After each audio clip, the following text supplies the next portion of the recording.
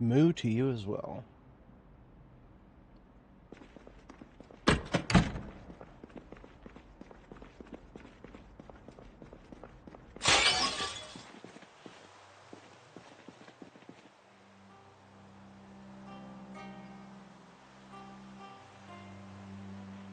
I think I have a patrol to do in the local area.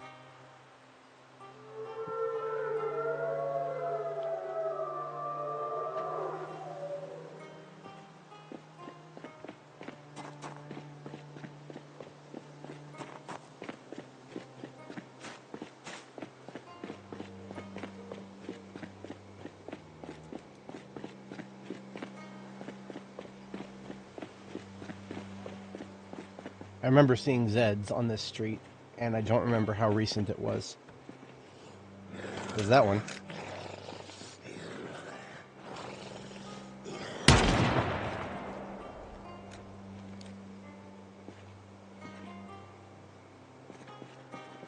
If there are more, that'll bring them out.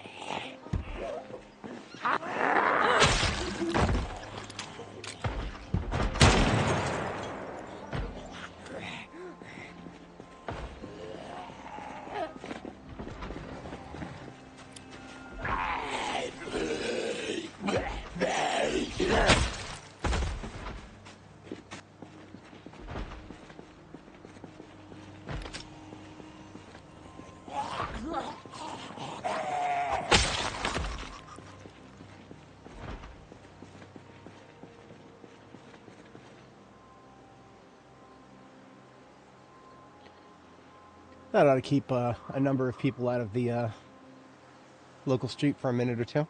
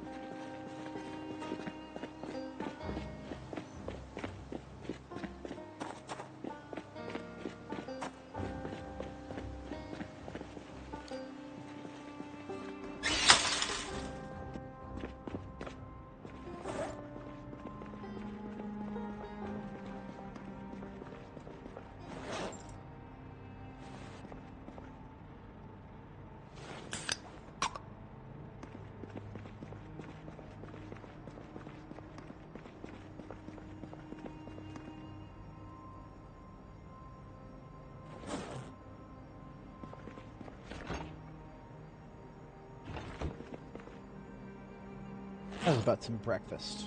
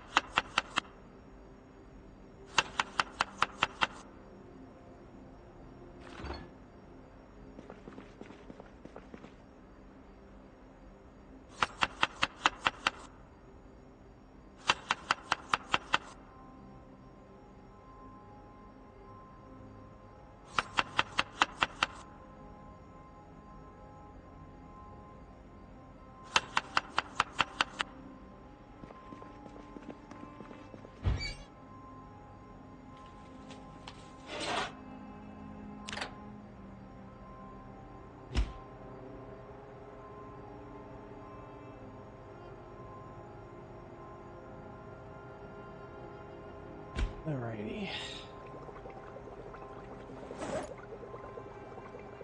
Still waking up myself. I dared to start this stream shortly after 8 a.m. today.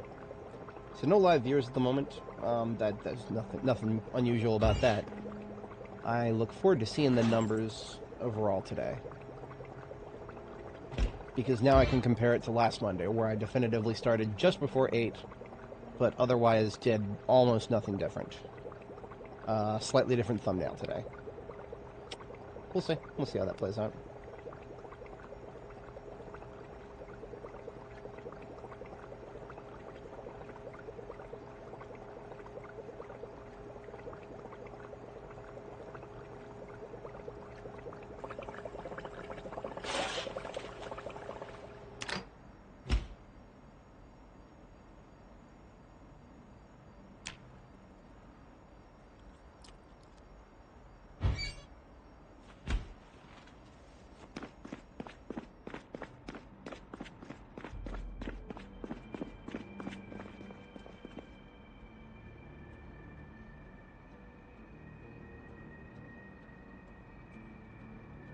I came back here to do a kale harvest.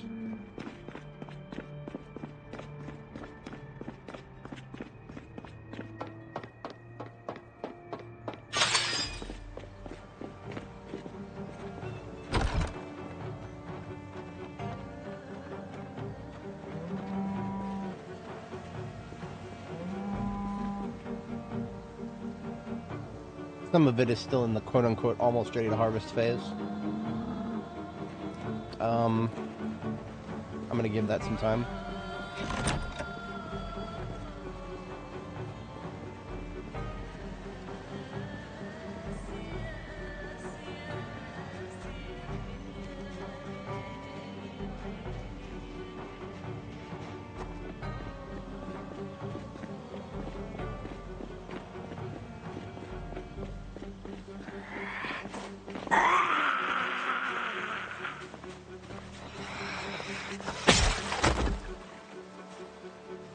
We've got forge work to do.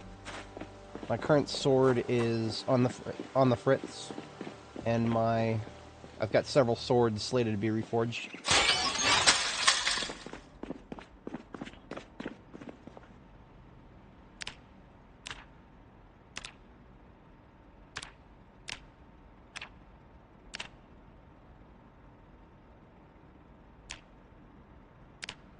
Knife is good. Machete is mostly good. I'm gonna reforge the machete. No reason not to. It's right in front of me.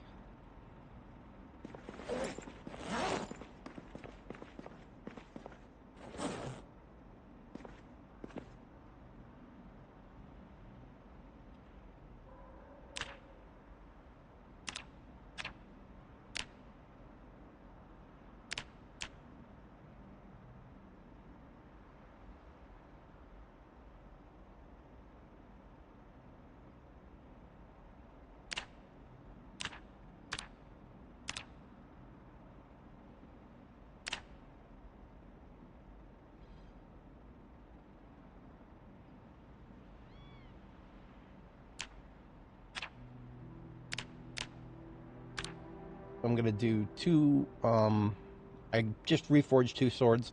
I'm actually gonna do one of these steel bars into another machete blade. I think I've fully transitioned into carrying one sword and one machete at all times now. I used to roll with the hammer on my belt, but now we're doing two long blades for sure. The time has come.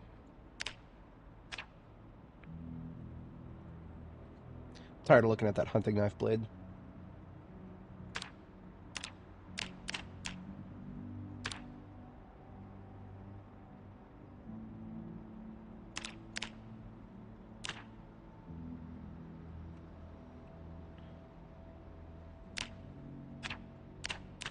There we go. All the blades that are on the floor, ready to do. Come away with two new swords, two new machetes, and two new hunting knives. We definitely go through the swords a lot faster than the other two, but I think we already have some spare swords, actually. Yeah, we've still got like 3 spare swords, so the 2 that we reforged are just keeping up with the pace.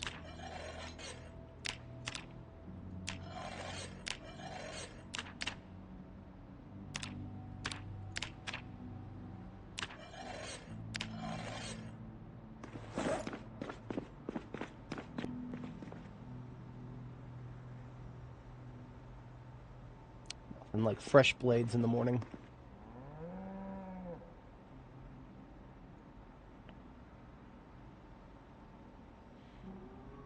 Speaking of fresh, ambulance is in need of a fresh repair already. I have desperately got to stop damaging this thing. I've gotten a little cavalier with it lately.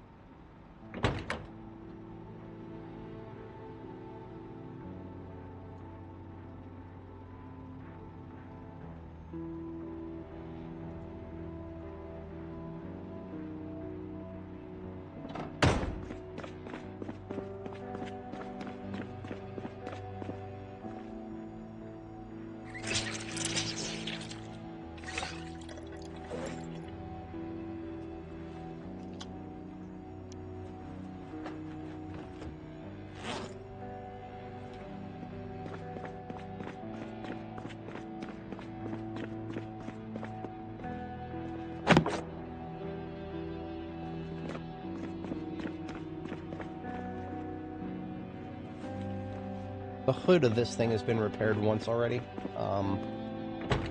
I swap out hoods a lot. It's not like I can swap out trunks, but I can swap out hoods. That's fine.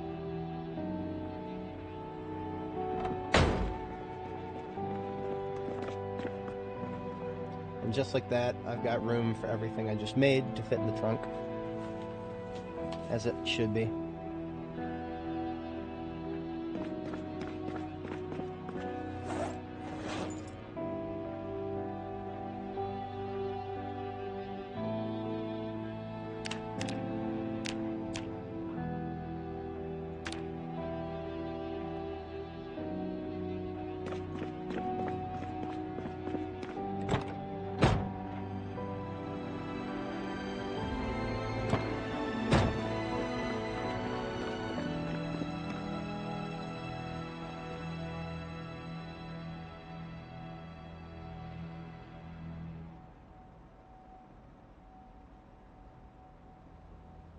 So we got some forge work done, and we got some repairs on the vehicle done.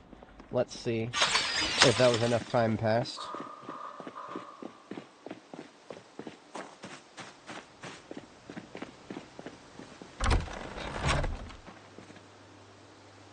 It all looks ready to harvest now. It looks like there's 1 or 2 units. You know what? I'm gonna go ahead and get impatient with these. It says there's only hours left. When that happens, you can actually fertilize them, and they might immediately go to the next phase.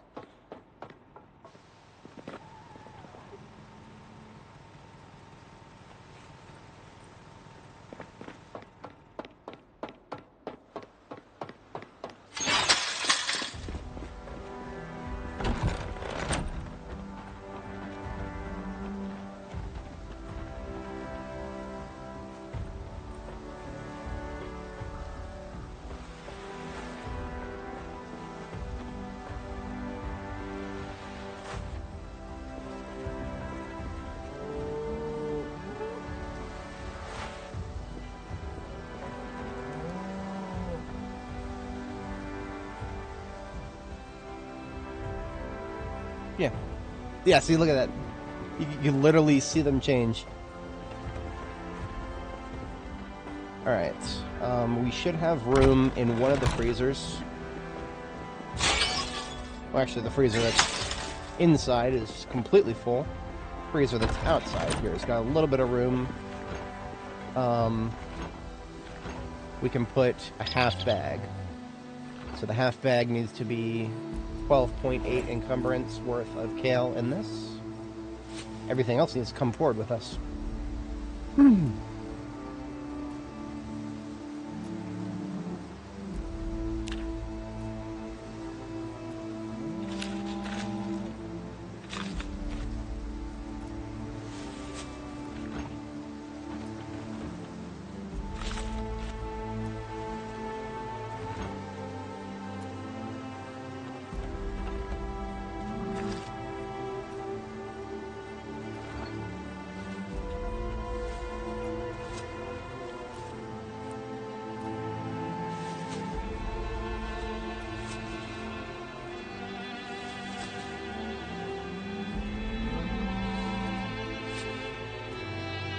more.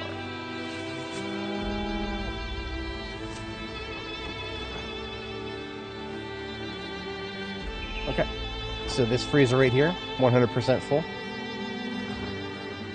Everything else that we harvest now has to come with us.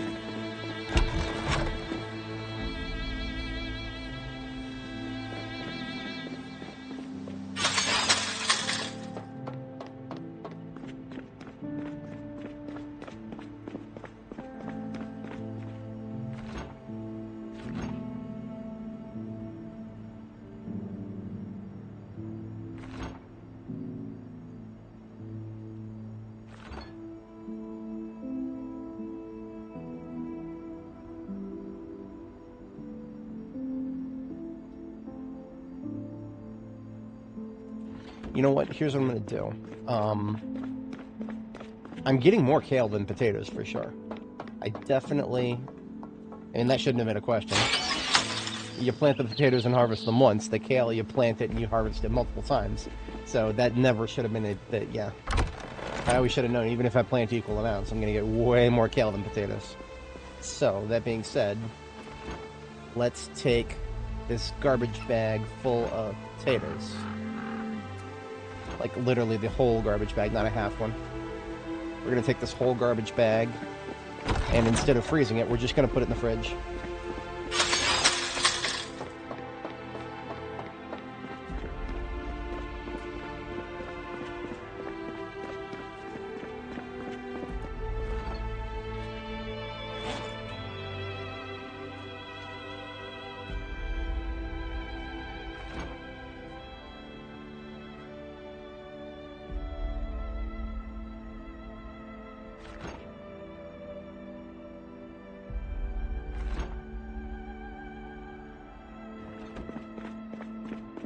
And then we are going to get together another full garbage bag of kale and toss that right back where where the potatoes were.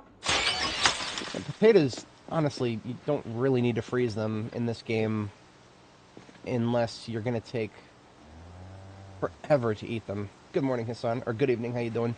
We are doing a little bit of agriculture to get started today. Agriculture, we're harvesting kale.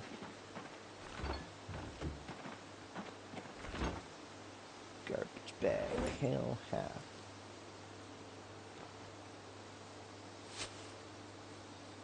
This garbage bag is nothing but kale. We'll fill it all up now.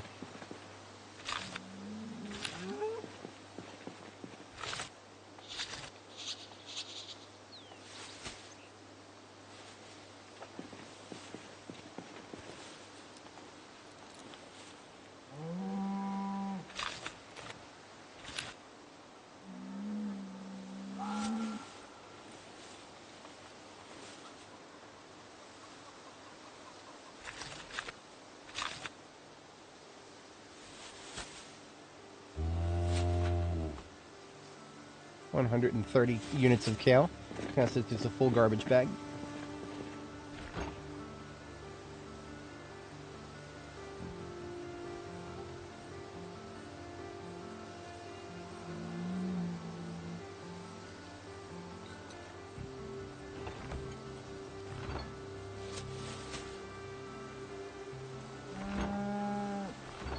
Okay, so this freezer right here, it's got nothing but kale on one side and nothing but potato to the other side, and it is 100% full.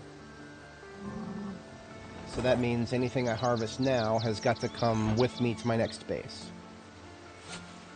Which means it's probably going to go in the fridge. It's going to go in the fridge of this base.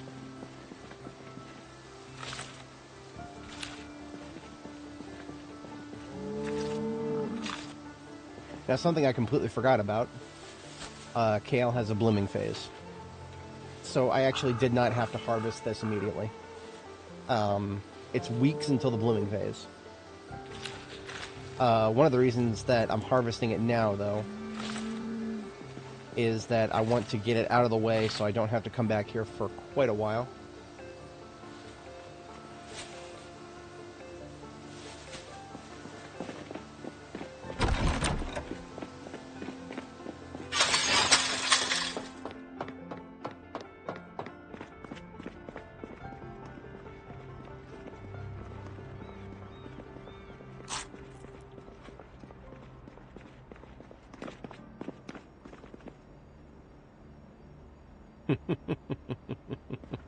Yeah, it's an interesting thing because, you know, a lot of countries will make fireworks.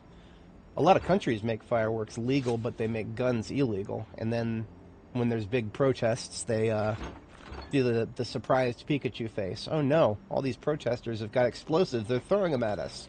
Whatever will we do? I'm honestly surprised that there are countries out there that have fireworks are perfectly legal, but guns aren't. I think if you're gonna be like, nah, people shouldn't have access to boomsticks, then well, go all the way with it. But I'm American guy, so I think every man on the planet should own a handgun in my personal opinion.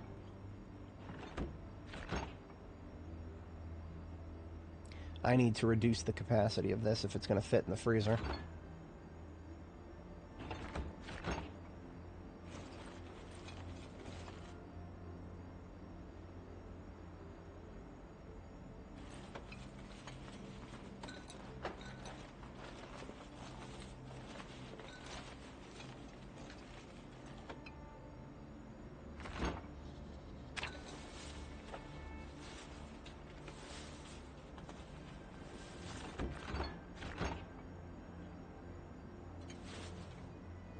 There.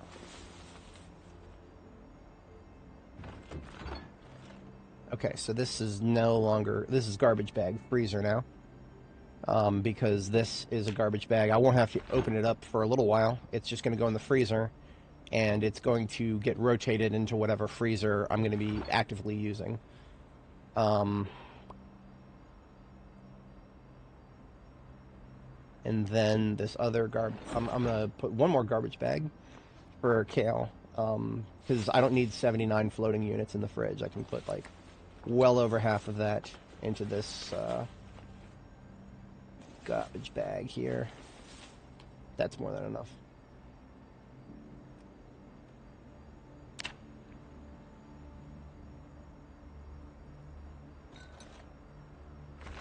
So the fridge and the freezer are mostly full, and both of the deep freezers are completely full. And our harvesting is completely done. That is good. Yes, I am very satisfied with that.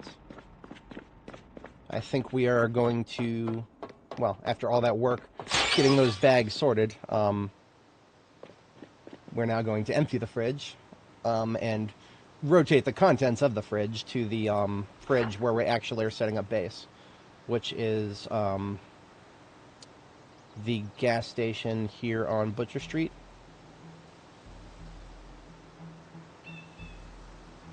I need to actually mark this specifically. I believe it's here.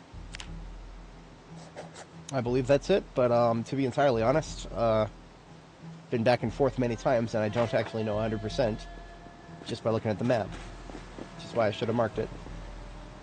We will top off our generators before leaving, as a responsible citizen should do. Ain't got no NPCs to do it for us now, do we? Wouldn't that be amazing? Wouldn't it be amazing if we had NPCs to do things for us?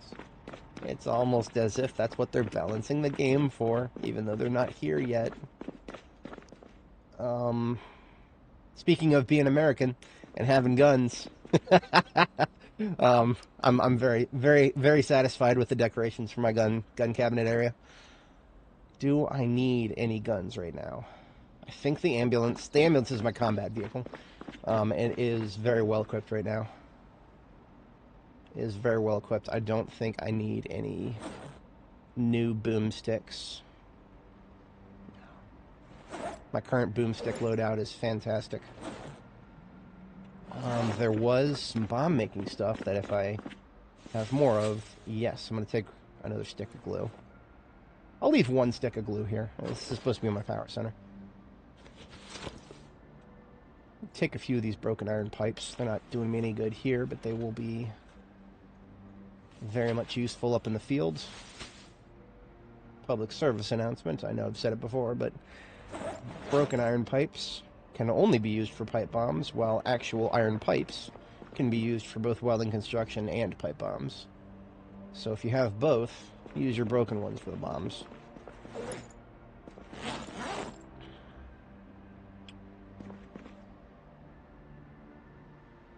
Any advice given is relevant to the current version of Build 42 and might need to be discarded in the future. I hate to say it, but despite all the effort the devs have put into the crafting system, it's still full of TBA. It is chock full of TBA right now. You know, speaking of TBA, what? I put my backpack somewhere. There they are. Military backpack, Bravo and Charlie. Those were only supposed to be temporarily removed from my backpack.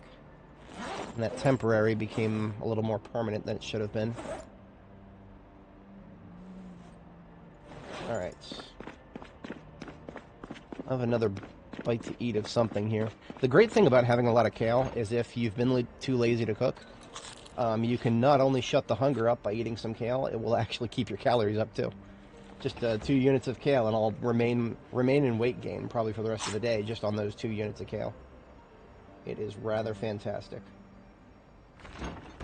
Now, something interesting about cows in this game is that the milk generation of a cow, assuming she's producing milk, which I don't even know if mine are, but if let's just say that they were, the milk generation process begins when the game launches and does not get saved when the game closes.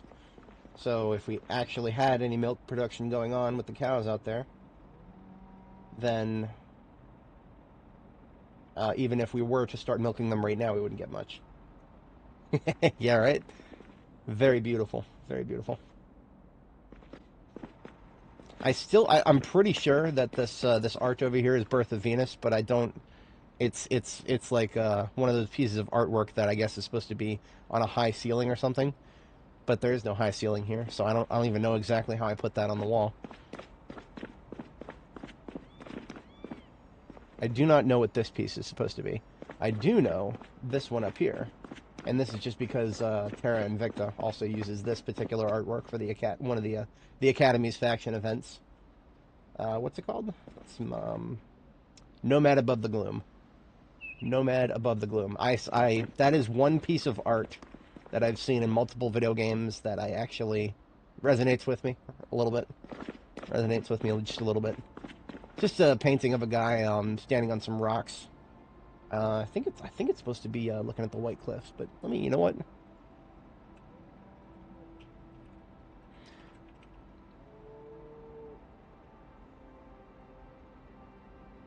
Oh, did they rename it for Project Zomboid? I've seen this painting in other games. Huh. I'll have to figure out at some point what the real name of the painting is. Maybe they I guess this is one of their legally distinct copyright paintings. Anyway, I think we're ready to close up the main generator here and move back to our gas station base. Now, gas station base is going to take some fighting. It's going to take some fighting. I'm ready for it, I think. I've had an opportunity to wake up here. Let's get on with it.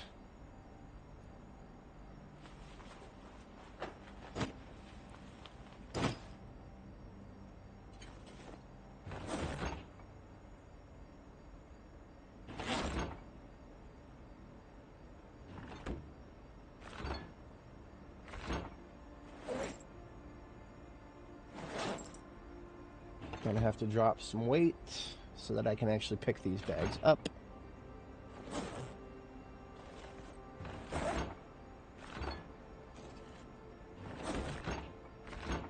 So what I'm doing here is I'm putting the stuff that needs to go into the fridge into Charlie, and the stuff that needs to go in the freezer in Bravo, and also fridge and Alpha, because fridges are actually pretty big.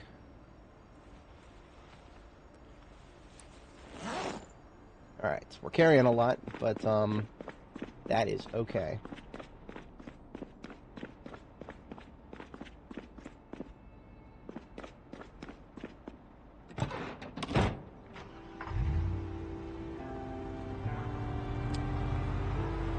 Normally I would be thinking about stopping at a gas station, but as fate would have it, our destination is a gas station. So I don't have to think too hard about that.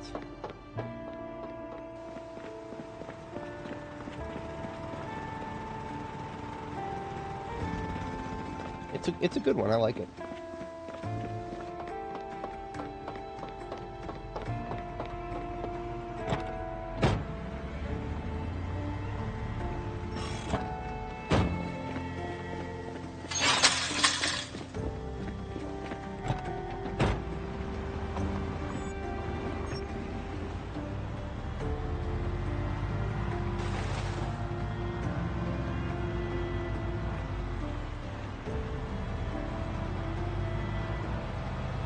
I believe we are going to have to dodge a few Zeds, even though we're supposed to keep these streets well patrolled.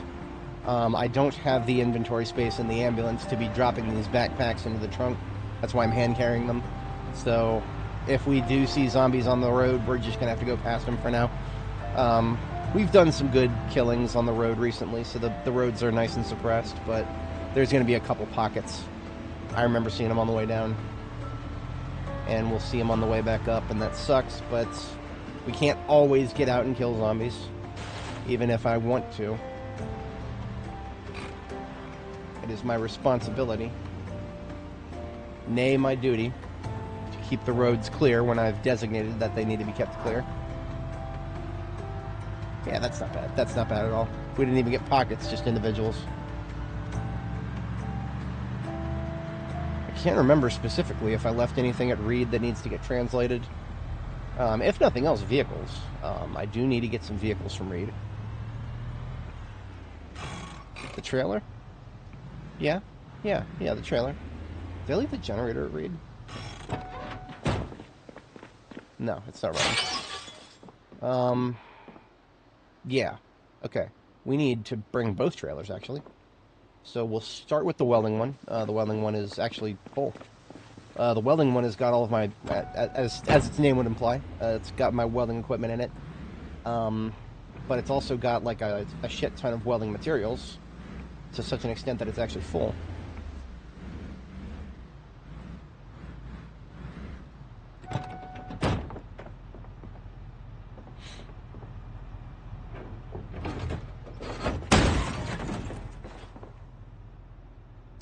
Welding rods. I need to make sure I have enough.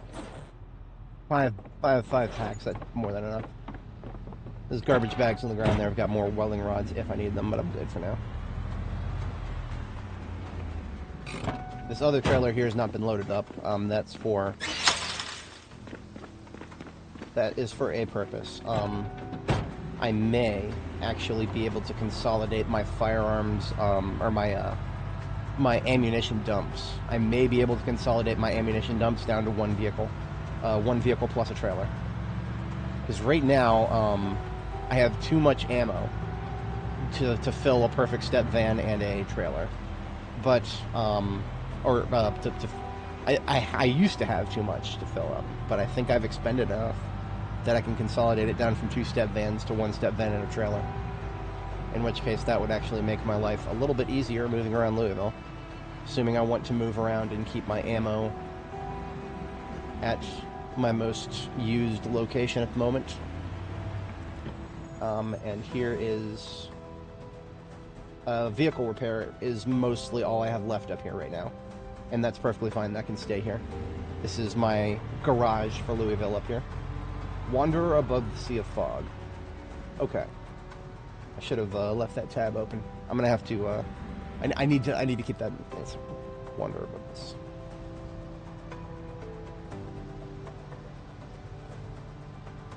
Yeah. Okay. I see.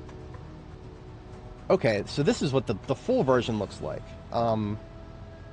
Whatchamacallit,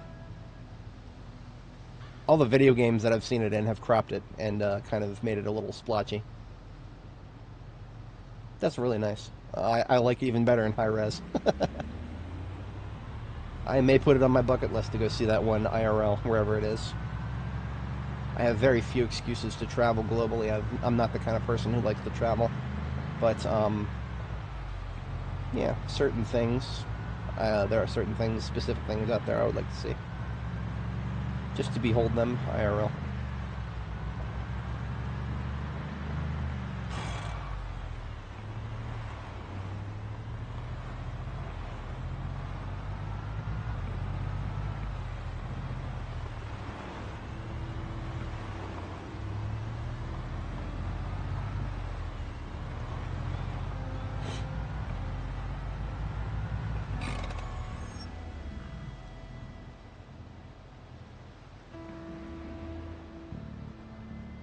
I still have not actually decided on a supply road for this area.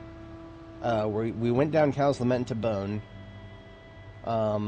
Louisville Expo Street to Jackson Street here. If we were to... So you see these blue arrows, right? The blue arrows indicate roads that I am determined to keep clear. Partially, I want to keep them clear for reasons involving scenarios like the one we're in right now, where I'm hand-carrying stuff that would be extremely inconvenient to have to drop. And therefore, I don't want to have to deal with zombies on my roads. But I have not actually decided which one of these silly roads I want to mark as safe ones. I guess the road's closest to the river. But even then, I mean, that'll take us by Louisville Bruisers here, and I do not have this. Fuck you. Fuck that. All of the sound design in this game is interestingly loud. The new effect that they added for the zombies smacking wooden fences is nice and dull and thuddy, but they have not done a lot for iron fences right now.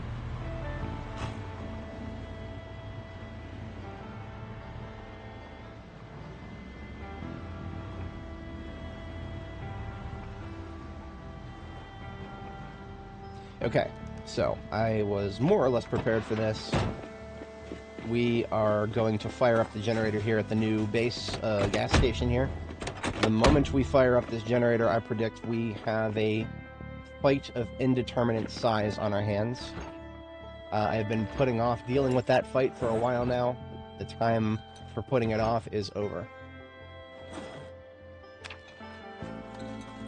So we're loading up the fridge. We're having a quick bite to eat.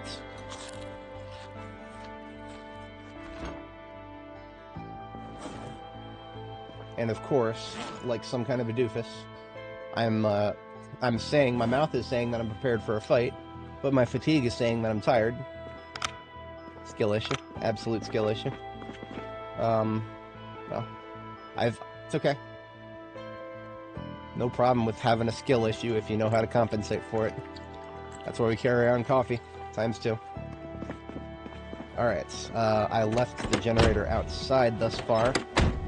But I think it was near the end of last stream, we got all this set up.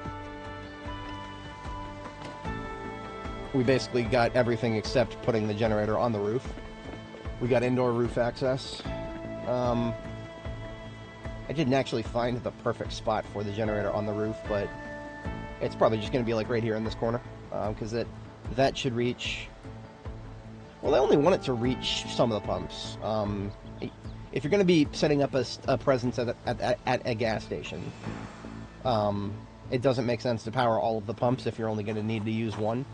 They each use their own amount of power. I don't think there's going to be an optimal positioning that I can put the generator on the roof and... Yeah, it's going to reach more than one pump no matter what I do, so I'm going to go ahead and put it just right here. Let's try right here. Hello. Where's the generator? Oh, I'm an idiot. I'm an idiot. um, I'm using this truck as a very ghetto gate, and you can't get into a vehicle if you're carrying a generator. What did I do with it? I should have dropped it on the floor right here. If you get into a vehicle while carrying... There it is, okay. You get into a vehicle while you're carrying a generator, you drop it. So I had to actually open the gate for that. We'll build a proper gate soon. It is after we turn on this generator and deal with whatever the generator attracts.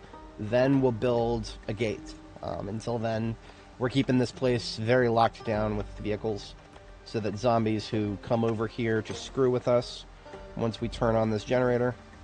It's powering 5 pumps right here. That's too much. I'm going to move it over a couple more tiles.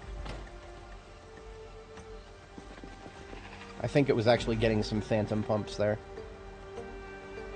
If there is something at the very edge of the generator's reach, you may get billed for the... You know what? Okay, so right here it was powering 5 pumps. Right here it's powering no pumps.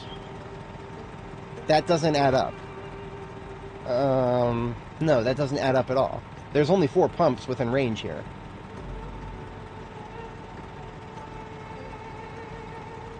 Now, right now, it's not powering any lights, and yet the lights over here are on. Free lights? I don't know. Generators are black magic in this game right now. I don't really care. We've got a generator running. The fridge is powered. We're closing the gate.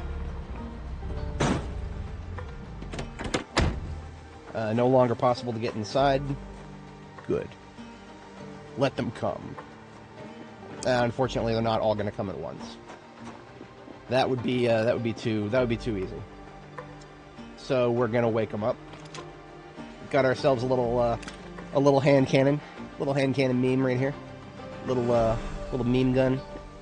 It's a good gun. It's great. It's just the ammo for it is well, good luck getting enough 44 Magnum and always having enough.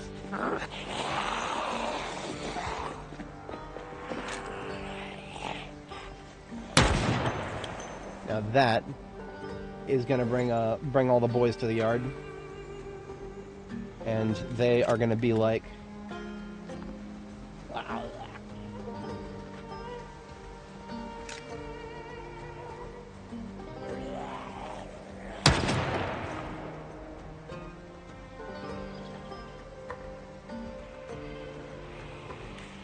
see, the reason I'm starting to finally shoot guns here, after not doing it pretty much every single zombie we've killed in this area so far, no guns yet, I'm ripping the band-aid off now. Because anything... Oh god, we got a Pendulum Pete down there in the corner. The glitched ragdolls are back, boys.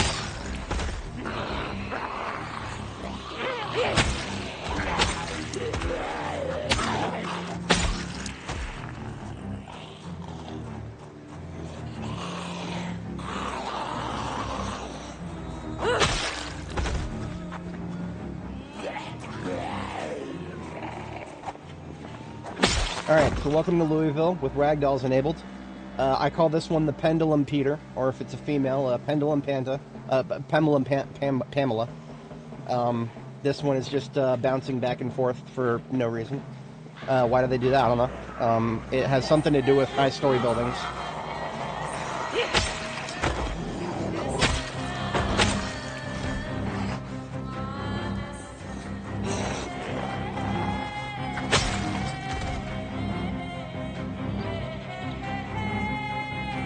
Now, I don't think they're going to be any threat to you on foot. The glitched ragdolls are not really going to be a threat to you on foot. They are a meta threat to you in a vehicle, because if you run into them while you're driving a vehicle, I've had that crash my game. So there is a small possibility we're just going to shut ragdolls off if we get too many of the glitchy ones flying around the screen. Now, for the ones that you can actually keep track of, like a pendulum Peter is not hard to keep track of. You just aim for their shadow. The shadow reveals their true location. The body is fake. Swing for the shadow.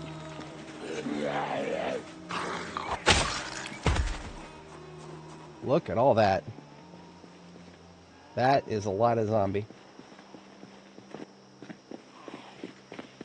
So you see, we've got, they've gone from it, they've ascended. Whatever ragdoll we had over here is ascended from a pendulum Peter to a scintillating Simon. Now we don't even see the body anymore, we just see the shadow. But, like I said, the shadow reveals their true location, and they're scintillating so quickly that we can actually just swing at either shadow, and we'll probably get like a 50-50 chance of... Come on, I believe in you. No? Okay. You know what? Sometimes this works.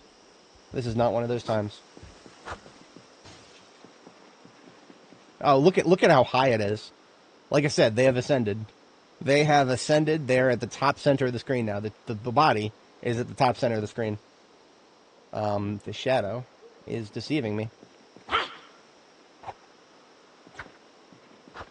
I'm not even kidding. Sometimes you just swing at the shadow no matter where they are, and you'll hit them, but not this time. So, now, at this point, I'm not using guns because I don't want them to die in the middle of my road.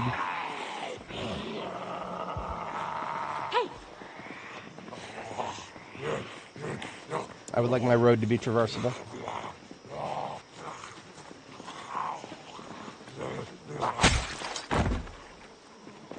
A lot of slow ones here.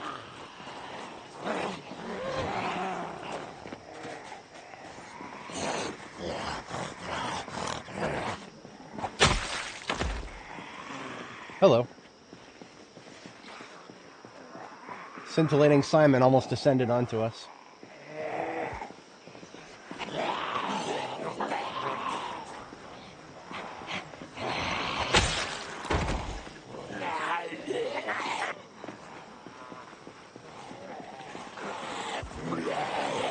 Now, I have not actually discharged any firearms on this side of the base.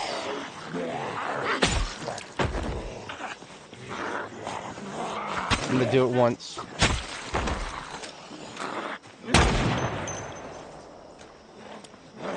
That is going to bring an unknown amount from around the corner to the north. And also pretty much everybody else to the south who is not already headed towards us. Oh, great. There it is. There it is. There's the stress. There was a small part of me that was hoping that this slightly different looking wooden fence wasn't attackable yet. But no, it is 100% attackable.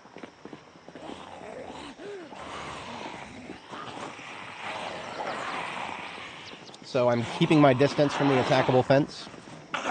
Because every time a zombie smacks the fence, that's +1 stress.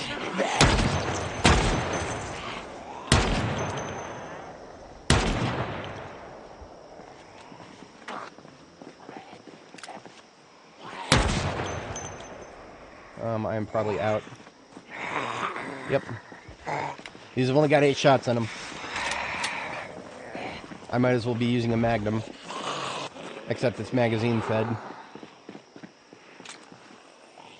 I've always been a Action Express enthusiast when it comes to high caliber handguns. Ever since I saw the agents in the Matrix using those hand cannons.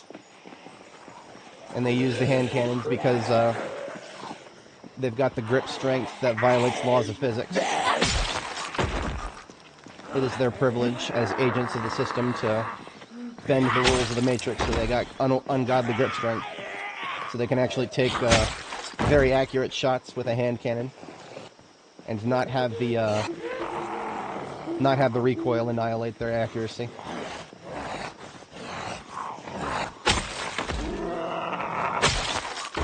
I just think they're fucking cool. 50 cal action or 50 Action Express Desert Eagles. But this game, of course, only gives us Desert Eagles chambered in 44 mag. Prime against humanity. If you're gonna go hand cannon, just go all the way.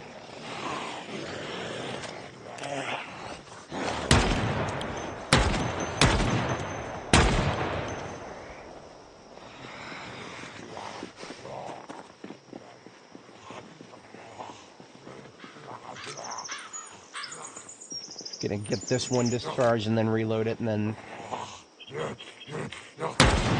try to stop thinking about it for a minute. I don't know, he's fine.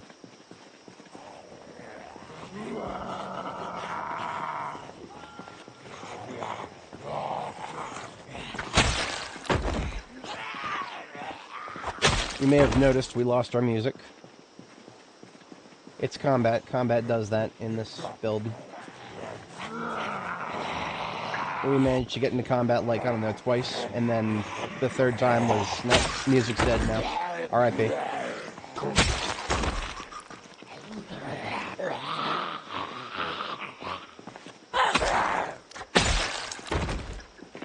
Honestly, the group that I'm killing right now in this area next to the IHOP, I might actually bury these. I have accepted 2 corpse piles around my new base. I don't know if I want to accept a third. But if I do end up wanting to bury these guys, I just gotta dig up the gravel right there.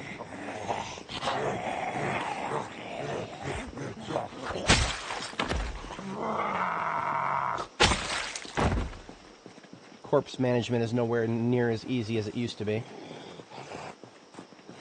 I actually think it is possible to put zombies into vehicles now. I've never tried, but I thought I saw something about that in a patch note.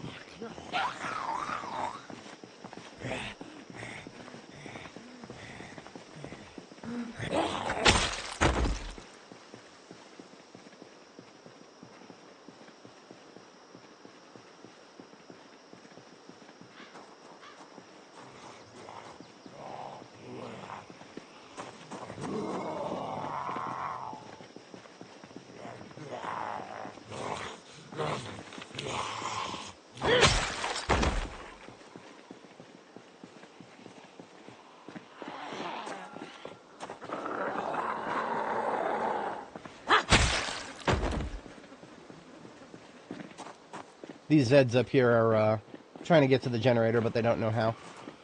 Thanks to my vehicular shenanigans.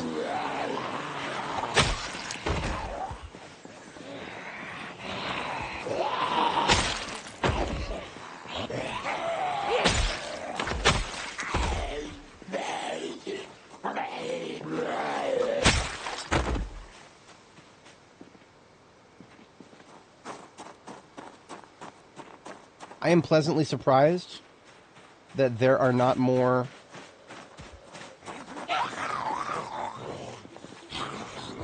in that specific location there.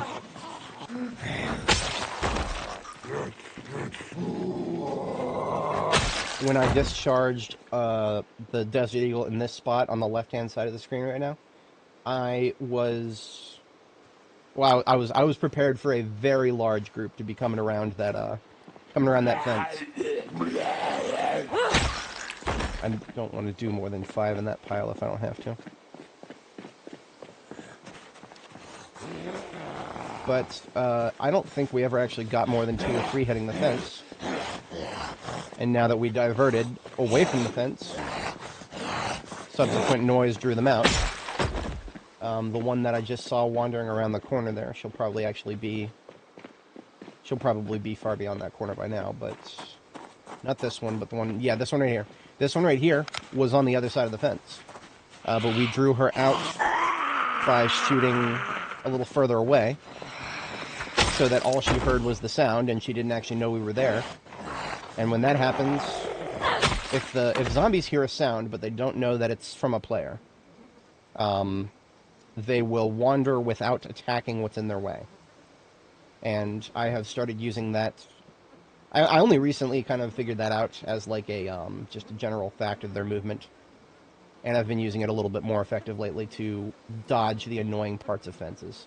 Right, because this fence right here, this very, very long wooden fence, it's going to roadblock anybody who's on the other side of it from coming to fight us. If we make noise like right here at this pile.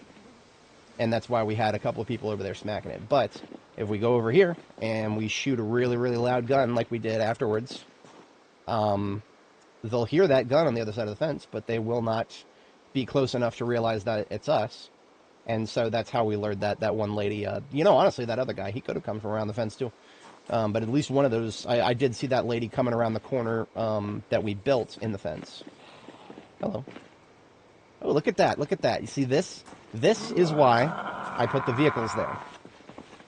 This motherfucker right here would have broken one of my windows for damn sure. If I hadn't locked every single one of those windows. This is why we do this. That's why we go hard here. My windows are precious to me. I will protect them.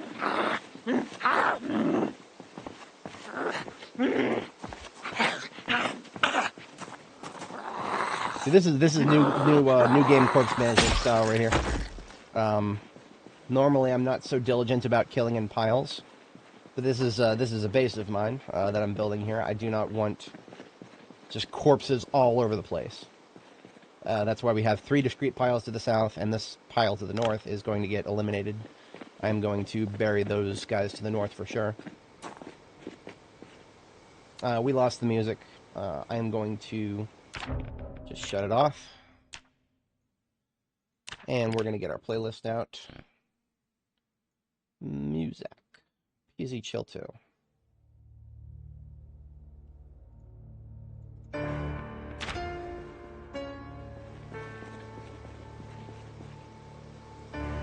Now, honestly, these lights are really weak. Like, we've got lights right here, but they're really friggin' weak. I don't think I can shut them off. I wish I could shut them off. I might move the generator out a little far. Oh, no, I don't have to. I don't have to shut them off. Because I'm not being billed for the power. I mentioned this earlier, but these lights here, they shouldn't be on right now. Because I'm not being billed for the power for them.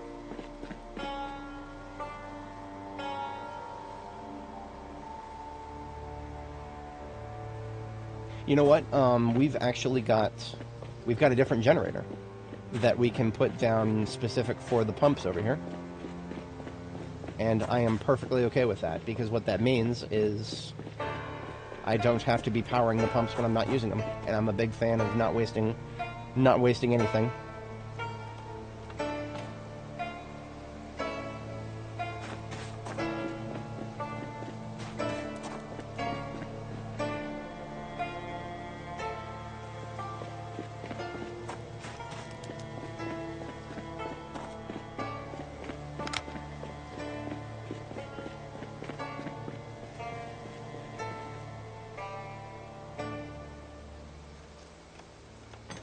Make sure this does not... Okay, it's powering pumps and lights. It is powering one light over here. You know what? I don't even care. This light over here, it can power one of these. Turn this one off. But this one right here, why not? It's already a kill file in it. Now, I brought with me a floodlight. Some of the floodlights are... Okay, the two in here, these 2 floodlights in this vehicle, are the battery-powered ones. I put one that was not battery-powered in another vehicle, which is this one right here. The one that is not battery-powered will go over here to give me some actual real light to pump gas by.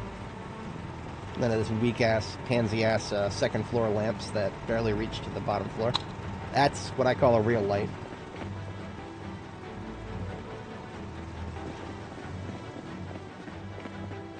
And my ambulance has been begging me for gas, so we'll gas her up.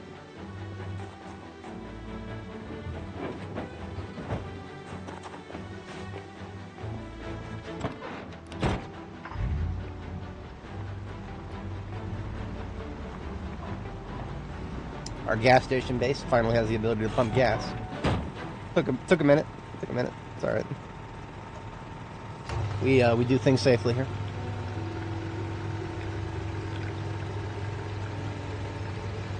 We may have unusual ideas about safety that involve the inversion of our noise discipline protocols.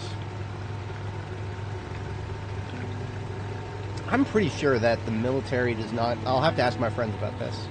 I got a bunch of friends who used to be in the service, but I'm pretty sure the military does not have a concept that is the opposite of noise discipline. Where, I mean, you know, they probably just take the same approach that I do. If you need to make noise, you got guns for that, don't you? It's hardly the. But I mean, in a situation like this, in a zombie apocalypse, I'm pretty sure the military would come up with doctrines of like sustained noise production. Like if you know, the military is doing like what they did, and if you've read World War Z, great examples of it there.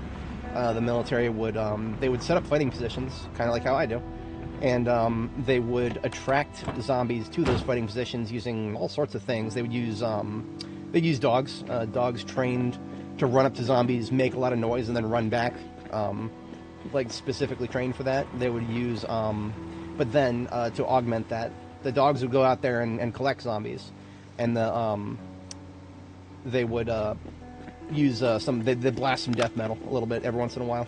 Just get some big old loudspeakers, blast some death metal. It would get the troops hyped up, and it would get the it would bring the zombies in. Just a couple of Megadeth tracks, and you're off to the races. All right. I don't think we're done dealing with all of the locals. Despite all the gun discharge and whatnot, we're gonna go to sleep, and we're gonna wake up, and we're probably gonna see one or two. And that's a part of the design of this base.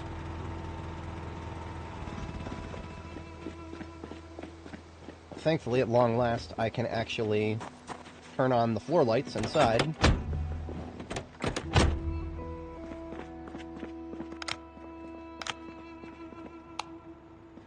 One set of lights for the entire floor. That's always going to be an advantage that pre-existing POIs have. This generator is currently only powering one set of lights and one fridge.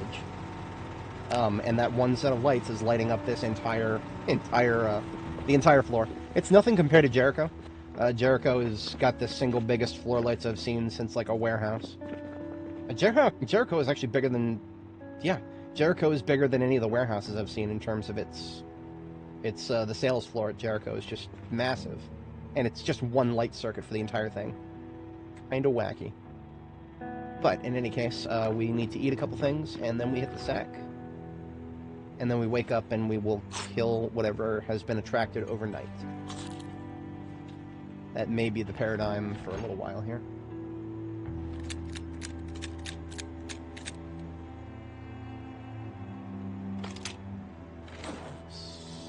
I don't have enough loose 44 mag to fill up this magazine, sadly. So we have got, what was that, 6 rounds right now? Yeah, 6 plus 1 in the Desert Eagle. We got a 6-shooter again, boys. We've successfully reverse-engineered magnums.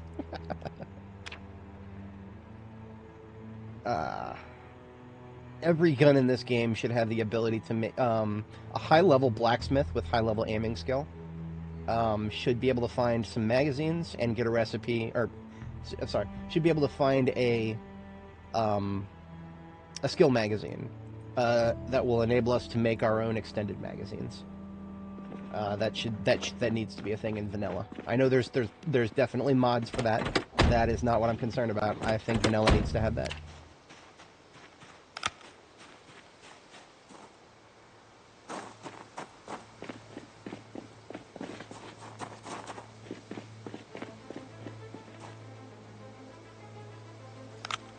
Alright, we're going to go ahead and get started building our bars on the windows.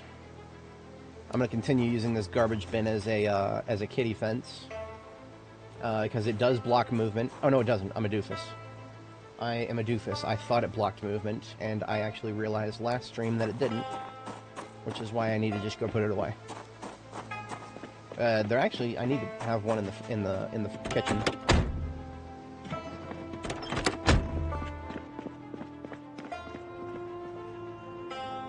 for a bin, where would I go? How about... Does it really matter? It doesn't block movement. I can put it wherever I want. Because I can just walk right through it.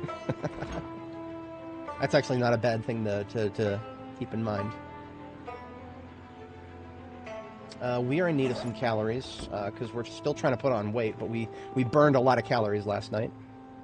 Reasonably so. How about some soda?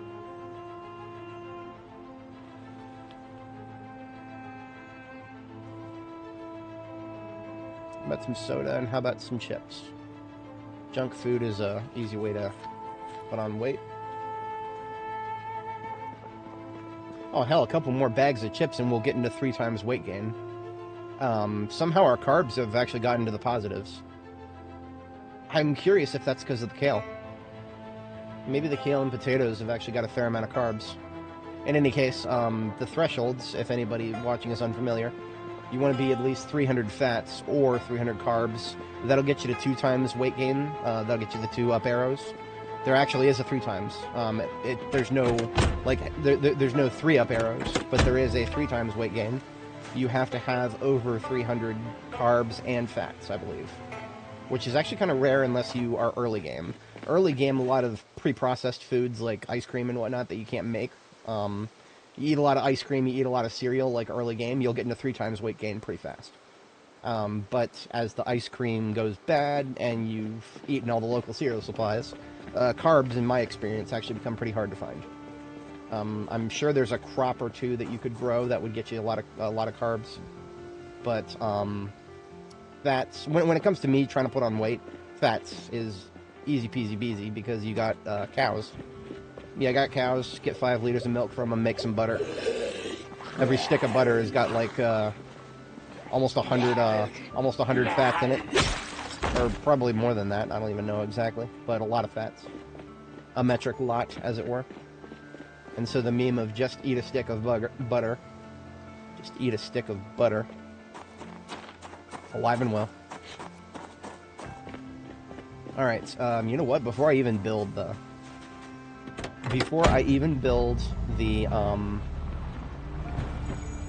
whatchamacallit,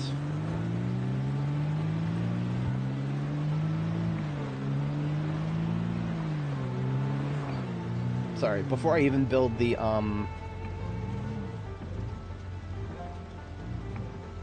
barred windows, I'm going to build the gates, because that's going to be more convenient. Should have exactly the correct materials somewhere.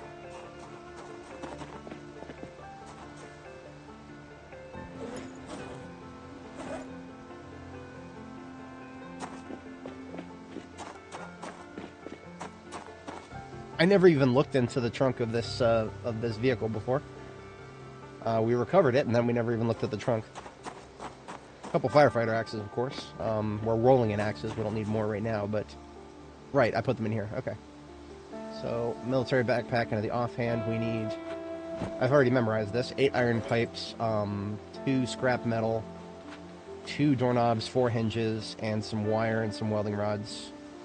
And that will constitute a double tall wire fence.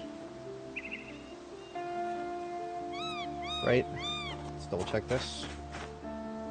No, we're missing a torch. Doof moment.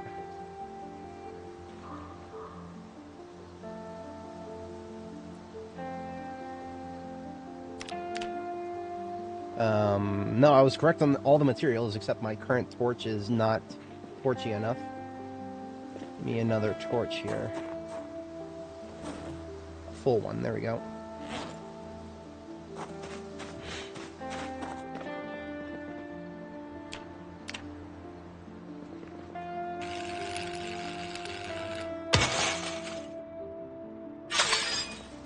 It's beautiful. I'm gonna get right on marking the opening points of this fence. We've got a couple of empty car batteries right here. Gonna use those for now. Oh, it opens inward? It opens inward and only inward, so that's actually perfectly fine. We barely even need to mark it.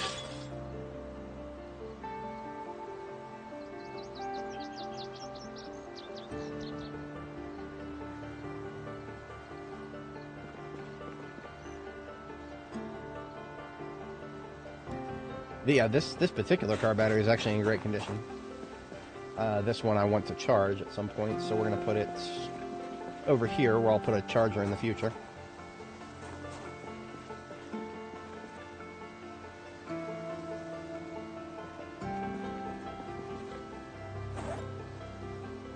Oh, I didn't need doorknobs. So I got slightly more than I needed, that's okay. Only the wooden ones need doorknobs, the wire ones do not need knobs. Even though, if you destroy one of these, I think you'll actually get knobs from them. I think that might be why I thought I needed knobs. In any case, I'm just going to leave those on the floor.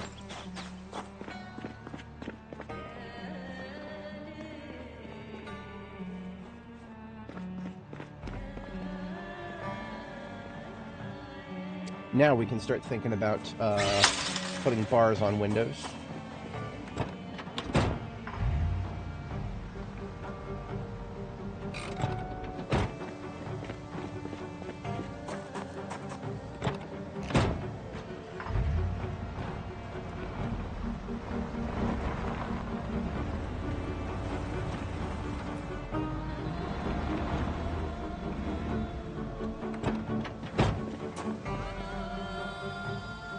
None of my building materials in here are for reinforcements, so that that van stays there for now.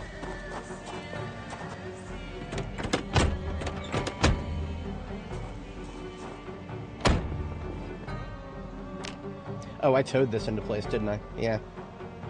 Okay.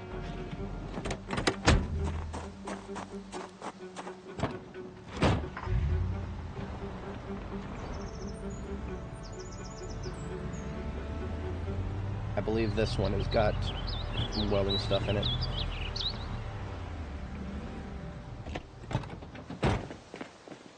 Yes, some.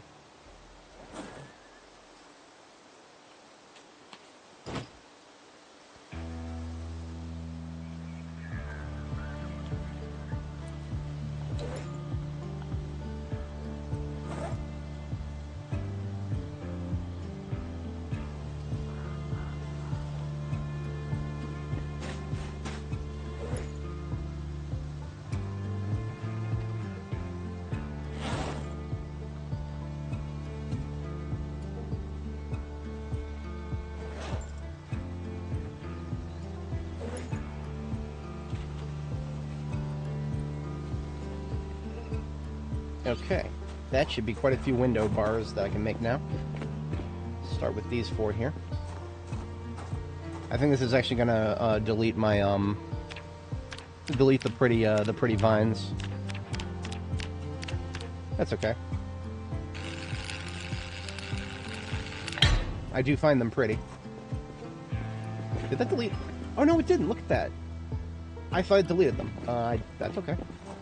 I like them. I find them quite pretty as long as I don't have to worry about whether there's a zombie on the other side of them.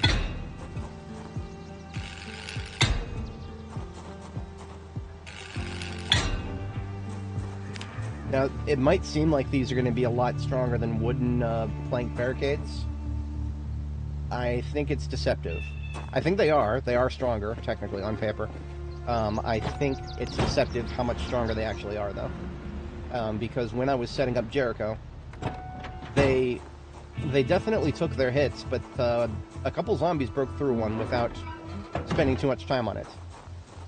This is the problem unique to Jericho. Jericho was so big that there were zombies on one side of it breaking through one of my barricades, and I couldn't hear them because I was so far away.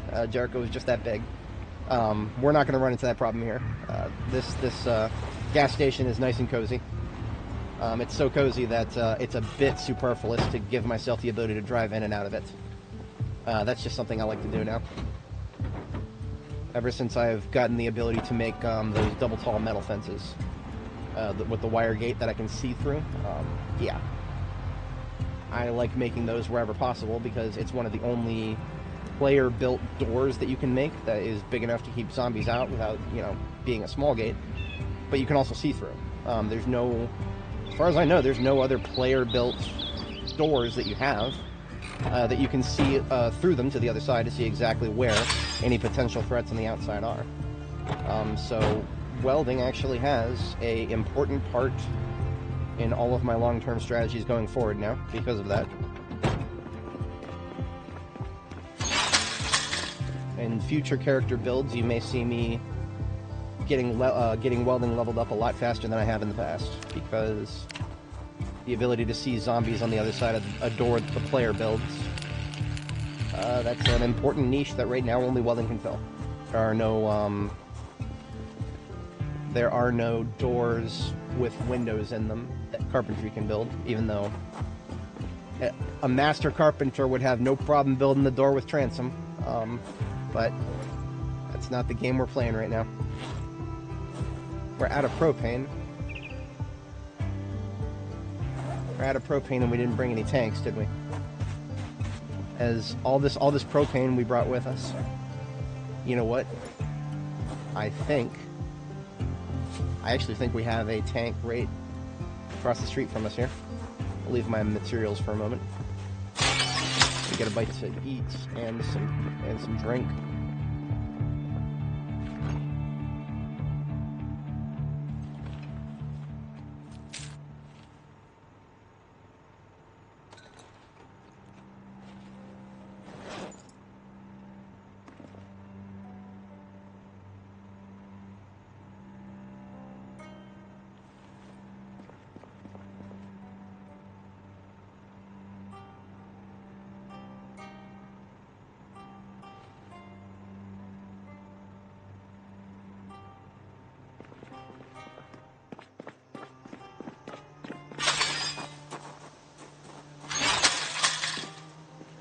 Yeah, there was a propane grill over here, if memory serves.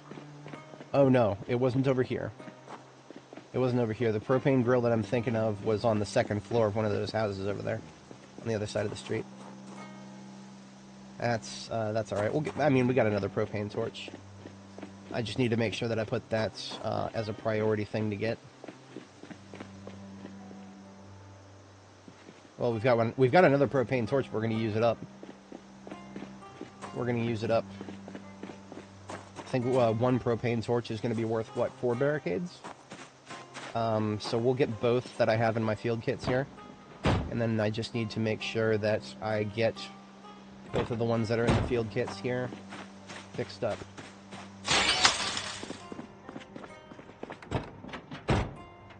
Yeah, and my step van over there, Jorgensen & Sons, and my ambulance. Those both have full field kits, which includes a full welding torch. It's a bit lazy of me to just use them both right now, but as long as we remember to...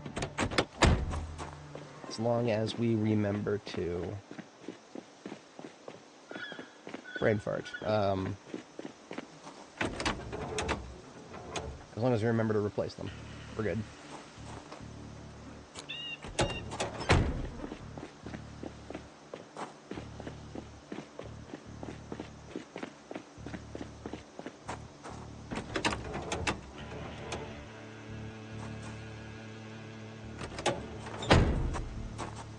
Now, I am going to keep using this truck for blockage.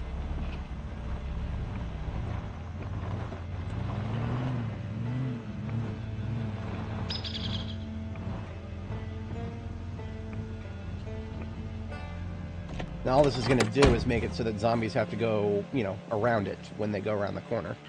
And that, ever so slightly reduces the risk of them being incentivized to go straight for one of my windows. Not going to stop them, though. I need to grab the rest of my rods here. 18 rods. It's going to be 6 windows, I think. 18 divided up. Is 18 divisible by 3? It's too early for me to do mental math. This is why I'm not a math guy. If I had better mental math skills, I would be living a very different life right now. I know it's okay. It is divisible by 3. No, I was correct. Yeah, I was correct. I shouldn't second guess myself so much. We have all the rods we need. Actually, I can put those back. I need the other kind of rod. welding rod.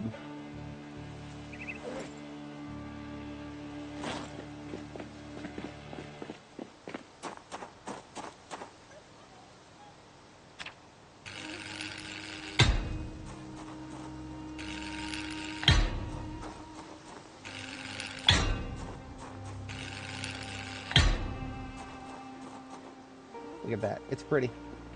It's not perfect. You know, it does look a teensy bit silly that the they should increase the size of the whatchamacallit, the little base plate up here at the top and the bottom. They should increase the horizontal and vertical axes of those, because if they do that, I'm just thinking of it as a 2D sprite. It'd still look fine on a normal window, which is what it's sized for right now. But if they do that, it would still look fine for both. It would look fine for both a normal window and a bigger window like this. But the devs have got more important things to do, like ragdolls. I jest. We all do. We talk shit in good fun here, I promise. Even if I sound genuinely salty. It's all in good fun at the end of the day. Wouldn't be playing this shit if I didn't find it really good.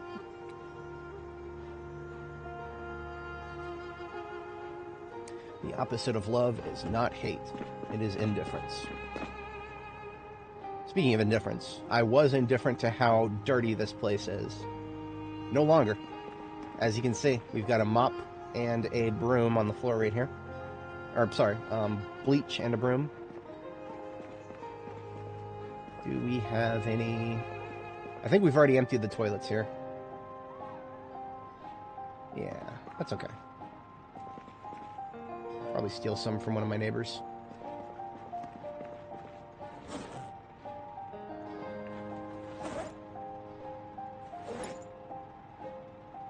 If you are not familiar with Build 42's cleaning mechanic, of all the things you can do in Project Zomboid, cleaning is probably one of the last things people think about in the current year. But well, that's what we do here.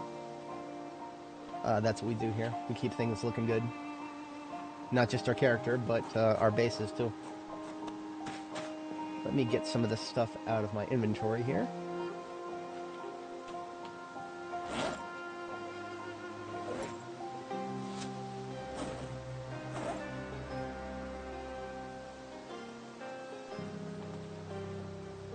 And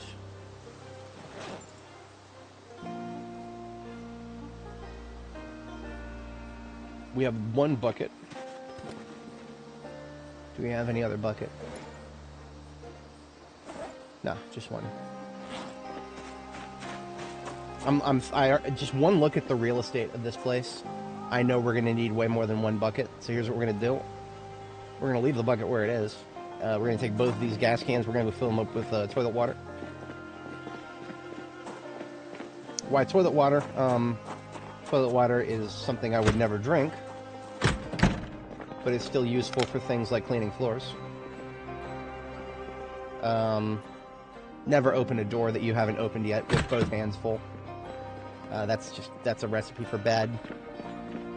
Even if there are, you know, I've made so much noise outside that any zombies in here should have woken up a long time ago. There are such things as deaf zombies, though. Never forget that. Never forget that there are some zombies that will stand in rooms no matter how much noise you make, and will only react when they see you, or you get close enough to just run right into them. I've never taken damage from something like that, but I have had some ridiculous close calls from something like that.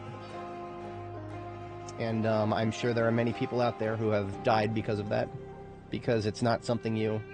Once you understand how zombies respond to sound, you aren't really thinking about the outliers. And you always got to think about the outliers, because that's how they get you. Anyway, we've got ourselves here 20 liters of toilet water. And all we've got to do... I think we actually do need a bucket. I think we need a bucket. I've never actually tried to do this with a gas can, so I'll try. You just have to add a little bit of bleach. A very small amount. Add a very small amount of bleach to a very large amount of water. And you can use that to eliminate quite a lot of dirt.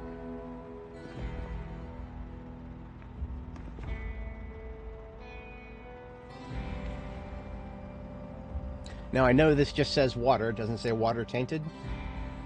It's tainted to me. Yeah, it's tainted to me. We don't drink toilet water here. We don't use toilet water to wash our skin here. We are better than that. This is not one of those apocalypse scenarios where we don't have water, and we're gonna fucking act like it's not. I'm not interested in a scenario that is so bad that I need to spend all of my time looking for water, especially when there's a river all the way over there. Water is, if you don't have water in this game, it's probably just a failure of planning more than anything. And we spend so much time planning that for us it would be an even bigger failure. So there is 100 milliliters of water, 100 milliliters of bleach in this water here. That will let us clean stains, hell yeah. Now we get the ugly. We get rid of the ugly. All of it. There will be no ugly remaining. Not in a place that I'm going to be spending time in. We didn't do this for golf, for example, but golf was just a waypoint outside of Foxtrot. This place is not just a waypoint. This is an actual base. This is the only base I have on the west side of Louisville right now. And I'm going to look at the map here and verify this, but I do believe this place, I think it is symmetrical in its position to Jericho, I think. But I'm going to verify that. I'm a big fan of symmetry as much as matching. I ain't no Death the Kid, but I am a fan.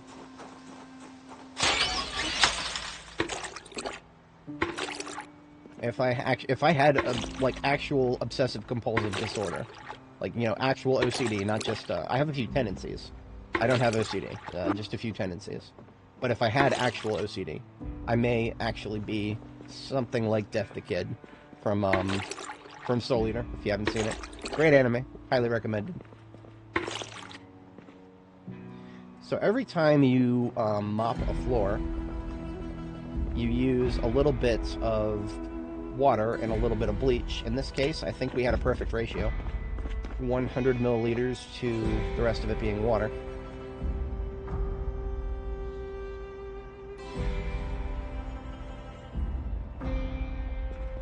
I'm just going to do that again.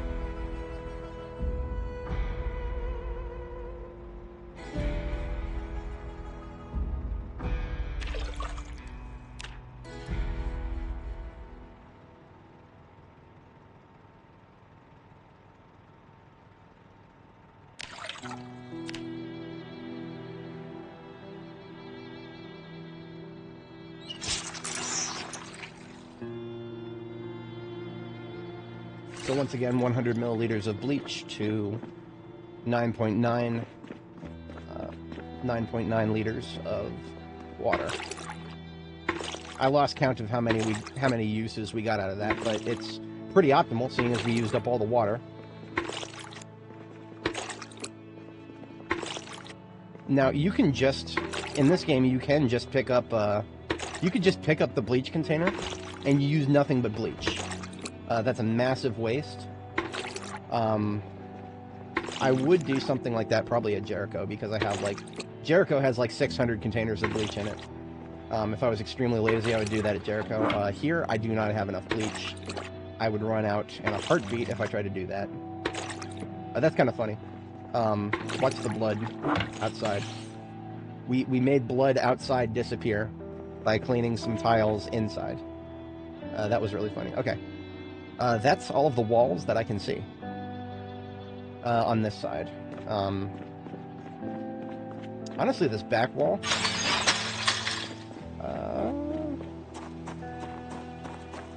You know what? I'm going to watch the back wall, too. I don't expect it to stay clean of bloodstains, but, grime... these vines actually will go away in the winter. I do not think I'll still be here by the time foliage starts to disappear for the next winter. Don't think I'll still be in this area. If I am, that means we found something very interesting in this side of Louisville. I mean, you know, there's nothing stopping us from, like, going to Louisville Airport, for example, or the fort. Louisville Airport and the fort, they're both west of Louisville.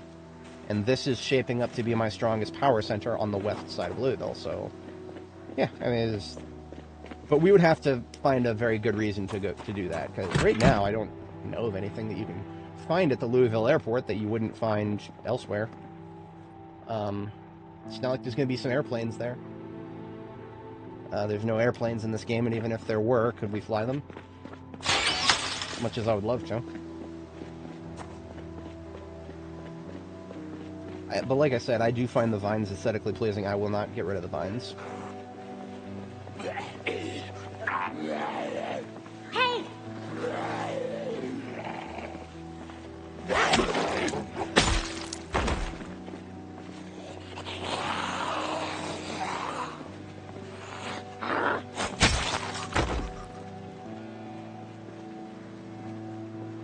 I think it's safe now to get rid of some of these. I didn't want to go anywhere near getting rid of these trees before, because making noise to get rid of the trees would attract a bunch of things out of this building. But now that, yeah, time's passed for that. Perfect use for one of the axes in the trunk of this bad boy.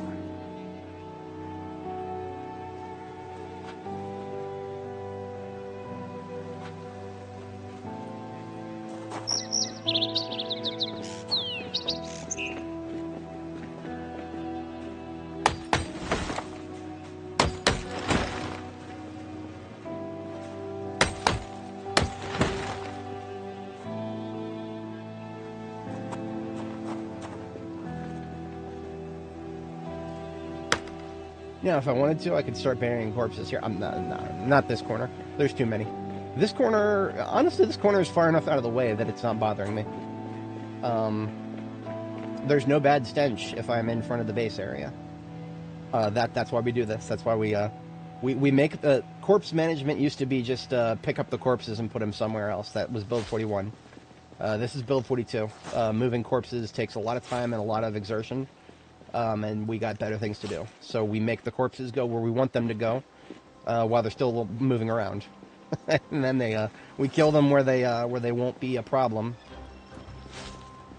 I don't actually, the grass doesn't do anything.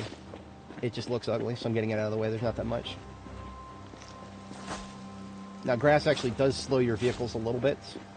I have been thinking in the back of my mind of moving some gravel over here and just giving myself a little bit more of a driveway. But that process has not exited the thought phase. I'm still just thinking about that, because right now, the most I would want to do with gravel is just pick it up and put it back down again. Because that eliminates the ugly. I have an E-tool in the trunk here. And we should somewhere have a...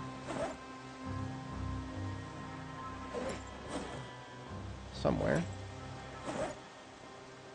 Calculating. Here we are. It's 2 sacks of gravel.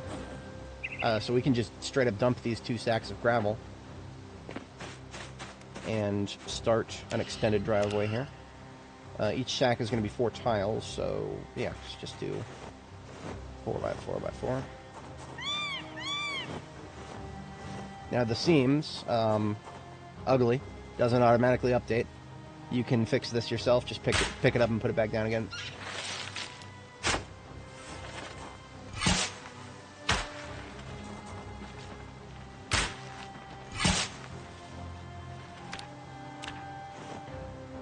Been a little while since I've done any gravel work. I don't exactly miss it, but yeah.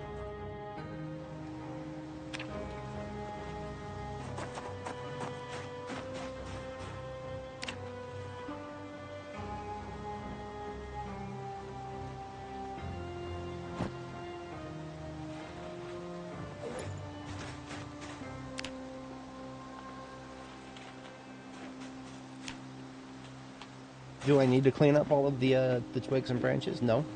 but it's something that I do as part of my design. In RimWorld, there's an entire stat for characters called beauty, or it is just beauty, isn't it? I think. It's basically just a stat that goes up and down based on how much your pawns are, and that's what they call characters in that game. How much your pawns like what they see around them.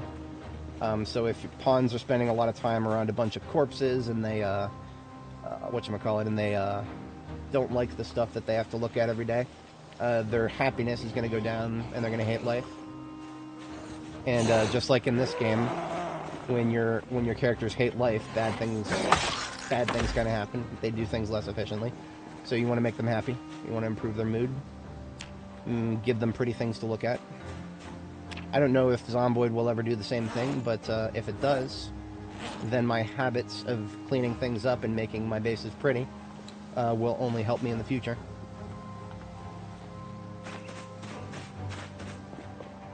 I predict that NPCs in this game will probably have differing levels of sensitivity, seeing as the devs have already modeled a lot of things off of RimWorld. I expect that to continue, especially as they start getting NPCs.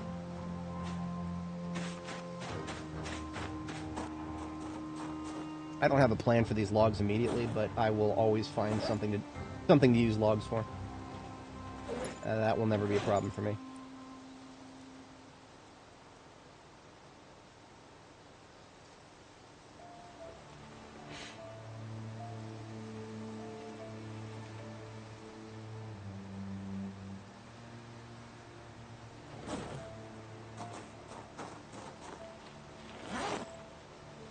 Now, all these twigs and saplings, if I actually build a forge here, saplings are long sticks, twigs are short bat. I'm sorry, tree branches are short bats. Saplings are long sticks.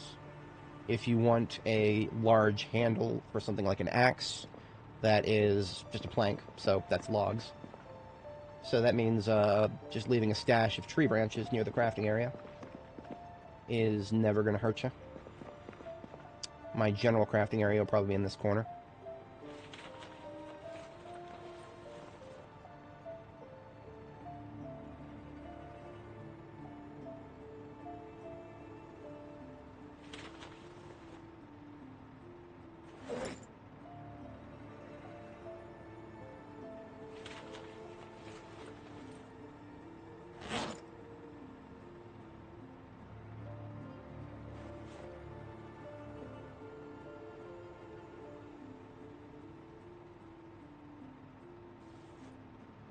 And if I need small handles for the things that I rebuild, such as swords, blades, swords, knives, machetes, they all use small handles. Both of these types of wood here, these these tree branches and these saplings, can both be carved into differing numbers of small handles. I don't think there's much you can do with twigs other than stack them up and use them as fuel and kindling.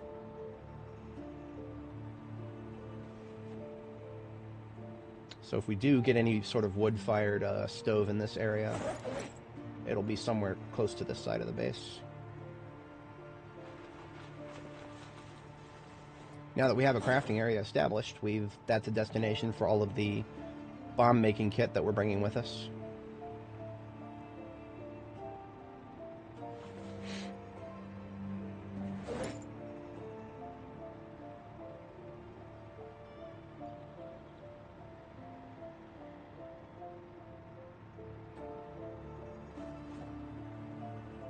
The E-tool I'm going to hold on to, because I might actually need that.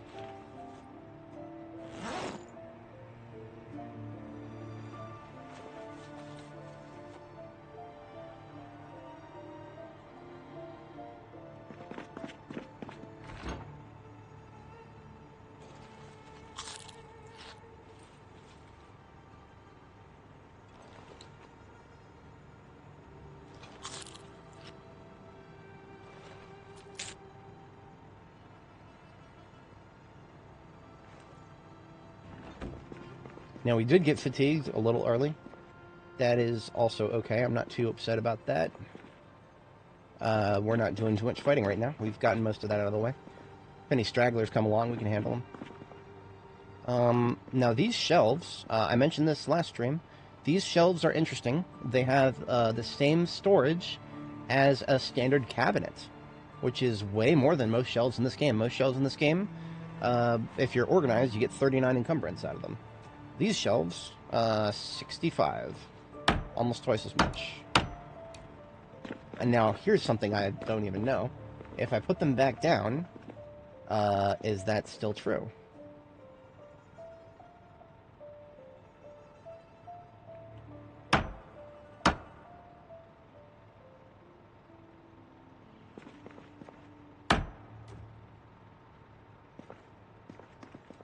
Yep, it's still true.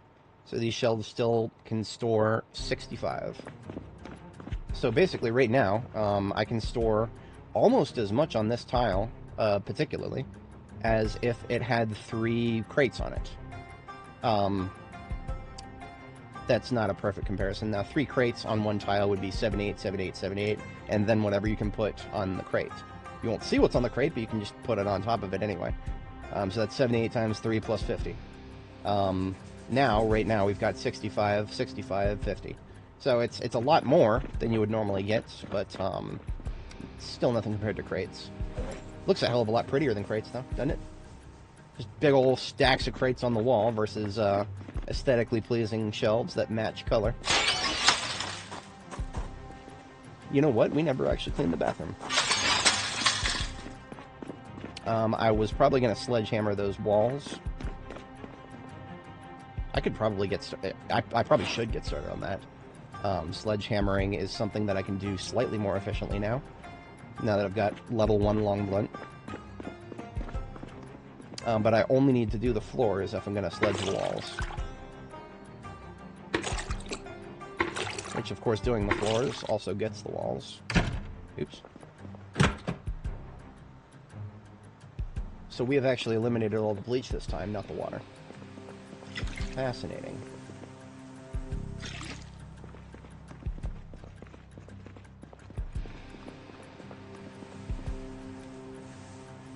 So we're actually out of toilet water completely. That's perfectly okay by me. We've got a couple of sinks left, I think.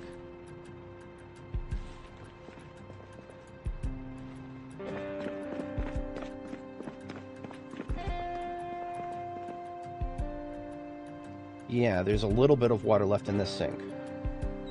Only 5 liters. And I've been meaning to empty it for something useful. And there's something useful right here. And we're only going to put about 50 milliliters in here. Because we've only got half as much water in it. Now I'm going to make sure that I'm still carrying around the bleach bottle. So if I were to start cleaning, I think I would use up all of the water and then start using the bleach without even realizing it. I don't know if I've ever done that before, but I know it's possible. That is a potential waste right there.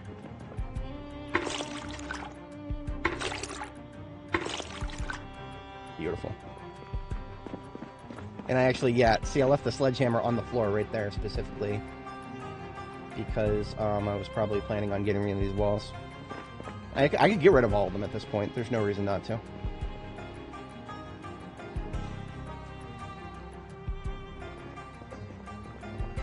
Trash, garbage I missed.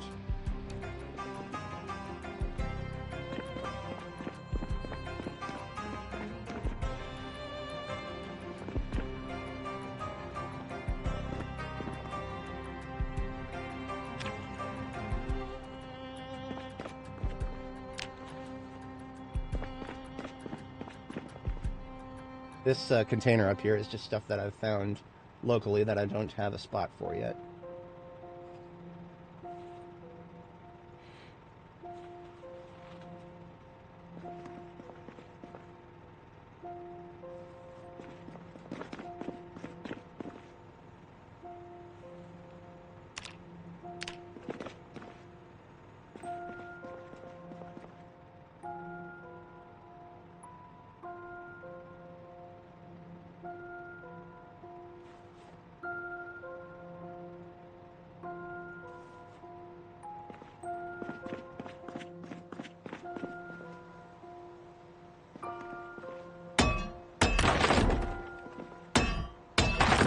Now that I'm long blunt level 1, I can safely do 4 sledgehammerings in a row without getting red muscle strain.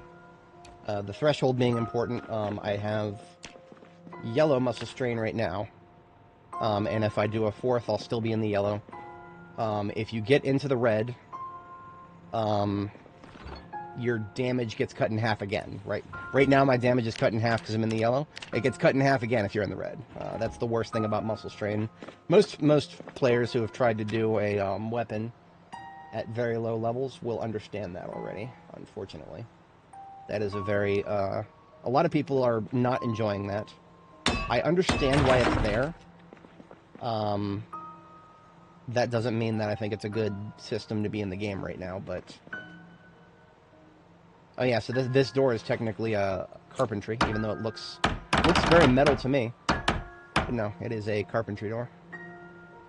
We got a plank door and hinges for that.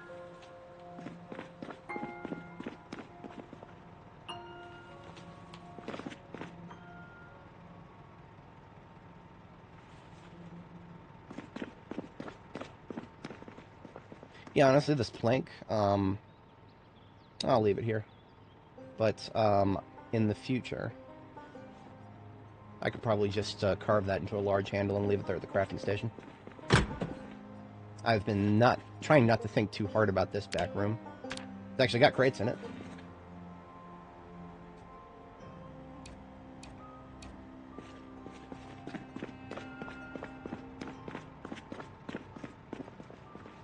This corner would be the least offensive for crates right now.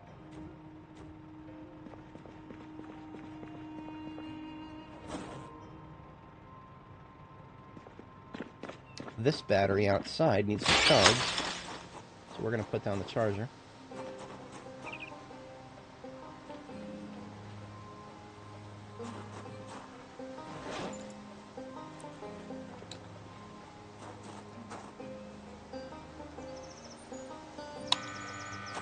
I apologize for subjecting you to that sound. I dislike it as much as many other people would, but, well, that's right now, it's the only way to charge batteries. We don't got no jumper cables in this game just yet. Looks like we lost that sink. There is currently no skill that will improve your chances of successfully picking up a sink.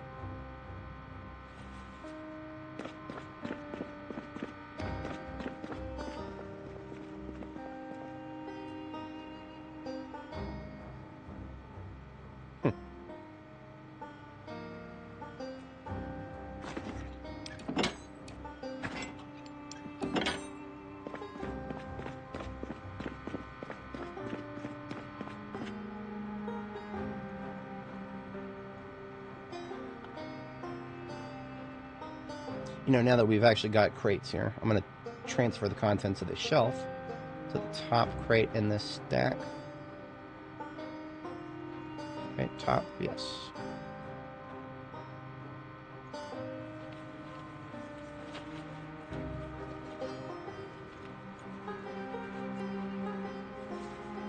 And then we're going to use this shelf in the crafting area, just like the other ones.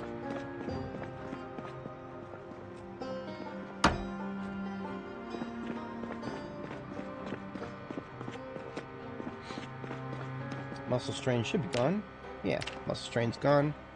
Do another 4 walls as soon as we get this door out of the way.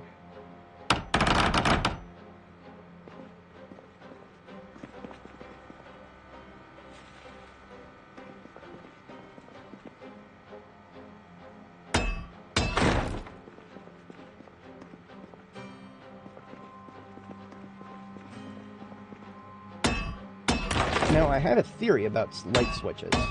If they were off and you hit the wall from behind, they wouldn't break. But that was not... That was inconsistently correct when I was at Reed. I have not found a...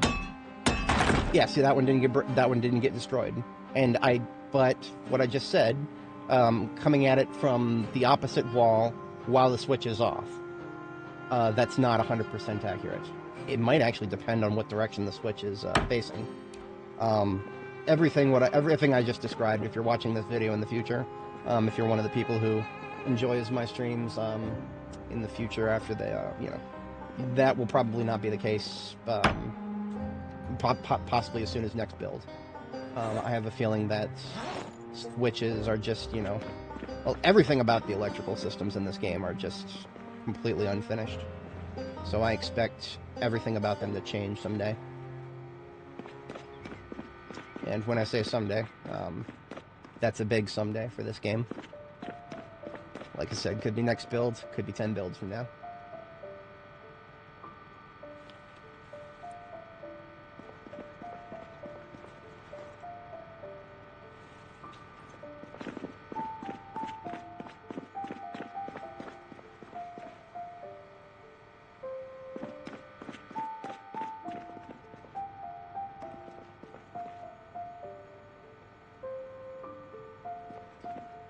It is a little early to go to bed, but we're also pretty tired.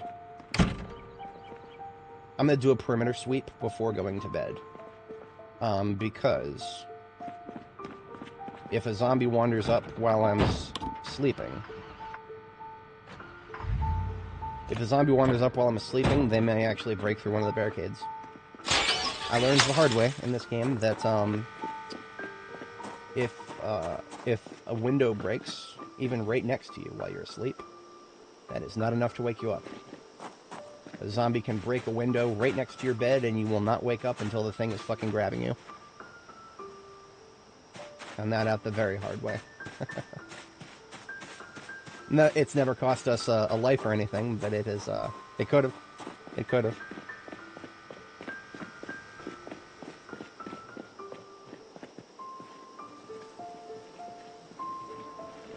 It's going to be dangerous to fight these two. I'm at stage 2 fatigue, so I probably will not be one-shotting anything. Hello. See? This is why we got to be careful. I just heard one from the right. She's slow. We'll let her be slow.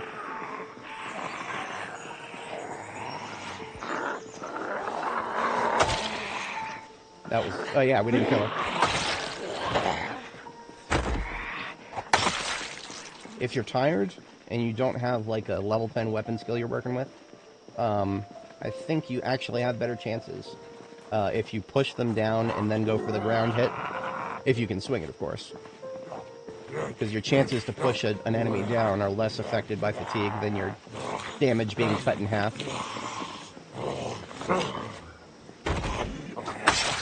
See, that was still a one-shot, which is good.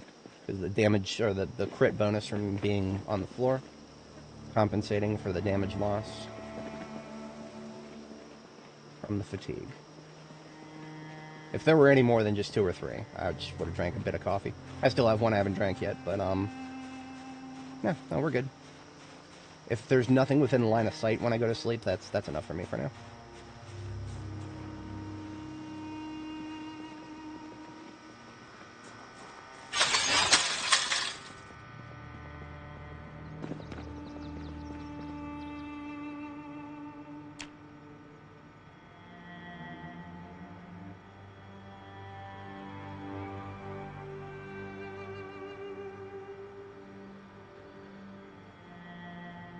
We actually might hit our 2-year anniversary this stream. That's going to be a bit of a stretch. Yeah, that's going to be... I would have to go hard this stream. I'd have to go hard to get to our 2-year anniversary.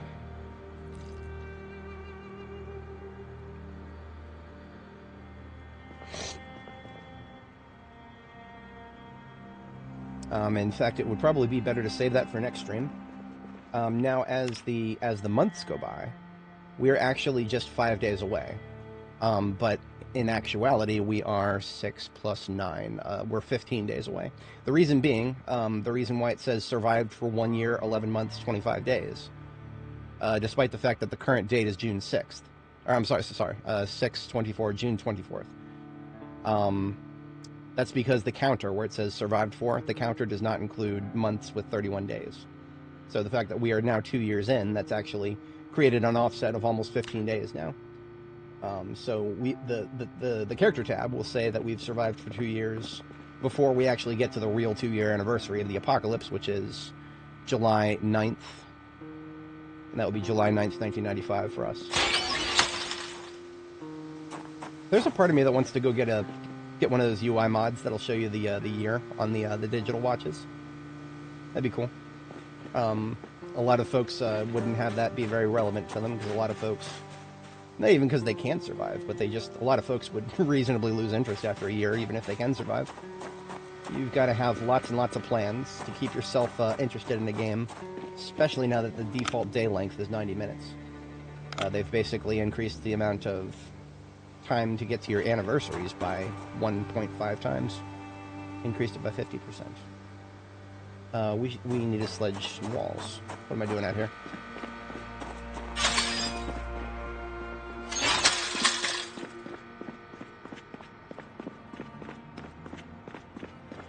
Since I'm behind on my sleep schedule, we can drink some ginger ale.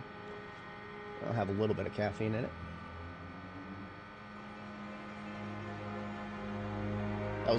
That was like four fatigue. So a 2-liter bottle of soda is about equal to a caffeine tablet in this game, which is stupid. It's really stupid.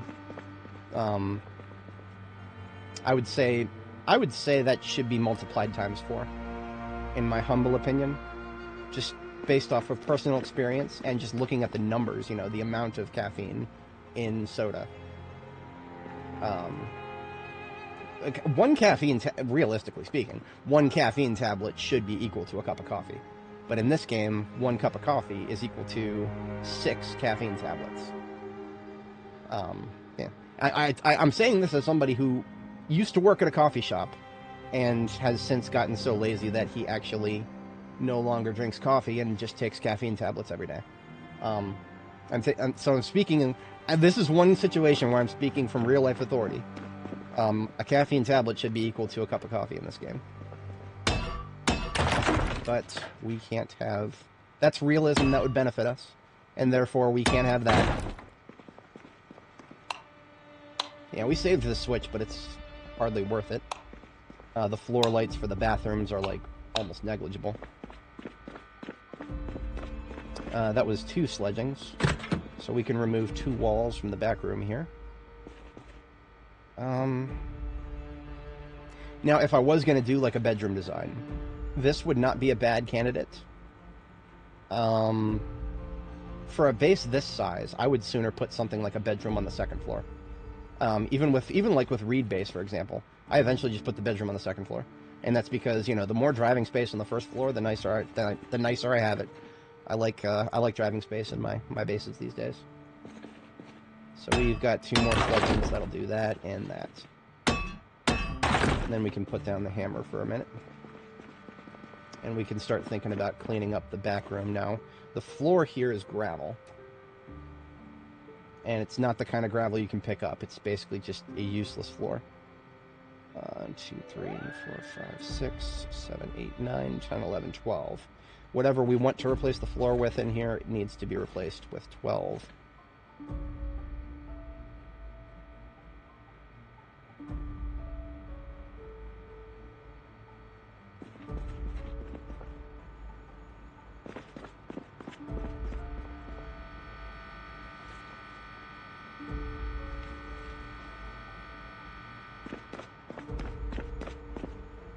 Clean up some of the ugly.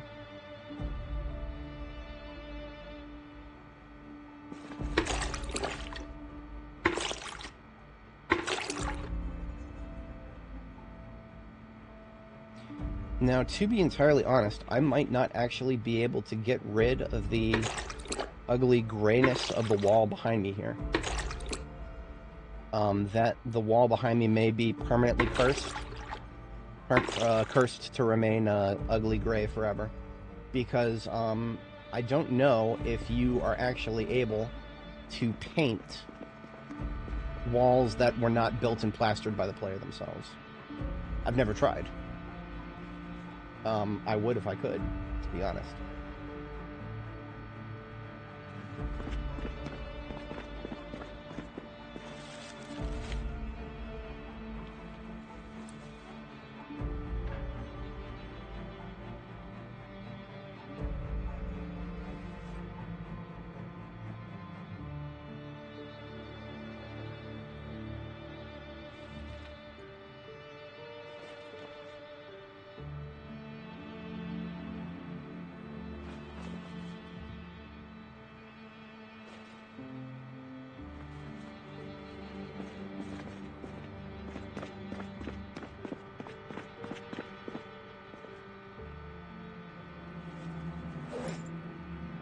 this is temporary, definitively.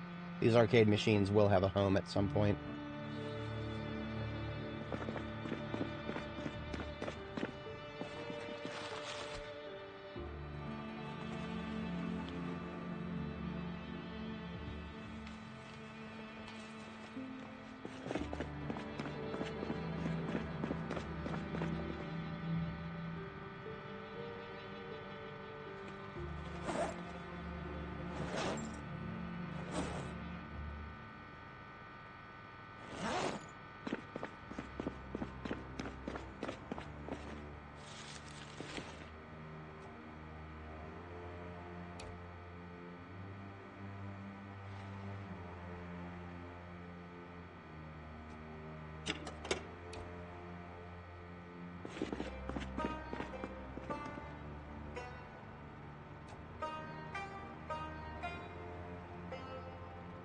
What? Okay. The shelves don't block soda machines? So you're telling me I can put stuff on that shelf and have the soda machine there? I don't even know if I will put stuff on the shelf given that, because now if I start putting stuff on the shelf, it starts looking a little weird on the soda machine. The more stuff you put on the shelf. Yeah, see, the busier it gets, and then it blocks the soda machine. So even though I can put it there, I ain't putting it there. We'll put the shelf somewhere else.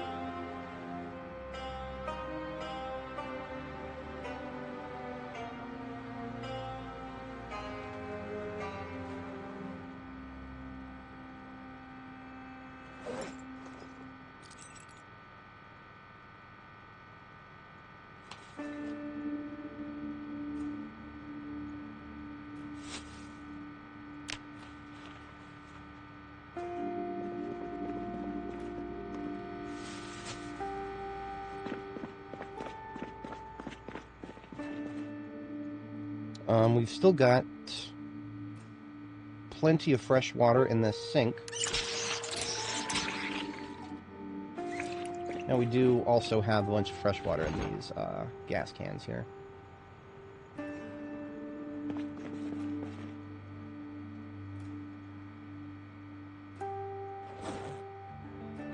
I don't see any need to waste water. I'm definitely not going to do that. Not if it's good water.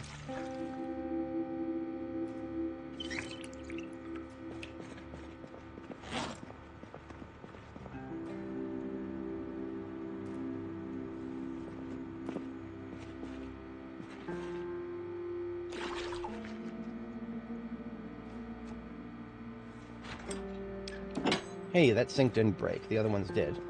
Because that sink didn't break, I can put a sink wherever I want now. I think I slated... Well, I started putting the cans of water here because I've slated this to be my sink. I do not yet have a rain barrel to plumb for it. I need to keep in mind that it's going to be 2, 3, 4, 5, 6, 7 tiles from the far corner.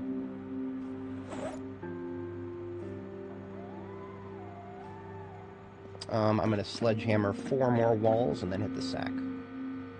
Let's try our theory again. Here's another opportunity. My theory is this switch is off. The switch is off, and I'm going to attack the wall from the back face.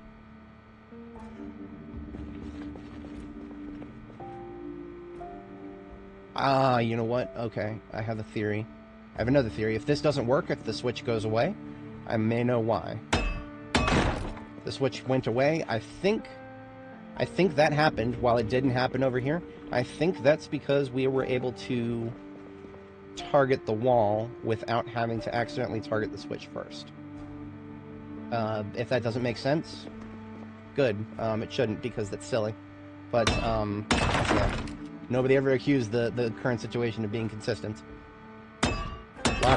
Lots of things in the game right now are very inconsistent.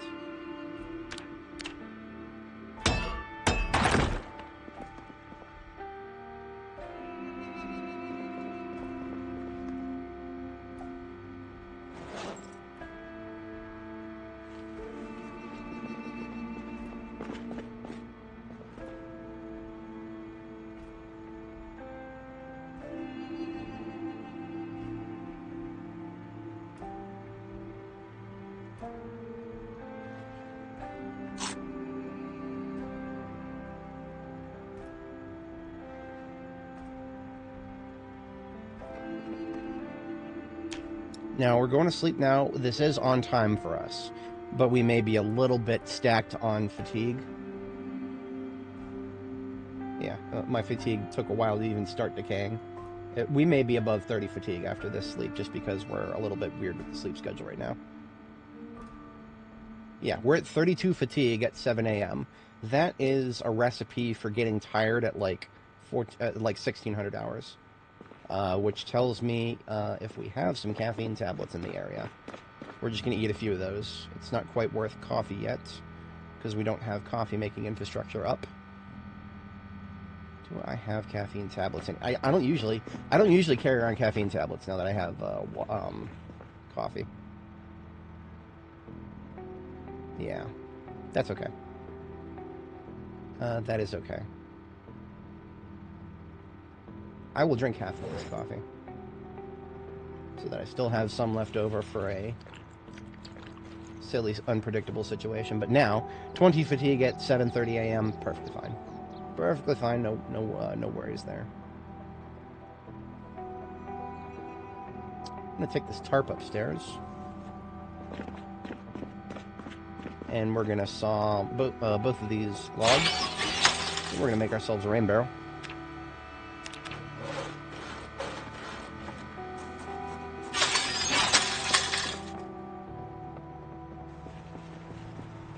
I had already prepared for rain barrels. 2, 3, 4, 5, 6, 7. So what I'm going to do is, this is just strategy I always use for my bases now. I'm going to put the rain barrel with a tarp. 1, 2, 3, 4, 5, 6, 7. The rain barrel with the tarp goes directly over the actual water source. And then rain barrels made of garbage bags will go around the ones with the tarp, because garbage bags are more plentiful than tarps, and that way we keep them, basically I can go by what color they are to know where to build more if I want more. And now we have 2. None of them have water in them, but that's okay. We have plenty of water to put in them. So all these gas cans here full of water, just dump them straight up there. And then we'll plumb it.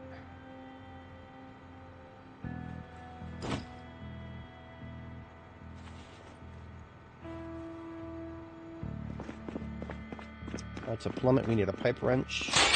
One of these 2 vehicles in one of the bags, there's a pipe wrench. Yeah. There's another tarp. You know what? I'll leave that on the roof.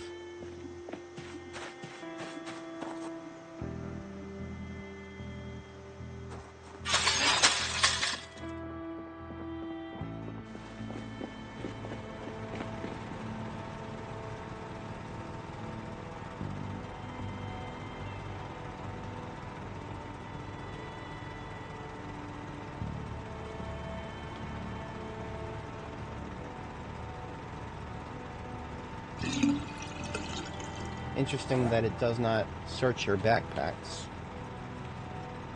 Right-click menu for add liquid from item. So if you've got a bunch of water in your backpack, you gotta get it out first.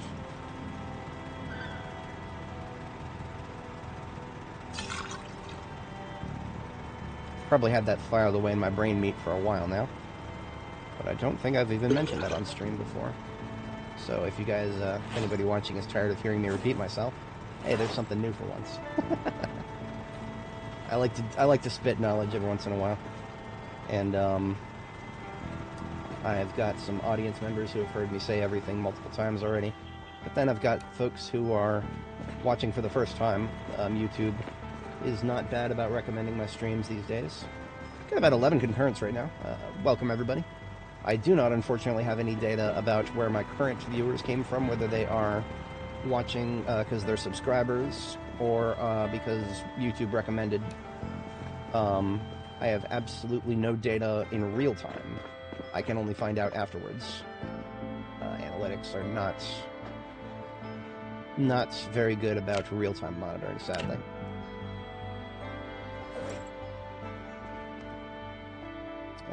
Here is the plum button. So now all of that water is available to us in one place, just as God intended.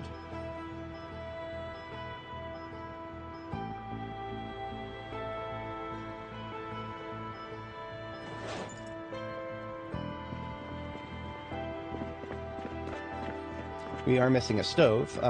That's really easy. Stove has always been easy. We've got a restaurant right next door, ×2.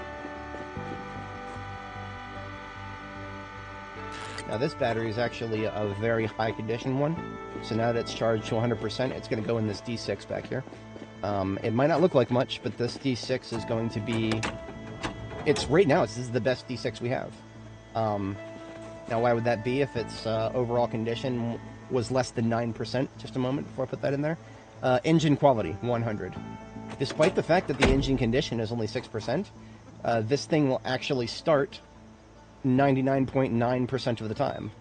There is a floating point math error will cause it to fail to start less than 1% of the time, even though it's got a, a 100 quality engine.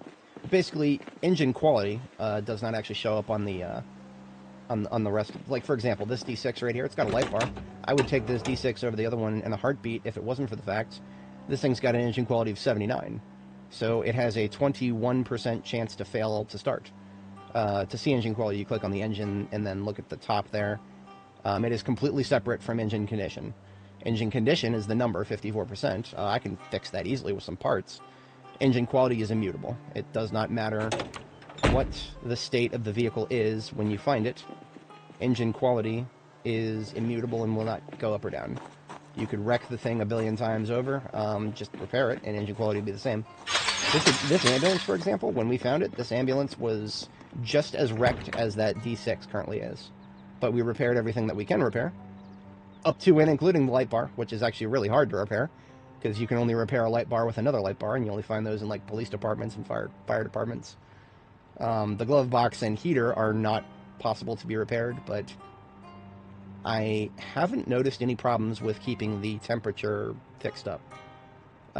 If I need to turn on the AC or the heater of these of my ambulance, it's fine. It works. So I don't even know if those percentages mean anything other than they're ugly, and I don't like looking at them. But I mean, what else is new? We're here about those big numbers sometimes. I like seeing big green numbers. They make me happy. Okay, we cannot put the floor lights for this place are on this switch right here. We cannot put that at risk. We cannot put that at risk. We cannot risk losing the floor lights. So we cannot destroy that wall right there, sadly. As much as I would love to have just a fully open floor here, we can't put the lights at risk. They're way too useful. Way too useful. They cover so much real estate that we could not as efficiently cover ourselves. So we will delete this corner, and we will have to keep the wall with the switch on it. I eagerly await the day where we have other options in that regard. So that has not changed my calculus too awful much. I mean, there was always going to be a difficulty to make anything over here traversable with vehicles. That was always going to be hard because even if we got rid of everything, we still have this the stairs kind of blocking anything but these 4 tiles. This 4 tile area is always going to be our driveway in and out. So we've increased a little bit of space, but it was always a diminishing return. So let's get these. I can't pick them up. If that were a wall clock. You can put wall clocks behind things, but you gotta put the wall clock first, and then the thing. That looks a little weird. I may reconsider that.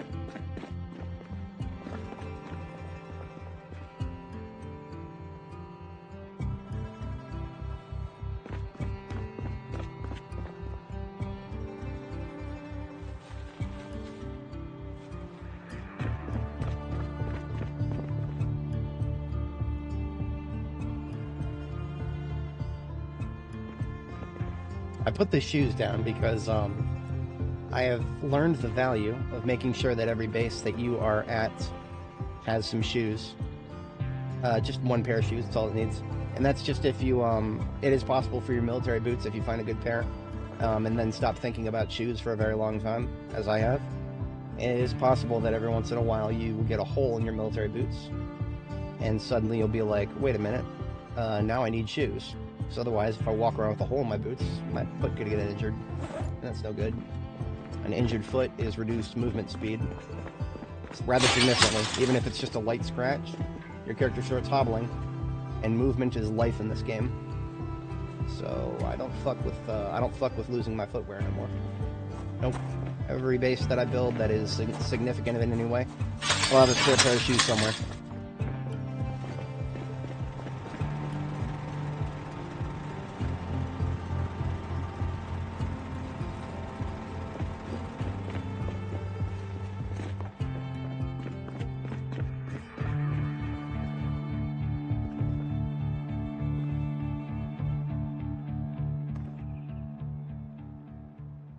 Hey, there's some rain. So our whatchamacallits, our rain barrels are starting to fill up finally. Large magazine shells can go over here. This is one case where I will just put them on the crates here. At least those 2.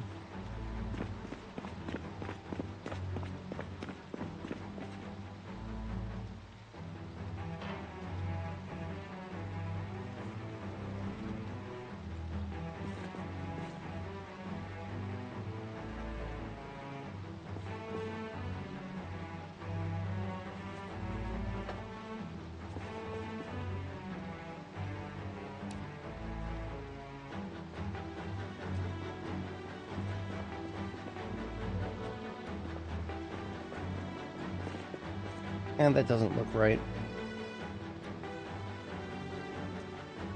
Doesn't look right. You know what? I'm not too worried about it now.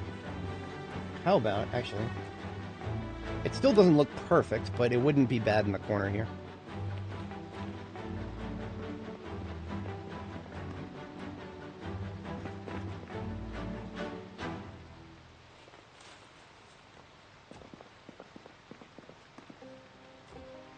Yeah, it doesn't look perfect, but it's way less ugly.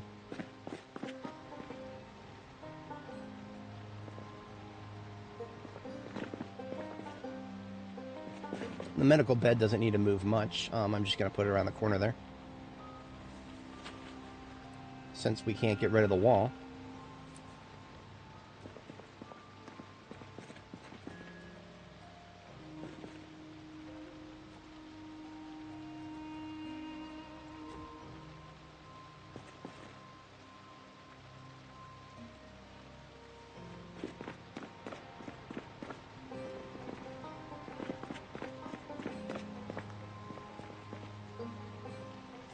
That actually fits.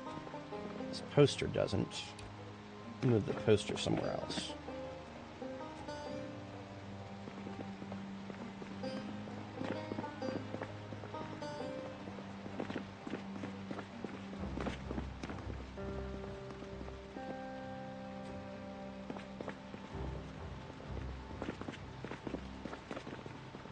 So all that sledgehammer work really only kind of bought us one parking spot at most. That's one more than I would have had before.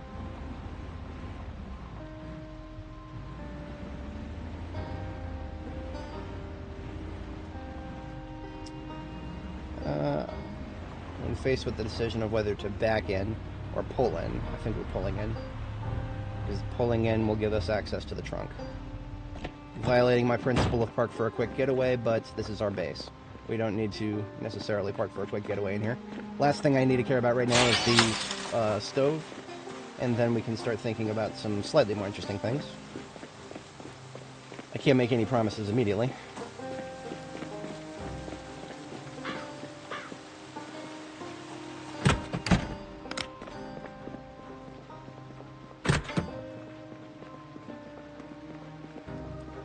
This is an IHOP, therefore we are checking around for pancake mix. Pancake mix does not expire. Hey, look at that. Coffee. More coffee found outside of coffee shops.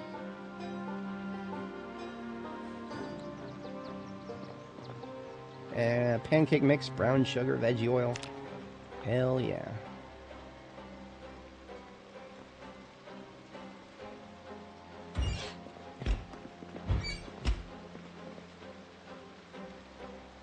Rotten potatoes.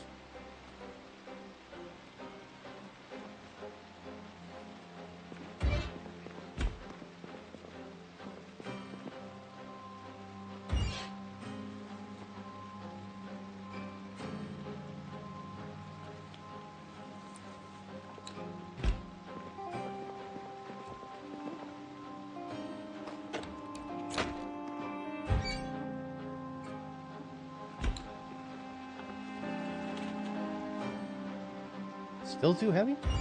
Oh, that's right. This weighs 25. There's something weird about these industrial ovens. These ones in particular. They require level 5 electrical to pick up, and they weigh more. But absolutely nothing about them is different. And technically speaking, same with these. Now, these are slightly different insofar as they do have more room, and there's two sides to it. So if you really want to cook a lot of things at once, sure, grab one of these industrial ovens. You can fit more in them at once, but we've only allocated one tile for our oven, so we cannot do more than one.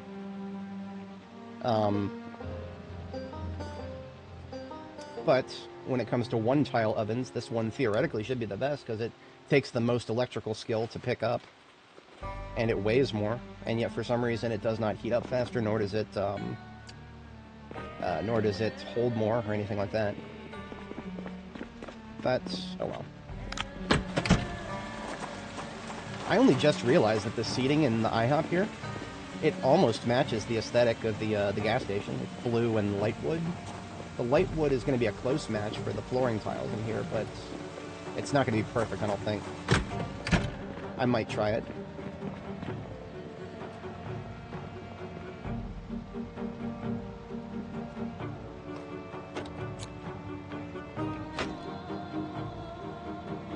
If I wanted to put down the extractor hood, I probably should have put it down first. Oh no, that's fine. Perfect.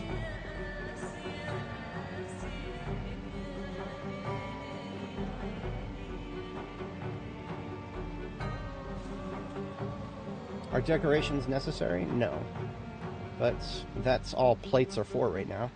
They accomplish nothing. So they're decorations now.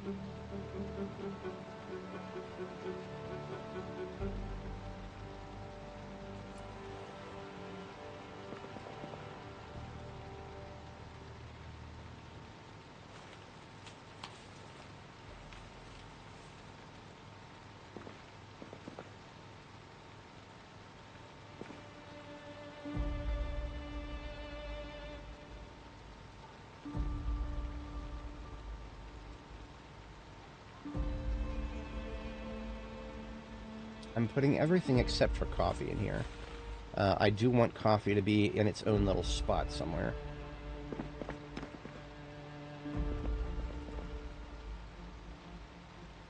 So we've got, right here, we've got fossil low shelves. These are actually not the same as counters. There's something a little different about them. You cannot put them on north facings. So if I wanted to try to use these low counters to make them parallel with these, for example, not possible. You can only rotate them on these two southward facings.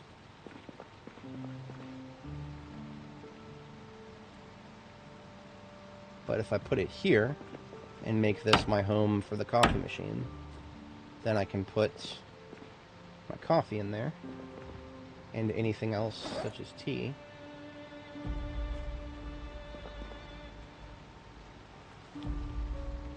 And then I would just have to track down a coffee machine from somewhere in the area.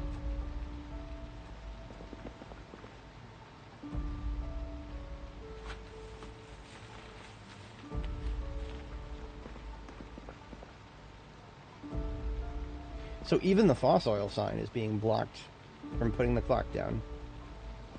Interesting.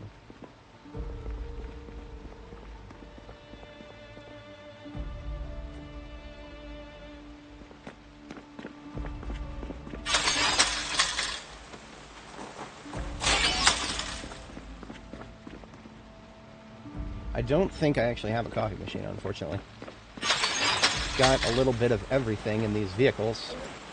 A spare coffee machine is possibly not among them.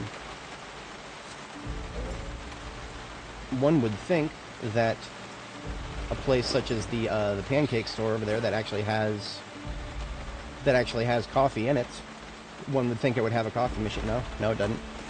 Nope. We'll check the restaurant to the north, and if there's nothing, then you know there's probably a coffee machine as well as plenty of actual coffee in the grocery store directly south of us. I kind of forgot it a couple times now, but there is a grocery store right there.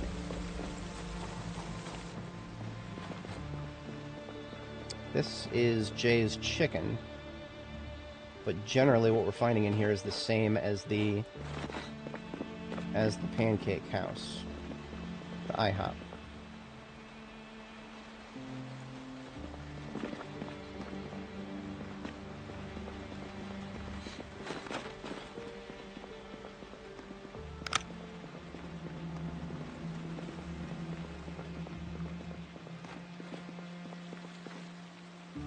We've got no coffee machines here.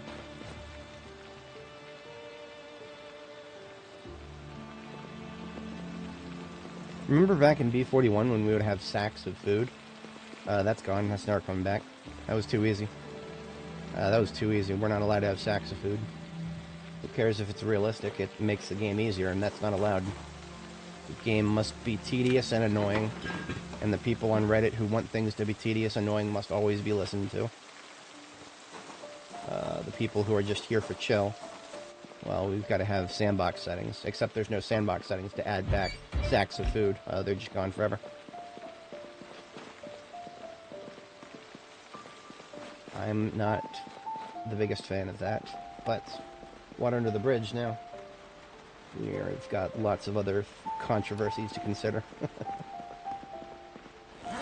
When it comes to coffee machines, like I said, I think our best bet is going to be the grocery store. But there is also a Knox Bank right over there. Break rooms are possibly the most reliable places to find coffee machines. Even more so than, well, anything else. Even more so than actual coffee shops. Because actual coffee shops will have espresso machines every time, at least. But actual coffee machines, nope. I don't think I've ever tried using an espresso machine to make coffee in this game. But my brain meat is telling me it's probably not possible.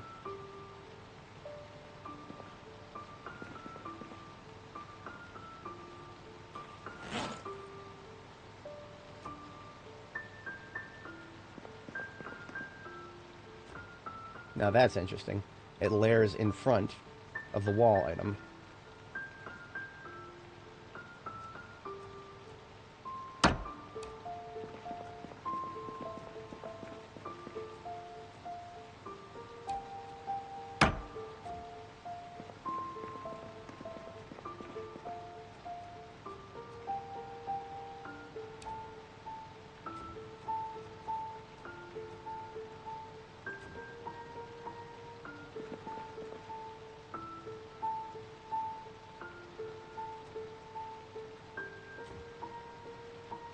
Speaking of layering, the soda machines right now are blocking all the ugly wood.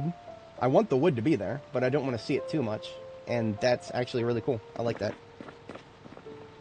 I'm not the biggest fan of how the wall clock is clipping into that, though. I'll put it in the corner. Perfect. Perfect. I actually like that a lot. Trash can's a little out of place. We can put that right under the paper towel dispenser. Seeing as it doesn't block movement, it ain't no problem. Now this is feeling a hell of a lot more like a kitchen. Hell of a lot more like a kitchen.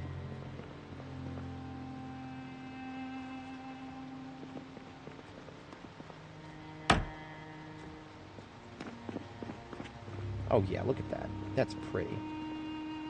I don't think there's a white stove. If there was, I would probably swap it for the industrial stove there. If I find a white stove. But I don't think there's a white stove. There's only the chrome one that's maybe slightly lighter, but I'm not going out of my way for that. I would only replace the stove at this point if I got really, really lucky and found something that I don't think even exists. And I don't need to do any more cleaning, so I can put this somewhere less ugly and conspicuous.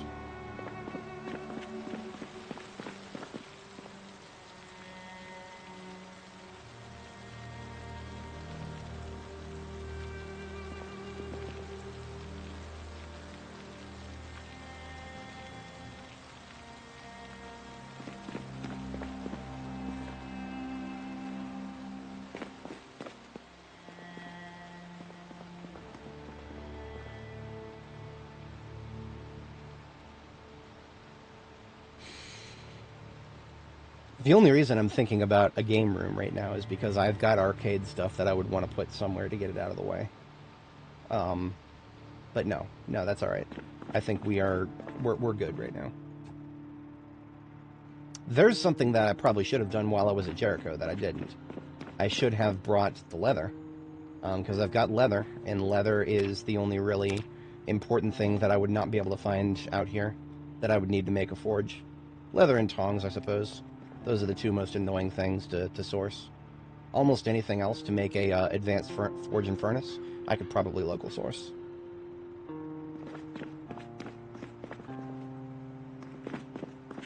I would talk a little bit more about how to actually make forges, but my God, one of my viewers, Bloody, asked about how to make a forge and a furnace, an advanced one. And I thought, okay, let me make a flowchart, because this will help me, this will help anybody watching. We ended up spending like an hour trying to track down all the dumb shit you gotta do. So much of it is, I mean, it was a big brain dump, right? I've memorized a lot of dumb shit. But actually getting it down on paper was an interesting experiment. I am not going to try to fix the, I was thinking about trying to fix the gravel. Like this tile right here, we could fix it so that there's no ugly cracks by picking the tile up and putting it back down again. But if we did that, it would eliminate the curb right here. This little curb, it's a part of this gravel tile. So this gravel tile with the ugly cracks, we basically can't replace it unless we want to redo the entire median or the entire curb, which I don't want to do. And so what that means is we're actually done with this entrenching tool that I'm carrying around. We are putting it up here with the rest of the tools that I'm not immediately using for this area. This axe can actually get put somewhere where I can see it. Perfect. The sledgehammer, I believe we're done with, because we can't do any more sledging without putting the floor lights at risk. Can't lose that. The red sledgehammer goes in my best vehicle, because it's red. No other reason. I can make my own sledgehammers, but I can't make the red ones. And that means the red ones are special to me. You know what? I am going to bring the sledgehammer up here and delete those 4 AC units. It's not like they can actually power the AC for this place. Buildings in this game just magically have temperature control, as long as the game considers it indoors.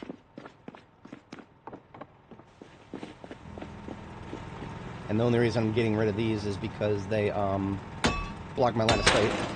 And if I'm coming up here, I would like to be able to see.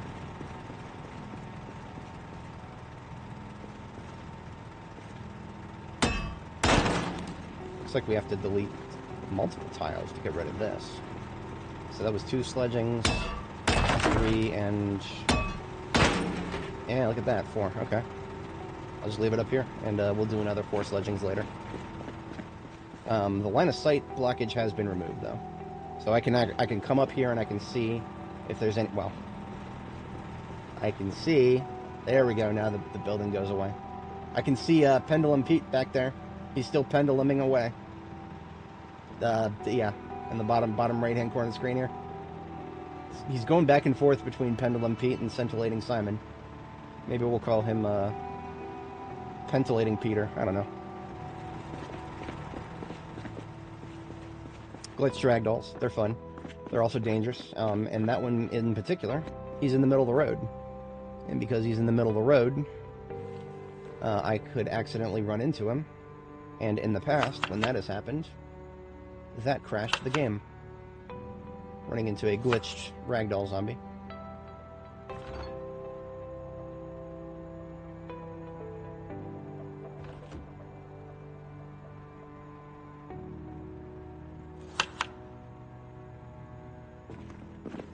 So we're making ourselves a very chunky stir fry here.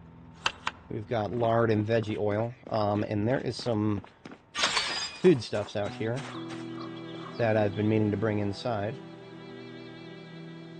Butter, margarine, and olive oil. So we're basically putting a little bit of everything on this.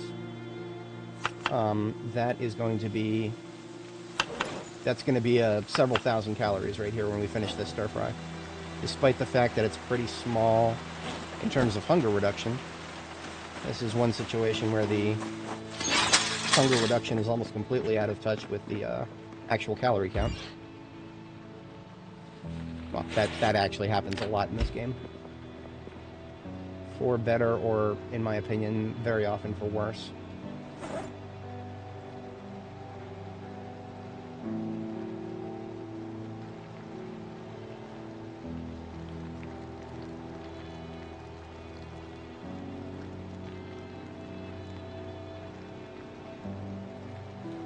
I like to put brown sugar in my coffee these days.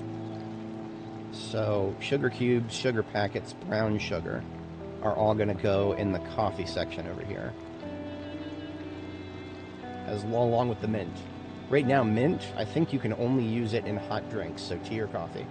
I don't know of any recipe that can take mint, which is a little silly. Mint... well, okay, so I know a lot of recipes IRL that use mint. Almost all of it is the form of mint extract. Which, of course, you know, there's no way to do that in this game.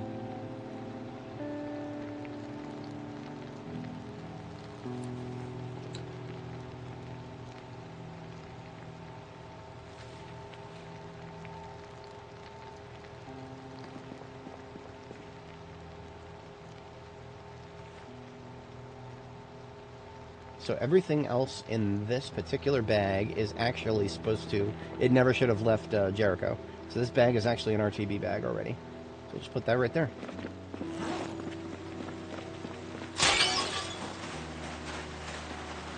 For anybody new, RTB means it needs to go back to somewhere that's not a Ford base. In this case, Jericho is always going to be that place, because despite the fact that I'm building this place up to be similar to Jericho, it's never going to be a place where I leave, like, you know, keepsakes permanently. Keepsakes will always go to Jericho to be slated to be brought back to Riverside at some point. Like this box of chocolates, honestly, I might never eat it. I might, because it's, you know, it's pretty looking. It's pretty looking. I might never actually eat it. I might actually just, right now I'm saving it for a really bad day. Really bad day. If we ever come back from a long fight and, like, Annie is, like, you know, depressed, we'll eat the chocolates, 100%. But we're usually very good about keeping her not depressed in the first place. So if and when that ever happens. It's happened a couple times before, but very rare.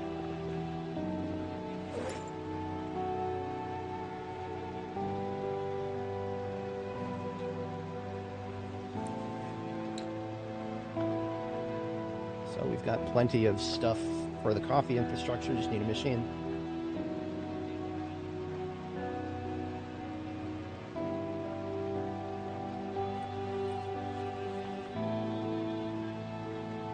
Oh yeah, okay, so when I said that was going to have a lot of calories, that was way more than I thought.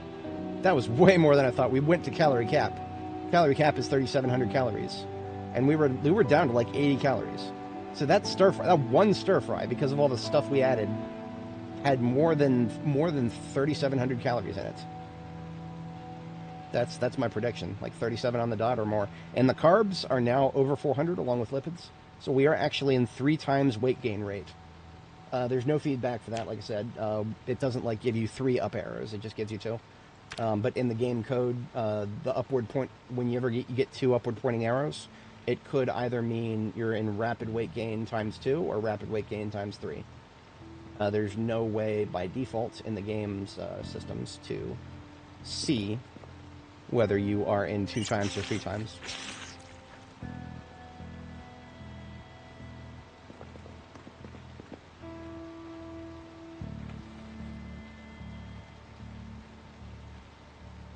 I eagerly await the day we can actually play these consoles, because then that'd be nice. Wait a minute, I've got a specific, here we go. That's actually one of the reasons I was putting the decorations here, because this container is my reading material.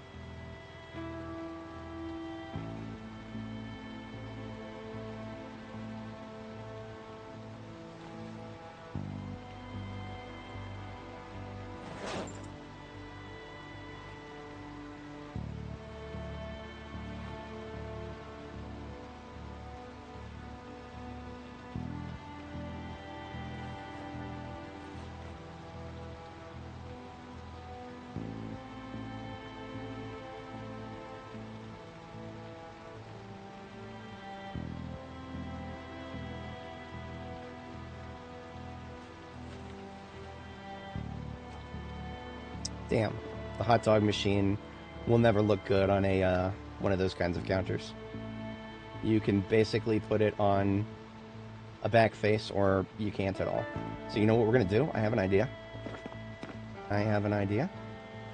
We've got one more blue top counter. We could just do this. Not a perfect solution, but it works.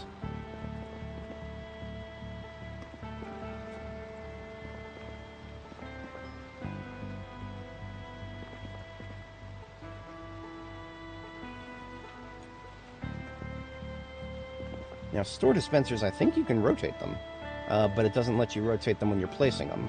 You have to do it after you place it, and it's still... Oh, it still doesn't work. Look at that. Okay. So there is a side face for this. You can see it, but it just doesn't seem to... No. Okay. I think I've got a home for it over here in this corner. Yeah.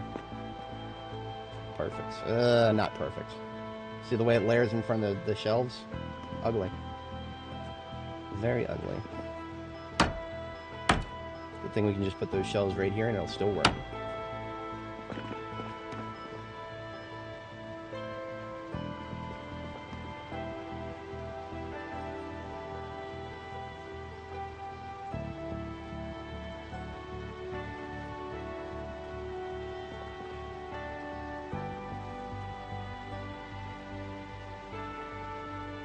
think these microphones are only currently useful for disassembling for electrical parts.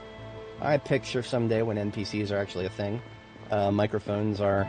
You attach them to an amp. Karaoke night. Get some CDs.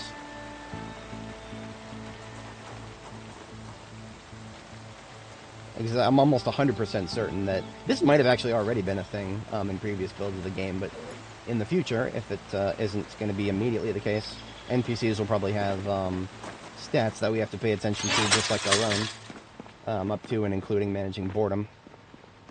So all these little sports equipment things that we find that currently are only useful as weapons, footballs and soccer balls and basketballs, those aren't even useful as weapons. We've got some shotguns and handguns here. These are just for repair. So when our handguns or shotguns get damaged, we come over here and we take these with us. Because you can only repair with another item of that class.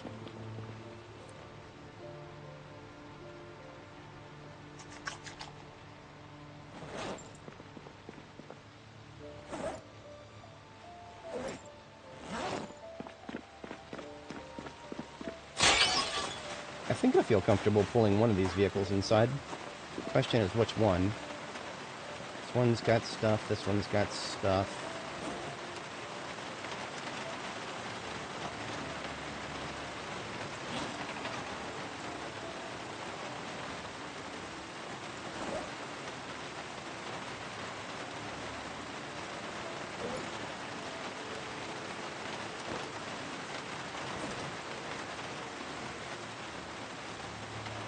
We're going to empty this one first, because once Jorgensen Sons is empty, we can park it outside.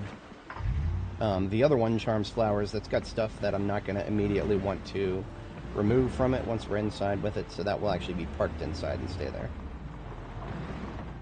But Jorgensen and Sons is mostly just stuff that is for the crafting station, so I back it right up to the crafting station here, and then empty it.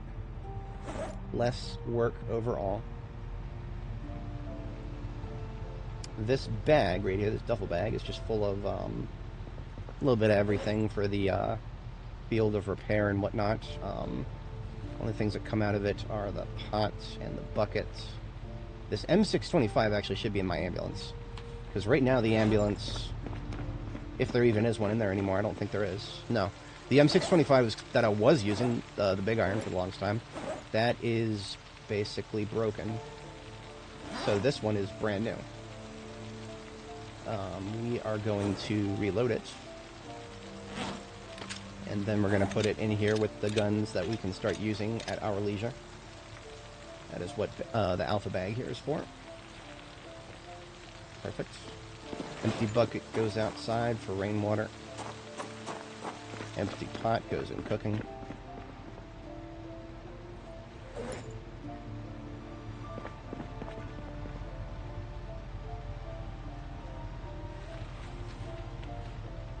Propane tank. This was the one we picked up from across the street. It is not entirely full. So you know what? The propane, the welding area is going to go right next to the hot dogs and coffee. Yeah. Yeah, that makes sense to me.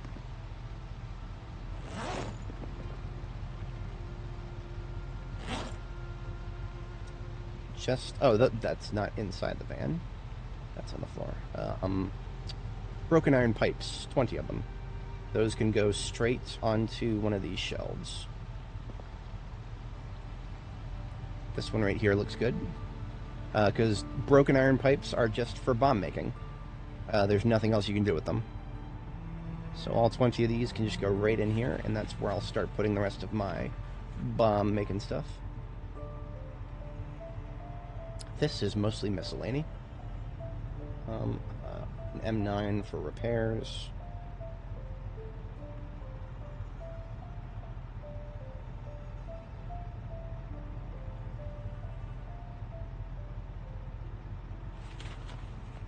Now, because this is a crafting area, you gotta have tools, and those tools shall include a little bit of everything here.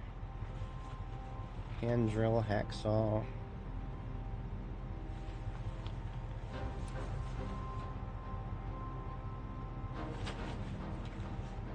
We already have some spare whetstones, don't we? Somewhere in here. Now we have more.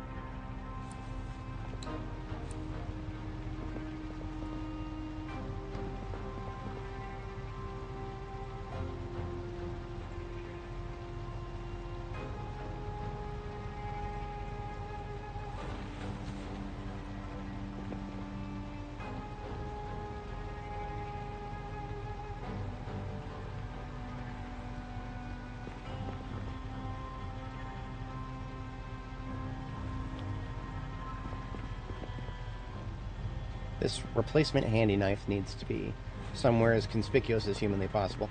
Kind of hard to see, but handy knives are, you know, my current one is, it's down to its last third, so I may actually want to be able to easily find that in the future.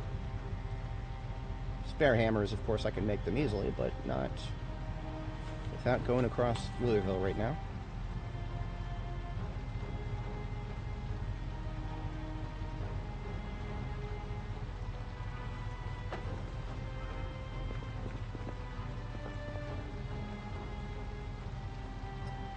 These dispensers here are actually kind of hard to visually work with because they layer over things that they shouldn't. That's okay. Yeah.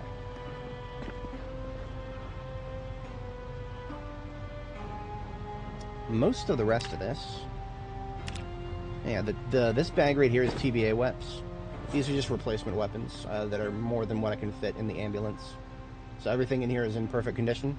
A replacement M36, 19... I'm not currently using 1911s, but once I do, if and when I start using 1911s, they will come out of here. Sawed-off double-barrel shotgun. I don't know if I would ever use that, but if I ever want to, it is in this bag for that purpose.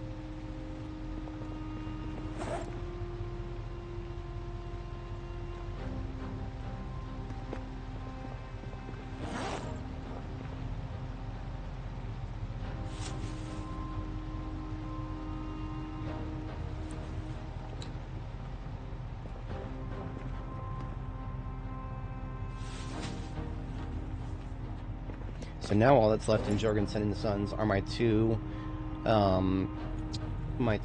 battery-powered floodlights. Because these are battery-powered, I don't need them here. They will come with me elsewhere into the future, if and when I need a fighting position that does not need its own generator. In fact, I will just take them out of Jorgensen and Sons and leave them somewhere conspicuous like I did with the previous location.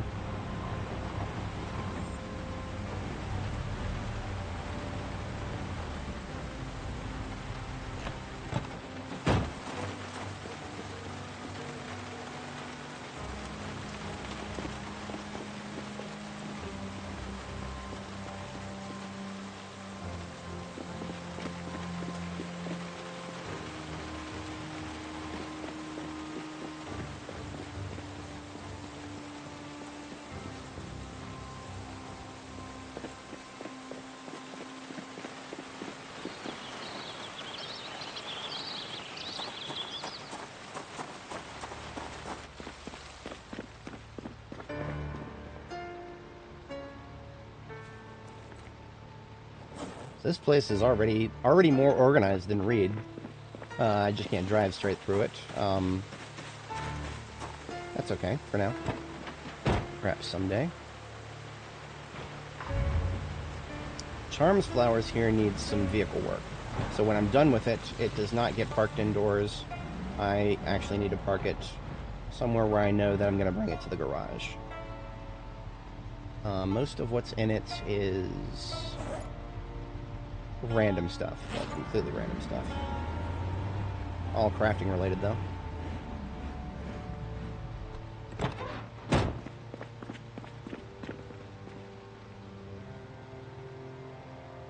Both of these duffel bags are full of explosive related stuff. So they're just going to go on the table.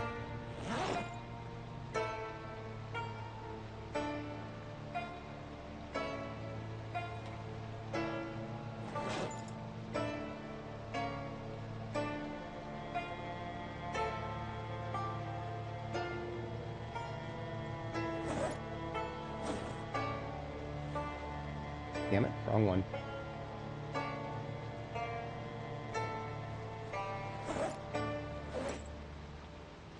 Now this one is not just explosive. This is like a mix of sewing stuff and explosives. Sewing stuff can go over here on the side with the firearms. It's fine.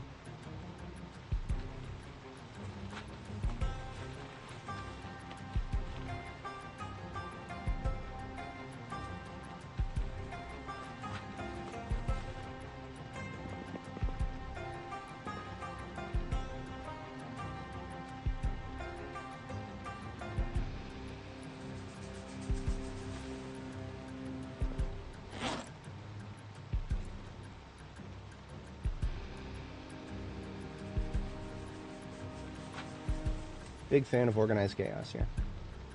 And this is quite organized and quite chaotic at the same time. I like it. Broken iron pipes right over here.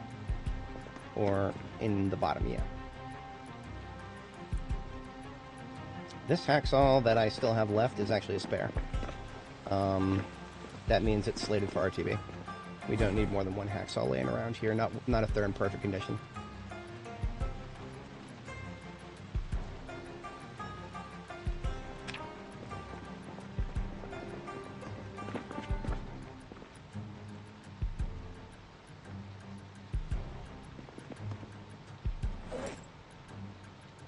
Okay, everything else that's in here is... Oh, speaking of spare hacksaws, 3 of the bitches in here. Okay.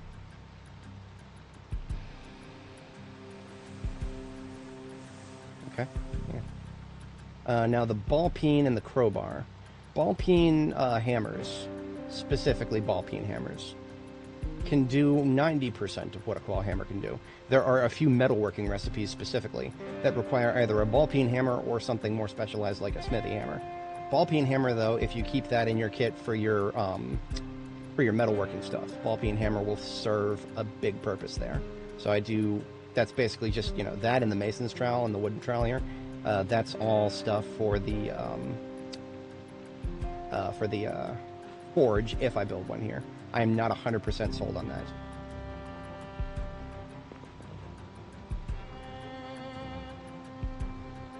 Crowbar needs to be placed somewhere nice and conspicuous, just like the pipe wrench.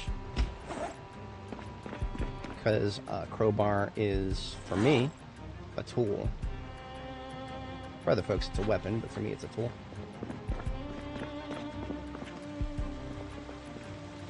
As fate would have it, it's 22:30. That's my bedtime. So we just get this trash can put down and then close up shop, shut all the vehicles down. Everything else in here is for forge, right? Forge and furniture. Now here's a question. Can we rotate these yet? Nope. So this is a snack vending machine, but I can't rotate it. They come in multiple different directions, but you can't rotate them. Hang on, let me put it down to make sure.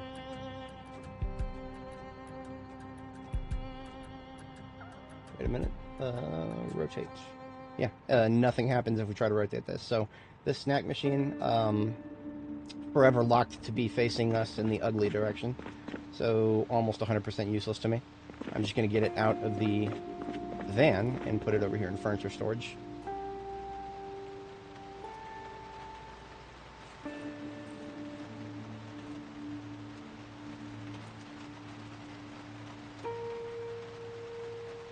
And this is why I was thinking about an arcade, because furniture storage is basically full.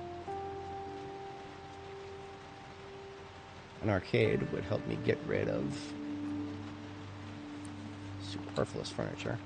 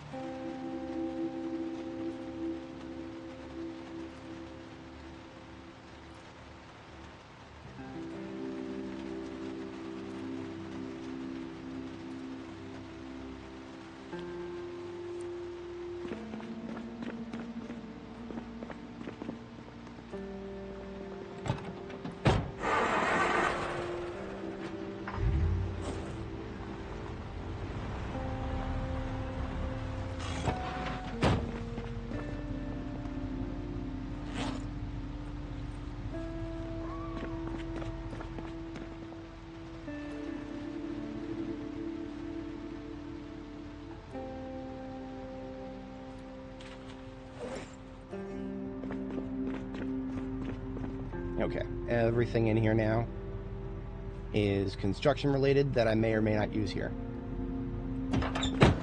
So Charms flowers can go outside. I do need to... I'm going to gas it up now.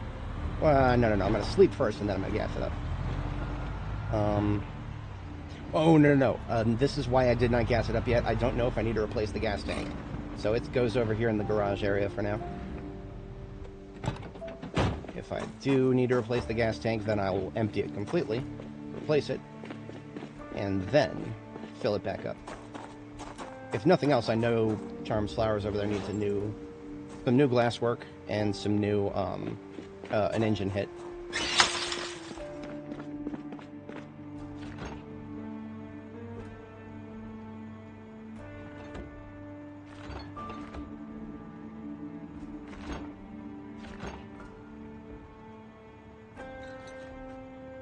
Put the frickin' paper towel dispenser in the fridge. Why would I do that?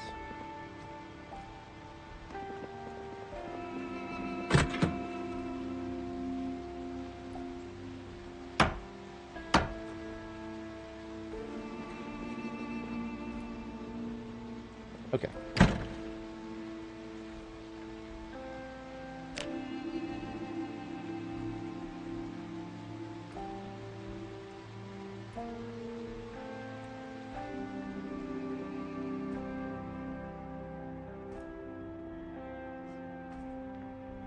Oh dear, that's a nightmare. Isn't it cool that I have a literature box to handle the stress from that now?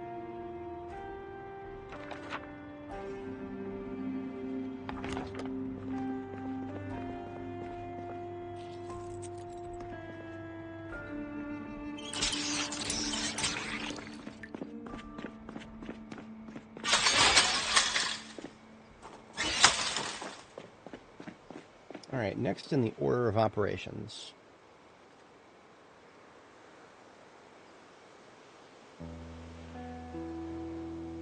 There's plenty of tasks to do.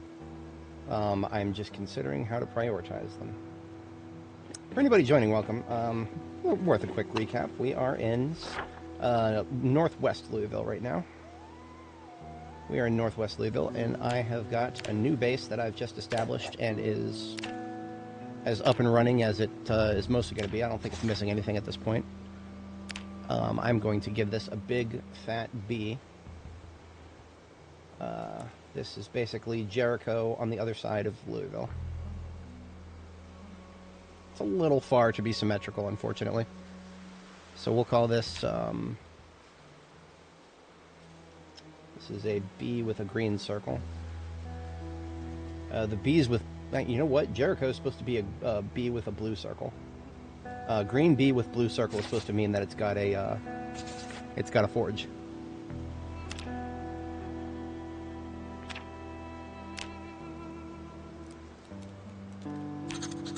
The opposite, blue B with a green circle, means it is a well-defended outpost, but not like a crafting base. Our current place, I don't have a forge built, and I don't know if I will. So we're going to go ahead and do blue B with green circle, and if we do get a forge built, we will swap that.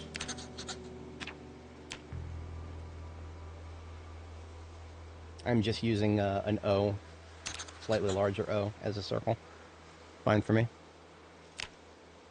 Now, I usually like to use blue arrows to mark my safe routes.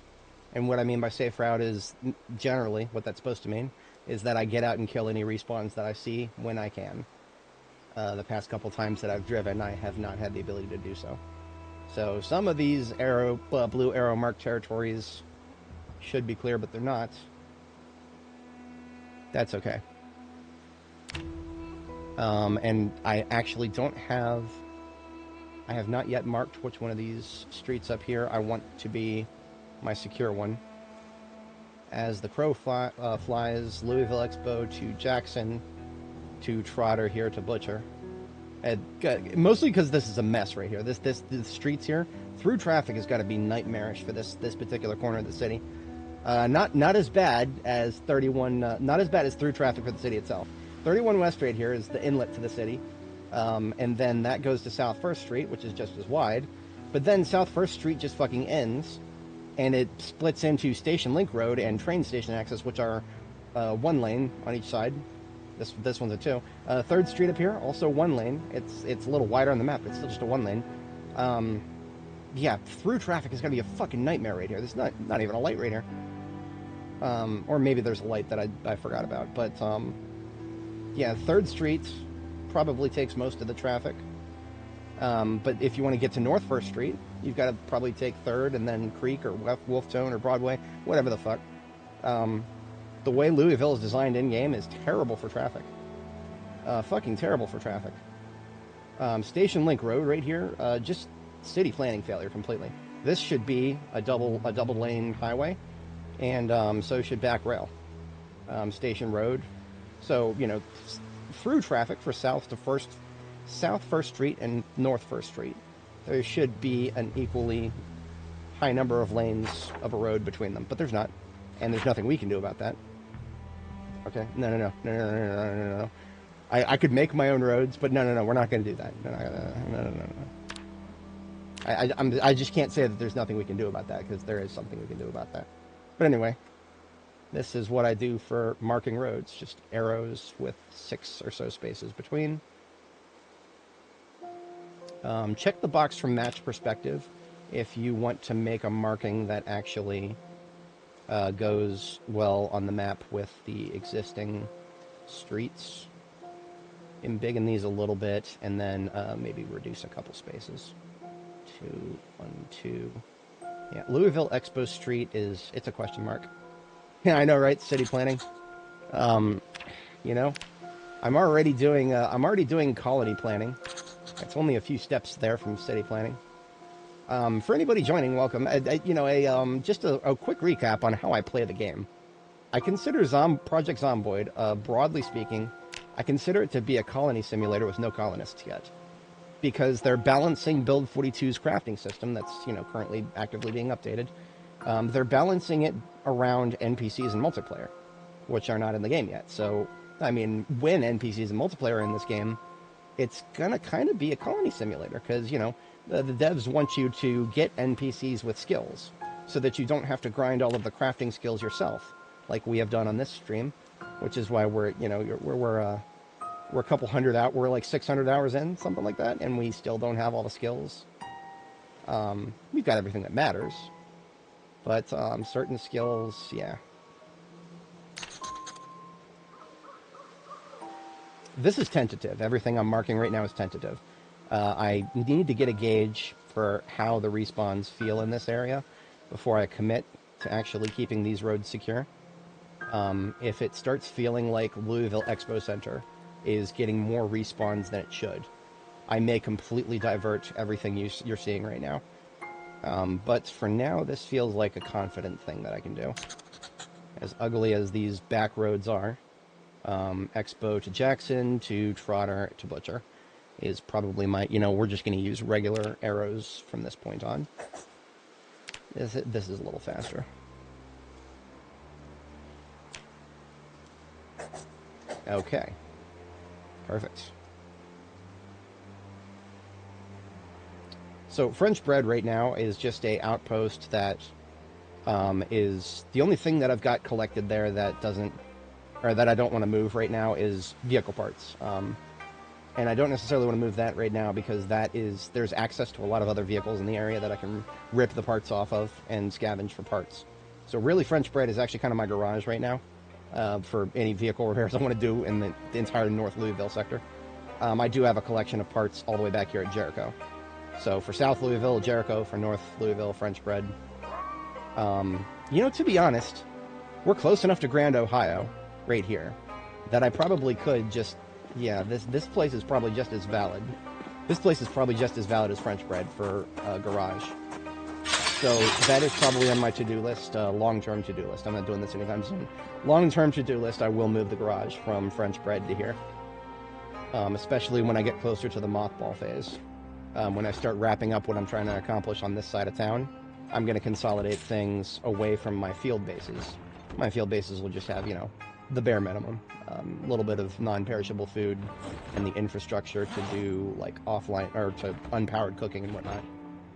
But all the field bases will have their generators stripped from them and put elsewhere. So like French bread, I will probably leave a generator at Reed, just because it's a place that I put a lot of effort into. But everything else you see on the map right now, with the exception of Jericho, and we don't have a name for the gas station here yet.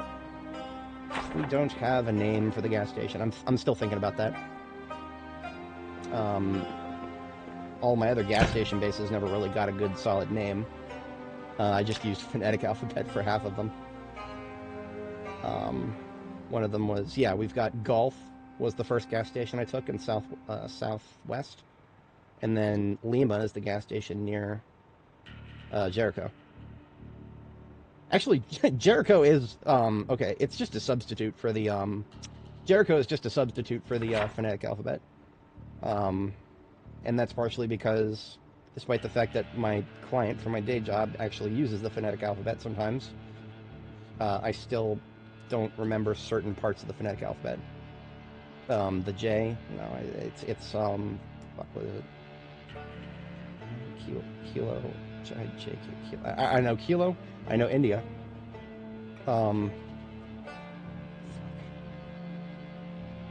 Yeah, it's whatever. It doesn't matter because I can't remember it. Jericho. Jericho is the replacement. We've got thick fog today. I like to call fog no shooty juice because if you try to shoot, look at how wide that crosshair is. Ugly. We don't fuck with guns in fog this thing unless we're indoors. And as fate would have it, there's a massive grocery store right down here. And when I say massive, I mean this is like your... I think this is your target right here. This is your target. If Gigamart is your Walmart, this is your target because there's fewer of these. Just like Target, there's not quite as many Targets as there are Walmarts, but they're trying to be a Walmart competitor. And that's exactly what we got here. There's fewer of them. This is Sammy's. Fewer of them, but they are trying to genuinely be a competitor to your Gigamarts. I guess, you know, if Gigamarts are supposed to be a competitor or a stand-in for Walmarts, they're actually not as good. Because Walmarts usually are supposed to have things like electronic centers and clothing aisles and, you know, all that other stuff that they're trying to encroach on the other local businesses on. Yeah. They were doing that even back in 93. That's when this game is set, so even back in 93, that should be a thing.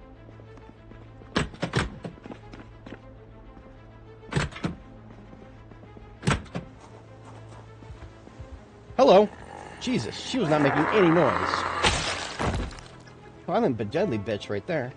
Usually the ones that are sitting down actually make a lot of noise. In her case. Fucking Silent Hill moment right there. We got the spooky fog and the people appearing behind me.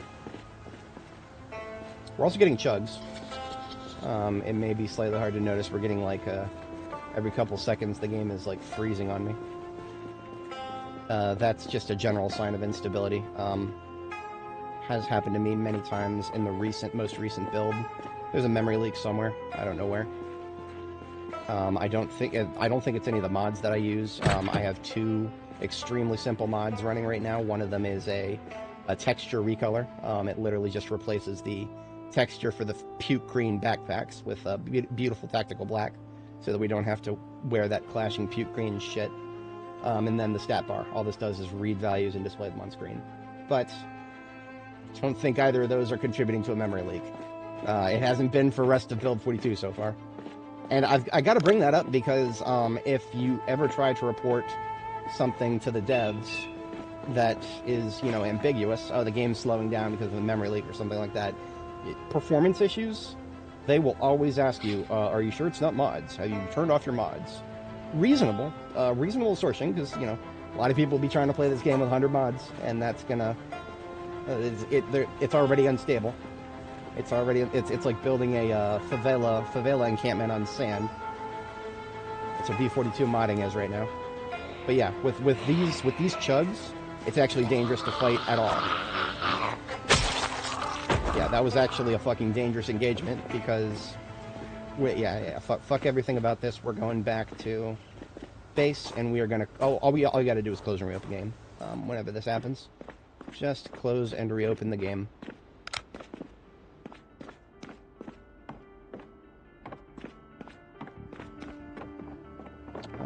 It's probably safe to just do it right here. Okay. Yep, just close, reopen the game, and we will be able to, not have chugs. I feel like the, chugs usually tend to happen after I travel. After I've been, like, in one area for a while, then I go to another area. But that didn't happen this time. I loaded the game, I was at Jericho when I loaded, I traveled, and then I got to the gas station. And we have not traveled since we got to the gas station, and then we got the chugs, so... My theory about it having to do with traveling, nope. Nope, it's just, it's probably just a Louisville thing, right? I feel like the devs would have caught something like... I can't even say that with a straight face. Because it's something that only happens if you play the game for a while. Remember, the devs don't have paid playtesters on staff. That's our job. We are the playtesters. So when I say that the devs don't actually have anybody on staff who just plays the game for long periods of time, that is probably a very accurate statement. I say probably because, you know, I don't do 100% anything here, but yeah, they don't have anybody on staff who actually plays the game really long term. So they rely on us for bug reports for that. Seeing as my bug reports to the devs more of recent have been completely fucking ignored, well, what can I do, right? I just hope that the people that have been also going long and posting bug reports are actually being listened to. I would be happy to put more bug reports in if I could just have some more strong assurance that, you know, they're actually being listened to.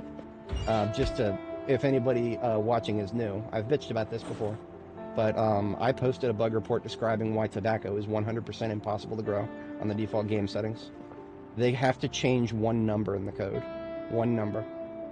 They have to change one number, and tobacco would be possible to grow.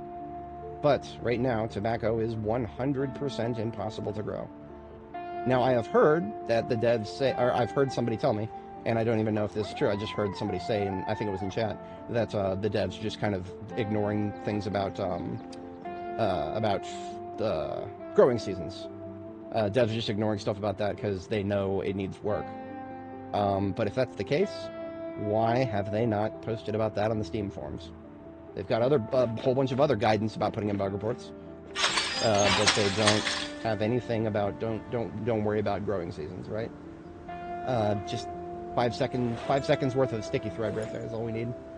If they can't give us that, then all I'm left to do is assume that they're just fucking ignoring me. Which, you know, fair play. I've been mean to them on my streams in the past. I seriously doubt they have actually seen any of my streams or any of even my clips, but I am but a very small YouTuber at this point, but all I can say is if they ever do see my content, there's not a lot of incentive to take me seriously.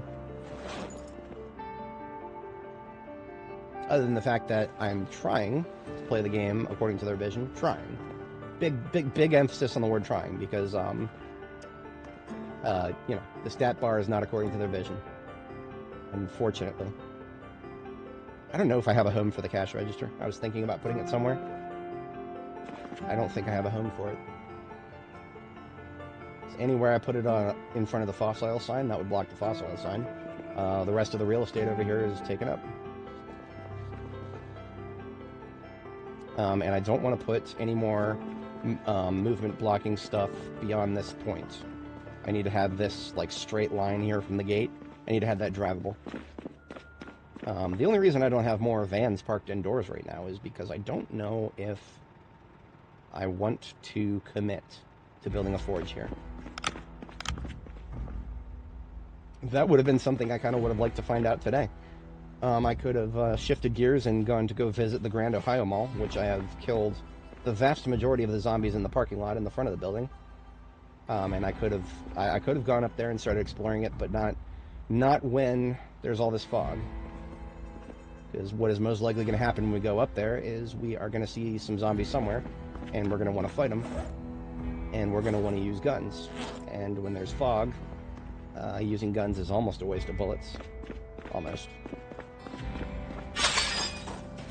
Point blank range is you're fine. But I mean, if you have to wait until zombies are point blank, and you're already level 10 aiming, so you don't need to grind the skill, it's a fucking waste of a bullet, dude. Just use your sword. It's almost as guaranteed to be a one-shot. And I can make a billion of these things, so it's a hell of a lot more recyclable than bullets. I think we are, as much as I wanted to shift gears from base design and logistics, the game is telling me not to do that, so we are going to do some... let's see here. We're going to take the white truck. The white truck here is currently very busted up. But as I mentioned before, it's got a quality 100 engine. So despite all these terrible, terrible looking red numbers in it, the engine actually will never fail to start. Once we repair it, of course. We repair the engine with parts. The quality does not change. It will always be 100, so it will have less than 1% chance to fail to start due to some floating point math errors. So we want to repair that. We have no stashed parts here, though. So we want to take it up to where we have the stashed parts. And then once we're up there, we can pick stuff up with the newly repaired truck and bring it back here. So we are doing some vehicle repair and logistics right now. And yes, I have found a generator magazine. Early game milestone right there. Late game nothing really. Skill magazines don't really get you much.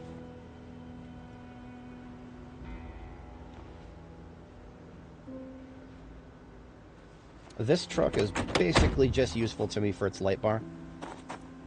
The engine quality in this bad boy is actually, as far as my Chevalier D6s with light bars, I think this actually might be my best. I can't remember exactly if I confirmed that last time or not. Basically, again, for anybody joining, if you're not familiar, engine quality, you have to click on engine, and then look at the number here, and then subtract it from 100, and that is your percentage chance for the vehicle to fail to start. A lot of people will assume that it has to do with engine condition, or battery condition, battery charge. I used to be one of those people. I was wrong. Battery has no impact whatsoever as long as there is a battery in it and the battery is charged above like 15%. And engine condition, you know, the part down here that says 54%, that only matters if it falls below like 20%. If it falls below like 20%, then it starts getting an escalating chance for the vehicle to shut off randomly. So actually, engines in vehicles are kind of like condition of your generators. It doesn't really matter until it falls below a certain threshold, and then it's a potential extreme risk. But if you keep it repaired, it ain't no thing. Unfortunately, engine quality is immutable, so this one will never have better than a 21% chance to start. But, like I said, that may actually be the best that I have for this particular D6. Let's go ahead and... we're going to fill up one can of gas. And whether we put it straight in or whether we repair the gas tank first will depend on whether the gas tank is a good one or not. Gas tank is a big one. Okay, so what does that mean? That means we put the gas can down and we actually empty the gas tank the rest of the way. So that we can remove the gas tank, and you can repair a gas tank just by using a metal sheet and being level 10 welding. Level 10 welding means I will repair this gas tank straight to 100 at the cost of one steel sheet. It's great, I love it. I'm a big fan. Welding is very, very, very good once you get to the high levels in terms of vehicle repairs. First time you repair, it'll go straight to 100, no questions asked. Torch. Do I need 2 units or 1? I can't remember. We right-click on the gas tank. We need 2 units. Okay. This last torch here with the 1 unit left, I have been struggling to use that for a while now. This one here with 2 units left, no problem.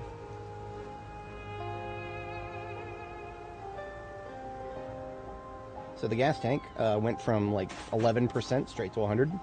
It's great, I love it. Now we just slap that back into our truck there, and boom, it's something worth filling up.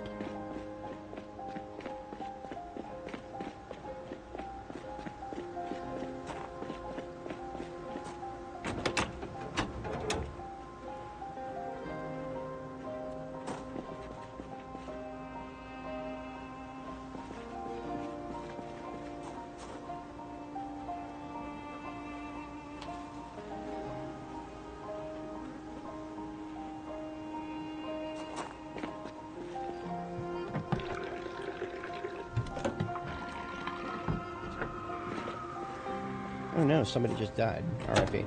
So, now that it has a quality 100 gas tank and a near 100 battery, it will start almost 100% of the time. That being said, our engine condition is 6%. So it will randomly cut out very often. Our wheels are terrible, so if there is some engine parts I can yeet out of this truck. Yeah, the engine quality of this thing is 46. So I would never touch this truck for any other purpose than like blocking a door or something. So I yeet the engine parts off of that. What about this bad boy? Yeah, we're taking the engine parts off of this. Engine quality 35. Unbelievable. Unbelievable. I didn't know it goes that low. So this car right here will fail to start 65% of the time. Mind-boggling. But now we have so many parts that we probably can take this straight to, yeah, we got 12 parts. That took us straight to 42%. I don't think it has a risk of cutting out now. I'm not 100% sure of that, but yeah, I think we'll be fine to get to our garage. I could be gassing myself up here, but I think the fog is actually lifting.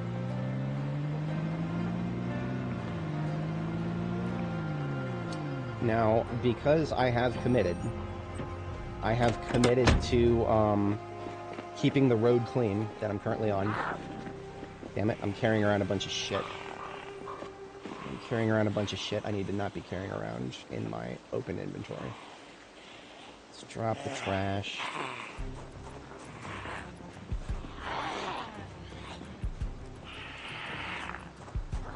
Alright. Now I'll kill you. Yeah, I think the fog is lifting. That's great. So I can actually do this.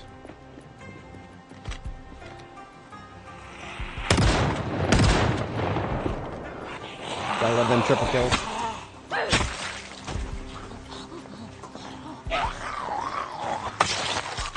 Now, I normally wouldn't discharge a firearm on insecure territory, but now that I've marked these roads as roads that I shall be keeping secure, I will discharge without hesitation, because anything that would be pulled by these gunshots needs to die anyway.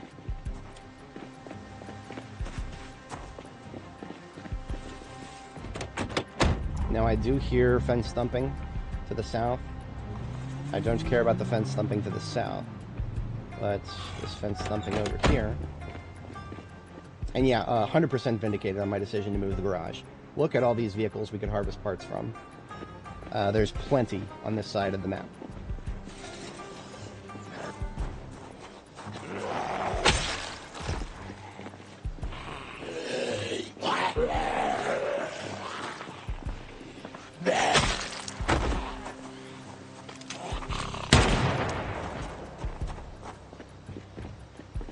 Now that is going to bring more fence thumpers out of the woodwork. That's actually kind of what I want right now. See, look at that, look at that, look at that. One of them went through the hole that we made in this fence, and I am 100% okay with that.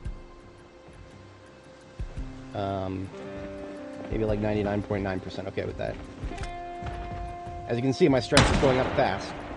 We're almost to the first moodle. Stress is important for firearms, because each moodle of stress cuts your aim by like a third. At top tier stress, at the breaking point, which you will very quickly get to if you have a billion zombies smacking the same fence, at the breaking point, your aim is like reduced to what like 30% of what it should be. I don't. The math is not perfect on that. I'm not 100%, but that's sure as hell what it feels like. We're going on feels. Yeah, that is very much what it feels like. You know what? This is a bunch of stuff that I was supposed to bring back with me at some point, up to and including food that I can eat to shut the hunger up.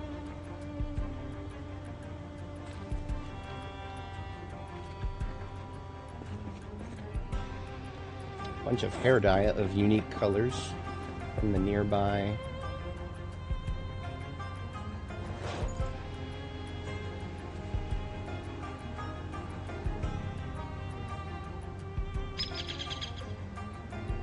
I don't see anybody. I thought I heard somebody, but nope.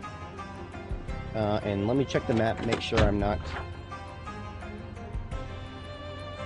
Okay, I did take a wrong turn. This is why I need to make sure that I'm marking the map and actually following the marks. My brain meat told me to turn north, because that's just what I've been doing to get back from this area. But now my brain meat should start telling me to follow the wider roads, because that is pretty much what I have designated.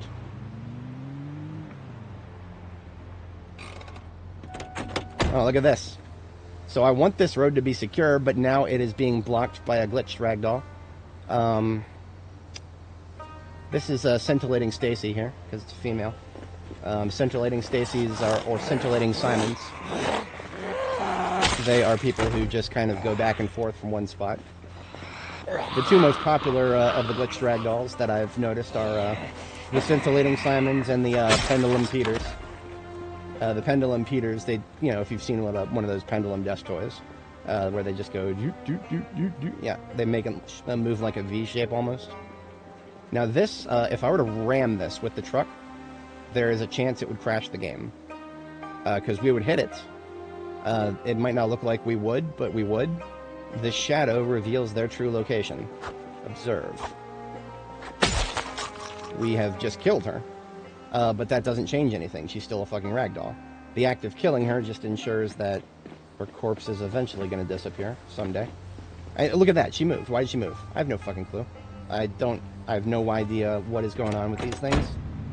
The only thing that I know for sure about this game is that the devs have a skill issue when it comes to floating point math. And if they're using floating point math anywhere in their ragdoll libraries, that would probably explain something about what's going on here. They might be getting some, I don't know. I have no idea, to be honest. There's a couple things that floating point math could do that would fuck this up, especially if they are dividing by like numbers for momentum or something. You could get a 0 for that, and that would, well, division by 0 should actually be throwing a hard error, but it may manifest in different ways depending on the library they're using, which I believe is Fmod. I think Fmod is the physics that they're using for the physics in its current iteration. Once again, I've turned north before I should have. Yeah, I'm using Cow's Lament instead of Jackson. So once again, my instincts have told me to go this way. So we're actually going to loop back really quick.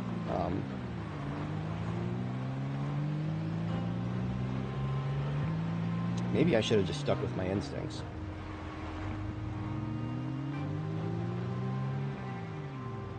It's not that much of a difference right now, because I've recently wiped out everything in these areas.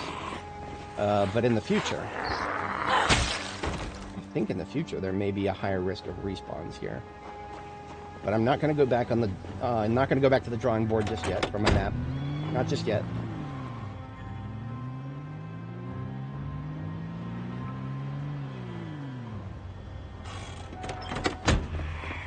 Now, something I cannot afford to forget is that this truck, because it is so wrecked, it has virtually no brakes, and the tires could give out at any moment. So I cannot afford to go any sort of reasonable speed right now. These tires I think are like semi-okay condition regulars. Oh no, they're all performance. Holy shit, they're all performance. Well, okay. You know what? You can fit 2 tires in a military backpack if you're organized. And we've got military backpacks that we carry around. So yeah. No room in the trunk, no room needed. We found our tires already. We don't even have to take them from... that being said, we do have to take them with us. We don't actually have a vehicle repair kit in the truck. This is a regular. That's why I thought there was regulars here. This was the only good condition regular in the area as far as I recall. Other than that, everything in this parking lot has been harvested. Anything that I left next to the vehicles was not worth taking. I noticed those specifically because I left them, like, you know, not next to the vehicle, but like nearby, in a nice little pile. And if it turns out that there are better tires to put on this, I'll actually put them on there. Because this, like I said, is going to be, this is actually the best D6 I've found anywhere on the map. If it was not the best D6 that I've found, I would not be going out of my way for it. But because it is, we are going to fix it up and treat it as if it was our best. Like, this will literally come back to Riverside with us when we're done with Louisville. That is, this is one of the ones that will come back with us. Beyond that, beyond this, I think only the ambulance and the, only the main ambulance and the Jorgensen and Son step van. Maybe the other ambulance. Yeah. So a total of 4 vehicles. Maybe my best D6 as well. Okay, so this right here is another D6 I picked up recently. Or is this the one that this is the one I've had all along in this area? The engine quality is only 76. The other one's 79. So the other one is currently now my best D6 with a light bar with an open trunk. I've got 3 others with a closed trunk. For my particular purposes, the closed trunks are far less useful. Because you cannot access a closed trunk from the sides of the vehicle. So basically, these ones with the closed trunks, they're just weaker vans is all they are. They're weaker vans because you can't access the trunk from the interior, and you can't, you don't have the open bed advantage. The open bed advantage is that you can, if you were to, like, I like to use charcoal storage more than anything, because you store charcoal in there, you drive into your base, and you can access the trunk from many directions. So open bed trucks are amazing for storage. Closed bed trucks are just weaker vans, less storage and less convenience. So I don't actually like the closed bed trucks very much at all. I'm sure someday there may be an objective benefit to trucks having a closed bed. Something that I've already bitched about that I would like to have in the game would be something like, oh, right, this is one of the Franklin volumes that's gonna come back with us. The engine is another engine quality 100. And I actually put some good parts onto this one. I do still have a few, those are shit performance. These should be good performance. Oh no, these are regulars. I have 9 performance tires in the trunk of this vehicle. All heavy duty, of course. And everything in this vehicle is better quality than what I just brought back. So what I just brought back is just going to be left on the floor and may not even come back with us, depending on how many more vehicles actually need to be fixed up in the heavy-duty category. All these vehicles that I've found in Louisville, I have not actually found a Corvette yet. I have located 2 on the map that I am aware of, really good condition Corvettes. I may have located more that I forgot about, but right now, Riverside, my main base right here across from the police department, has got one that I recovered from Brandenburg. That's where this little CV is. I saw that like on my early game tour, and I came back for it. Irvington, there is a car shop. I think this is it. Yeah, CV, Corvette. So I know there's another Corvette all the way on the other side of the map from where we're at right now. And might as well, halfway to the other side of the map for Riverside.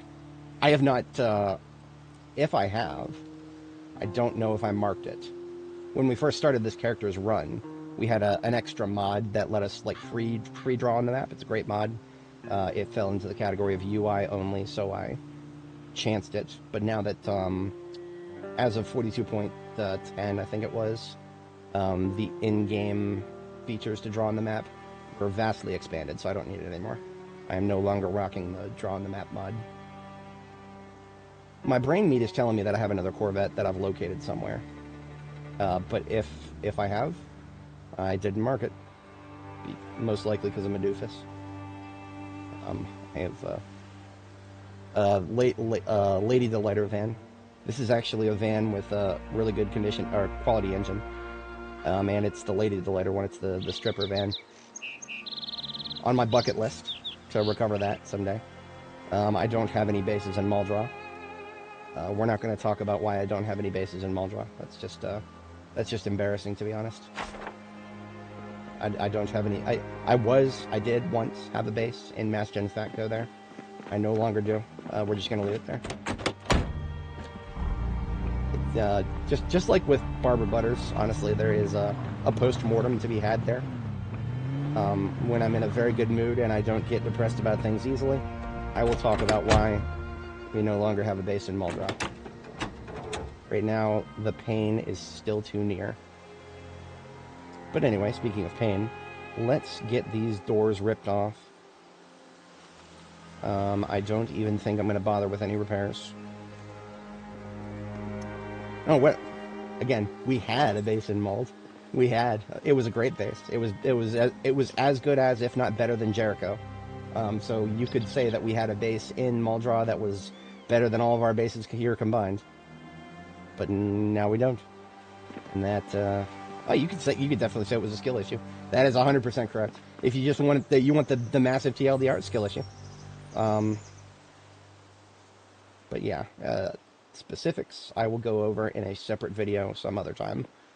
For now, honestly, it's not important. I am not the only person who's lost a base in this game. Definitely will lose another in the future due to something convoluted, most likely. Now, usually, if I lose a base, quote-unquote lose, what does that really mean? Usually it's temporary. Like, one too many zombies show up, then I can't handle it. Sometimes it gets a little worse than that. We want to get this hood off. We do have a pretty decent condition hood that has not even been repaired yet. So that's what we'll put on there.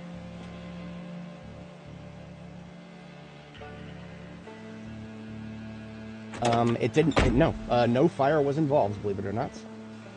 Alright, you know what, I don't need to be so cryptic about it. We underestimated the respawns.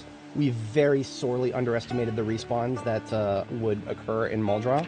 And we showed up to Muldraugh after, it was probably a good several months, right?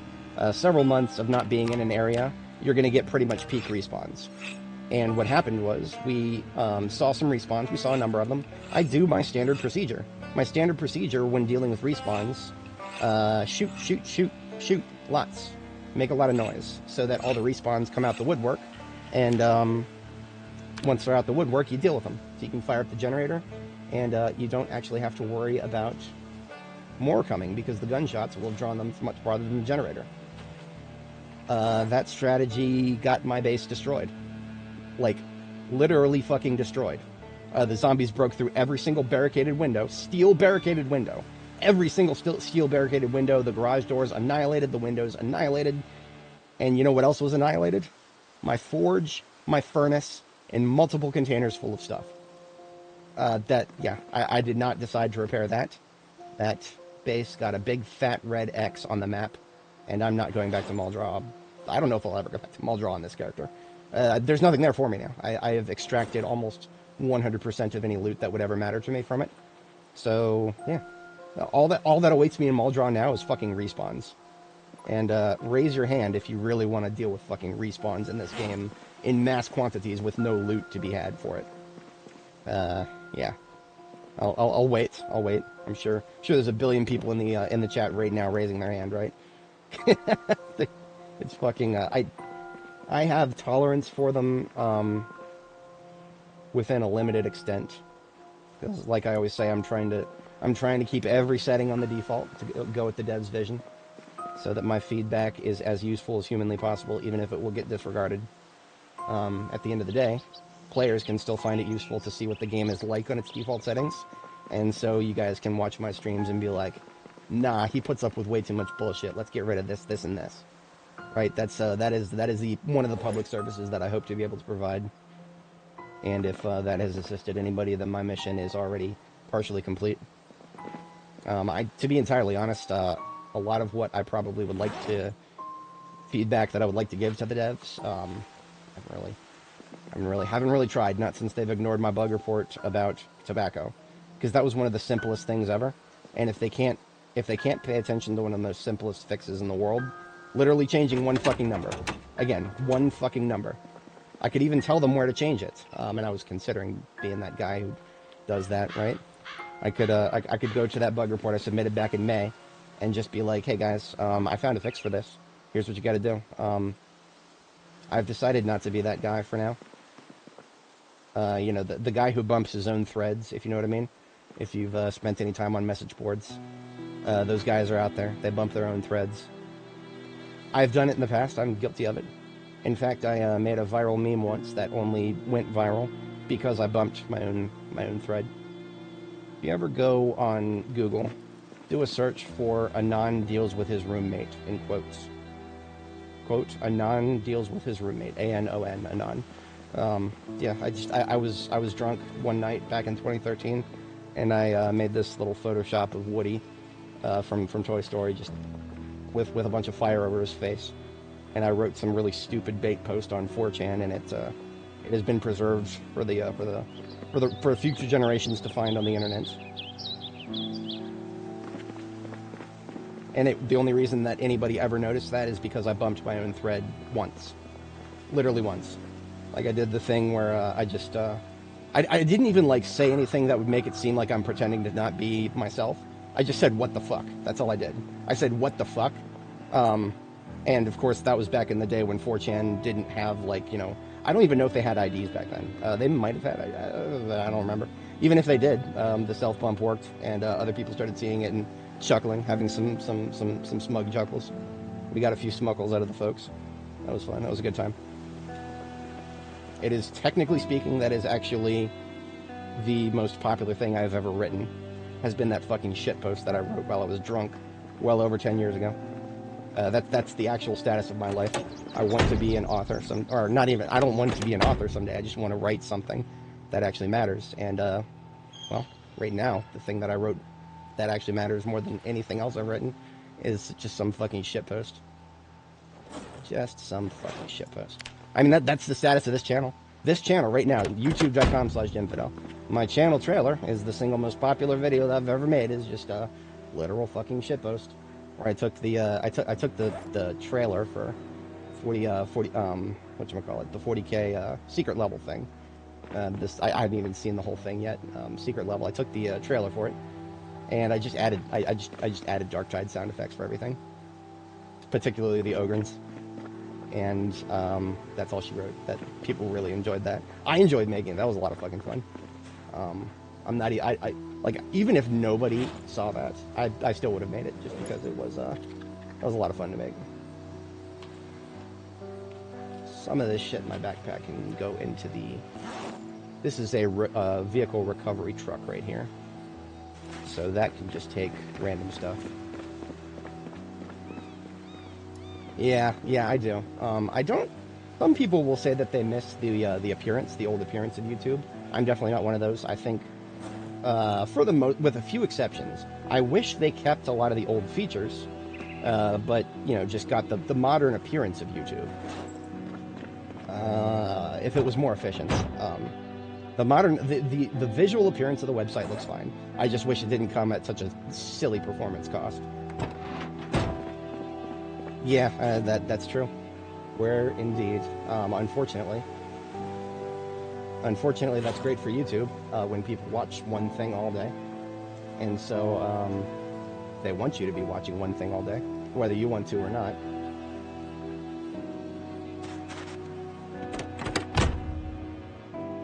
Bandage, eraser, steel wool. Not really stuff I want in a primary vehicle, but a secondary, sure. I hold out hope that someday smokables like cigarettes or cheroots will actually work again. Right now they don't. Right now, cheroots and cigarettes do not reduce stress. So I have no idea if they work for smokers, but for non-smokers, they're still supposed to reduce stress. Except they don't. They literally do fucking nothing for non-smokers, which is a shame. Right? No, 100%. That's actually very true. UBO. UBO are my favorite words on YouTube right now. Oh shit, I took the driver's seat out, but I can't take the passenger seat out because there's stuff on it. And I actually can't access the passenger seat to remove the stuff now. So even though this is one of my best vehicles, it does not need my best seats, because my best seats are going to go in the vehicles that I'm going to sit in the longest, which is not going to be this one. This vehicle is great, but it's never going to be one of the ones that we spend a lot of time traveling in. Like, the most we'll ever travel is going to be bringing it from here to Riverside. Until then, it's just going to be going back and forth and securing charcoal. That's what this thing's purpose is.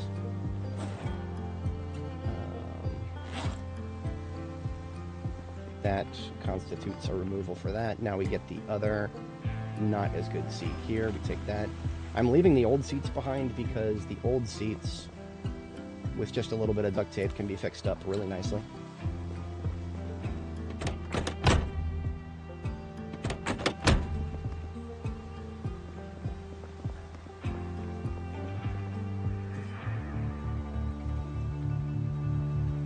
Perfect. Perfect. Tires, but before we even think about tires, let's get these shit undercarriage works out of here.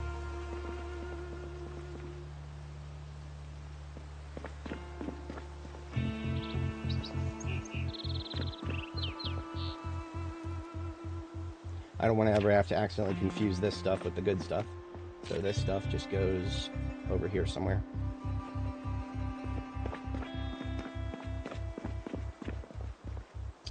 All of my suspensions are in the Tradewinds Forge vehicle here. So I just got to stand in front of it and right click, and there's all of my options for suspensions. I am going to go ahead and give it some of my best stuff. Yeah, we'll give it the high 80s.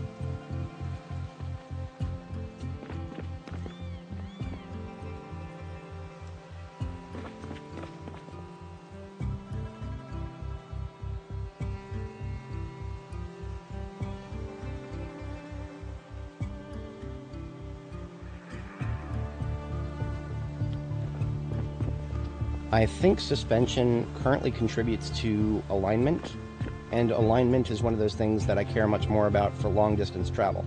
So just like with seats, and I don't even think seats actually matter for anything, but for alignment, I'm not even going to bother trying to keep it too balanced, because I want the suspensions that will keep it balanced to be saved for my other long distance vehicles, or something slightly more likely to be long distance.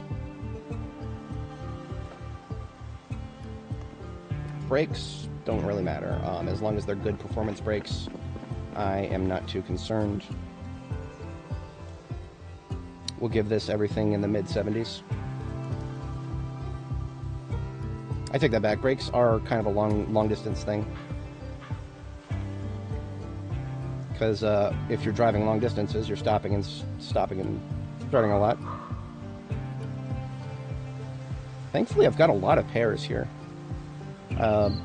If your brakes have different conditions, then when you stop, you'll drift and fishtail in different directions based on the braking force. I do believe it's itemized like that. That actually might be how it works in real life, but I don't know much about cars in real life, so I can't really. Yeah, you know what? We've got so many pairs here that are close within a percentage of each other. We're actually going to go ahead and give this bad boy a mix. We're going to put some of these high-quality regulars, just to get them out of the way. And then some of the slightly lower condition performance ones. So it is both balanced, but not eating into my good parts too much. Yeah. 74 and 72.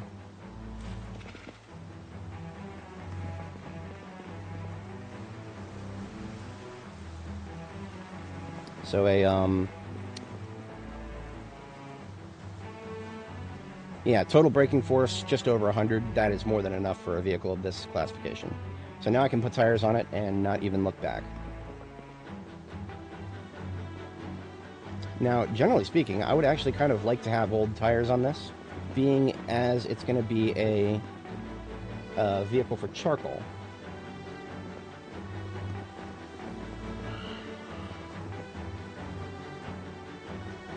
If you are going to be using a vehicle for charcoal, I think lower, you don't want as much traction. I think old tires would actually be ideal.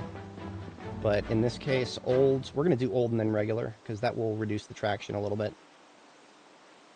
Yeah, okay. I thought I had another regular somewhere up here. But I already took it out.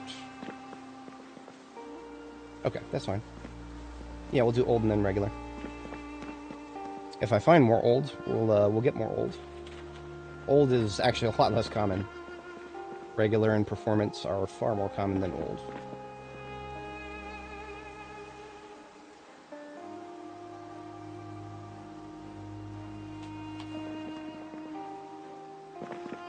So its alignment is definitely going to be somewhat off, but its traction is going to be nice and lowish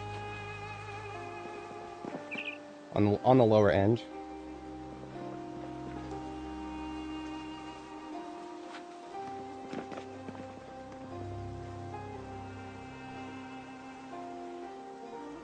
Yeah, that's fine. And then we will pump these bad boys up.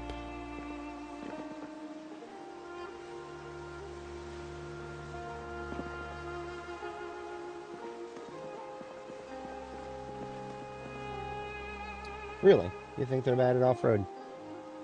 Then again, I've not actually used them at anywhere near as much as performance.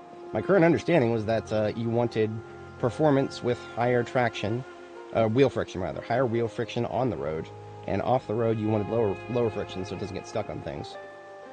That was my general understanding, but I could be wrong about that. I'm not 100% sure. Alright, so what we're going to do is tow back this one with us? Is that what we're going to do? Okay, interesting. I have actually kind of been just avoiding regular tires. But this truck right here has got 3 out of 4 regular.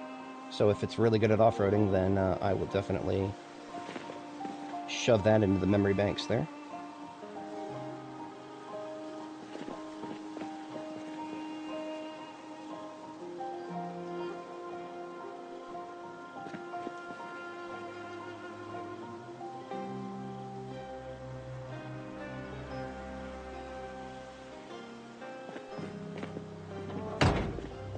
So, if we have a torch somewhere, I don't know if I'm actually going to have a welding torch. In all of these vehicles in front of us here, I got propane tanks galore. I've got a little bit of everything elsewhere. I don't actually think I've got a propane torch anywhere. So I don't think I can actually fix the trunk, which sucks, but that is what it is.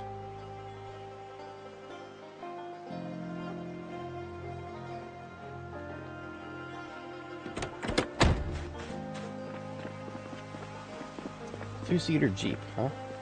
So if that is the case, I'm assuming there's something that I don't actually think you can change with whatchamacallits, with right, yeah, trying to say the backpack. Yep.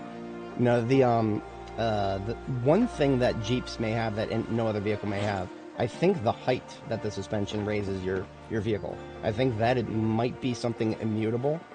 That's nothing you can, you can't put different types of suspensions and actually change the height of the vehicle. And because of that, I think that tracks right there.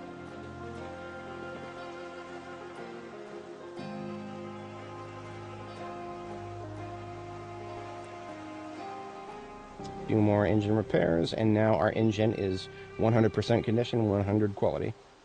So this Chevalier D6 here with the ugly undercarriage will probably start 99.5% of the time. We need nothing. What else was I gonna get? Oh, light bulbs. Light bulbs. Right now, the game doesn't care what kind of light bulb you try to use. So these little light bulbs from the street lights, yeah, we're just gonna eat those. And there's our new headlights and taillights.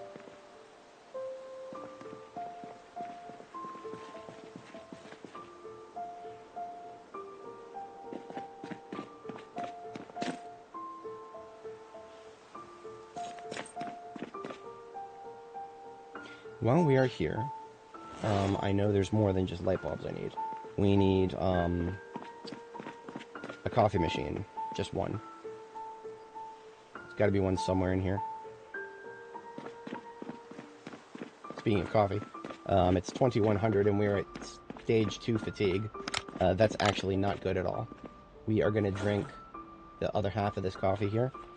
We're still going to need to sleep, but that's going to help our sleep schedule not get too awful fucked up.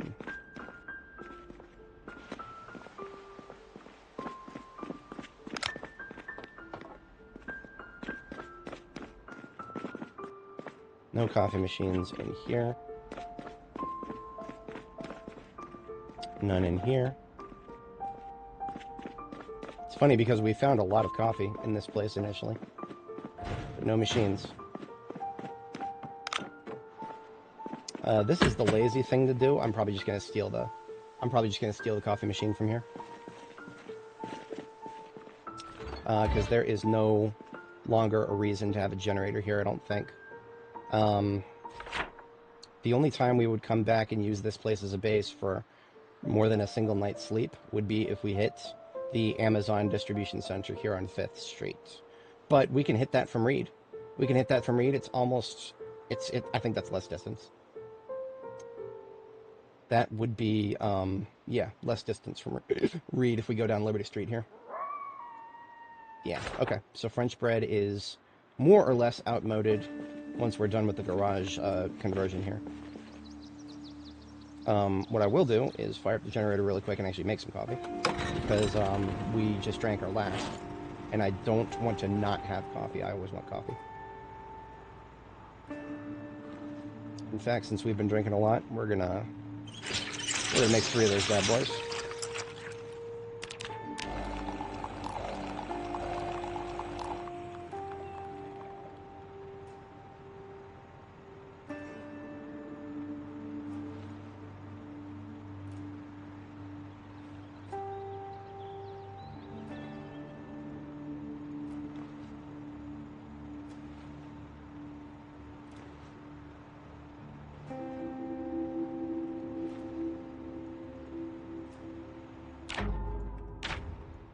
Yeah, no, I actually haven't finished them all. So we were going to do them all today, and then the fog came in, and I was like, no, because if I'm going to hit them all, I want to be able to bring people outside and shoot them. And I can't shoot outside while there's fog. Now, the fog did go away halfway through the day, but at that point, we had already committed to this operation of converting our garage over, so that's fine. That is not that big of a deal. We are definitely going to go hit that. It is always just a question of when, not if.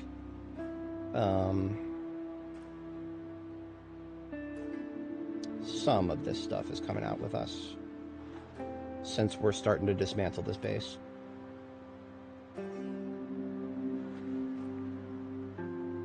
Couple of cooking related things is all we need to leave. Couple of things that can be eaten easily.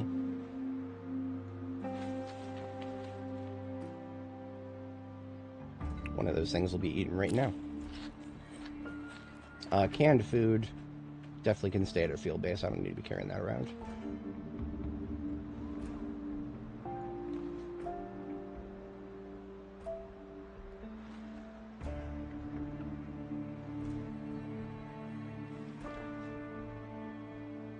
Okay, yep. All the rest of this can stay here, yep.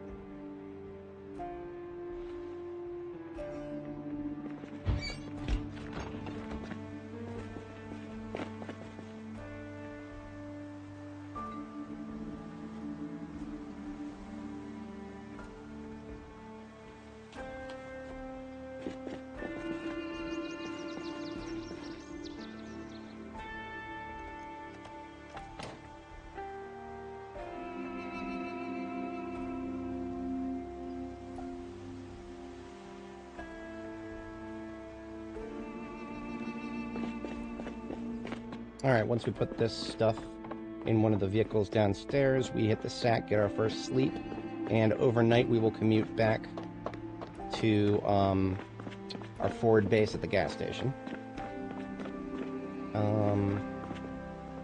There's no room in the trunk of this. There is room in the trunk of this.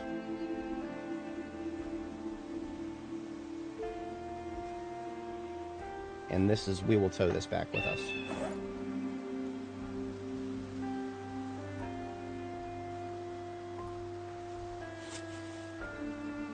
This thing has already got some stuff in it that I was going to remove from French bread here. We'll just put the rest of that in what we can.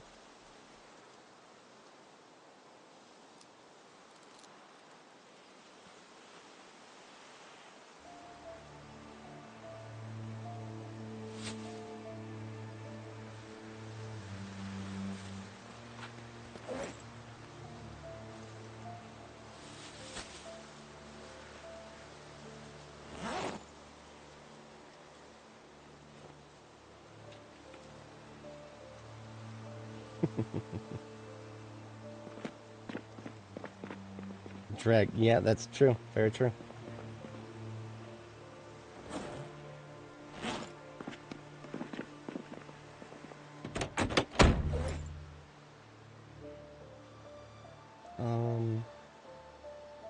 It's bedtime. I don't need to... headlights, of course. We pulled the lights out. Let's put those in. Then we can see what the pretty number looks like. Because once we get these put in, these will constitute all the parts we can put in, minus a radio. We'll figure out a radio later. Right now, overall condition's been brought up to 74%. That might get close to 80 once we slap a fresh radio in there, especially once we repair the trunk.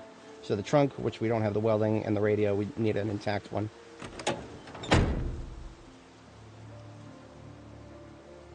Eventually, all these other vehicles will make their way up to...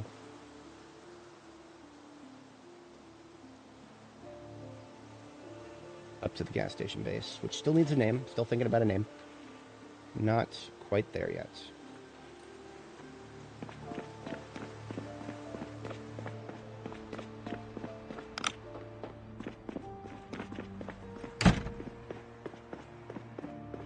You know what? It's close to bedtime. Oh no, that's empty. There was some booze on the floor there.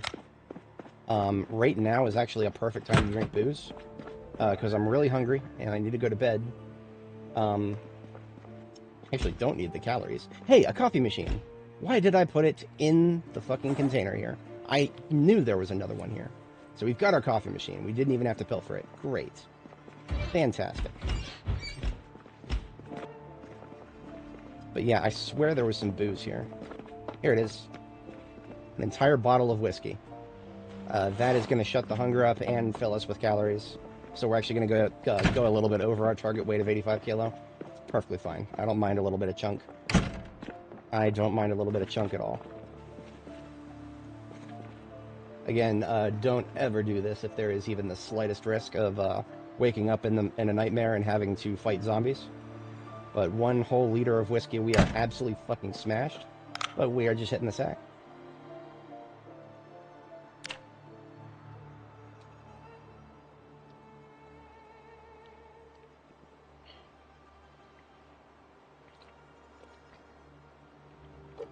Can't wait for the hangover moodle.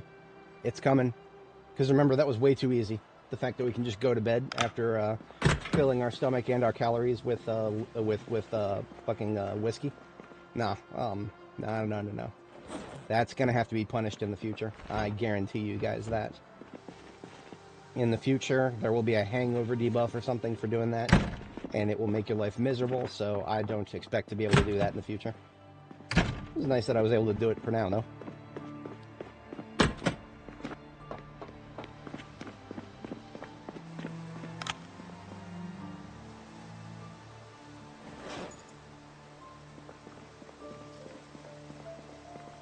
like I said with the, we don't necessarily need to be at calorie cap right now.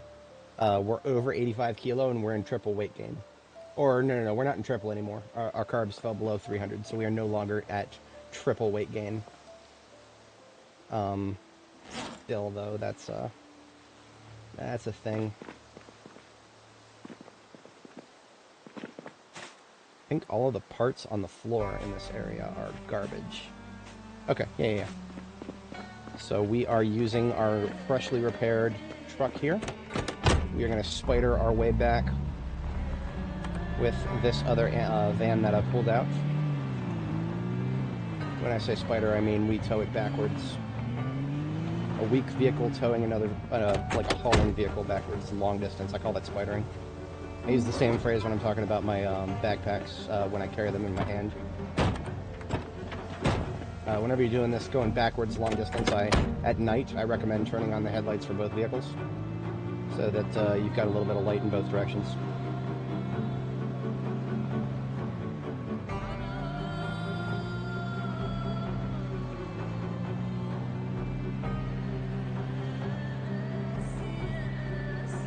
Theoretically, it is possible for some vehicles to tow forward. I've done it with a Corvette, and on very rare occasion, I've pulled it off with the ambulance. I still don't know exactly how to make the stars align for that to happen, because it is probably related to traction and how it works on asphalt.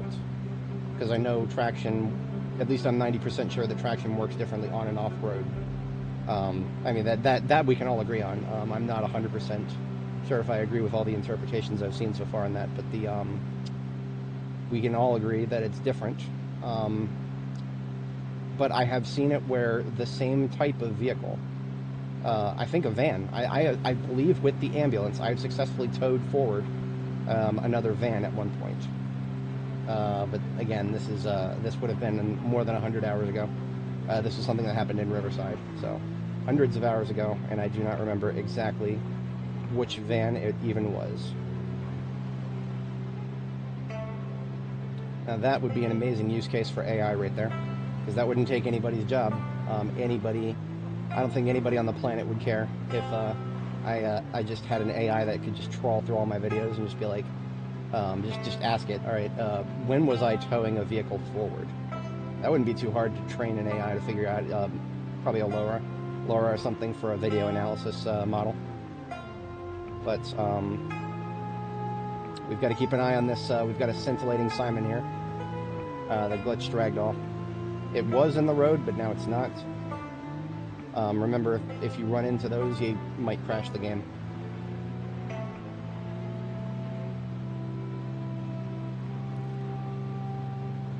I've only ever seen those show up in Louisville and, what's it called?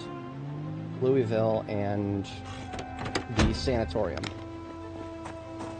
which made me believe that they were associated with high-story buildings.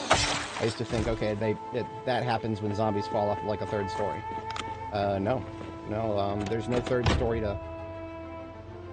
were there some on the roof of Upscale Mobility up there? Maybe.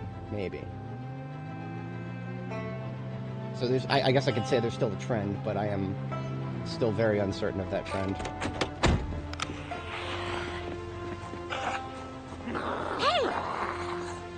Zombie.exe has executed go to driver's seat.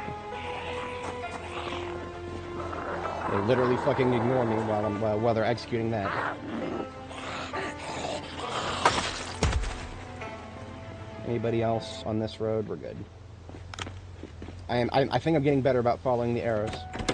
We've got arrows. We've pre-marked the roads that we want to keep clear, and I actually followed it this time. It's much easier going south. Going south, I'm just like, yeah, I'm following the yellow line roads. I could probably keep that in mind going north. Yeah, well, okay, no. I need to make sure that I take a left here. If I take a left at Spiffos, I can probably figure it out from there. The brain meat's still telling me to go north when I see that divide up there. Anyway, we're at our new base here. This is basically our Jericho away from Jericho here, but I don't have a name for it just yet. Especially because I fucked up my phonetic alphabet naming system. Completely fucked that up, so I don't have any idea which phonetic alphabet letter I would go off of if I was going to keep doing that.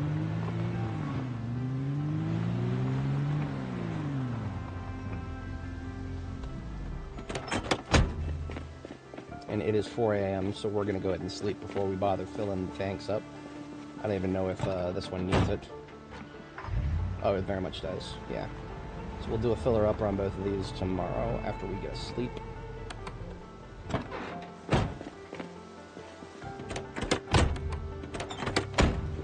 Quick perimeter check because this place is more vulnerable than any other of my bases. Don't want to fall asleep and have one just wander up and break one of my beautifully pristine preserved windows. Then after all the effort I put into it. Nope. Oh shit, I'm an idiot. I fucking left the door open while the generator is running, so that means there could be a fucking zombie up here.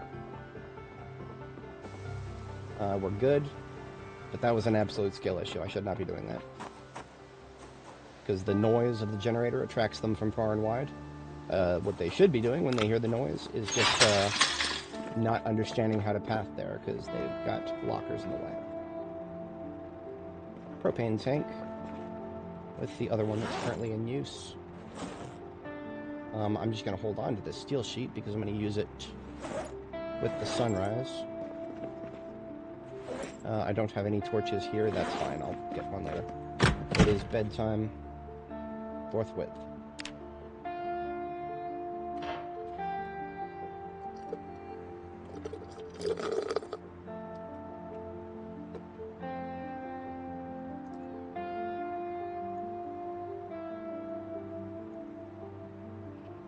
Coffee machine has been located. Oops, don't favorite it, unpack it.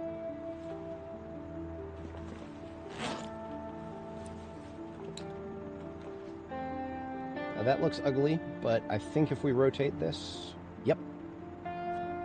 Come on, rotate it, please. Oh, it's doing the thing. Oh, it's doing the thing, damn it. Coffee machines can be placed in facing any direction. But this particular, for some reason, this particular surface will only accept it in one direction. So I may have to reassess my locationing for that. Fuck, well. We have another one of these peach counters. I swear we had a peach counter somewhere. You know what we do? The fact that it's currently being occupied by my welding stuff, we're just going to rotate that.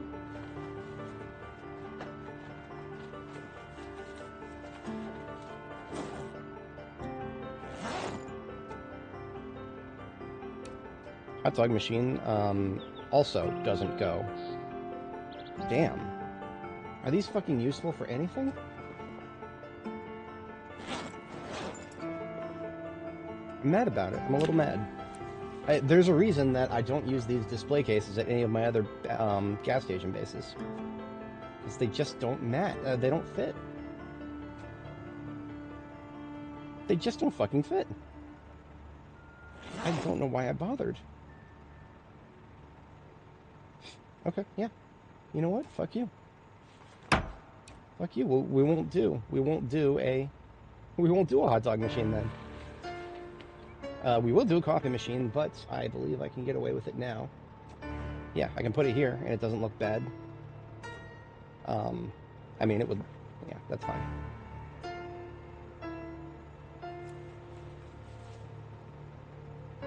So this is now our coffee center, as it should have been from the start.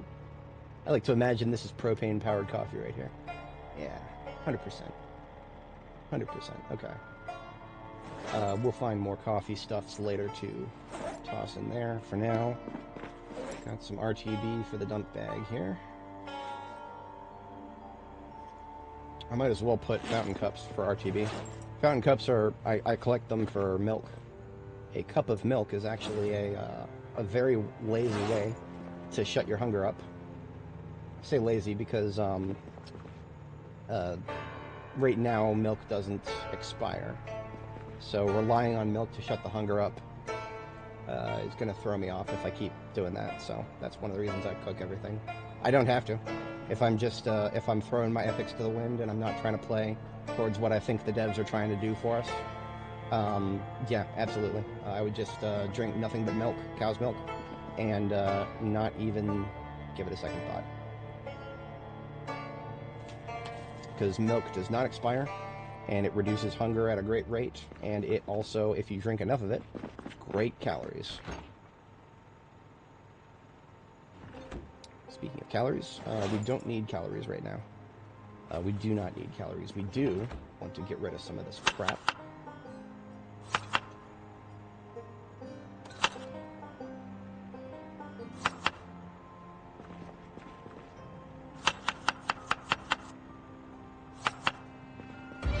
So, almost no calories, but this will reduce plenty of hunger. Get that cooked up.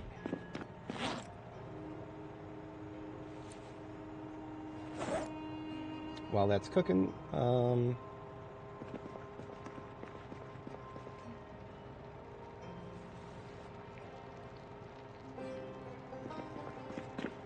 yet another firefighter axe that I located recently. You can toss it in here for now, why not? Some more spare engine parts. It's supposed to go somewhere. I don't actually have a destination for my new garage. I was putting things over here, but that's just because it's out of the way. I suppose I'll continue that trend for now. And the steel sheet that I'm carrying around is designated for the trunk of this truck right here. Just need a torch. We're actually going to get multiple torches here. Because we don't have any more torches. All of our torches that we have are empty. With the exception of this one that has 1 unit left, which is not enough for anything. We're actually refilling torches.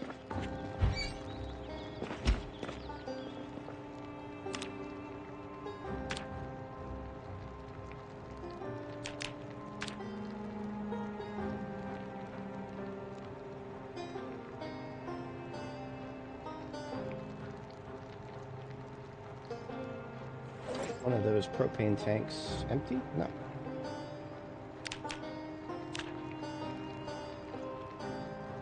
There we go.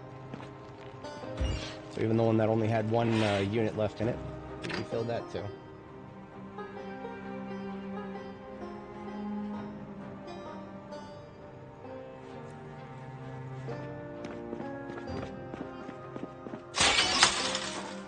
Looks like we're going to have good weather today.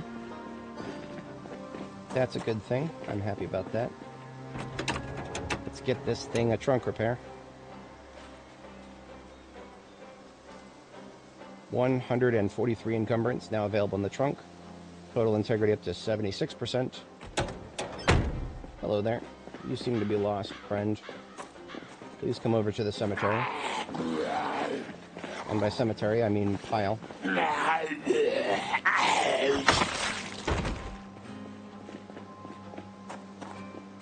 Look at this place. I like it a lot. Far from perfect, but I like it a lot. I think it's pretty.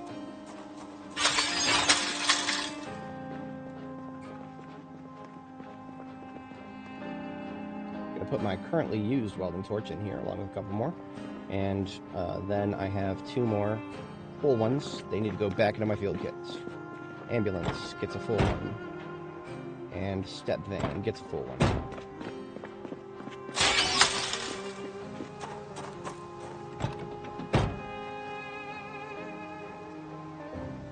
Because I was lazy earlier and I pilfered them both.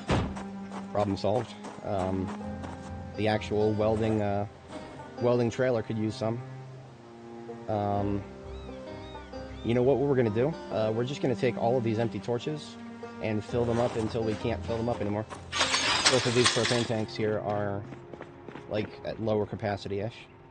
So we'll just do 3 at a time and see how that goes. So one of them is empty. Let's do 2 more and see what happens. Boom, and partially full. So these 2 propane tanks are now completely empty. I can throw them out with a clean conscience. I know I have more propane tanks somewhere.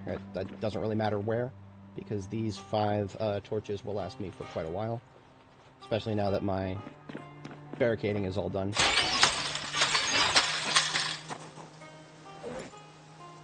So my welding truck has the ready-to-use stuff in one bag and the not quite ready-to-use stuff in another, and then just random materials. Okay, we are going to do a refueling of the vehicles, get them parked somewhere out of the way.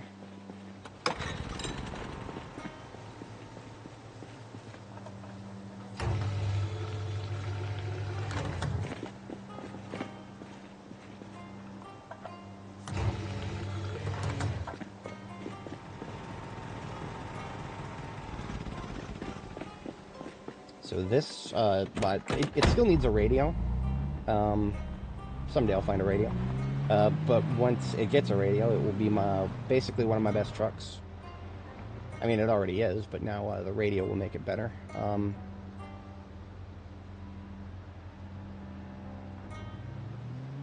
I am not going to let myself get too distracted with that, though, because I don't have an immediate purpose for this truck, and that is fine.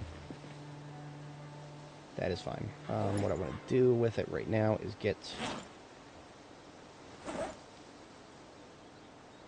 put all the stuff in this duffel bag into it, and then get the stuff that I know I'm never going to use.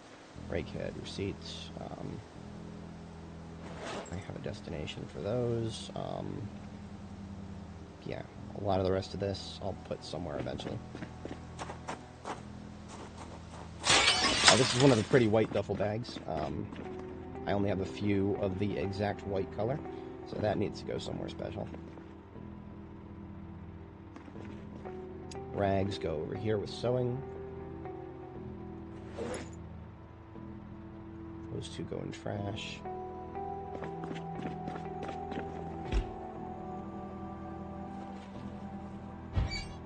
We actually are still going to need to cook a little bit more here. Right now we've got one food item that's going to fill us up, but then we're going to be empty. We still got half a day to go, so there we go. Let's eat that, cook one more thing, and then we can go deploy, and we're going to survey the front of the Grand Ohio Mall. So we're no longer false advertising. I do apologize if people clicked specifically for the thumbnail. We're getting to that. That the thumbnail is Grand Ohio Mall. Well, I mean, it's a parking lot with a bunch of zombies in it, but that is the Grand Ohio Mall. So I was slightly off time in terms of my advertising there today. I can't say exactly whether the change in thumbnail is meaningful for whether YouTube has recommended me to anybody. And the reason for that is I think I mentioned this before, I don't get video analytics as to like traffic sources and stuff like that, not until after the stream. And usually it actually takes a little bit of time to start collating. So I don't want any of the rest of this. All this, everything else in this list, butter, veggie oil, margarine, olive oil, lard, that is all calories. If I wanted to bring myself right back to calorie max, I'd put one of each. But no, we're in the red for calories. We're at 2,800. We will continue gaining weight until we fall below like 800. So we've got 2,000 calories to burn off. And until then, we're gaining weight rapidly despite being already over the fat threshold. Once you're over 85 kilo, you have the high weight trait, which I don't think does anything by itself, but if you get to 90, I think 90 may be the one that actually starts fucking with your fitness. I'm not 100% on that. It might be 90 or 95. I've never gotten that high, so I don't usually think about it. But this is actually one situation where if I don't pay attention to what I eat, I could actually get fat. A little bit of cushion for the pushing is great, but too much and suddenly you're not as combat effective. Our proteins are actually in a good spot for the first time in a very long time. Proteins are only relevant if you're trying to increase your strength experience. We are strength level 10, so that is no longer particularly relevant to us. Sometimes I like to keep keep myself up with the habit of maintaining my proteins, because keep maintaining the habit will help me with future characters. Less stuff to relearn. Again, this parking spot is not bad, but it definitely needs to not be my ambulance. It needs to be a vehicle that I'm going to bring out less often. That wouldn't be a bad spot for the trailer, actually. Because the trailer, I think I could park it there and hook it up easier than I could pulling out that way. But we're going to test that. We're going to test that because I welcome the experience to get a little bit better with reversing with a trailer. This is a skill in and of itself. If you can do it with fewer pointer turns, then your skills are better.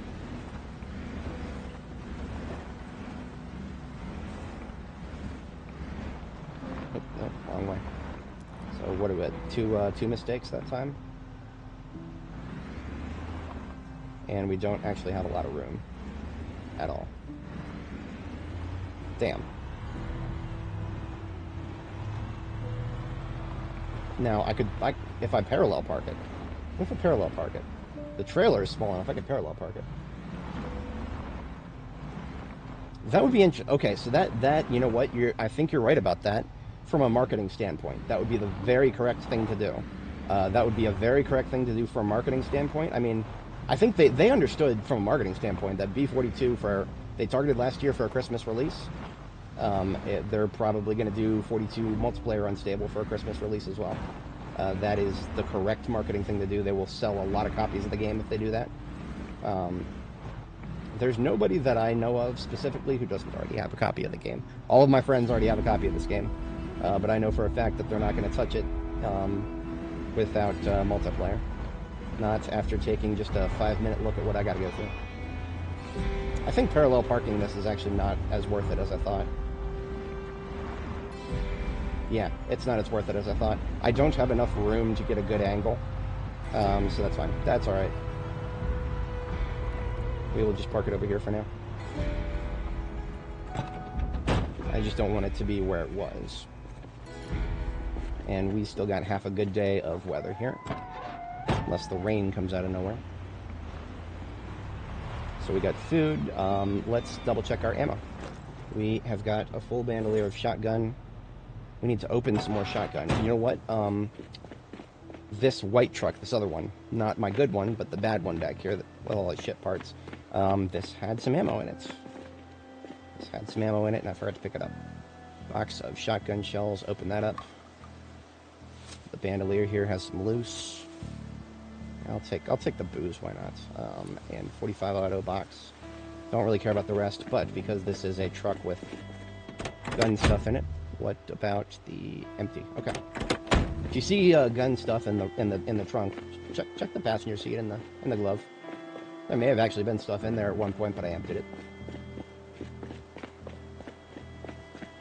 Yeah. I think KTO. I think you've got. You're definitely onto something there. Also, I think we have definitely been. This patch that we're playing right now has overtaken the previous one. The previous patch before this one was the longest it's gone without an update, and now this one. This one came out. You can see in the very bottom right-hand corner of the screen. Probably really small if you don't have 4K, but it's 2025-9/15. That is September 15th. It is November 24th at the moment. So this build has been out for 10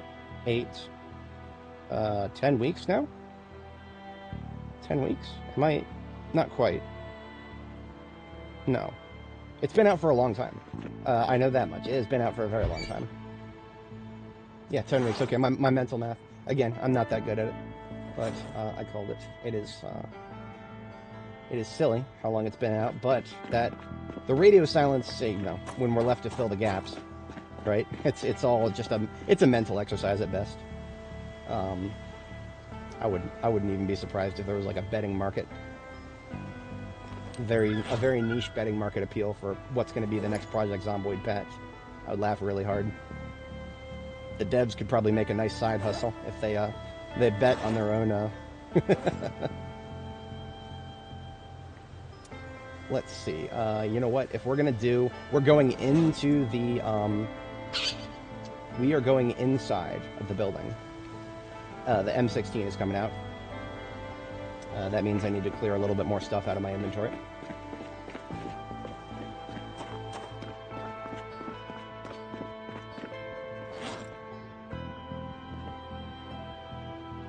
Fear qualifies as happiness increase. It does not qualify as stress reduction, even though I think it should. That has given us a little bit more room to work with.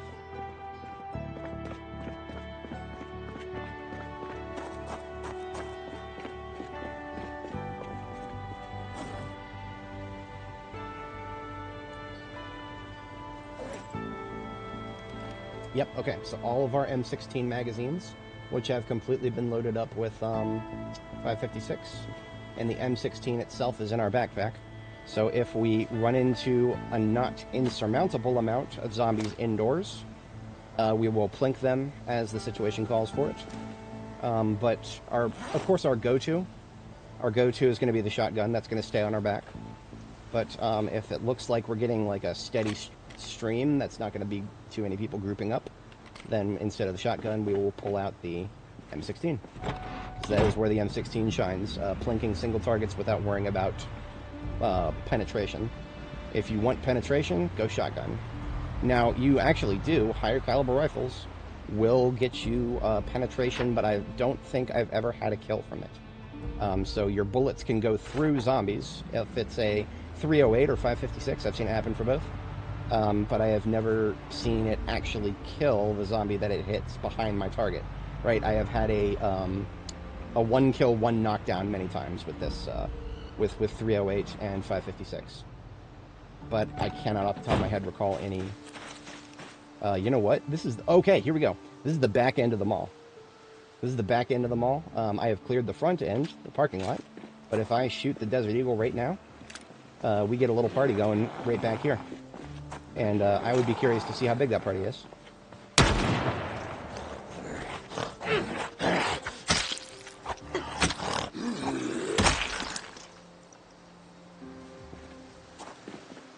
Definitely looks like we got shotgun opportunities here.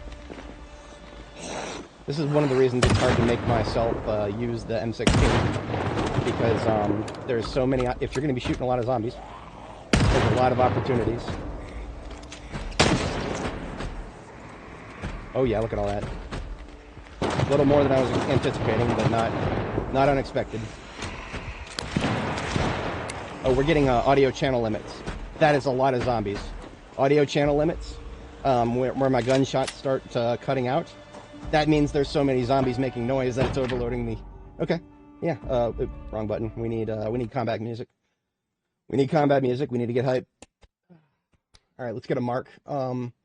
4 hours and 42 minutes.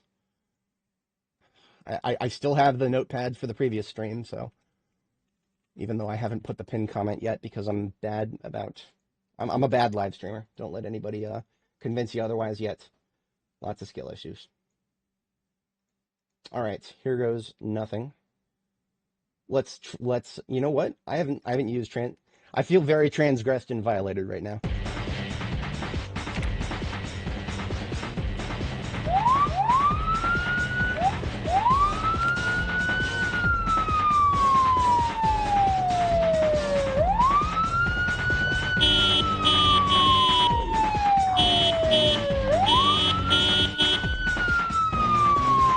Let's see what that brings outside.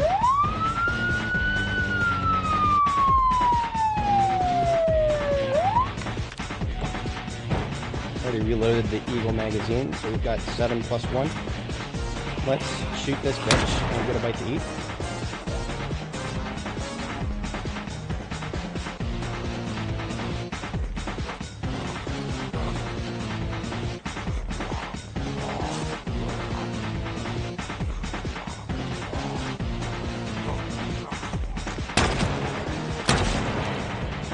Miserable failure.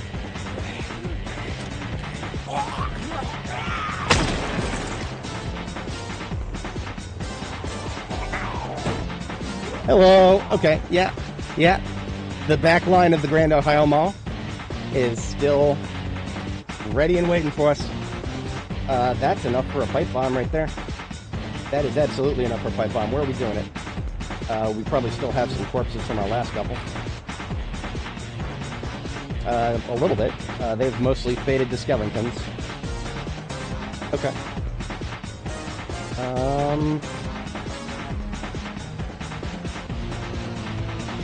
We're going to lose track of a lot of them just by line of sighting them here. That's okay.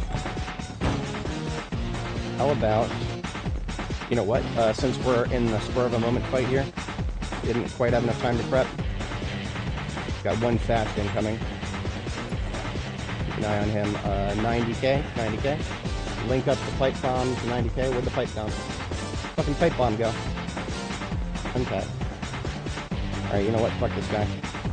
Screwing up my plans, pal.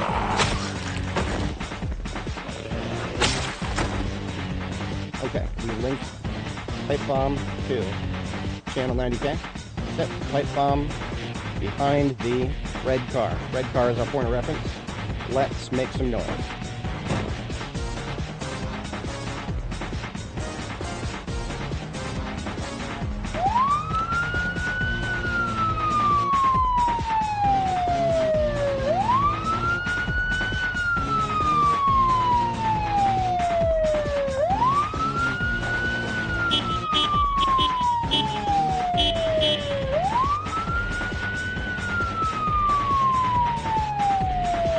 Wasn't quite expecting enough for a pipe bomb right off the bat, but I was completely unsure about the back line.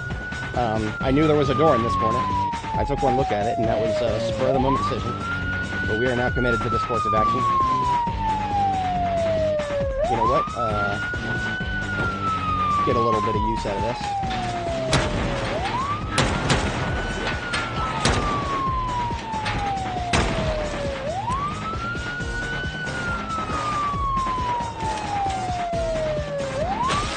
A little bit of use. Won't be able to get too much. That would have been a prime opportunity for the M16. Zombies spilling over this fence. The magazine size of the M16 would have allowed us to actually keep up with it for quite a bit. But the opportunity is now passed. There's too many uprights on the side of the fence.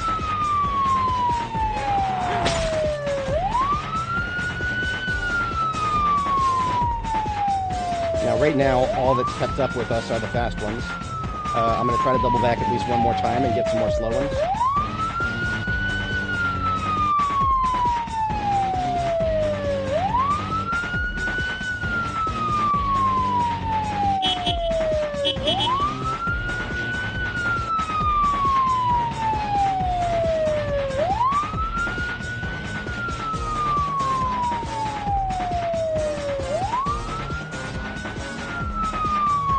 Now this may seem counterintuitive, because I'm not really getting them blobbed up right now.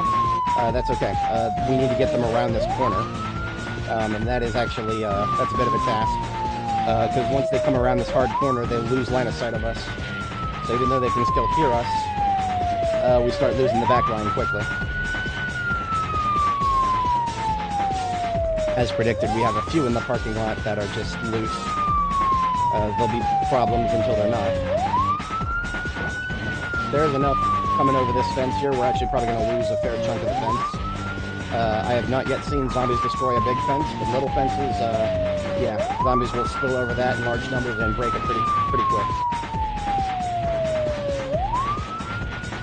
So remember, our pipe bomb is behind the red car right there. So we are starting to get to the limit of where we want to bring them. I'm thinking at least one more traversal outside the fence. One more shot at picking up the back line there. I predict we won't get all the slow ones from around the corner. The medium ones are going to filter into the street and make it really hard to traverse. Yeah, see, we've got one little room back here. And now... yeah, you know what? Okay. We can keep everybody's attention. The height of the building is actually making it hard to see how many are behind the, you know, behind the lip of the building there.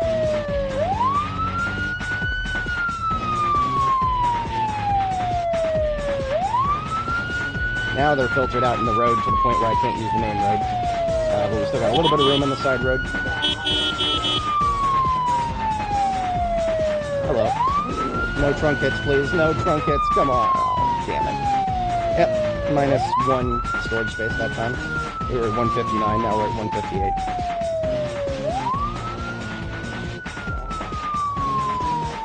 Yeah, it's going to take a while to get everybody over this fence, and we're going to have to wait for it. But once we do, we'll have a party.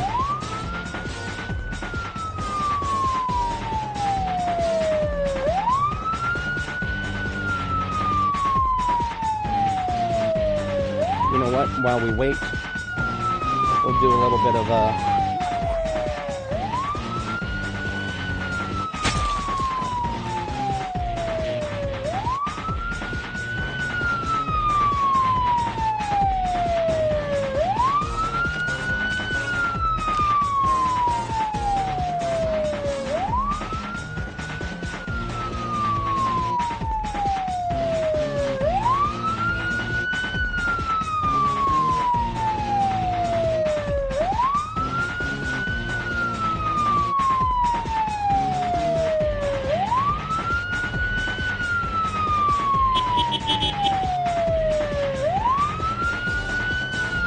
last call for the back line. I don't think we'll have too much at this point. I think we've got the vast majority of them within audio reach now.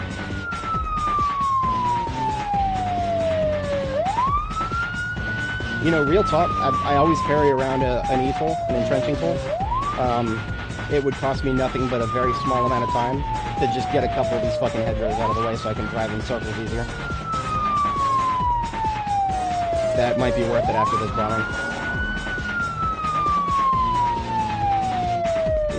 These hedgerows are making me feel transgressed and violated right now.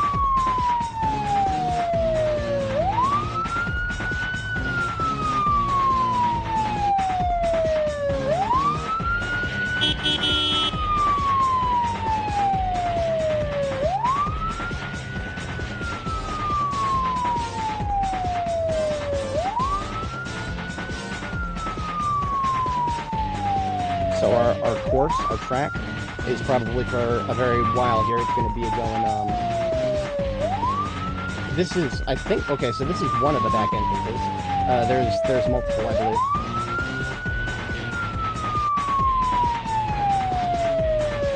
But for the first time, we're able to get all the way up here. We do not yet have a clear spot on this side, though, so we're doing semicircles.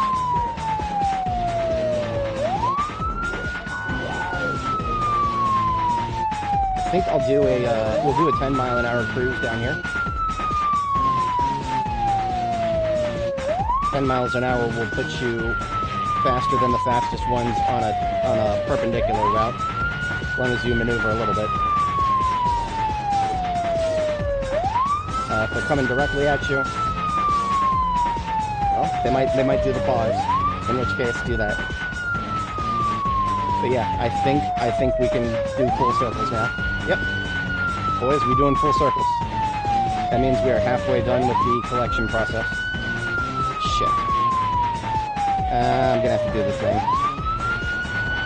Better the front than the side.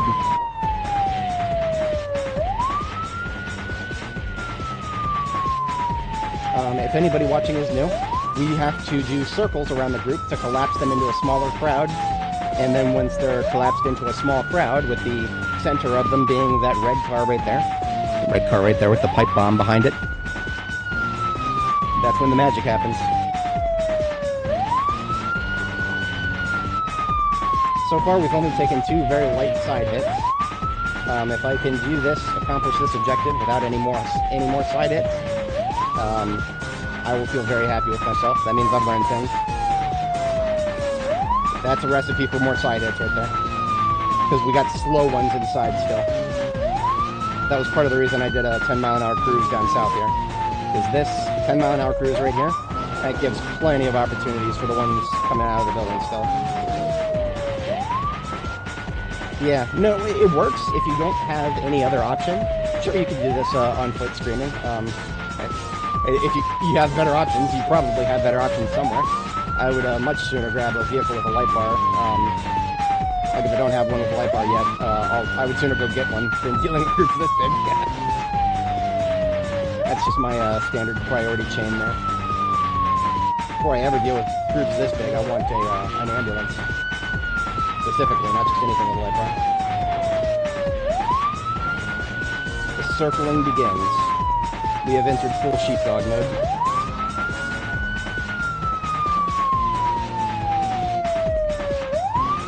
The circling works very well because what happens is the slow ones get stuck in the middle of the circle, and the the fast ones basically just go back and forth inside of the circle.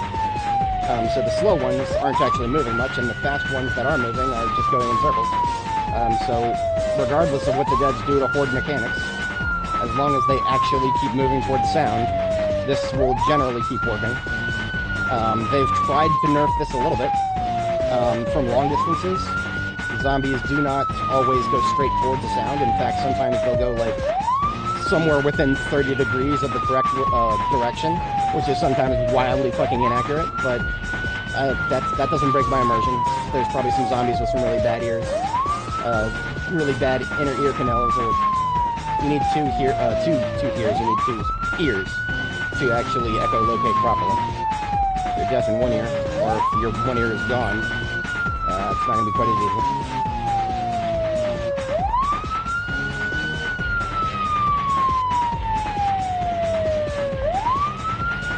Alright, now that we've gotten most everybody from the north situated, we're going to do a 10-mile-an-hour cruise right here. I think I can swing this. I'll have to bump over a corpse, but that's okay. And that gives everybody a plenty chance to come up from the south. This asshole right here in the yellow sweater is making it so I can't just yeet through the bottom there. That would put me at risk. So we'll quickly go around the bottom. Remember, our target is the back of this red car, so we're good. Doing good. They're almost there. A little bit more time on this side. I do not care about the slow ones still coming out of the building. Those are negligible at this point. Now we can do this. Yellow sweater is still there, but he's closer in now. This is where the singularity begins to collapse. Oh, fuck. Oh, that hurt. That was the side hit. That was -7 storage space in the trunk from that little side hit. That little tiny little thump on that zombie. -7 storage space. Welcome to Project Zomboid. I really need to be using one of the D6s for this.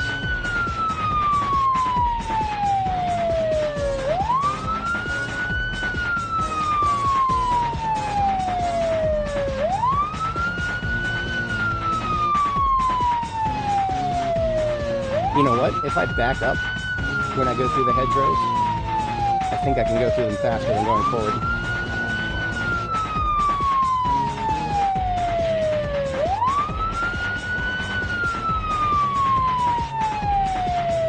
This guy right here, I think I can yeet him.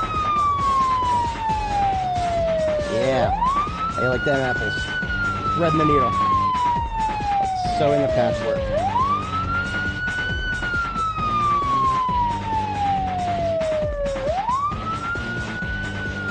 Okay, I think this is our last pass.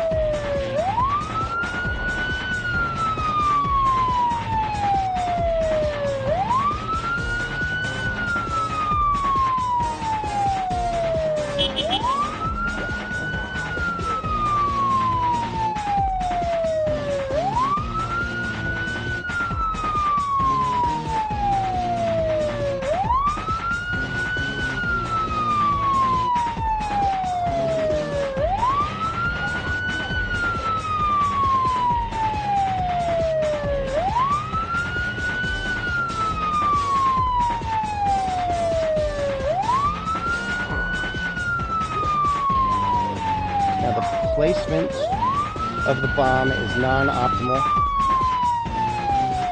but I think we've got this.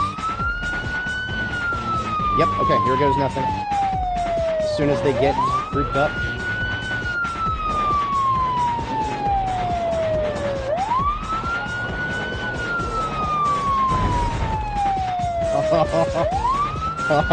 Oh yeah. Okay, that was a good percentage of them. So, we've still got a full range of intact fences right here. Where's my M16? It's M16 time, baby.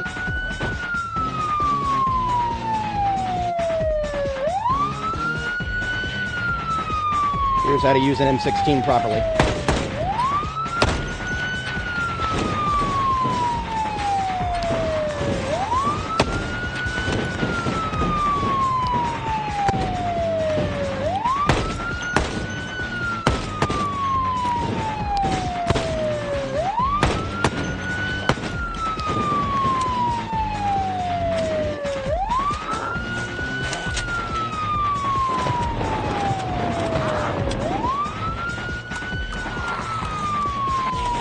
I don't want to lose access to the ambulance, which I will if I keep that blasting.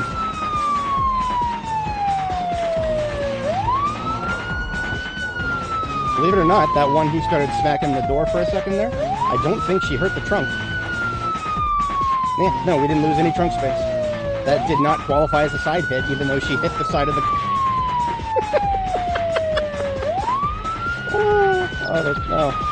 It's funny. We have good times, sir. We reloaded the M16. We're good. 29 shots. Equip in both hands.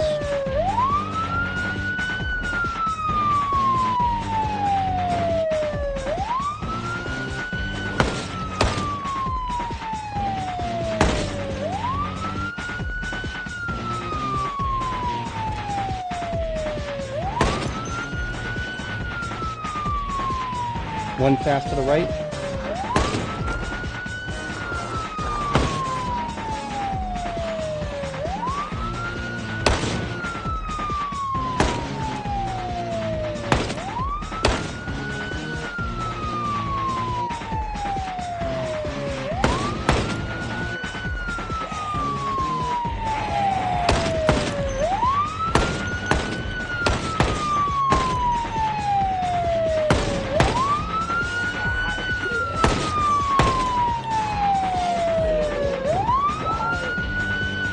Didn't quite get a full empty. We're at 6 rounds. Yeah, they're now very split up.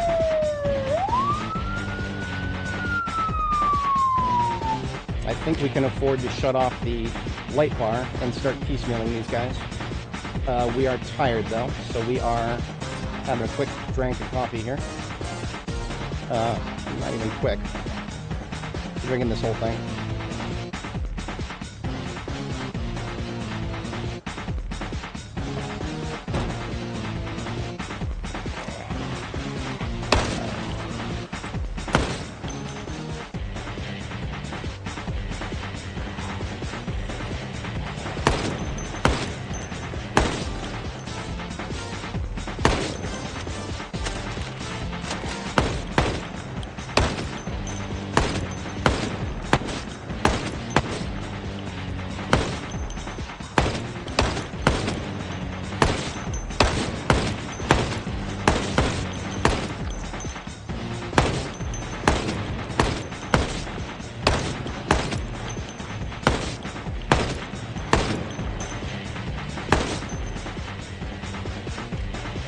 Double check, one shot.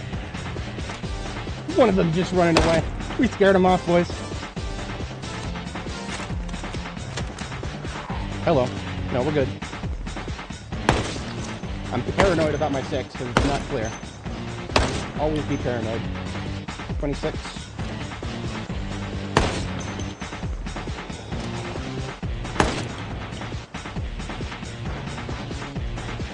Fast to the right.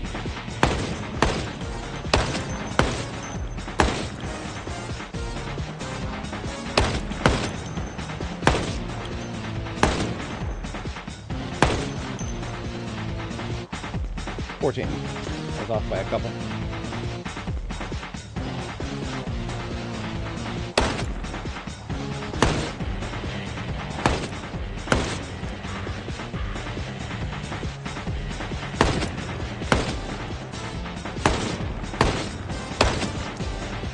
Use up this magazine and then switch to skirmish.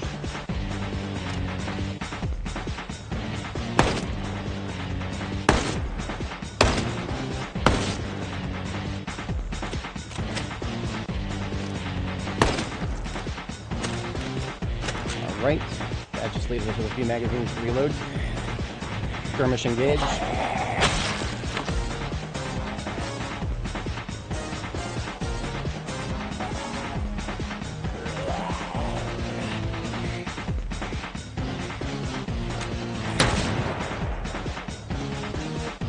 Six. So we had a full Desert Eagle.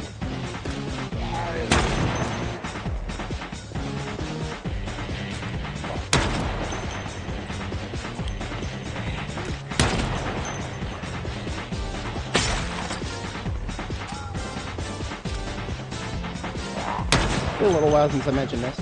If a zombie goes down but the crosshair remains red, That means it's not dead.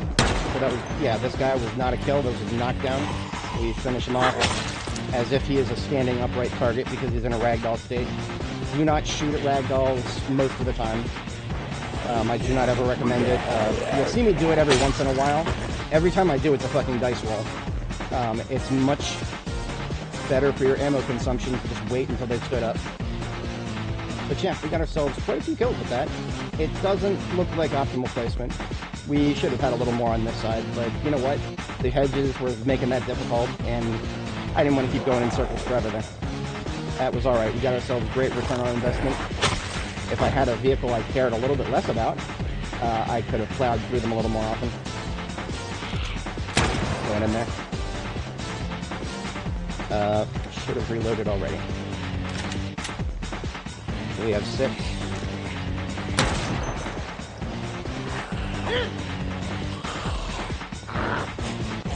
Oh no.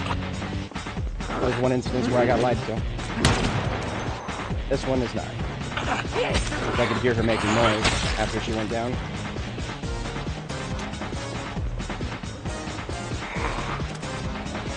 Now it's almost not necessary at all to be shooting at this point. I'm doing it to make noise. My guns are noisemakers right now. 4-shot? Yeah. This is a Desert Eagle, so it's making a lot of noise. Like a fucking thunderbolt in your hand.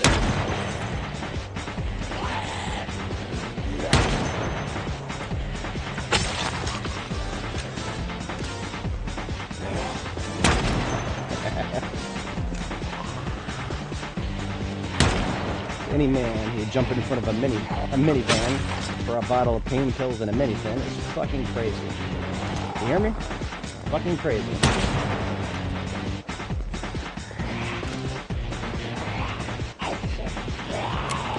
You know what? I did the thing again.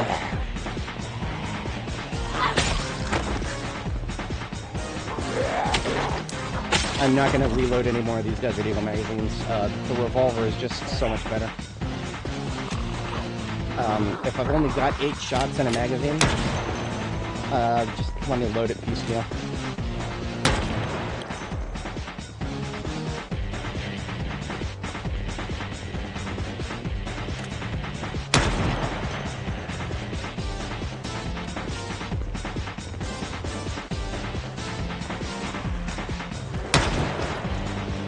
Great.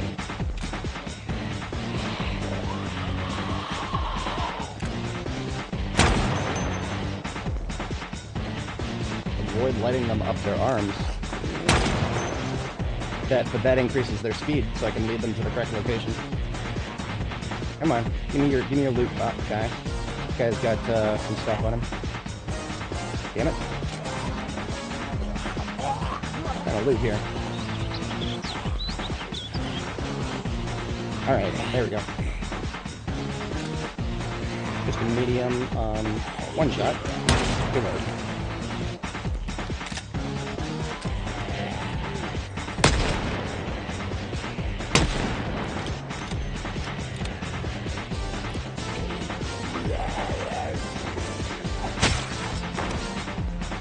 Okay, I think we can cut the combat music. That was a good session. Good jam session, good vibe session. We flew that by the seat of our pants, but we came out alright. I no longer feel transgressed and violated. That was Sly Cooper, one of the boss battles. I actually don't remember which boss battle, but it was Sly Cooper. I think boss battle 2. Don't quote me on that part. If you just do a search for Sly Cooper transgressed and violated, you'll find it. Just through sheer commentary. Is a rather memorable quote. I don't remember the rest of the quote. I never actually played the game. I just find it very, very funny.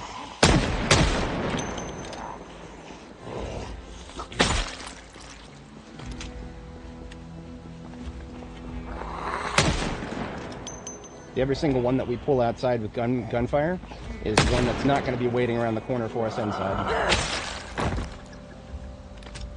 Not perfect logic. There's still going to be plenty waiting around corners, but yeah. Mugshot, yes! 100%. Excellent.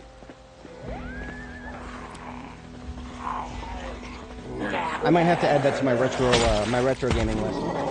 Actually, I don't know if I will do this anytime soon. but I am preparing stream frames to do retro games.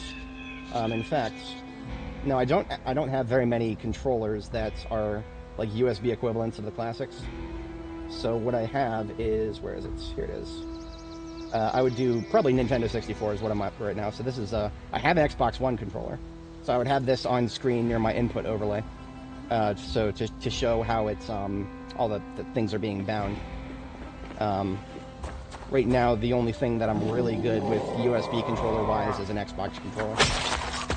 I would have to relearn the older ones. I could do Nintendo 64, GameCube, and PS2 back in the day.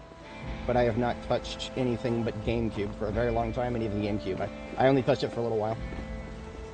Like, several years ago, I got halfway through the very beginning. I got like 2 Spiritual Stones and Ocarina of Time, trying to do the promotional disc. The promotional disc version of the game where they technically remade the 2 classics, Majora's Mask and Ocarina of Time, for GameCube, and then tried to sell Wind Waker. They had to lure people into Wind Waker by giving them a demo along with those 2 N64 classics, because Wind Waker, the change to the cartoony graphics was not very well accepted at the time. People have mellowed out about it by now. I do kind of like how people just treat Toon Link as a separate, as discrete thing now. Where are you? Ah, okay, he's right in here. The only one moving. That is a perma ragdoll. He would never have gotten up, so we released him from his misery. But yeah, it's right over here. Xbox controller. There's certain games that I'm much better with at Xbox controllers than anything else. But that is what I would be using if I was doing retro games. And I don't have the OBS input overlay for it, but I think it's one of the defaults. I think OBS has Xbox One controller as one of the defaults, so I wouldn't have to do any work on that. Not like my okay, so my current one is quite customized, but not as much as my Terra Invicta one. If I switch to my Terra Invicta stream frame, you can actually see my mouse now has 3 buttons, because it does. My mouse is a 3-button mouse. The ring finger button off to the side is not, I don't use it for Zomboid, but anytime I play a first-person shooter, I use it. So I use it for Darktide, and I think I even do have it for Terra Invicta at some point, but yeah, I haven't added it to my stream frame for Zomboid yet because I'm lazy. I'm a bad streamer. I can't even keep a schedule. Even like some of the newest people to live streaming have no problem keeping a schedule. That's not their weaknesses. And yet, for me, time management is always my final boss, no matter what field of things I go into.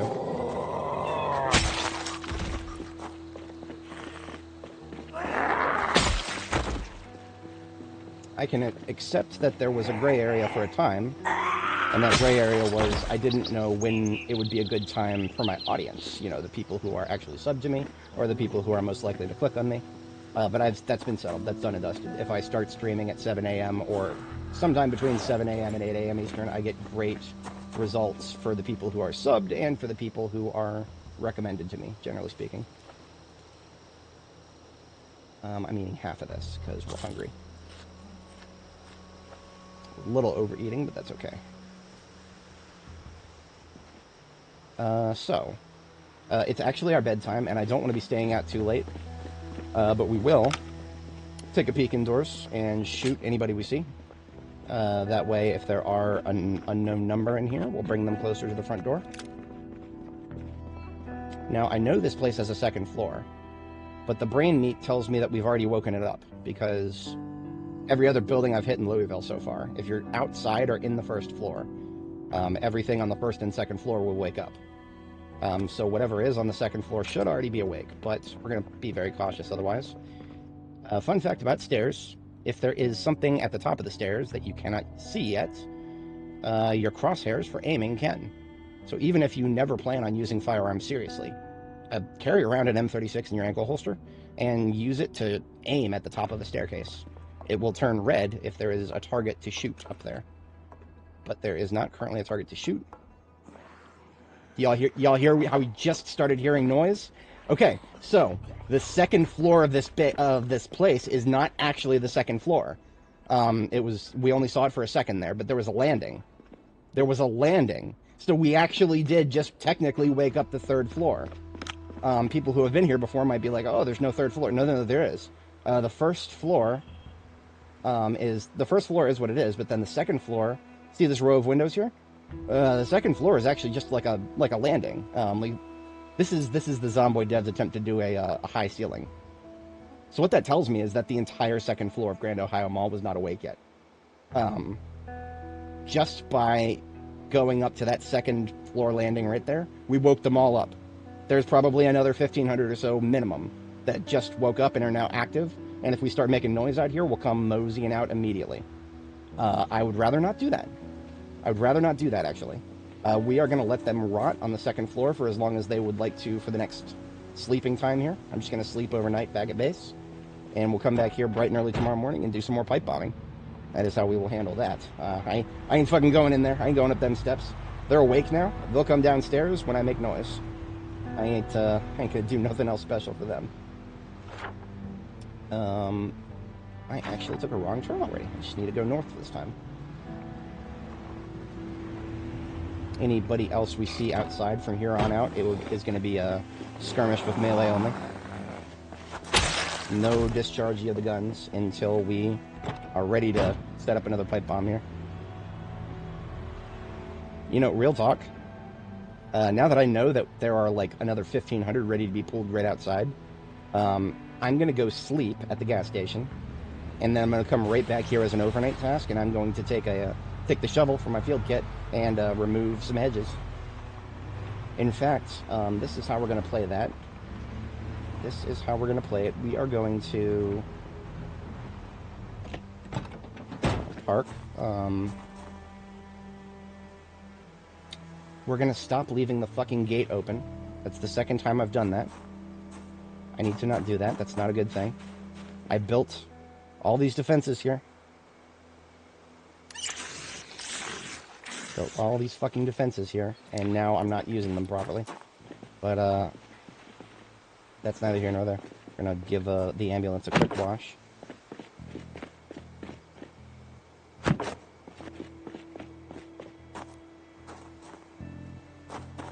And we are going to treat this as unsecure territory because it technically is. The generator might have pulled somebody to the interior or the second floor. Let's check. We're good. Let's just not do that again. So, like I said, we're going to sleep, and we've already got food for the overnight. We're just going to take the shovel, and we need a garbage can. We need a garbage can because you've got to do something with the stupid hedgerows after you pick them up. And the fact that you have to do something with them after you pick them up, you can't just, like, drop them on the ground. They're not the kind of item that the game will let you drop on the ground. There is something wacky you can do, there's something wacky you can do if you put it in your hand, and use the key binding that drops whatever is in that hand. You can drop it and it will appear on the ground as an item instead of a structure. But that is a lot of extra clicks. For me, it is faster to just fucking delete them in a trash can. That's exactly what we're going to do. We have spare trash. We have many spare trash cans here. In storage. Okay. There is at Spiffos. I don't know how long this will be the case, but right now, if you need a trash can with a lot of room in it, there is something even better than the dumpster. And they only exist at Spiffos and, I think, Pizza World? Spiffos and Pizza World. But we got a Spiffos right up here, looted and trashed. Looted and trashed is perfectly fine, because we're literally looking for the trash can. We are here for the trash. And look at that, we got a big old trash can right here. Okay, so regardless of what your traits are, same storage as a counter. And these, for me, a counter is 65. There'll be something else. But yeah, we're taking a tall red garbage bin with us, and we're gonna just take the hedgerows that we pick up and chuck those shits right in there. Because the smaller garbage bins that I was using, I was about to use, I would have to, like, you know, put one in, click it, put one in, click it. This one could probably fit like 4 or 5. Another rat. Another rat, thankfully it was already dead, I think. Doesn't look like we missed hardly anybody up here. That's fantastic. There's probably still some in the back corner up there, because we never got a chance to go all the way back up to the back corner, and that's okay.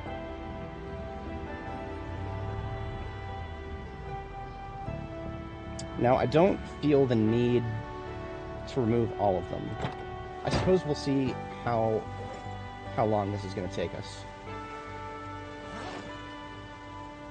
Damn it, I'm out of water.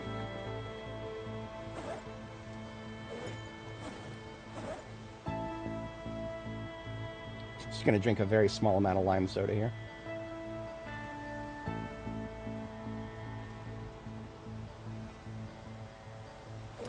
This backpack is for my empty magazines. So I get those sorted out, and now we put the garbage bin right over here where it's in the middle.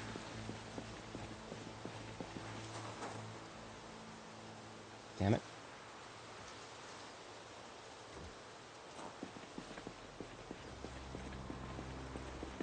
Take care of old Chuck here. Or Lisa. Where the fuck it is. Get our shovel out. Primary.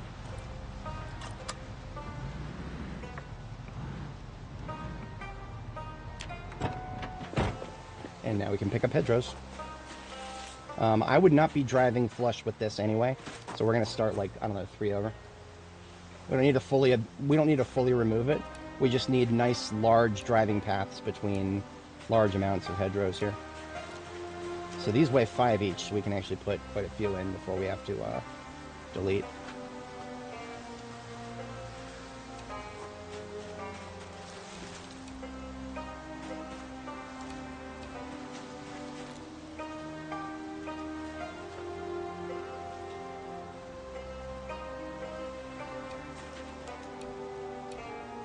We'll also use the trees. We'll use the trees to decide where to stop deleting. That makes perfect sense to me. So we'll just delete just this one more here from this area. Now we've got a way through. Very nice. We'll delete this. We'll relocate a little further away. We could cut the trees if we needed to, but it's okay. The trees are a good measure of where to... We don't need to remove all of them. I think 3 gaps. 3 gaps of the similar size. 1, 2, 3, 4, 5, 6, 7. 6 or 7 is fine. So we'll drop it here.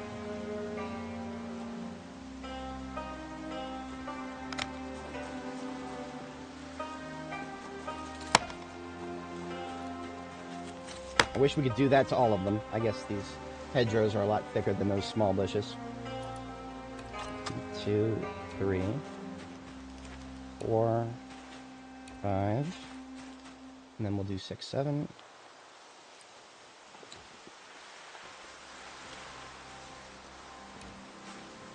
I feel like little gaps 7 wide would be more than enough for me.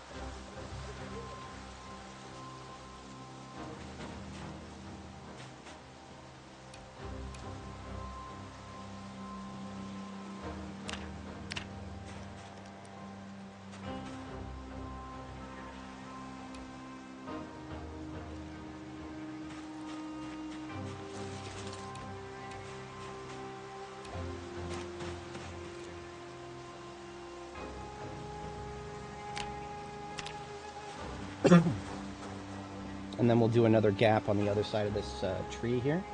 And you know what? I think that's going to be great. I think that's going to be great because that will just give us plenty of ways through. So these hedgerows no longer tell us what to do when it comes to how we use this parking lot. And once this side of the parking lot just gets filled up with corpse piles, we'll just fucking do that again on the other side. But we don't have to do that yet. I'll leave the garbage can here. I just want to leave it somewhere where it's very unlikely to accidentally get hit by a zombie, because I think it actually does block their movement.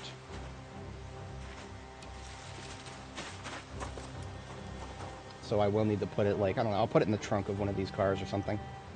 Because if I just leave it out here and they start getting, and, you know, it starts blocking a couple Zeds, that's all it takes, just a couple Zeds smacking it for a few seconds, and that'll delete it. All the effort I did to get it is gone.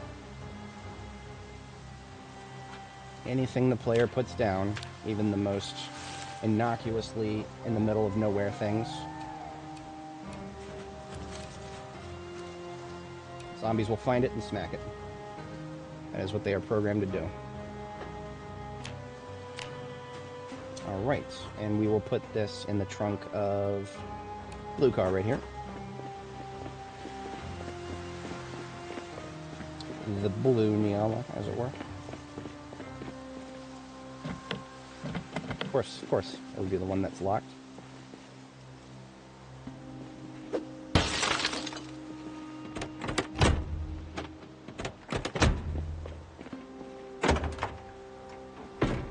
I'll take duct tape, thanks.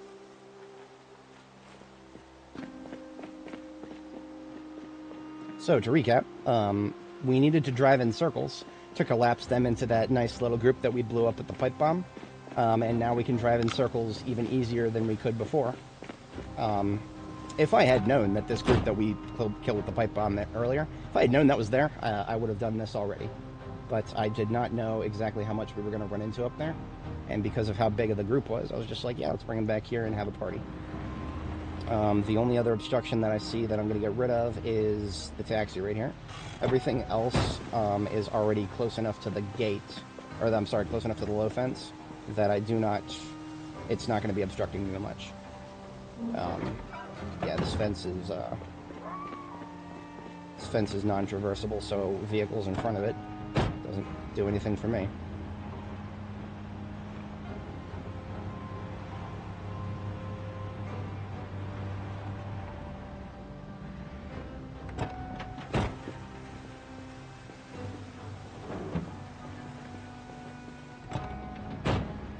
Alright, and you know what? Look at that, it's 4 a.m. Time to sleep again. That was literally perfect for an overnight activity.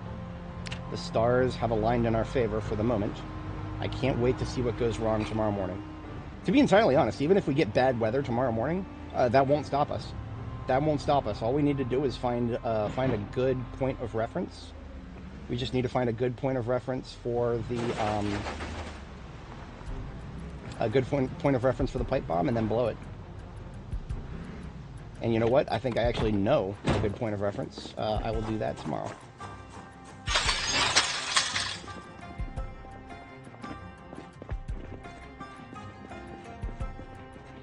Since I ran out of water, let's get that fixed.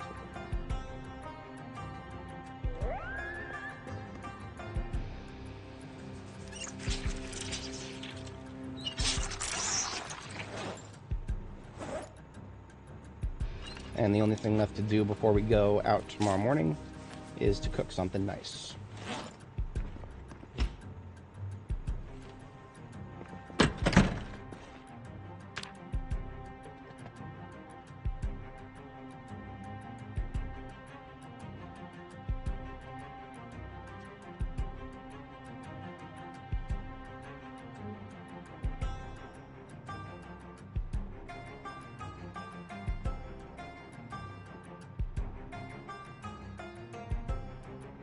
Okay.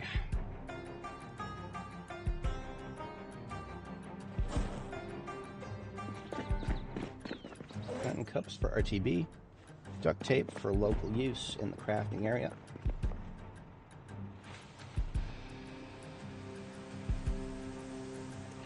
We only expended a little bit of shotgun. I do think I'll open another box. Yeah. And I do need to cycle my M9 mags. Ooh, I need a new battery for my... backup battery for my flashlights. Boom.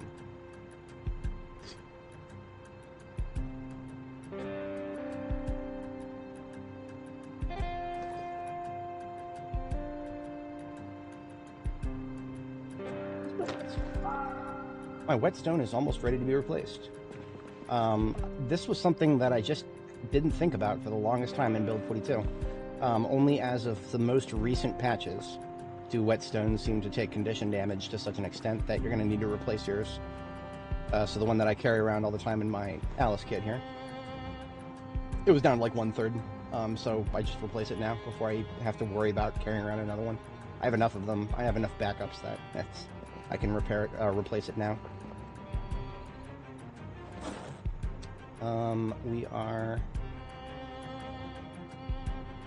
We don't need any coffee, and we are good on everything except breakfast. like I said I was supposed to do. Let's cook a couple of things in the griddle pan.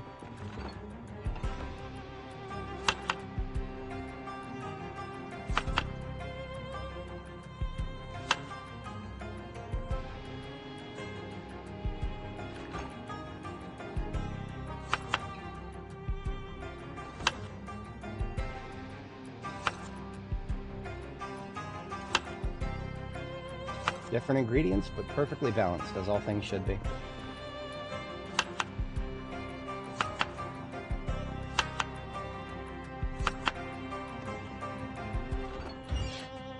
Now this is one of those things that if I could just make it into a recipe, absolutely. Especially the one that ended up being like almost entirely potatoes and kale with just like one small unit of beef. But unfortunately there is no such thing as recipes in the base game. There is a mod, I know there's a mod for that, there's always a mod for that, but in this particular case, it is one of those mods that is actually rather surprisingly heavyweight in terms of all the things that it interacts with in the game, and therefore I would not personally want to use it for the stability of my saves. Now, I don't think it adds too much in terms of like stuff that you wouldn't be, that would make it difficult to remove the mod from the game. I also don't remember. The last time I used it was build 41. I like did a very brief peek at the code. I don't know anything further about it though. Let's just do a reload check. We've got 7 more magazines of Desert Eagle to burn before we can go back to something slightly more reliable. Well, when I say more reliable, just what I really mean is easier to reload. I usually like to have my 7 be something that's very easy to reload, but right now I've been wanting to burn these Desert Eagle mags for a long time. So that's what we're doing today. Desert Eagle mag burns, and still got 4 mags of the M16, so that stays with us. Fast forward a tad. Just got to remember to open 1 box of shotgun before I go loud. If I need more than 1 box of shotgun, well, just make sure I don't lose the ambulance. These came out to be 50 fries, yeah.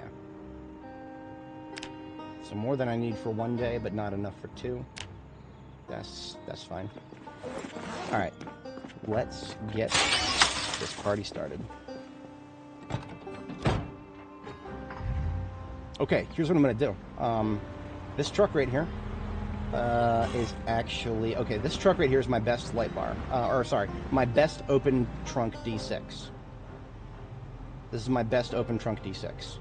And my second best is currently situated as a vehicle recovery... a recovery vehicle, as it were. So because of that... That doesn't matter. That doesn't matter. The amount of... Okay, so, the ambulance. Any van and the ambulance, and probably this counts for the covered bed trucks too. Any smack to the side of your vehicle. Anytime a zombie hits any part of the vehicle that I'm pushing at right now. The lightest of taps on any of these parts of the vehicle reduces your storage space in the trunk. The only spaces that are safe to accidentally hit a zombie and not immediately lose trunk storage space is your passenger and driver's seats and the very front. Everything else, the entire rest of the service area, is highly vulnerable. So, this thing right here, I don't think trucks operate by the same rules. I think only direct rear collisions are going to screw up your trunk too much. And I think the best part about this particular fire truck is we haven't messed with it at all, so it's actually... This trunk has never been repaired, so even if the trunk gets fucked up, we can slap 1 repair on it and bring it right back to 100%. So yeah, we are taking this truck with us, and we're leaving it in the parking lot of the Grand Ohio Mall, so that's where it's going to be most useful to us. Hey Richard, how's it going? We have done 1 large pipe bombing of the back line group at Grand Ohio Mall, and then we discovered something very interesting. Something quite interesting. The Grand Ohio Mall is, I pictured it as a 2-story building, because that's what I saw on the website, and that's probably what a lot of people would think of it as, even some of the people who went there. It's not. It is a 3-story building. The second story, I don't think there's actually much there. The second story is actually just a landing. But what does that mean? That means when I went inside last night and I went up the stairs, I got to the landing on the 2nd floor, and I instantly heard about 500 zombie noises. And they were all upstairs. So all that noise we made outside, all them pipe bombings we did in the previous stream, we're just getting this party started. The entire second floor of the mall was never awake that whole time. So the entire second floor of the mall is ready to be pulled outside. So we are actually coming at the situation with a completely separate truck now. Another thing we did in the downtime this morning is we spent a lot of time prettying up the base here. It's really pretty now. I like it. Bars on every window. No windows broken. Way to drive in the north. I love it. I like it a lot. So let's get that one box of shotgun shells that I kept telling myself to open. Put that in my backpack. This time I'm going to take out... We've only got one pipe bomb left. We're going to need more than one. We're going to need more than one. Maybe I should just go ahead and make a couple now. I should just make a couple now. Yeah. I believe I have all the... I should have way more than what I need in terms of parts. So I am just going to hook up the vehicles so that they're ready to go. And then we are going to make a couple bombs. And then we are going to deploy.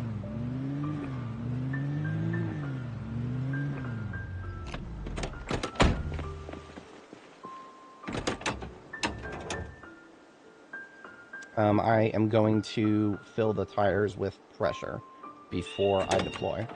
So order of operations is make... Let's do 3 pipe bombs. That'll be more than enough for now. And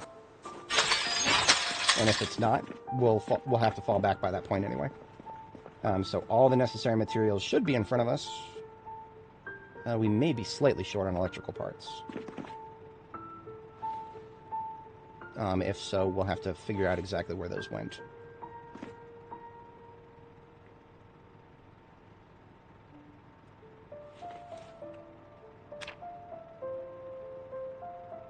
Okay. In order to make a pipe bomb, you must sacrifice 20 bullets worth of ammo. 45 auto is currently my most plentiful ammo type that I have lots of, so I've actually got some boxes set aside here. We want to do 3 pipe bombs, 20 each, so I'll need to open 2 boxes. And that's 60. So we click gather gunpowder. Click 45 auto, type 60, hit craft. Fast forward. There is 60 units of gunpowder. That's enough for 3. Now, what else do you need for a pipe bomb? I'm using broken iron pipes, because you can't use those for construction. Everything else is stuff we got. A lot of pliers for the tools and electrical parts. We have 40 scattered around the area here. So we can just go ahead and straight up make all 3 of those pipe bombs. As for how to get the recipe for pipe bombs, well, that took us 400 hours of bad luck. So, all dependent on your luck. We have still not found the magazine for it. We had to find a pipe bomb that was already made, which that was exceedingly rare for us. You got to find a pipe bomb that's already made and then research it. I think we had to be like, probably the minimum is electrical level 5 or 6 maybe, just ballpark shot. Anyway, we've got the pipe bombs. Now we just want to put remote triggers on them so we can detonate them remotely. Make remote trigger. Your materials are radio receiver, scrap electronics. Plenty of those if you dismantle enough radios. But then glue. Glue is more annoying than I wish it was, because it cannot be any other form of glue. It must be regular Elmer's glue. No wood glue, no epoxy, no none of that shit. So there's 3 triggers. We've still got enough materials for plenty more, I hope. And now what we're going to do is add the triggers to the bombs. So that's easy. Duct tape is the linchpin material for that, but we have found a lot recently. So easy peasy. Easy peasy in-game crafting. Now we've got 4 pipe bombs. I'm going to put 3 of them away and link 1 to my current detonator. Only link it if you're ready to place it. I have had people test, I think some folks have tested that it does not blow things up in your backpack, but it will blow up in your hand. So make of that what you will. In any case, we have only linked 1. I have a feeling it's just a matter of updates until they make it, until the pipe bombs will blow up in your backpack update. I have a feeling it's coming. We are putting away the leftover 45 auto rounds. Those should go in here. And we're set. Just have a bite to eat. Yeah. We were still assaulting LSU at the time. We were assaulting LSU. I actually took a screenshot on Steam of it because it was such a momentous occasion. It was the last recipe I hadn't really unlocked yet. I don't think there's any recipe I have yet to unlock right now. For some reason, the crafting menu no longer shows. Okay, so some napping level 6 and trapping level whatevers. Oh, this is new. This is new. A champagne glass can now be made if you have glass making level 9. Yeah, we're glass making level 7.6, something like that. We could get to 9 in a heartbeat if we wanted to, but I mean, what are we gonna do with champagne glass? We'll drink out of it, and then what? I ain't going out. I'm not at the stage of the game where I'm going out of my way for that kind of shit. We have got some much more fun things to do now. We are pumping the tires of this truck to make it easier to drive, because this truck is what we're going to be driving a lot of. The ambulance, well, the tactic now is this truck can take a more of a beating than the ambulance. So this truck is going to be our primary horde luring vehicle for now, and we're just going to leave it in the parking lot of Grand Ohio. And it is gassed. It is now pumped. It doesn't need any supplies in it, because if we are in a position where we actually need supplies, we're just going to get out and fucking run away. We're far enough away from base that is not an unviable solution. And more importantly, everything that we should need is going to be in our ambulance here. And the ambulance is not going to have its light bar running, nor is it going to be making any noise. It's just going to be parked somewhere somewhat close to the area. So if I need to go run away and get some more ammo, I know exactly where to go.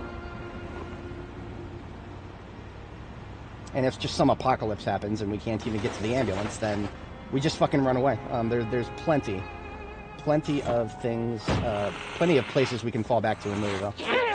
Like, if I somehow pulled so many zombies that I had to abandon our gas station base, I'll just walk down to French Bread or something.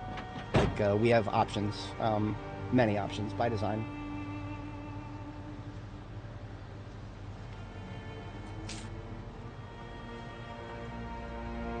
So we've got one glitchy ragdoll floating across the screen there. I don't know if you saw him. It was a cartwheeling Carl. I haven't seen a cartwheeling Carl in a while. We've seen quite a few Pendulum Petes and quite a few scintillating Stacys and scintillating Simons. I have not seen a cartwheeling Carl since we hit the sanatorium. So we are officially going insane enough to be as if we're at the sanatorium now. It's great. I love it. As a red pill for anybody, if anybody joining was not here when I explained it earlier, ragdolls that are like glitched and floating all over your screen rapidly, they're almost no threat unless you accidentally run into them with your vehicle.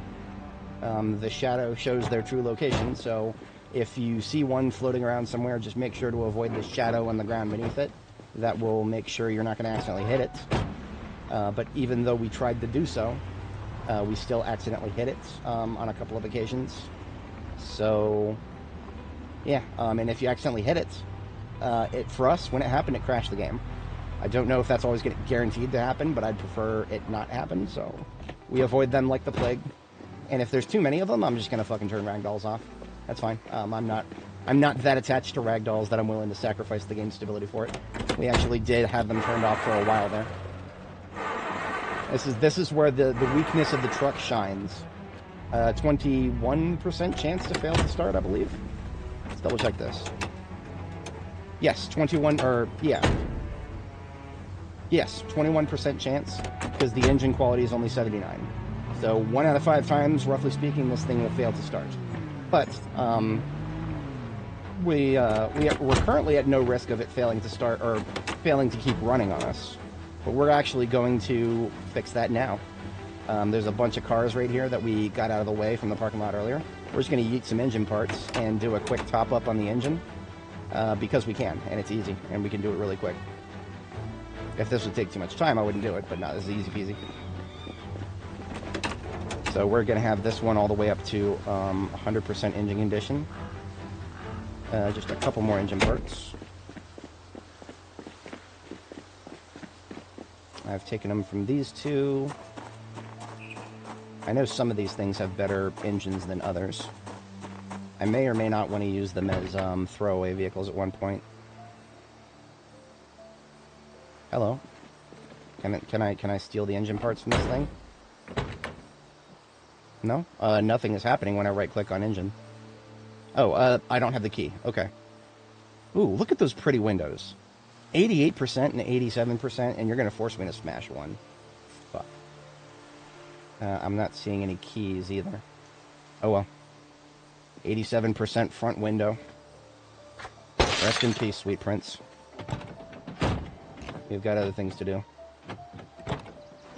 Another public service announcement. Glass work is finite. There are a theoretically finite number of car windows on the map. Once they're gone, they're gone. There's no making new ones, and there is no finding new ones through foraging. So glass work is actually one of those things that once it's gone, you're never getting it back. I seriously doubt we will ever play a character long enough where we'll actually use up all of the glass work on the map. But the fact that it's theoretically possible has got me... I'm not happy about it. It annoys me.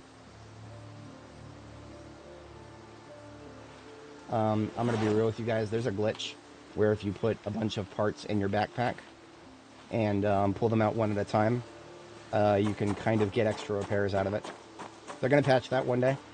I'm only going to do it right now because it's less time. It's less bitch work going back and forth between these vehicles and harvesting parts.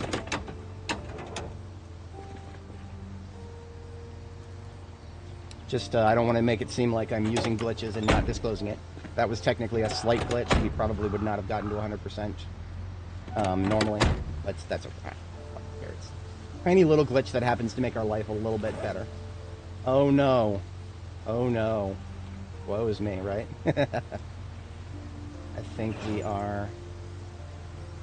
As soon as we put away this window, we are equipped.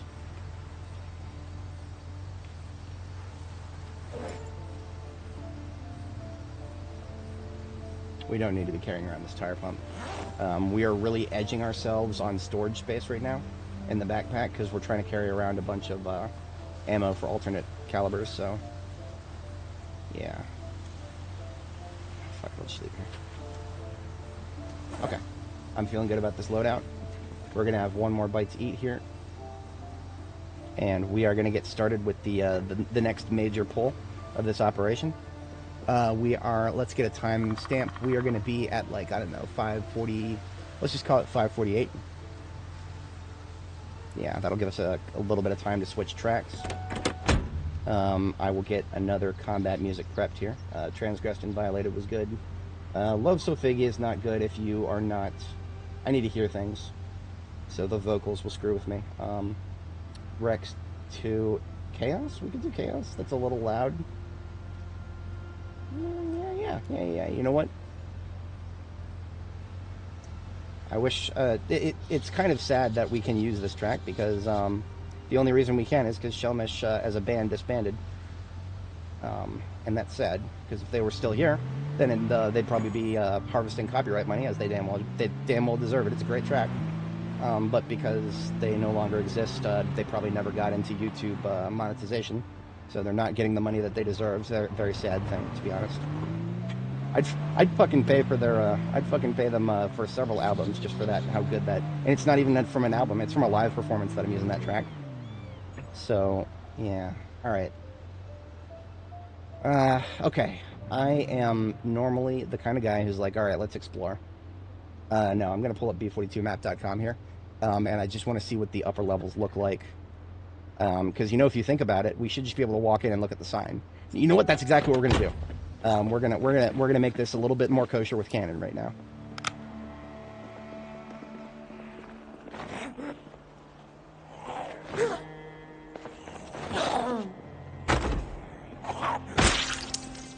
Alright, so now we can look at the map on the website with a clean conscience. Video B42 map. Louisville, Grand Ohio. Second floor. Second floor first. Oh, okay. So the second floor, there's a little bit. There is a little bit to the second floor. It's a lot of offices. Then you go to the third floor. And then it's the actual second floor is the third floor. And you know what? Look at that. There's high ceilings on the other side, too. So there's probably a fourth floor, technically. No, 4th floor's roof. Minus whatever that is. That's very small. By comparison, that's very small. Actually, yeah, that's nothing. Nothing. Okay. So, floor 3. This is equally distributed. Equally distributed. All the stores are basically above each other. So we don't really need to think too much about placement. Yeah, I'm moving the markup just a little bit to 550. Because if people are here for the combat, they don't want to watch all that dumb shit that I just did. Alright, here goes nothing, folks. Here goes nothing. Stealth mode, disengage.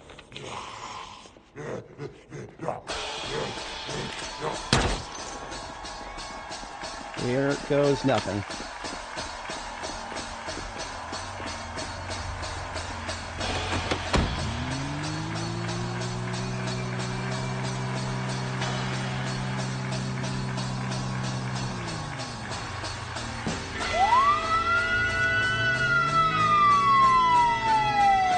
Bring out your dead.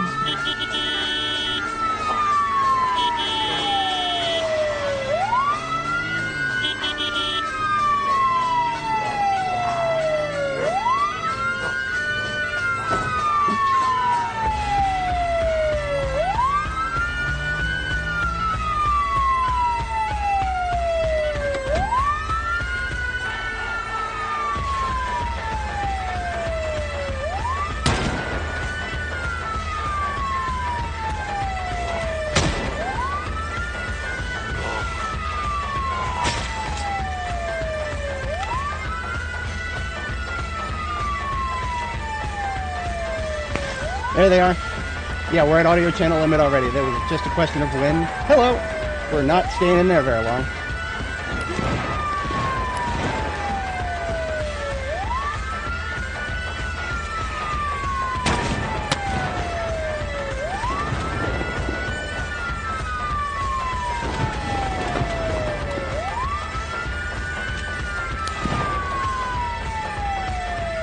We get a few meat shots.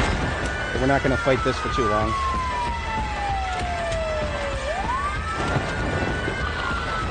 That was dangerous. Because we're at audio channel limit, I couldn't hear her very well. That's where, yeah, like I said, would have kept that up for maybe another couple of seconds, but this was always the plan here. Speaking of the plan, I'm an idiot. I'm an idiot who made the way for a pipe bomb and then forgot to set one. We're going to use the corner of this,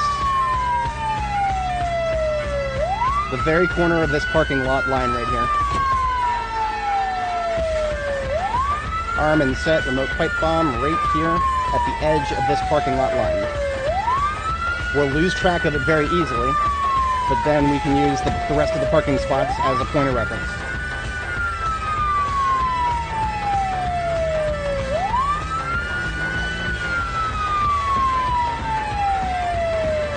Got some more glitchy ragdolls here. Looks like we got a Pendulum Pamela there, Pendulum Pete, Scintillating Simon to the north. I'm not seeing any more cartwheeling Carls. We got a Homelander there. We got a Homelander. The ones that just dart across the sky randomly with no ability to keep track of them. Those are... holy shit! I think we just hit a Homelander. We didn't kill him. Okay. Cool. I thought the game would crash when we hit the glitched ones. I'm okay if it doesn't. I'm very okay if it doesn't. Did last time. Yeah, we got another Homelander on the field. Yeah, he's breakdancing in the sky. He's breakdancing in the fucking sky. Appropriate, very appropriate. I don't know if we can dodge that. Jeez Louise, we can't dodge that. The Homelander's going nuts. Well, let's just hope we don't hit him and crash. And when I say crash, I mean the game. Last time I hit one of those when I was at the sanatorium, it crashed the fucking game.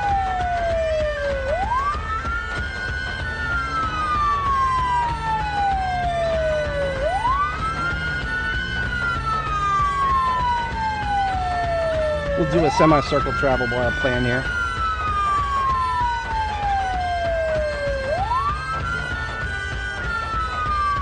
That'll make a nice Renshi. Nice human snake, as it were. That's what the Chinese called the zombie groups in whatchamacallit, in World War Z.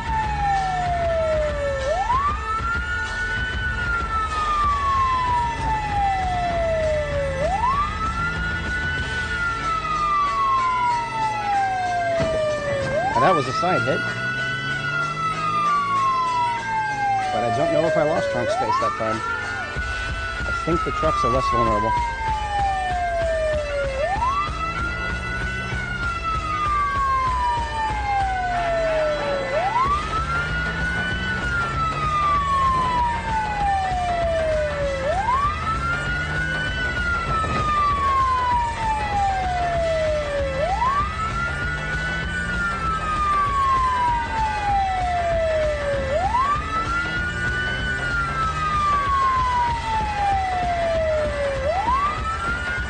So here's the Wrenchy, the human snake. This is just a head. This is just a head. We'll get more parts of it forming as we, once we lose the ability to drive on this side of the hedgerow, it'll start getting longer.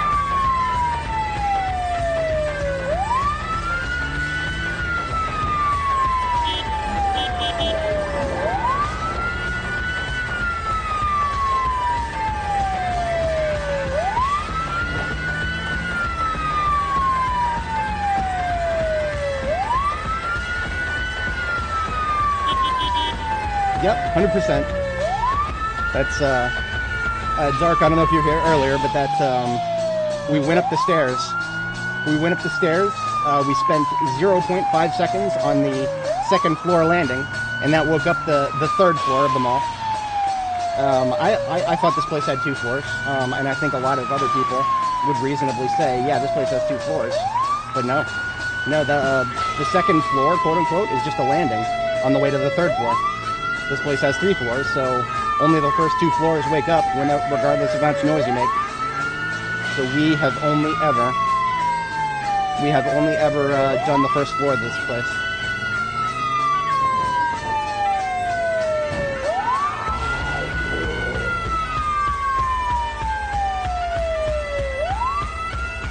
Okay, this is a big enough group for 1 bomb, I think. Yeah.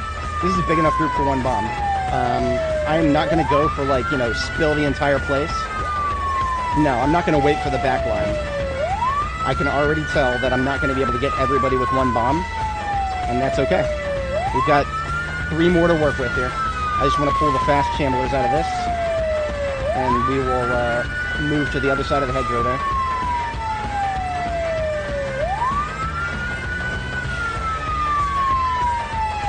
He's almost come for a landing. Can I get him? Nope. Doesn't want to. Their shadow usually shows their true location. And this time, not quite. Like I said, just make sure you don't run into them with a vehicle and you're probably going to be fine. They're no threat to you from a combat perspective. Just a Frogger perspective. Yes, this is phase 2, definitely.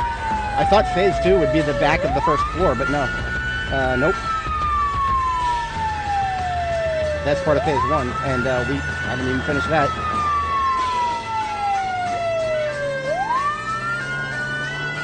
See, I think down here at the bottom of the parking lot, I do believe we're actually far enough that we're not going to keep pulling them from very deep inside the mall. And right now, since I've got this group, I'm perfectly okay with that. This is like one very large pendulum feeder right here. Got a wide pendulum swing. We'll have to call him a pentellating feeder, because he's like half scintillating, half pendulum.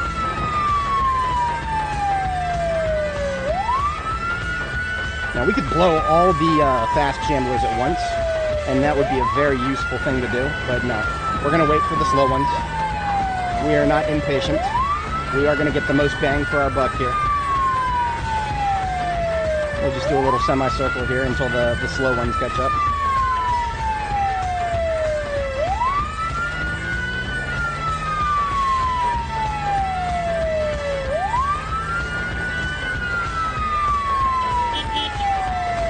The slow ones have reached the red vehicle there, so they're halfway here. See, now this is getting to be a problem. If I run into this guy and it crashes the game right here, that's bad. We do not want that. I think after this pipe bomb, I think I'm gonna turn ragdolls off. As funny as it is, it's not funny if the game crashes right now. That's not funny. That's very not good. That's not funny in the slightest. If it was just haha funny ragdolls and we didn't have to worry about hitting them when they're floating around like that, I wouldn't care in the slightest.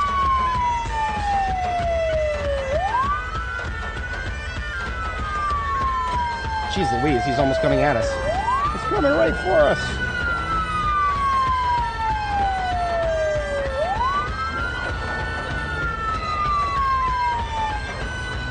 Turning it off briefly while I come over here.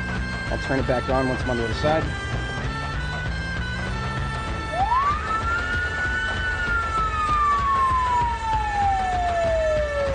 Okay, I think we're going full circles now. I'm just gonna have to try to avoid the ragdoll as much as possible. It might not be the end of the world if we hit him. Because we've technically hit one and we didn't crash.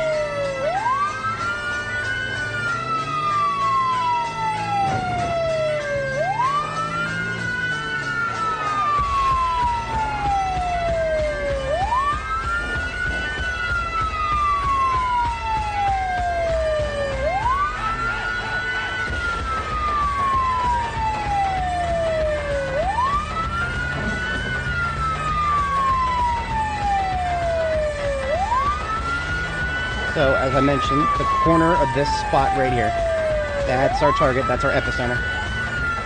Just need a little bit more maneuvering. Just gotta list lazily to the left a little bit more here.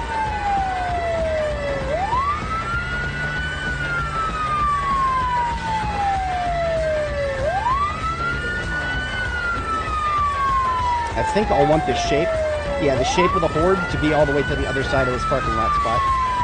We're almost there.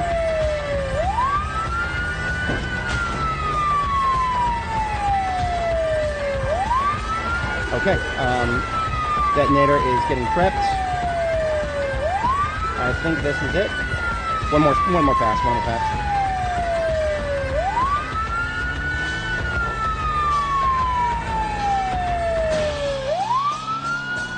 Okay.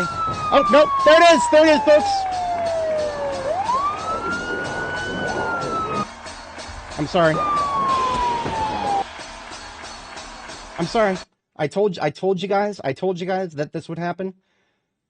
And we got really lucky it didn't happen the first time, but we fucking crashed because the fucking floating ragdoll thing decided to fly right in front of us. And okay, when the game crashes like that, okay, let's just say the game reloads right now. Just as it was, no problems. There's a couple of zombies smacking my none of the windshield is broken yet. The windshield is in good condition. We can handle a couple seconds of zombie smacking the windshield. Our engine is powerful enough we can power train through that. But we are now in an extremely precarious situation. Now, I think if the game crashes like that, when you reload the save, I think it fucking deletes all the zombies around you. And that's fucking sad if that happens. I will unironically be sad if that happens. Because I wanted to fucking blow those guys up. And I was just about to. And then the stupid fucking ragdoll.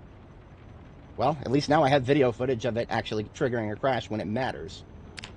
That was triggering a crash when it actually fucking matters. Let's just get ahead of that shit now. Display and performance. Maximum active ragdolls. That's 30. But use physics, hit reactions. This right here. Turn that off, hit apply. Doing that before you load the game is probably the best.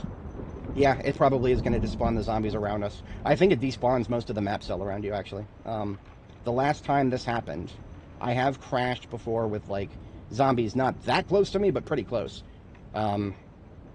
Crashed, reloaded the game, there's nothing around me. So it is possible that all those zombies just get fucking despawned because of the debug bullshit.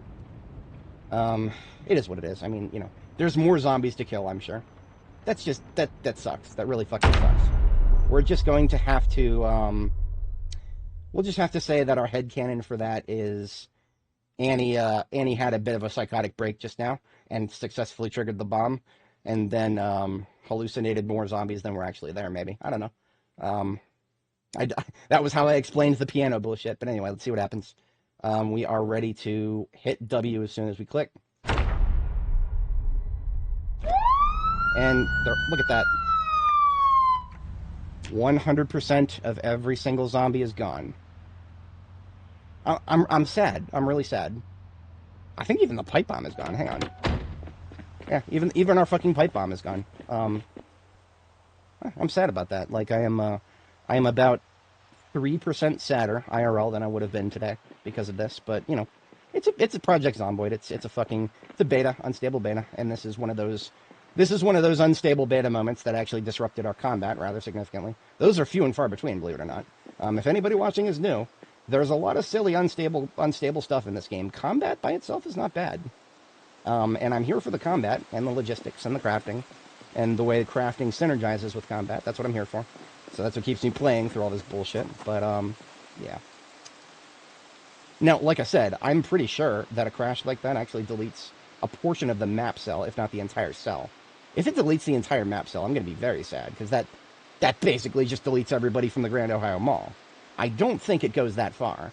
But we're gonna have to find out. I mean, I will scout the place out. Let me have bite to eat here.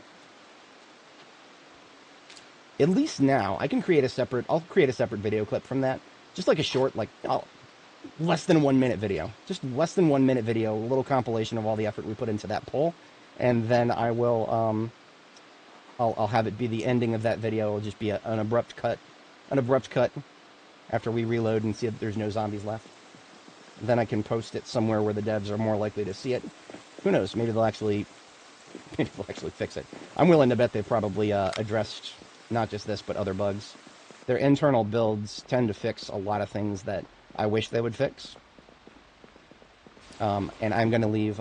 we don't have the music playing. I'm going to leave it off for now. I need to hear things very easily. I need to hear. Yeah, no, like I said, headcanon is Annie hallucinated a fair chunk of those zombies, and the ones she didn't hallucinate blew up along with the bomb. This girl right here, this lovely girl, she's my girl. I like her a lot. She's great. She has killed 43,887 zombies, not counting the pipe bomb kills, because they're not currently getting counted properly. And you know what?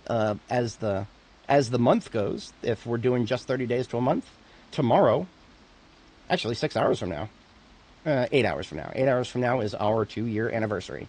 But that doesn't mean much in terms of what the UI tells me. It is still only June 27th.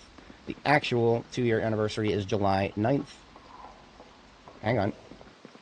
Okay, do you hear that? Okay, so there are still Zeds up here. An unknown amount are still on the second floor. I'm not even going to risk walking up there. Here's all I'm going to do. That's all I'm going to do. That's all I need to do. If there are still a lot up there, that will congregate them near that stairwell. And that's all I need for now. I will set another trap tomorrow. Hopefully the rain will be gone. Rain isn't going to screw up pipe bombs, but it is going to screw up my frame rate. So trying to, if you think about just in terms of what's on the screen, your frame rate will dip rather significantly if you have both a lot of zombies and a lot of rainfall. And we're entering heavy rainfall territory right here.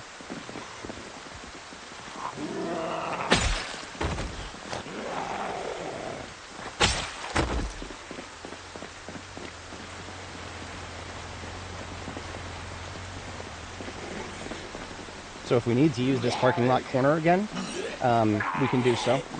We have left no obstructions. I still have 3 pipe bombs, and I still have my detonator. I just, the one that I actually set is gone. That's okay. Worse things have happened. As I mentioned before, my plan with this truck, we're just gonna leave here. This is our horde pulling truck for the for Grand Ohio Mall.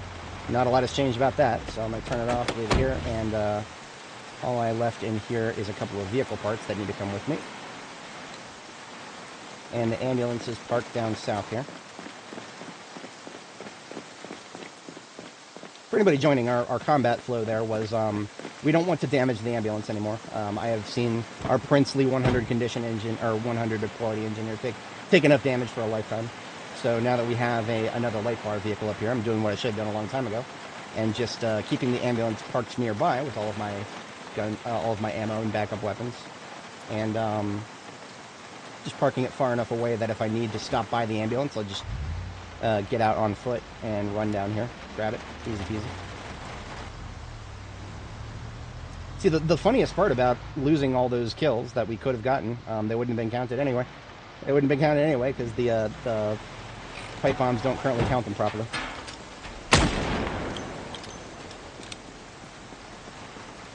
I think my Desert Eagle is not good. It's not good. Let's eject that and top it up real quick. We can't top it up. I'm getting a little tired of the Desert Eagle. I like it a lot. Don't get me wrong.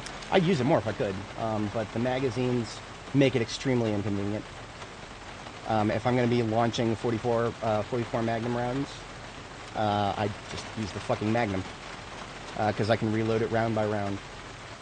It's 100 times more convenient than a magazine size that's only 8. Honestly, a magazine size of 8 is just silly. I would never want to have a gun that can only fit 8 shots in it. Not even in real life. Extended magazines all the way. Literally no reason not to. But we still got a few more magazines to discharge, and then we will switch back to the Magnum. I think the good thing about the Desert Eagle right now is it is right at that sweet spot between the upper range of the 45 auto and the lower range, or the dead zone of the Magnum. The Magnum does have a dead zone. If you try to use it too close, you actually suffer some accuracy debuff.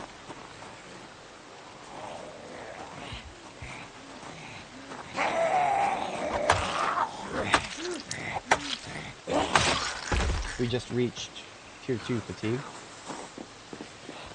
so we should be not surprised in the slightest that it takes multiple hits. This is Sammy's right here. That's the grocery store south of my new base.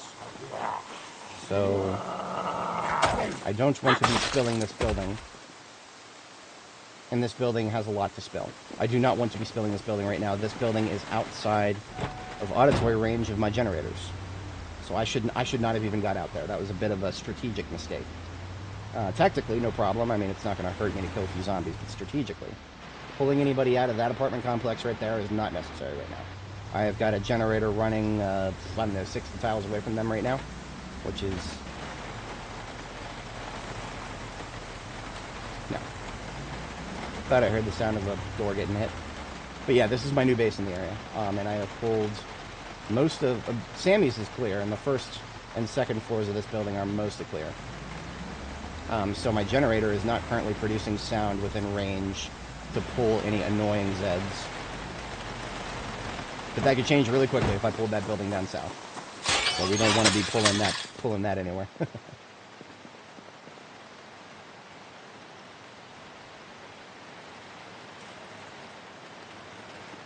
Alright, so we've got enough food for overnight work here. Put away that griddle pan and let's catch a sleep. That's a little early for a sleep. We're just really, really, really tired, though. Yeah, we'll go ahead and get one sleep in.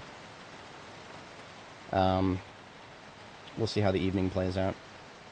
I wish being a restless sleeper and going to sleep early actually meant something. It just means you're going to wake up in the middle of the night earlier. That's one of the reasons I try to adhere to strict bedtimes, even if I'm super tired. Because we don't get longer sleeps as a restless sleeper. You sleep for the same rough general amount of time, statistically, and then you wake up just halfway through.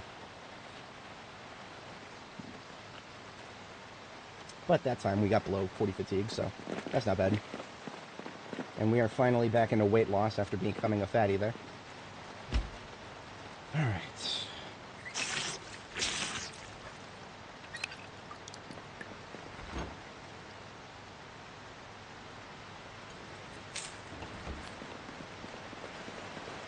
This is fresh kale from my garden. I think some of this kale that I'm eating has never been frozen. Fresh, never frozen produce in the middle of the apocalypse, with 99.8% of humanity wiped out at this point. I think we're doing pretty good for ourselves, all things considered. We are just one girl, after all. One girl with a very reckless, insane man controlling her actions. I gotta show this off whenever it's relevant. I'm working on writing assembly code, and right now one of my intro programs is just a little macro launched hotkey that has Annie call me a fucking idiot. You're an idiot, but I still love you. Yeah, that's all we got right now. I have not figured out the how to get it to randomly choose a voice line. I am working on that still. I'll have it randomly choose whether like she's gonna say the general same thing. Like it's gonna be her mood is gonna change. Whether she's actually mad at me, or she's just like, oh you, because that's exactly how the ladies are. If you know what I mean, fellas. If you do something that could make them mad, they will either get mad or they'll just be like, oh you.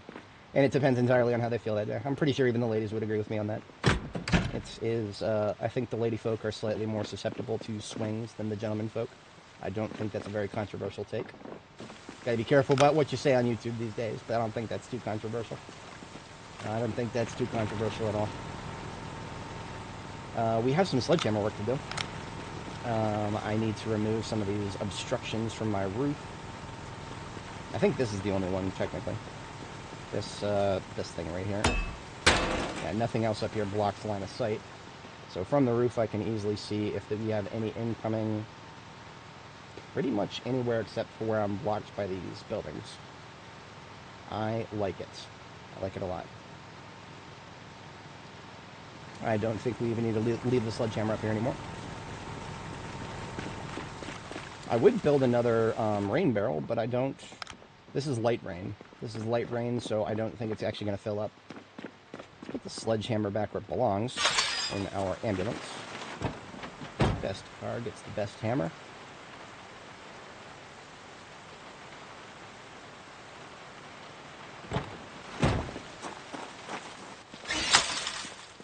And it's midnight still. So, well, we've got some base work we could do. Yeah, we've got a little bit of time to burn here. Let's put on some more chill. Let's put on a little more chill here. There we go. Everything... No, this is one of the most appropriate tracks I could pick. Everything's gone. Yeah, all the fucking zombies just disappeared.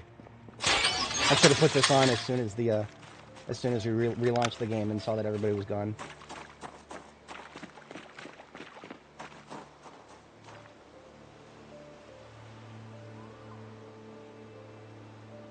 This is a slightly risky thing I could do, but it's necessary.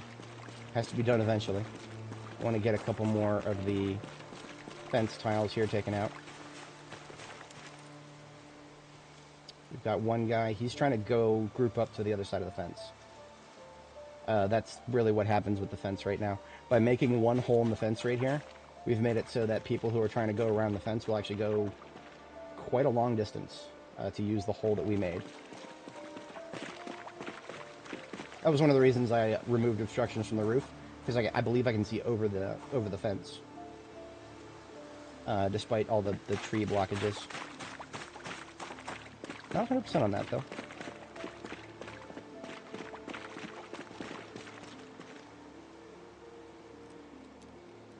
There is a little bit of vehicle work we could do. This bad boy here needs some engine work. But we don't have a lot of parts. And going to get more parts would be more effort than it's worth in the immediate moment. But you know what wouldn't be more effort than it's worth? In fact, what would be very useful, we are going to go and pick up... we're going to go and pick up one of the vehicles from the garage.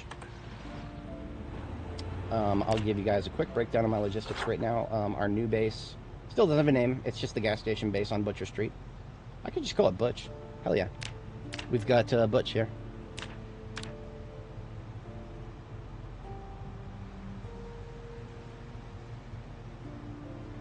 Butch gas station base. Okay. So, from Butch, we have to stop by French Bread. French Bread has got a couple of vehicles just filled with repair parts in them. And those, strategically, are not going to be as useful to me up here anymore. So they need to be moved down here, which is going to be useful to me for Grand Ohio operations as well as residential exploration operations. Lots of residential to explore for potential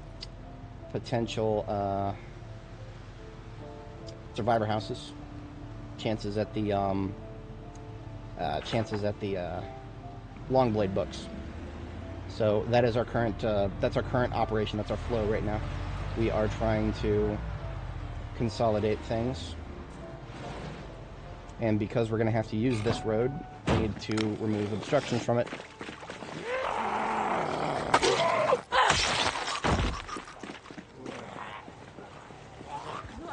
Lots of obstructions. I've got a fast one on my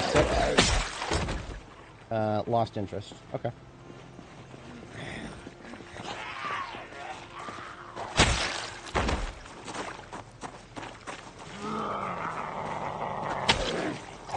Now every time we make noise up here, we run the risk of pulling more out of that apartment or the townhouses, I think those are. Townhouses or apartments, I don't know. They're really ritzy, whatever they are. This long fence that I'm fighting next to right now is a part connected to that fence that I was talking about before. That's how wide it is. This is one of those, this is like a fully fenced-in community right here. And because of that, the zombies will go far and wide to get around the fence in slightly less predictable ways. But if I make a few holes in the fence, it'll be a lot easier to predict their movements. So it is somewhere on my order of operations to make a hole in the fence in this corner. I ain't doing that in the middle of the night, though. Especially not after I made all this noise out here. We are going to continue towards French Bread to pick up one of the 2 vehicles that are full of parts. Particularly the one that has the... We turn north here, right? Yes, we turn north here. I'm following the blue arrows. I do not yet have it baked into muscle memory which direction to go to get back from here. It is, there's no good flow to traffic in this area. I bitched about it earlier, but there's a very poor urban planning in this corner of the city. Not quite as bad as First Street, but pretty bad. In fact, I took a wrong turn again. Of all the wrong turns I could have taken, this was the least offensive. But this is not particularly a road that I intend on keeping clear. It is the one... I should be following the one with the yellow line. Now we're back on track.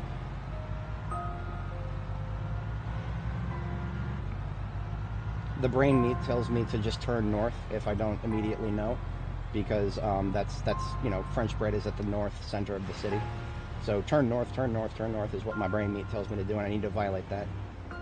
This is a situation where the brain meat is incorrect.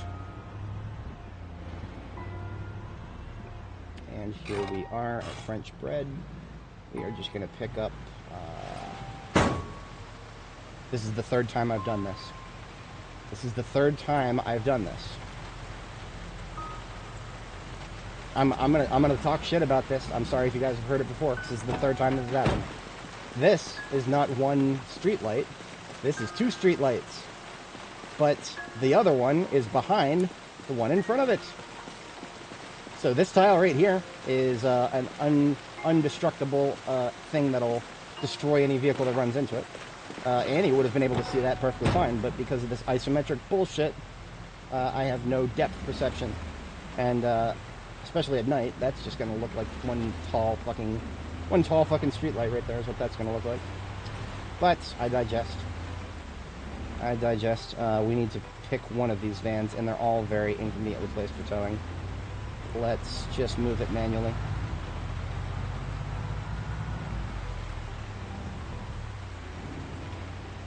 I believe I've got it set so that most of the stuff on the floor is actually garbage and I can leave it behind.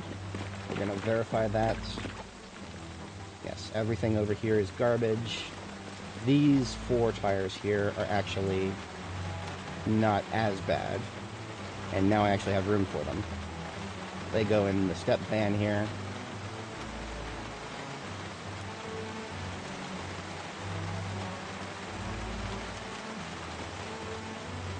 Anything that's on the floor over here would have been too heavy. Would have been too heavy to fit where it should be. So let's take that tire and the perfect seat here. And this battery is shit. Door is mostly shit. I can fit one of these windows. I can fit both these windows, actually. Everything else on the floor right now is... Yeah, more or less everything else on the floor is garbage right now. Therefore, I no longer have to put brain power into whether or not I need to be picking that up.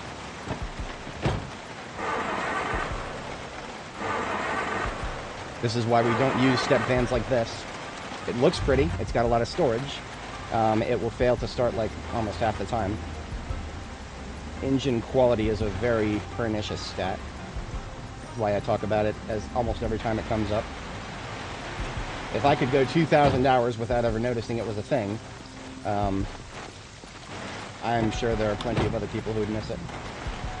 I'm far from normal in some regards, but when it comes to observations, I would say all the time I put in this game, I probably notice more things than normal people, but who knows? Maybe I also have really weird oversights. I don't know. I just find it really weird that there is a stat that is not mentioned anywhere in any tutorial in any interface unless you happen to click on the engine and notice it. And even then, it doesn't explain it. It doesn't explain what engine quality is. It was it was actually a Reddit post, actually, I think it was a Reddit post where I actually learned what engine quality was. If I had never seen that Reddit post, I can't say I never would have figured it out, but I hadn't thus far. Again, well over 1,000 hours. It was like 1,700, something like that, I think, when I saw that post. Yeah. There's some things about this game that it never explains, and you think you might have figured it out, and then it's some other stupid thing that you didn't point itself out. Welcome to Project Zomboid.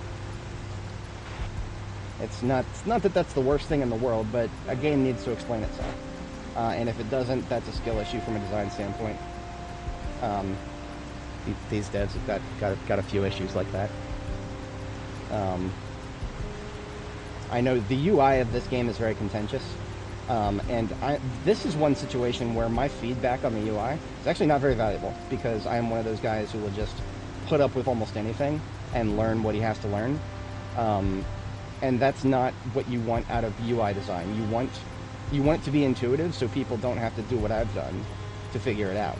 That's kind of what you want out of UI design.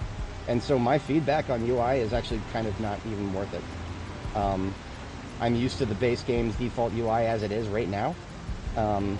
Make of that whatever you will. That's because I've had a lot of people vehemently tell me, no, this game's UI is shit, absolute dog shit, absolute dog water. And I'm like, well, I know how to navigate it, and I don't know.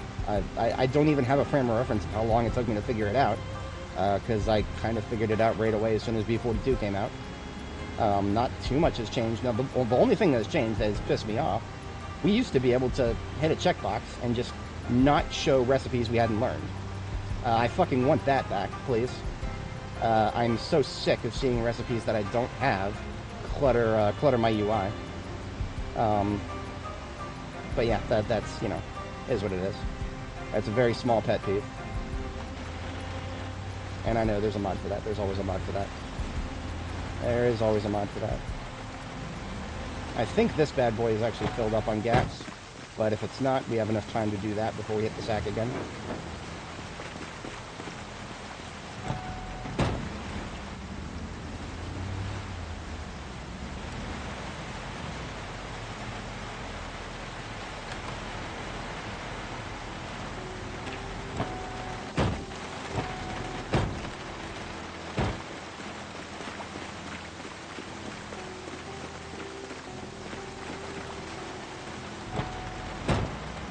Yeah, this one's fine on gas. So this one is not one that needs to be repaired. This is one that is carrying repair parts. And because of that, it needs to be positioned in such a way that the vehicles that need to be repaired should be able to drive past it. So if I'm making this area over here my repair lot, I kind of want to position the trunk. Like, let's just say Charms Flowers is the next one I'm repairing. Let's actually move it up to where the other truck was.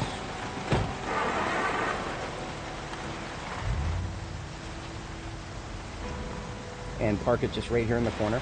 So this is now our parking spot for vehicles that need to get repaired.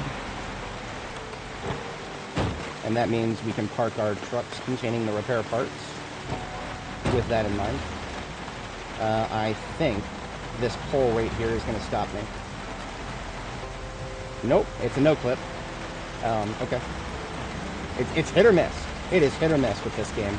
That could have been one of those fixed objects in time and space that would have destroyed my hood. But this time the no clip gods have bestowed their blessings upon us. It does not sound like this rain is going to ease up in the slightest. But that's not going to stop us tomorrow from, we are still going to survey. We're going to survey the second floor tomorrow. Now I just want to make sure that I can still, okay, it's not close enough. It needs to be close enough that I can keep the vehicle UI open. There we go. I need to be able to access the trunk right here and keep the vehicle UI open of the one that I'm working on. That's my calculus for setting up a garage, right? I want to be able to right-click on, you know, for instance, right now this has just got tires and suspensions. If I wanted to replace the tire, I just right-click, remove, and then when I go to reinstall it, I've got all the options for tires available to me because they're all in the trunk right here. That is my calculus for that. And this tire here that couldn't fit in the trunk is just going to go right on the floor.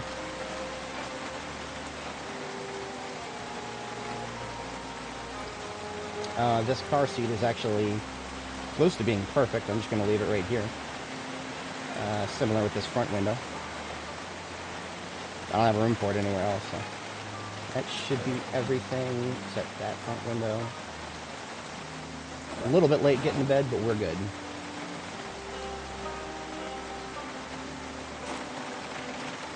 We'll just do that again. Well, we'll do that again tomorrow. If the worst happens, and as I predict, we get... Look at this. We got a guest. I'm very glad that I have the bars on the windows there. Anybody else? No? Okay. Oi. Don't lose interest. I'm right here, pal. You really like that generator noise.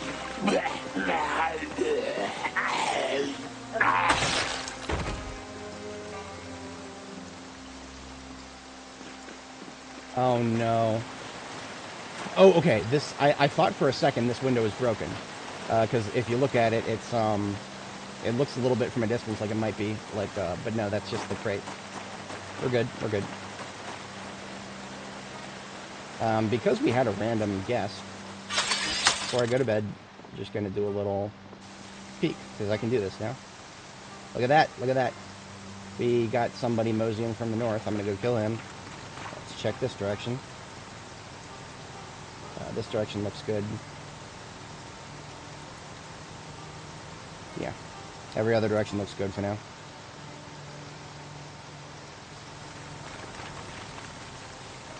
We'll kill our guest to the north.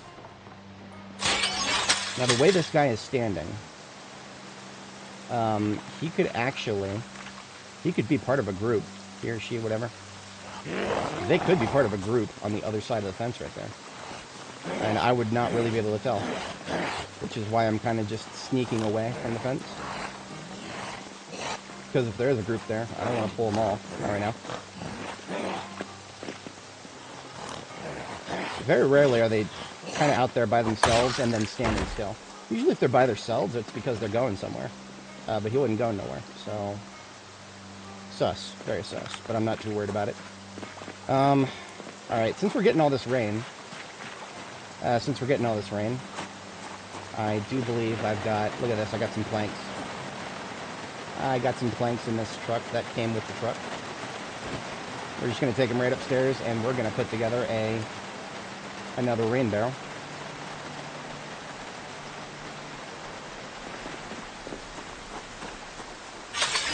Might as well catch it while it's here. So that was 4 planks, and then 2 more here.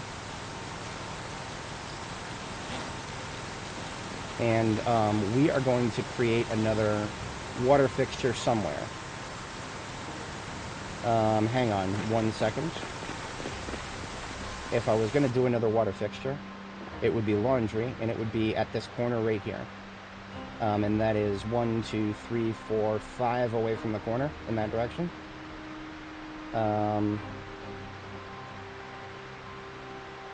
What if we did it in this corner? That makes slightly more sense to me.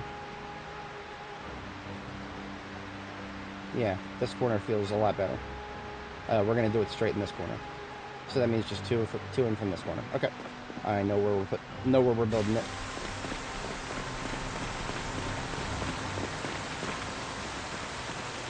If anybody's not familiar with my design strategy, I put a rain barrel with a tarp directly above water fixtures. So even when I'm up here, I know where the water fixture is going to be. This one is going to be for laundry. I don't have a washing machine yet, but now, if and when maybe I don't even need a washing machine. If it feels like I want one, then I've got the water source for one filling up as we speak. That's something that happens while I sleep, so that's why I wanted to knock it out now, even though I'm already late for bed. Speaking of not planning well, we've got one stir fry we can eat right now, and then we need to make more food tomorrow morning.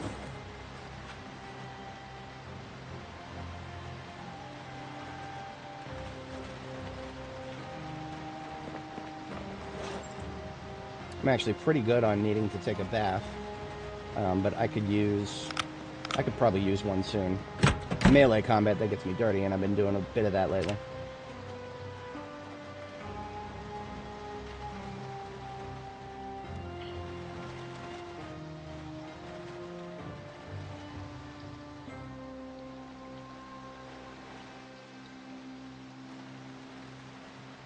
Alright, more rain. Not entirely unexpected.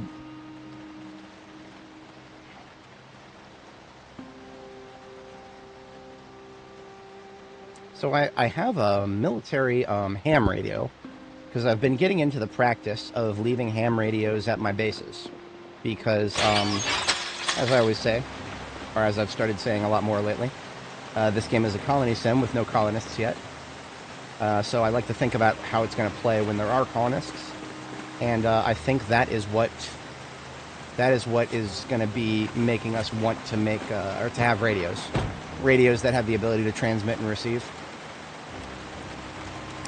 Because if you, like, let's just say, for example, I had an NPC, just, a fighter of some kind, just a low skill fighter, just keeping French bread secure for me. Let's just say I had that. French bread has a ham radio at it. So I could use the ham radio in my ambulance. The emergency service vehicles can fit a ham radio in them. So I upgraded this one with a military radio a long time ago. So I could turn this thing on and use the I'm sure when NPCs come there'll be UI for this, but you use the transmit capability. Pretty sure this would work. It says the range is 20,000 meters. I don't know what a meter is in this game. I think it's just a cell. I think like one tile is quote unquote a meter. But that doesn't... Something about that feels off, and I don't know exactly what. Like, for example, I am... You know what? I know what a meter is better at long distances than short. It's close enough to 3 feet. Being 6'4", I'm like something like close to 2 meters tall myself. I don't know.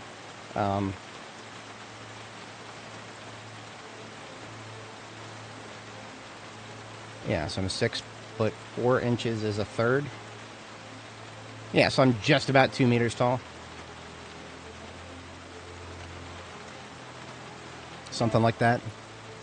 And so that means if a body like mine would take up close to 2 tiles, it feels a little tight. I'm pretty sure all the zombies are the same height. Yeah. And if we just assume that the zombies are like an average human height, well, that actually kind of tracks. Okay, that kind of tracks, kind of. But I'm not 100% on that. In any case, you know what we could do, and I'm actually going to do this? We could get a third sleep. I know the rain just stopped. We've still got a lot of cloud cover, though. So if I just sleep right now, And that means if the rain is off and on, then the rain will continue to be off and on. If it's not off and on, then that gives it a chance to dry up.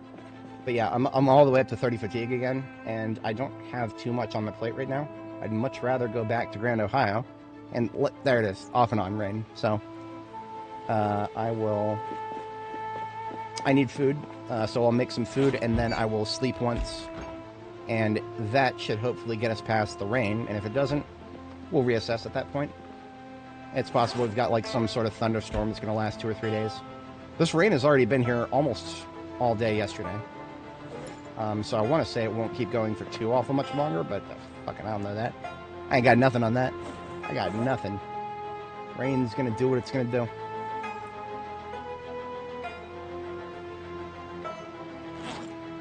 Rain's going to do what it's going to do, and we get to watch, and we get to not complain about it too much. But I was thinking about radios, because if I was going to put one in the space, it'd probably go here behind the coffee machine, assuming I could rotate it correctly. I've had trouble rotating things on that before.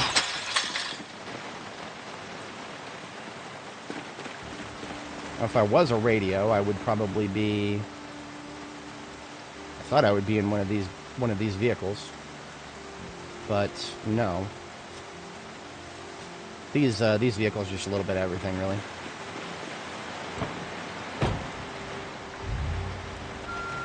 Actually, most of what's in this van right here, most of what's in this van needs to be emptied. Like, there's actually small form food in here and whatnot that needs to get emptied. I'm not yet at the point where I'm comfortable, like, sledgehammering out the other wall. I'm not beyond doing so, but I'm not comfortable with that yet.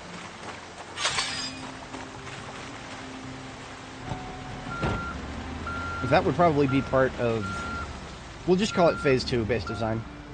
We will do a Phase 2 of the base design for this place if we need to. Right now, it's completely ambiguous as to whether we'll actually need to.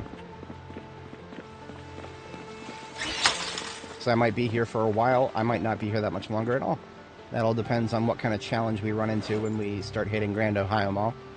Because, I mean, especially after what just happened earlier today. I mean, after what just happened, we ran into that one stupid ragdoll and crashed and deleted such a massive swathe of zombies. Yeah, I mean, that could just mean that we deleted the huge portion of what would be causing us to spend more time here. I have no reference. First time ever coming to this place. Literally, this entire backpack goes in here except for the water. This backpack is basically the contents of a convenience store. Yeah, and the water goes over here.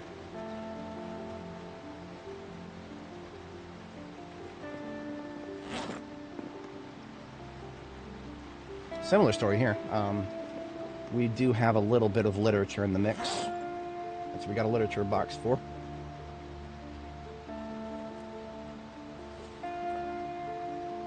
And the rest is mostly food. A little bit of first aid. It's a lot of convenience store loot. We've got the contents of like 3 or 4 gas stations now.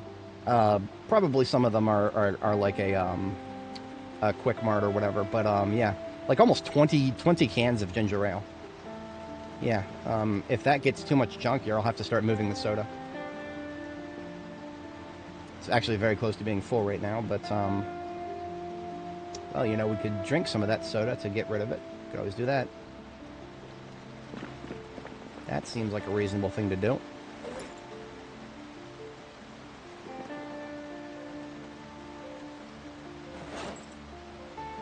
Alright, I could sleep right now, and that would burn some time. But it's already 11 a.m. If I sleep right now, then my sleep schedule, I might as well kiss it goodbye. Shit. Well, how much coffee do we have? We should have a lot of coffee. I feel like I've vastly overestimated how much coffee I have total in various places. My brain meat is telling me that somewhere I've got like 16 units of coffee. And it's not Jericho anymore. I've moved a lot of the stuff from Jericho at this point, distributed elsewhere.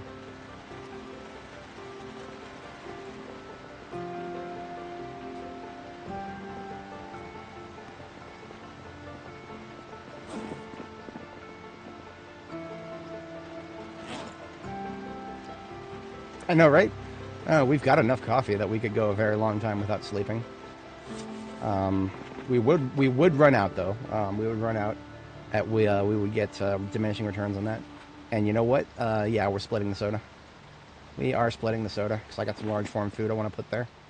That means we are going to get out this other low shelves here that I kind of didn't want to do anything with, but now, there we go. We'll put just the soda over there.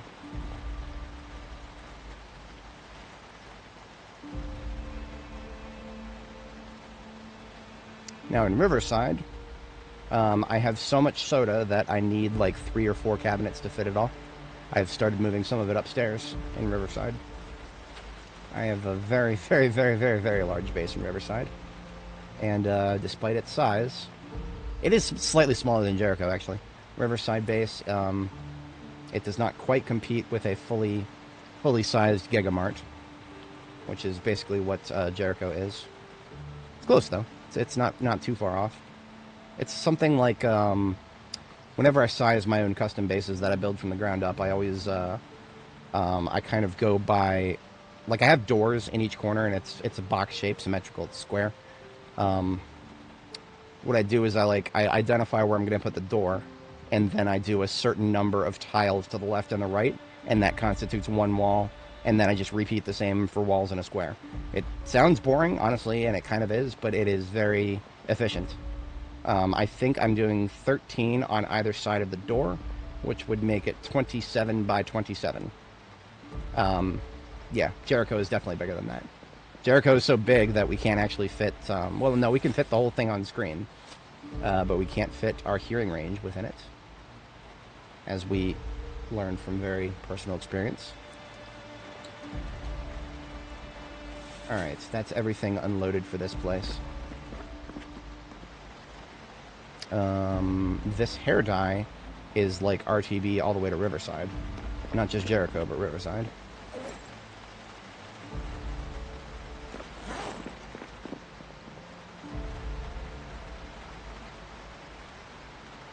We are going to separate the propane tanks that I have not, or that have already been, some of them have started being used. We'll separate those. The ones that are completely fresh will probably come out of here and go into the trailer. But otherwise, nothing else in here needs to stay here. And the rain is picking up. It is not getting lighter, it is picking up. So, that is telling us... That's telling us we're going to go ahead and do a little more logistics. I apologize if you're here for the combat, but we do what the weather tells us. We don't... I put Annie's life on the line for a lot of things. I am not going to add weather to that list. Now, because this is a blue vehicle, I can actually park it. I can park it along the walls, and it won't look anywhere near as ugly as a different color. In fact, that's exactly what I'm going to do with these, with the metalworking trailer here.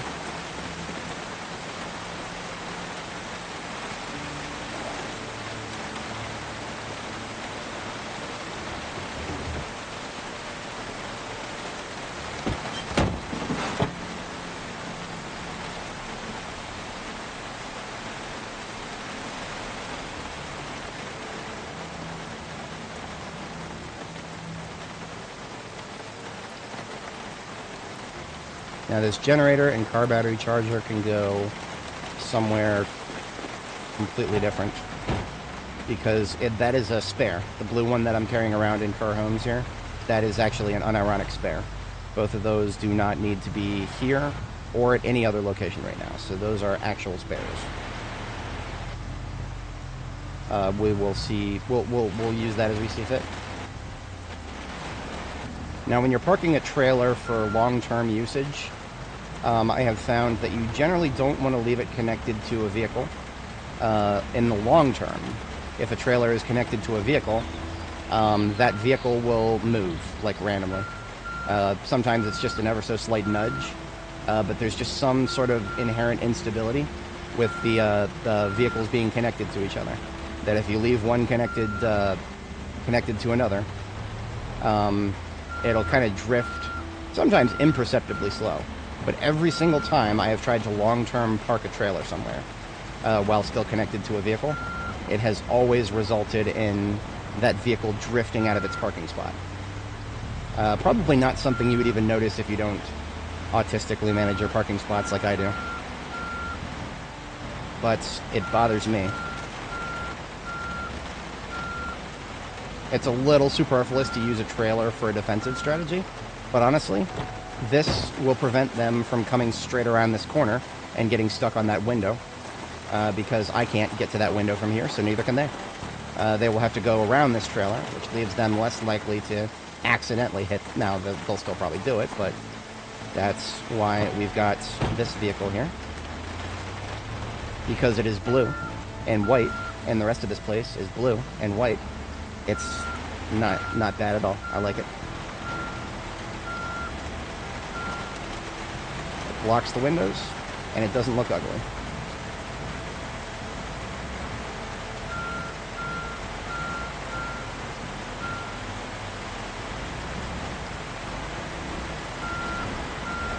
Now this thing has a perfect trunk, so I don't want to ram the trunk if I don't have to. Like I just did. It probably no longer has a perfect trunk. I'll survive.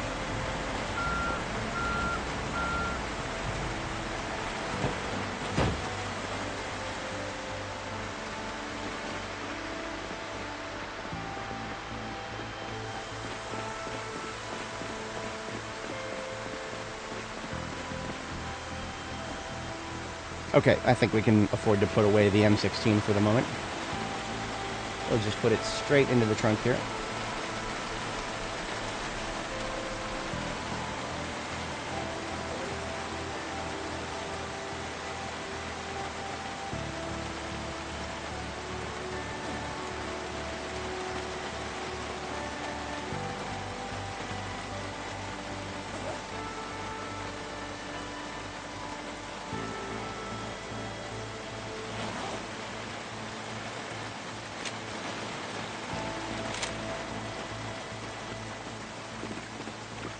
I suppose, since I'm still a little bit reined in here, get it, reined in. I could do worse than to find some to find a washer and dryer. There's probably a laundromat somewhere in the area. There is b42map.com here. Let's just take a peek around here for laundry facilities. Well, would you look at that? There's some laundry facilities in the basement of... This is an apartment Oh, there's also an actual laundromat. This is much better. The actual laundromat doesn't have upper floors that would be disturbed. Yeah, we've got our target. It's just south of... It's south of the Grand Ohio Mall, and it's close enough that there's almost zero chance it would still have Zeds inside of it. Possibly nearby, but most likely not inside.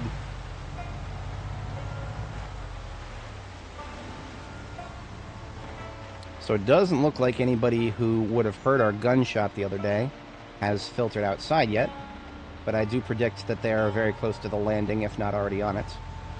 So they're waiting for us. They are waiting, and they can keep waiting for now. I'm in no rush. We have all the time in the world here. We have all the time in the world here. Rushing things for no reason is a recipe for disaster, in my opinion.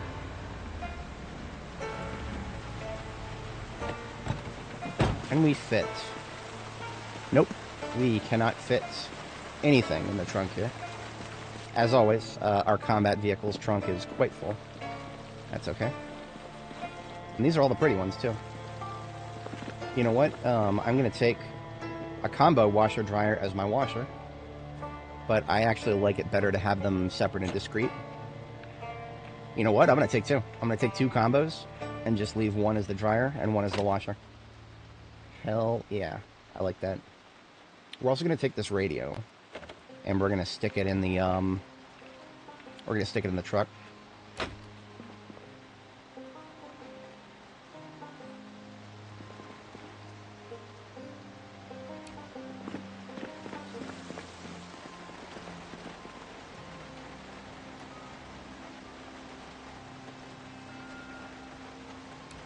before I go running out there. I'm extremely vulnerable right now because of how much I'm carrying. I cannot even afford to put a weapon in my hand, so just a quick little perimeter check before we run out there. If a zombie were to grab me in my current state, instant kill. Well, not instant kill, but instant bite, and no recovery. Because when you're carrying this much shit, especially furniture that you can't just instantly drop, I take that back. I might actually be able to pull out my sword. Sword being a two-handed weapon, I think I would instantly drop everything. But yeah, I would not want to get out and fight those guys, not right now. I'm going to put this stuff down, and then I'm going to go fight them, because now that I woke them up, they're going to continue walking in this direction. So we've already got a rain barrel for the washer. Just put it directly underneath that, and then the one that's going to be... Really? Okay. Okay. Doesn't look like it is. But vehicles are weird. Vehicles are weird. There we go.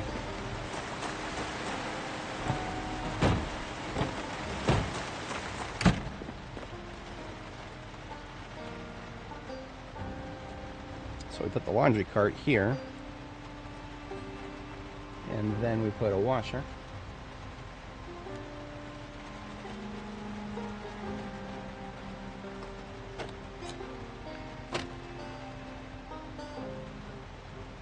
And then we put a dryer.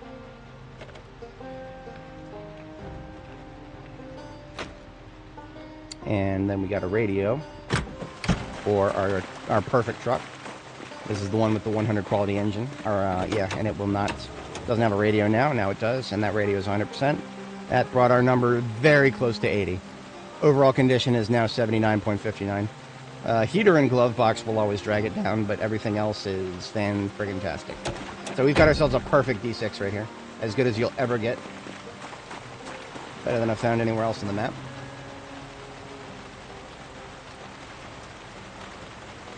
Our flashlight is like moments away from running out of battery. I'm just going to replace it now. I'm going to replace it now, and that means I need to locate another battery. I don't actually think I have very many in this particular location. Well, what about...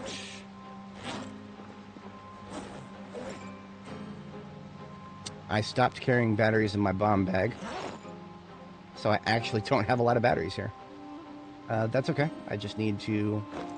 There's probably entire boxes of batteries in the grocery store to the south. I'll go ahead and use my backup. This is one of many backups that I have. I just don't want to eat into those. I want to have supplies, stockpiles.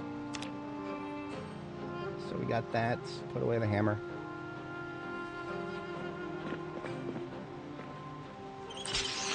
Once again, I left the gate open because I'm an idiot. I will never not be an idiot who leaves his gate open.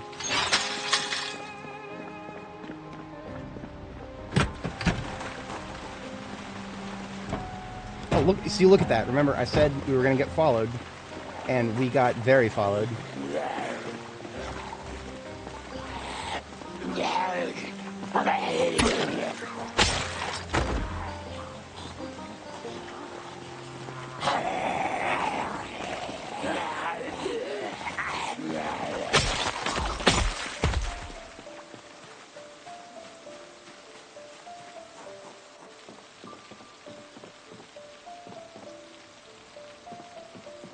Look at that. We step in here for a brief moment, and we've already found something we don't have. An entire box of batteries and a white microwave. Microwaves are literally just decorations for me. I never use them for anything, but doesn't feel like a kitchen without a microwave. That, another box of batteries. Now we have 2 boxes of batteries here. We went from no batteries to 2 boxes. Thanks, grocery store. I like it. Yeah, like I figured, this place is full. If I start looting this place, no, I'm just focusing on a couple things I don't have. And that's, I am going to put a lid on it. I don't want to be, looting this place is a massive operation. And I don't have to do it immediately because, well, most of the, some of my boxes at the gas station are actually already overflowing, so. I spotted some rare light bulbs there. We're actually short on pillows. We are short on pillows, so that is actually a very helpful thing to have.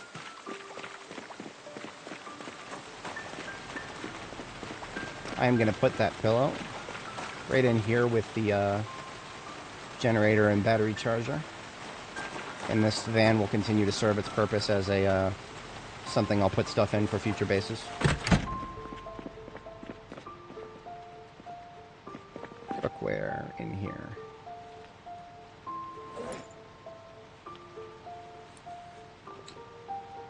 Don't have a very good spot for the microwave.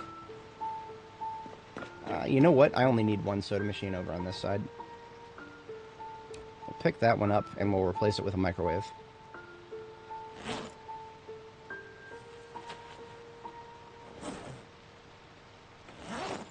I don't think... Okay, I think there is one type of food, the microwave dinners. I think you have to use a microwave. I don't think you can actually cook those in an oven. But I've never tried. I don't remember. It's probably possible to do it. Cooking in this game is a very generic activity. It's nowhere near as sensitive to heat as it is in real life.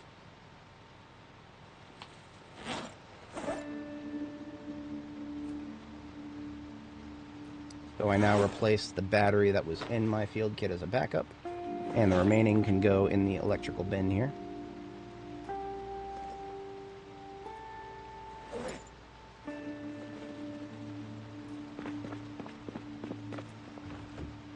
The rain is lightening up a little bit. Just a little bit. I'm going to have a 2-liter of soda here.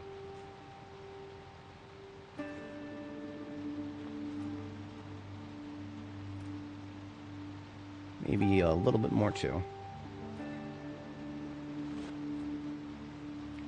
That will account for my failure to meal prep.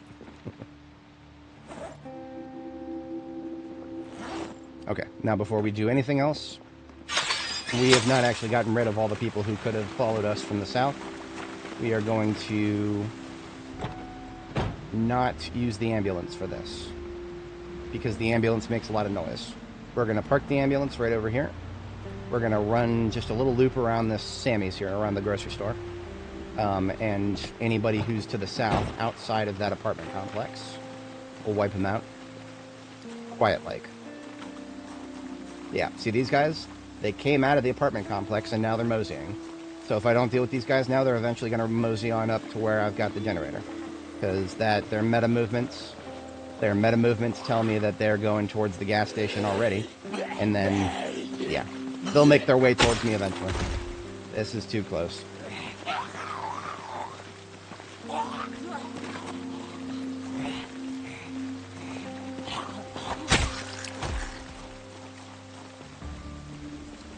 I'm no longer on the lookout for a perfect D6, but you're not going to throw one at me with all these good-looking parts, and I'm not... Look at this. Look at this. Look at all that green. Technically speaking, if you just go by condition, this one's got a better condition than the one that we've fixed up that's perfect.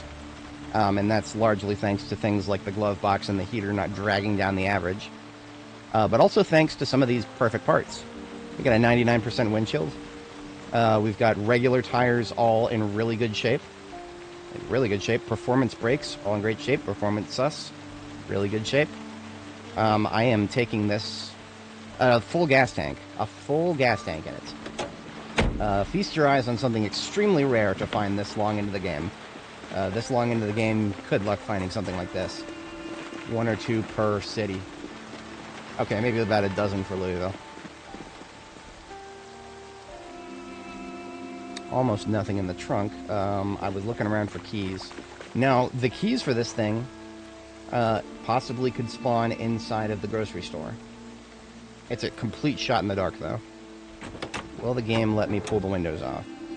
No, but this one's 70%. I have no need for 70% right now.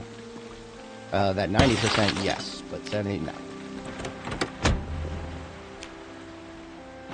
And because this is... got a good battery and a gas tank. Well, I could just do that. But why is this one still completely inferior to the other one? The other one has engine quality 100, and this one has engine quality 40-fucking-6. So despite all these beautiful parts, it's a trap. These beautiful parts, they're a complete trap. A noob trap. For people to see the green colors and get excited and not realize that it's still going to fail to start more than half the time. As absurd as that sounds, this thing will fail to start more than 50% of the time. Engine quality 46, that is 54% of the time it will fail to start. Fucking absurd, in my humble opinion. I'm not that mad about engine quality as a stat. I am a little mad that it's immutable. I'm a little mad about that, because I'm level 10 mechanic. Level 10 of a skill should mean that you're top in your class. With the right equipment, there should be nothing stopping me from just, I mean, if nothing else, just doing an engine swap. Just a 1-for-1 with another truck that's got a good engine. There should be nothing stopping me from taking that 100 quality engine out of the one that has it and putting it into a D6 with a light bar. So that I have another light bar vehicle with a 100 quality engine. I would really like to have that, but I can't. You can't have good things here.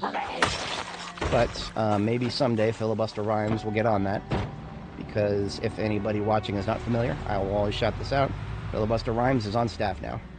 A homie who made some really popular vehicle mods. Well over 1 million subs on Workshop. That guy is now a paid staff member of the Indie Stone. And that is a good thing. That is quite a good thing. Now, here's not a good thing. We're sweating. We're sweating a lot, and we're wet. That's probably because of both running around and raining. Because it is summer, I carry around bath towels on my driver's seat for this. Yep. That's how absurdly overprepared we are. If you spend too much time in the second tier of wetness, you actually run the risk of getting sick. Yeah, it is such a damn shame that they couldn't get anything he's done won't be in for build 42. Now, if my theories are correct, and again, these are just theories, I have no basis for this whatsoever, I feel like the Indie Stone might be going for rolling builds, in which case what would happen is build 42. Now, it won't happen anytime soon, of course, but build 42, when it goes stable, they may go straight to 43 unstable after that. Which means me personally, because I can tolerate unstable, I would not be playing a stable build for a very long time if that was the case. That's okay, though. I'm not mad about it. Not in the slightest. Okay, we've got a washer and dryer. And the rain has stopped. I want to say it's done. It's about to be turn of the hour, so we can check the weather.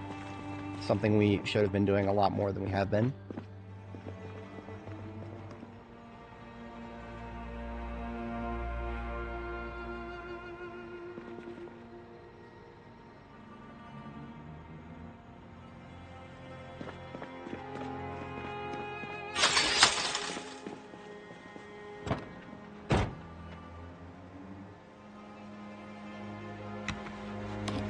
So at the turn of the hour, 1800 hours here, we will hear the weather report.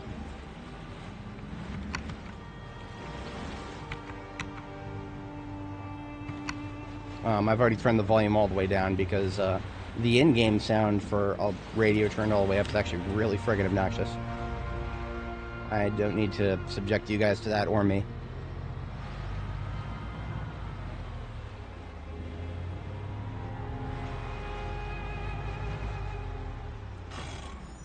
Glad I noticed it.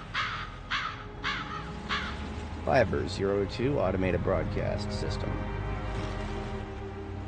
Knox Power Grid Blackout. Today, average temperature 23.3 Celsius. Minimum 17.6. Maximum 28.6. Mild wind from the north. Maximum 31 kilometers. Weather predicted to end in the afternoon. Well, the afternoon is ended. So, I think let's see what it says for tomorrow. Mild wind from the west. Clear skies. But then... light fog. Okay. Clear skies, light fog. Thanks. All personnel, Order 654 has been issued. I repeat. Yeah. All those personnel out there. You know what? Acknowledge. I repeat. Acknowledge. For all the people out there who are fucking hearing that, which is 0.0 people, I think we're in a good spot now. I'm going to turn the radio off. I'm going to park the ambulance somewhere nice and far out of the way here.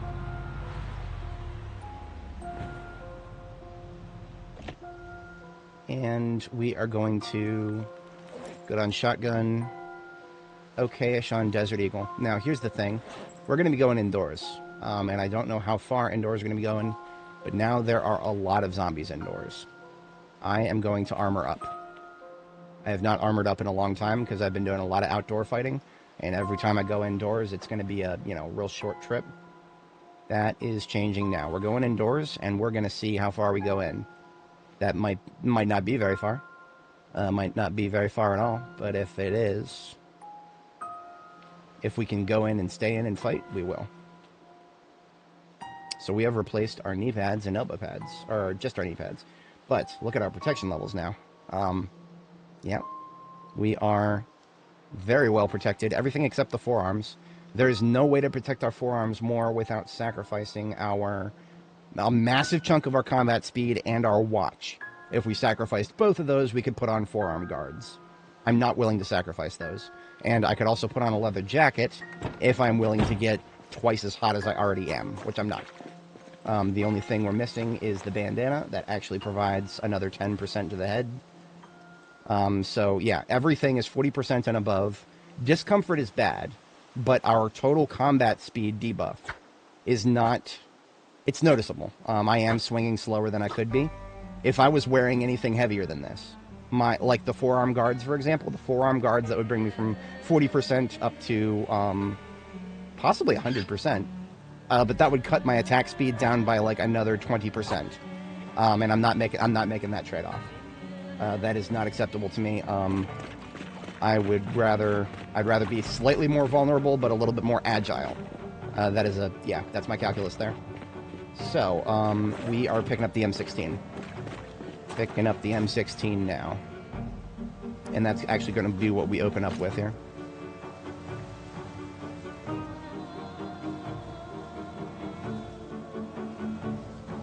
And because I know I'm going to get sweaty, just get ahead of that as much as we can. Let's do an integrity check on the sword. It's not as good, but it will last us. It costs me nothing to grab a spare sword. I've got 4 of them in here. Let's grab one, put it in the backpack. M16's already in my hands. 4 magazines for the M16, and that's golden. We're good on everything else. MSR 788 shouldn't even be out front. That should be replaced by the MSR 700. Those just need to be... Damn it, wrong button. I wanted to put it in the trunk here, not in the hands. Okay. The MSR 700 is my hunting rifle. The 788 is my backup hunting rifle. I have no ammo for the backup hunting rifle. It doesn't even... Probably shouldn't even be in here. But that's okay. Away. Okay, we're looking good. I'm going to have a full cup of coffee. I'm not afraid of a little bit of darkness at this point. We just want to get rid of the fatigue and a fair bit of food. Our first goal, actually, we are just going to mosey straight into the Gigamart and have a bite to eat of the food that's in there. Because I don't want to eat into my emergency supplies if I don't have to. But yeah, so my current loadout, just as a quick, recap, for my own good, if nobody else. The M16 is for plinking. If we don't have extremely condensed targets, we pop one at a time with this. It's on semi-auto, and it never will be anything but semi-auto. Do not mag dump with this thing. Click heads. You've got 30 head clicks in a magazine. That's better than any other gun in the game. Use it for that. Click the heads. It's good. But if we get really condensed targets, lots of them, we switch to the shotgun and fall back. We don't keep sustained operations with the M16 if we start getting mass target saturation. The M16 is just what we open with because we can very quickly switch to another weapon. And all the sidearms are basically... Every niche that the sidearms would fill are superseded by the M16. The only thing that comes to mind right now is switch to your sidearm. It's faster than reloading. Shout out to anybody who played the original Call of Duty games. I have heard only bad things about Call of Duty for years now. I've not heard anything good. I was somebody who grew up with Modern Warfare 2 and 3. The original, not whatever the fuck they're calling it now. I can't stand it when they try to harvest the names of classic titles and then try to remake it, quote unquote remake, in such a way that has fuck all to do with the classic. You can barely even say it has the same maps. Some of the same maps. But the rest of it is fucking... There's no Modern Warfare 3 there. It's just modern slop.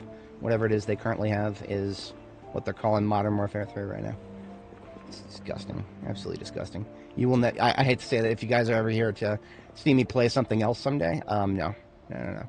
A lot of modern games, new releases, fuck everything about them. They suck. I hate them all. Old man yells at cloud here. We're at full on old man yells at cloud mode. I want absolutely nothing to do with most modern video games. This is a very lovely exception that we're playing right here. The devs of this game have tried to make money off of us almost in the slightest. I almost don't even want to jinx it, right? I almost don't even want to jinx it. And it sucks because, you know, I had a lot of fun with Call of Duty back in the day. If I could just pick up Modern Warfare 2, the original, the Xbox 360 title that I prestiged in like 12 times, if I remember. I went fucking hard with that game. I loved it. It was so much fun.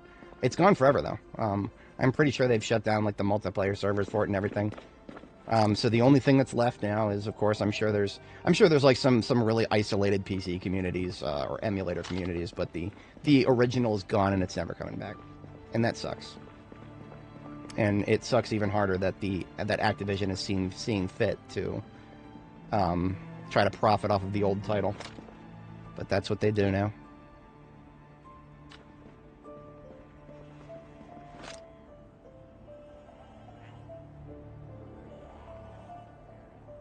I want to say that if a zombie is upstairs, even multiple stories up, those sound like aggro noises.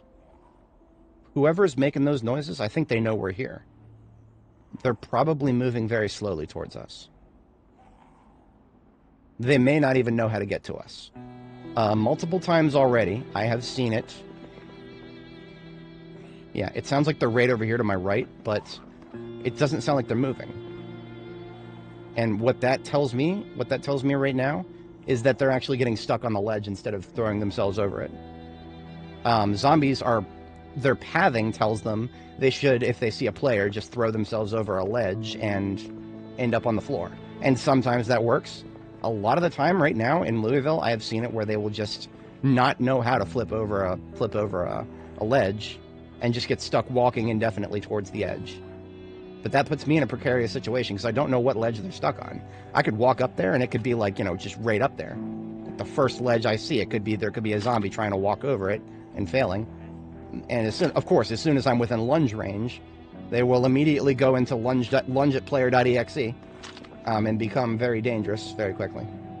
So I'm going to focus entirely on the lower floor for the immediate moment. Yeah, no, you're not wrong, Dark. That is not a bad idea. And as fate would have it, I have a spare blue generator. I do not, unfortunately, have any old ones nowhere in this area. I don't even remember exactly what I did with the old one that I found in Muldra.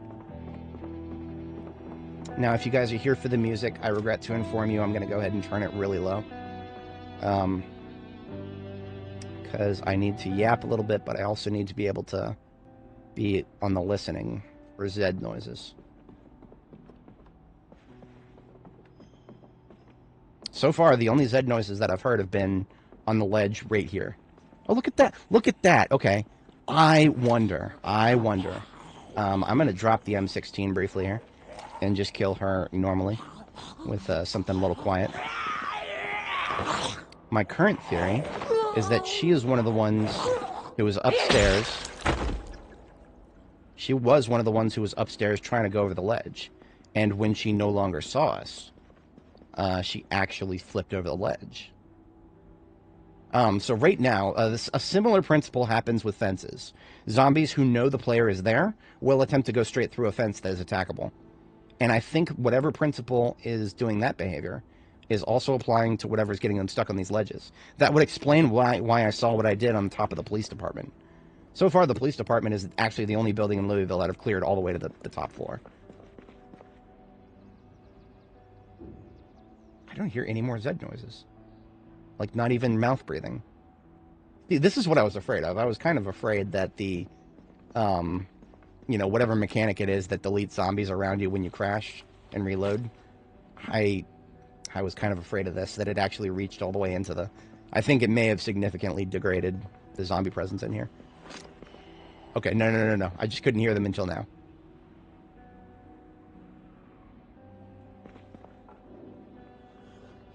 It's like the moment I step on these stairs, I start hearing them. Oh, look at that. Look at that. Hold on. Oh, yep. Not quite worthy of discharge just yet.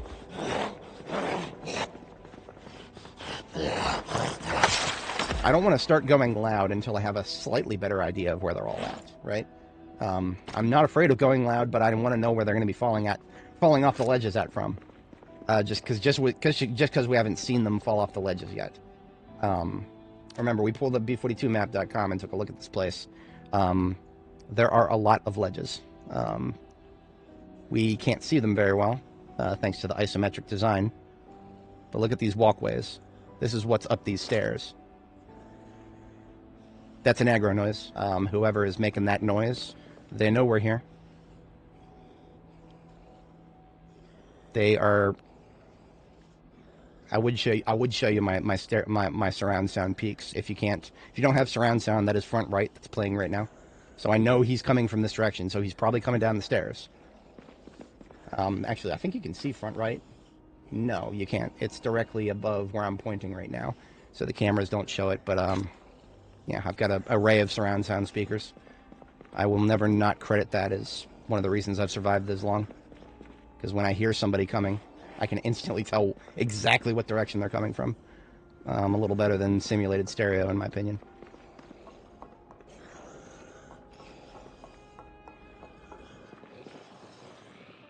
Okay, now I hear a lot more.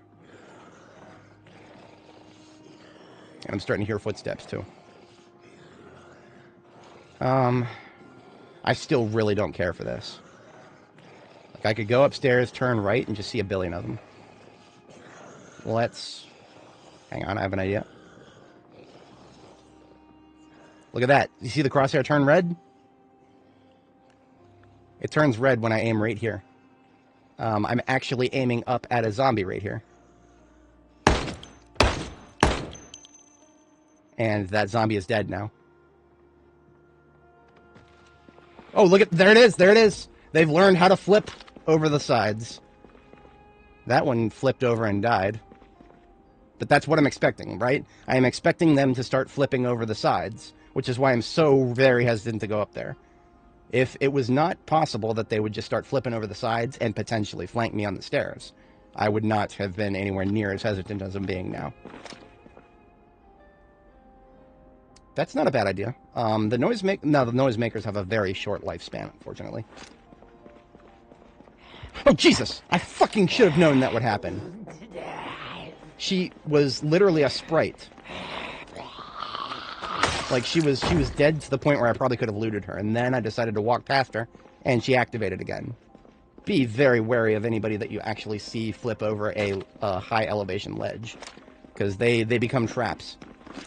I think she was supposed to ragdoll, but now that we've disabled ragdolls, yeah. Incoming, directly up the stairs. Alright, I'm gonna go ahead and go loud in this particular spot. I know, right? So I did not hear this one at all. Interesting. Very interesting. She was at a range, I should have heard her. These guys. I don't want to say I should have heard them, but this is way more than I was expecting because I'm not hearing them. It feels like sounds are more muffled than they should be for such a wide open area. Let's get an ammo check. 17. We don't necessarily need to fall back, but I need to make sure that they don't rain down on top of me. That's not actually something that...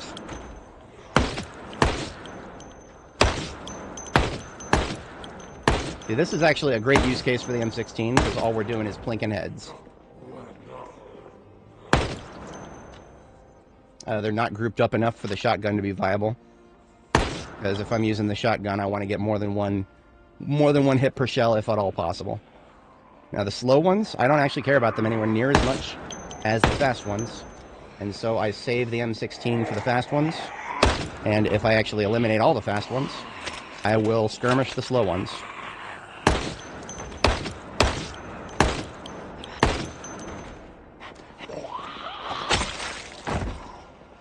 This is inconvenient. This is why I really wish I could have a second back weapon, but everybody wishes that. One of the first things that mods would add is another back slot somewhere.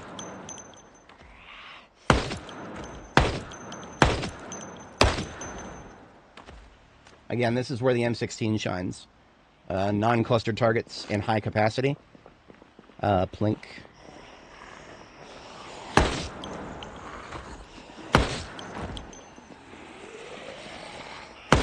That was a double hit. The bullet. And this is why I wore the armor. I checked my 6 multiple times and I did not hear her. We're falling out. Fuck this. Fuck this. Whatever that muffling is that prevented me from hearing that one who just came up behind me. Fuck everything about that. I'm not dealing with that. I don't know what it is, but there should be reverb in there. I should be able to hear things from all over the place. And yet, for some reason, it feels like sound is very dampened. I don't understand it, and I don't care. I will fight outside like I always have been. I will not put up with that level of vulnerability. Again, one zombie coming up behind me. No big deal normally. I did not hear her. I did not hear her at all. Nothing in my surround right. Yeah, we're not fighting indoors. Fuck everything about that. Never should have even tried. But at least we learned a good reason why. That has more to do with, I guess if you really want to headcanon that, we could justify it as the reverb is making it so that we're still hearing the noise, but it's harder to actually pinpoint. That could be it. I don't know. In any case, the weather is great, so we can fight outside and still get that beautiful, completely collapsed crosshair. And now, because I'm outside, if somebody comes up behind me, which is always possible, I will hear it. None of that reverb bullshit, whatever's going on there. We are down to 22. I actually get the feeling I might not be able to expend fully 22 right here. I don't think we've got a massive group. Just using my intuition, I was thinking 3 or 4 dozen total. Yeah.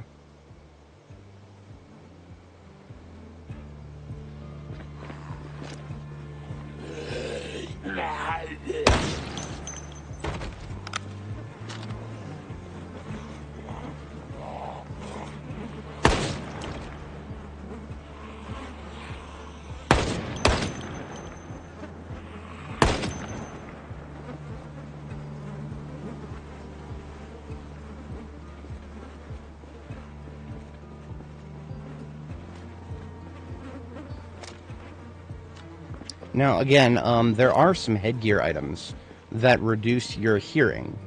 I very specifically chose this one because it doesn't. If we look, it's kind of hard to see the numbers. This helmet that I'm wearing, it's like a bicycle helmet, provides 40% bite, 60% scratch, at the cost of nothing but discomfort. No vision impairment, no hearing impairment. That is the only trade. This is basically the only helmet I'll wear in this game. Almost every other form of head protection that is, provides a little bit more than this is going to come with some kind of cost to hearing or vision. But I went out of my way to make sure that I picked something that had no hearing or vision. Again, I cannot stress enough. The only reason I've lived this long is because I can hear things behind me, and it's so good at this point that I might as well have eyes in the back of my head. But you take that away from me, like whatever the fuck just happened, and suddenly I am twice as vulnerable as I otherwise would have been. In fact, people who don't rely on their echolocation as much as I do probably would be better off indoors in certain situations. Because if you're not relying on echolocation and you're still doing all right, then your skill set is not reliable on something that's being taken from you. But I have no problem whatsoever with just not fighting indoors, like I'm doing now.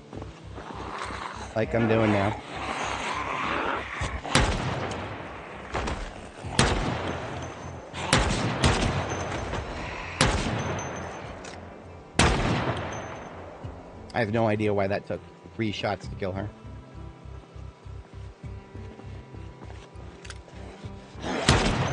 This is a fucking hand cannon, by the way. 44 Magnum in the form of a Desert Eagle.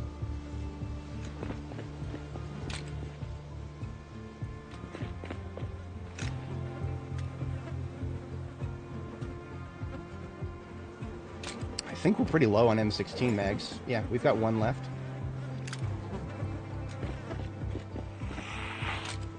See, the funny thing is about the fact that it's dark right now outside, that has almost no impact on our fighting indoors.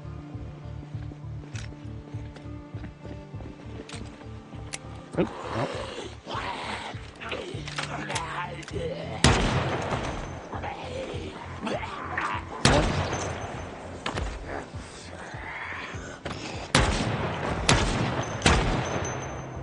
The corpse of this one here ate a bullet for some reason. See, it's things like that, actually. I think those things happen more often with ragdolls turned off. I did not notice quite as much of the downed zombie eating a bullet. I didn't notice that quite as much when I had ragdolls on for the past, pretty much the whole last stream.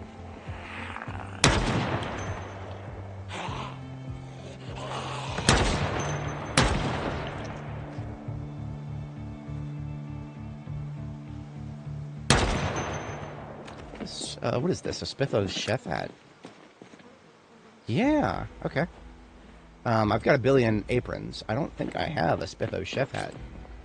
If I do, I don't know. That's actually slated for a Riverside return right there.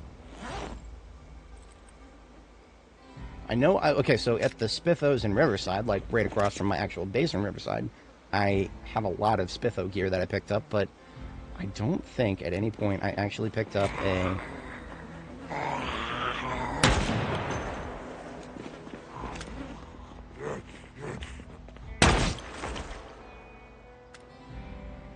Perfect. I can reload the DE, and now I can stop using it for a moment. I'm a little bit obsessive about my magazines.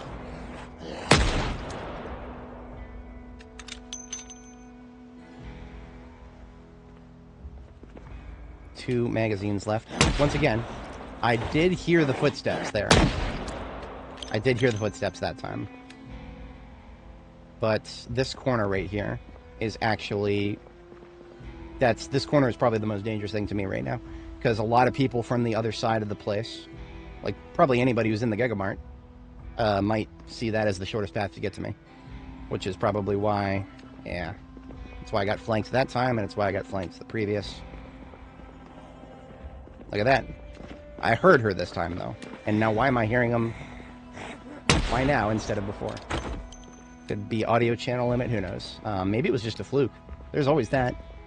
There have been times where I've gone indoors in buildings, and all sounds are muffled, as if, like, it was playing the... As if it was, like, trying to play sounds for the floor above or something. Like, everything that I heard was muffled, including the noises I made. I don't think that's happening here, but that tells me that whatever system is currently responsible for noise making is far from perfect when it comes to buildings. And the fact that it feels close to perfect for outdoors is what's spoiling me here. I am so well attuned to outdoors that I very rarely feel threatened. Not necessarily a good thing. I mean, always feel threatened in this game. 1 bite's all it takes, right? If you're playing on default settings, 1 bite, that's all it takes. Be threatened, always. Or, as I like to say, be scared. Not of the zombies, just be scared. Have the fear. Not even of anything in particular, just the fear. Have a fear of some sort. It's good for the spirit. Now, this one right here. This one does not have clothes on. I didn't strip her. I have seen this actually be an indication that she is somebody who fell off of a ledge. Yeah, she fell off of a ledge, and she's going to turn into... Look at that! Look at that! Called it! Called it! Fucking called it! Yes. I would still be very hesitant to fight indoors, even if not for all of the sound issues that I described. let's just say the indoor sound was perfect, I would still be very hesitant to do this. I'm only doing it now because I am somewhat convinced we've wiped out large portions of the main hordes of this place. Now we are gonna run out of, we're already low on food. We're low enough on food, actually, that we're extra vulnerable. Look at that, happened again. This time I didn't get to tell that it was somebody whose clothes were off. Here's another point of egress from upstairs. They'll come down those escalators. But otherwise, my destination for the immediate moment is Gigamart. Just have a quick bite to eat of something. Anything easy if we have it. Annie is actually a little bit tired from all the sneaking around. Sneaking around on all this heavy equipment. That has made her somewhat unhappy.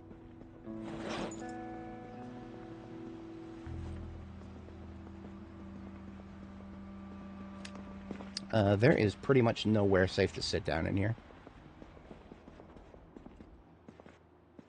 I say pretty much.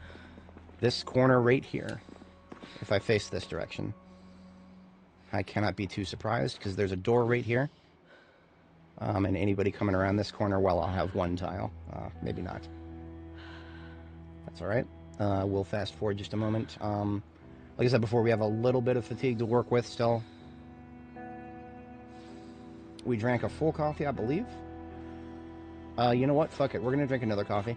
Normally I wouldn't do this. But right now, it really doesn't matter whether we fight during the day or night. Because we come in here, and it's going to be dark.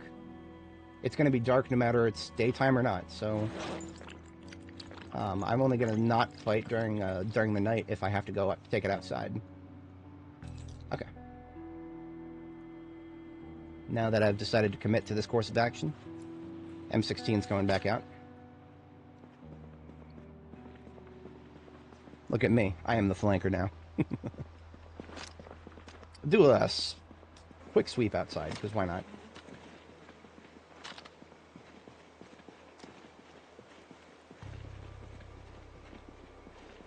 Oh, you know what? I have a great idea.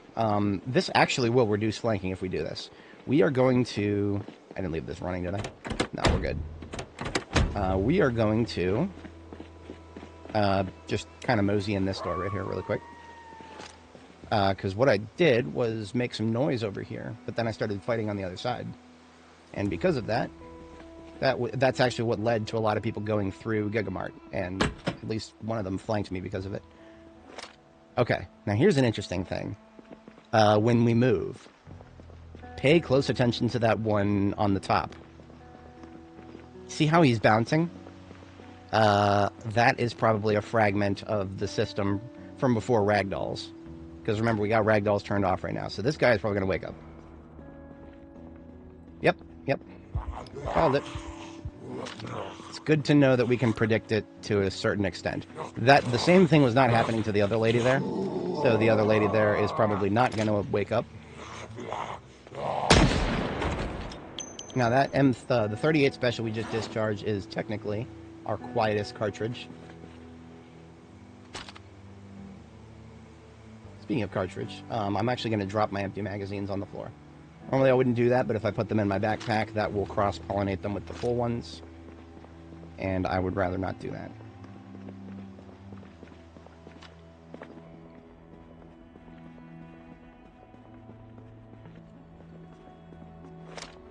This is another one that's going to get up. I'm going to knife this bitch. You know what? We're going to go ahead and take the shotgun off. We're going to take the shotgun off. I don't expect to be rounding corners and finding 10 of them. That's what the shotgun's for.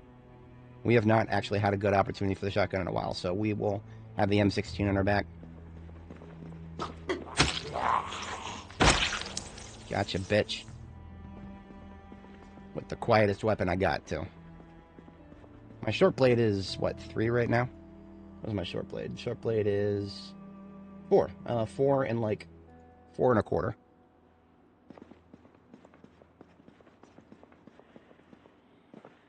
So I hear some mouth breathing. That is a fucking... That's a trap right there. That's what that is. That's a... Oh, no. Now, there's nothing in these rooms right now, but, there's throughway, through traffic. Those rooms are probably a path zombies would use.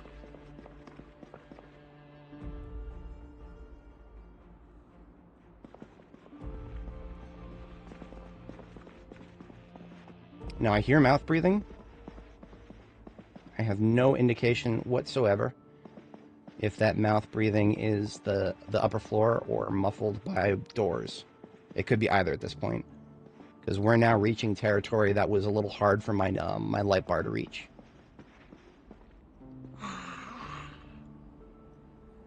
This is where I would use jaw stab if I could.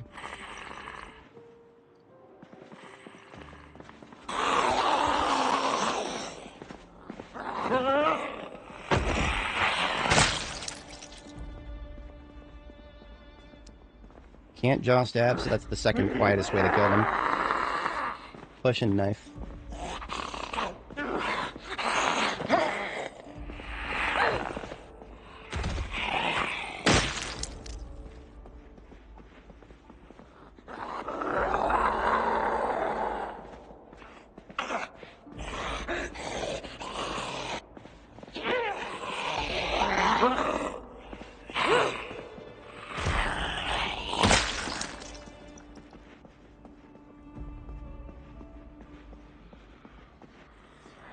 Now the density is increasing.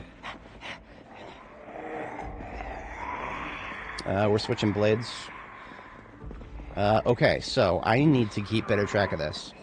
Because of how encumbered I am and my low skill at sneaking, I'm getting endurance problems a lot faster than I normally would. Being fitness level 9, I almost don't even think about endurance anymore. I'm just that efficient. But sneaking with this much heavy gear on, and always running while doing it, that is a recipe to burn your stamina, unless you got high skill with it.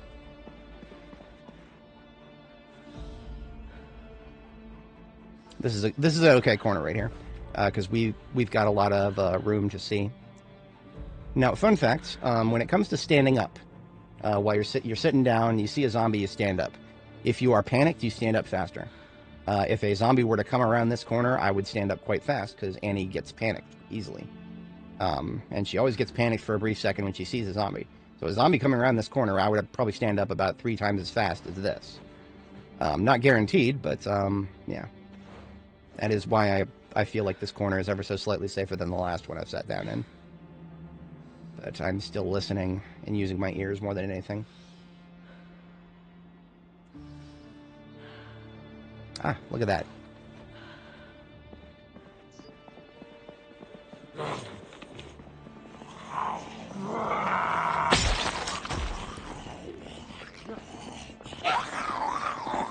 Now, I don't feel too bad about not sneaking in this particular spot where I'm killing them, because now I've made enough noise that footsteps ain't going to make no difference. But the further afield I get...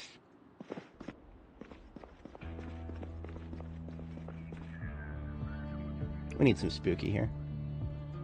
We need some spooky. How about...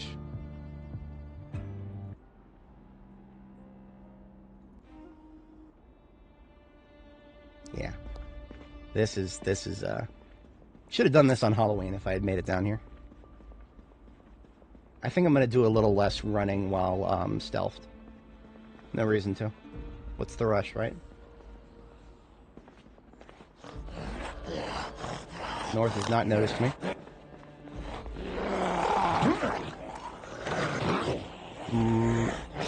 I've got 2 on me right now. Falling back. Because I heard that what sounded like aggro noises from upstairs.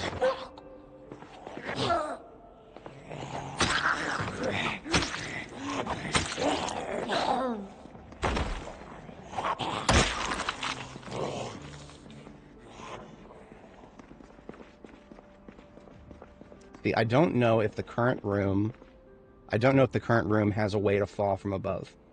I want to say it does, but I don't know. I actually don't know if we're in a store or if we're in the mallway.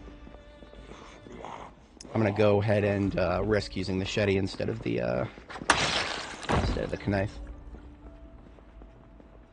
I know the machete is a little bit louder, but I think it's a little no. Okay, now I'm hearing shit to the right. I am definitively hearing shit to the right, which means I think someone's coming down these stairs.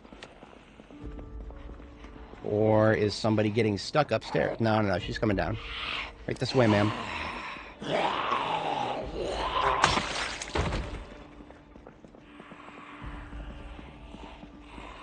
Okay. See, right now, reverb is actually functioning exactly as I would expect it to. I can't wait for it to suddenly not, just like it did before.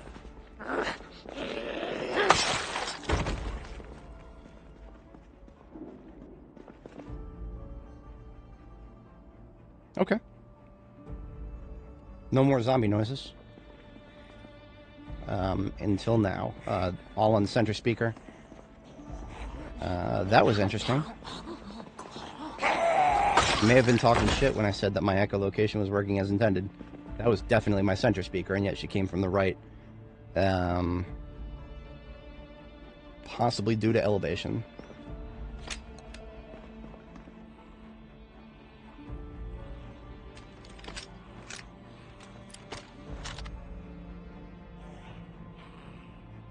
I feel like somebody's about to come down the stairs. But if that was the case, I got no target. Yeah, see, I had no target for her until she already appeared. So my usual strategy of clearing, landings at the end of stairs, my usual strategy might not be universally applicable here. Once again, no sound. The 38 special here. Quietest gun I got.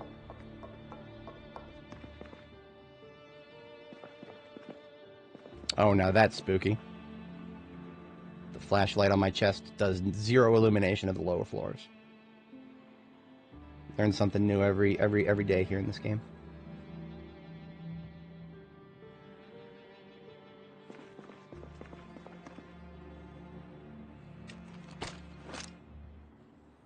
Top of these stairs look okay. I do hear something to my right that could be upstairs or down.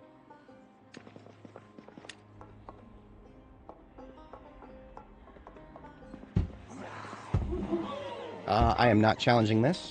I will, however, make some noise, though. Let's bring those guys downstairs. And there's probably nowhere that I would want to fight down here. Now this, we can interpret this as a low fence, but same with this. There's no way... Okay, this is not a bad spot necessarily. As long as I keep checking to my left, there's no way in behind me. So as long as I keep checking in for my left, we're flankers. Basically, there's only two places they can approach at me from right here. As always, I'm not going to commit to any particular spot for any set duration. I'll stay here until it feels untenable, and then I will very quickly fall back. That was faster than I was expecting from the left. I am probably actually going to fall back now.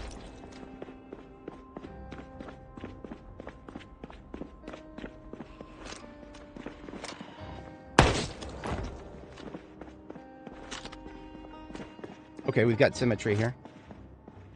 In fact, this is a trap right here. We got multiple traps on the other side of this. I just love how they won't wake up for any reason other than... Okay, shit, this is not good. Fuck, this is not good at all. We do have a clear...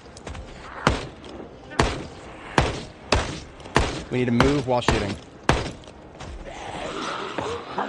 That was a class 3. We're fucking out of here.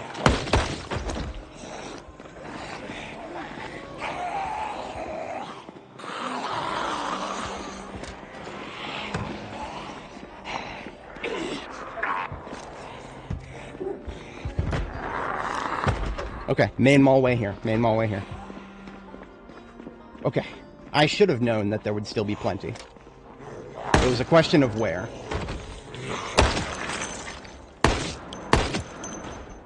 Jesus Christ, 120 beats per minute right now. Possibly more.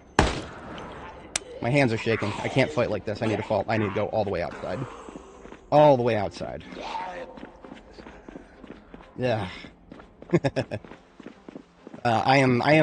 There's a reason I give easily panic to my characters, and that's because it is applicable to me in real life, and to a certain extent. That was a situation that could have turned south very quickly. One of the only reasons I continued discharging was because, I had a general belief that there was a lot of room to maneuver in there, which was correct. But that... I underestimated the density of what would still be on the first floor. I was expecting not too many, you know, the total count was not exactly beyond what I expected. But the fact that there were so many still on the first floor, that threw me for a loop. I expected a lot of what was back there at the very back of the place. I expected a lot of that to still be on the upper floors, but I was completely wrong about that. We are definitely not even close to saying that we're done with the first floor. Just the first half of the first floor at most. Now, I only came over here to grab a quick bite to eat. I am going to start using the light bar to pull people outside now.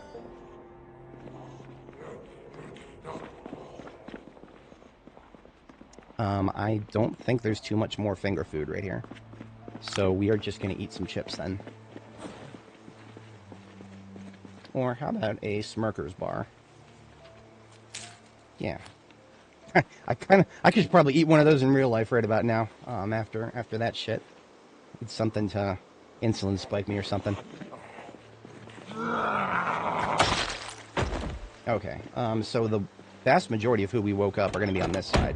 Okay, so, I don't know if you guys can see this. Fog is rolling in, and I can already tell that it's going to be thick fog. So that means we're not fighting outside. So that actually means that I'm going to have to take we're going to have to fall back a little bit. That may have seemed somewhat anticlimactic, but that was actually one of the worst situations I've been in on this character for a very long time. It doesn't quite match with the sanatorium failure. I have a whole video on that. The sanatorium failure was its own little beast. This was something more preventable. I started getting a little greedy. And, thankfully I did not have to pay the price of that. I recognized my greed before it became an irrecoverable problem. Catch yourself, folks, catch yourself.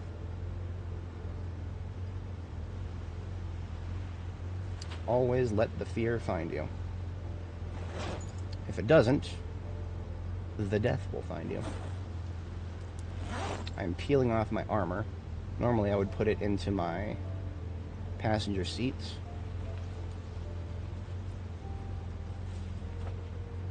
Yeah, that absolutely. Things definitely, I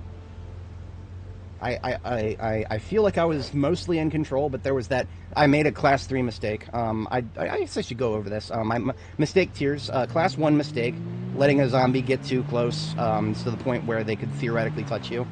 That's already Class 1. I make Class 1s all the time, because usually it's a strategic, like, you know, I can kill this thing before it's going to get to me.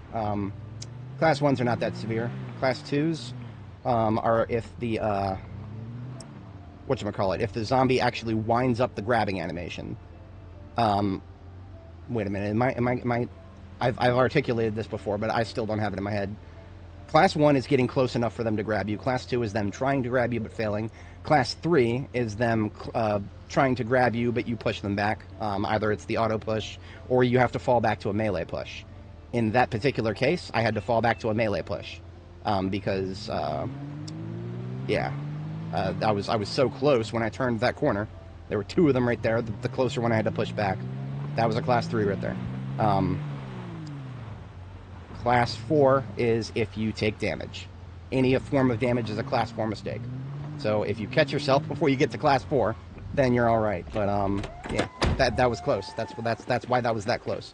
We have not made a Class 3 in a very long time here. And what few we have made have been far less, you know, things that could have gotten out of hand very fast. Because remember, even if the reason I lost my last character, Barb the Builder, was not because necessarily I had more than I can handle.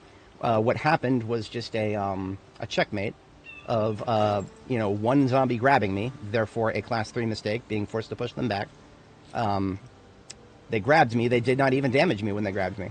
They just grabbed me and locked me to the ground. I had to push them back while I was locked to the ground, and that gave the other two that I was trying to focus on enough time to reach me, and both of them grabbed me at once. Game over.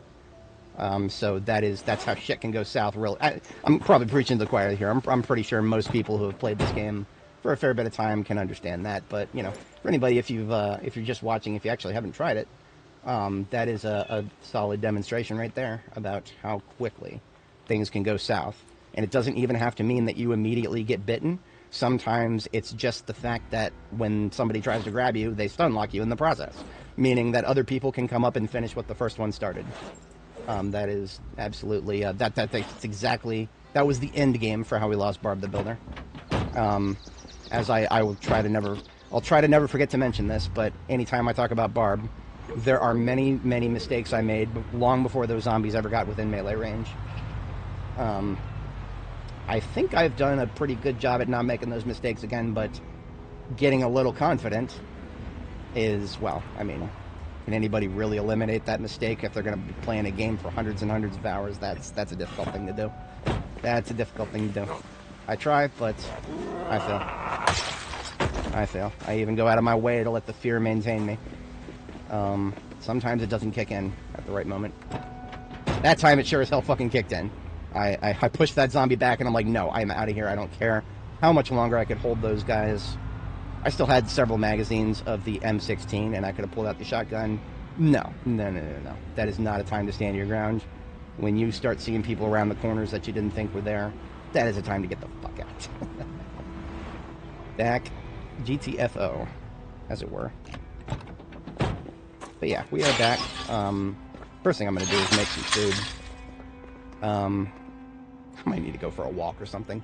We've already been at this for 8 hours on a weekday, so I actually may call it tomorrow morning in game. So I do think we may actually, because I need to clear my head. That was fucking terrifying to such an extent that, like I said, I don't know my exact heart rate, and I'm not going to sit here for 60 seconds and count it. But I know what I've been through phases in my life where my heart rate was accelerated all the time.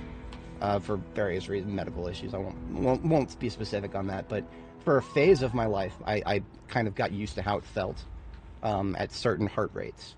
And so just going by feeling, I can tell you that for a second there, I was well over 120 beats per minute. Not that you're supposed to look for a high score, but my high score is actually 183. I was for a very brief time when I was in the Heart Wing at Innova there for... Again, no need to be specific, but it was a rough time, and my record was 183 beat per minute. I was just getting up in the middle of the night. I was just trying to use the restroom. I just get up, try to use the restroom, and the fact that I stood up at the wrong time when my heart was, I guess my body wasn't expecting me to stand up. I stood up, and just the fucking nurses just came running in. You were at 183 beats. I was just trying to stand up, guys. I didn't understand it at the time. I didn't understand it because I was in a bit of an odd state. But yeah, heart rate. There's actually there is a part of me that wants to like get an EKG, just one of those little wrist things, and plug it in as a USB device and see if I can get OBS to layer it on the screen. That would be a lot of fun for horror games. That would be a lot of fun for Darktide. I would absolutely do that for Darktide, because Darktide is one of those games where I actually get really fucking what just happened here for me in Zomboid was nowhere near... Well, it's actually average time for me in Darktide. I am always on the edge of my seat for Darktide. One of the reasons I don't play it too awful often.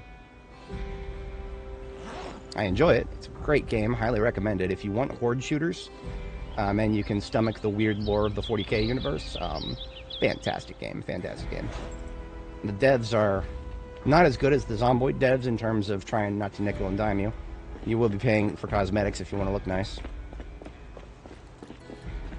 I bypassed the problem of cosmetics with a lot of my characters. I would just remove their clothes entirely.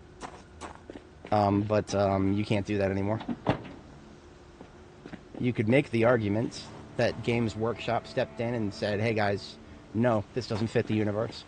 Because that's absolutely something Games Workshop would do. But I was having a lot of fun.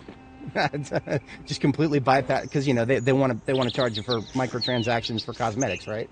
So just being that one guy out there who had there was a, yeah, I made a Lua script myself to pull to empty slots, but there's no way in the base game UI to remove items.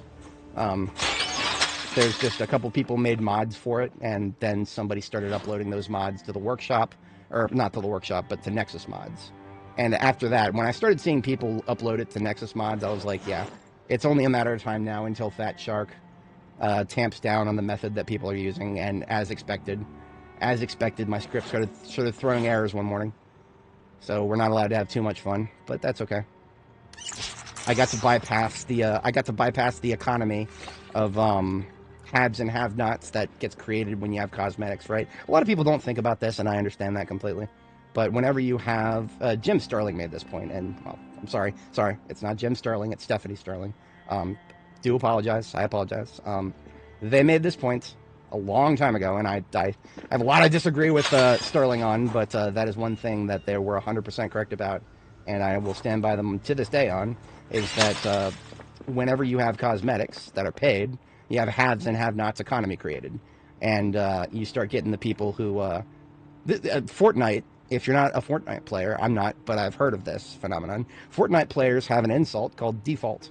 Like, they will actually call you a little default bitch for not having cosmetics, for not spending money on the fucking game and getting cosmetics or events or whatever the hell their monetization system is.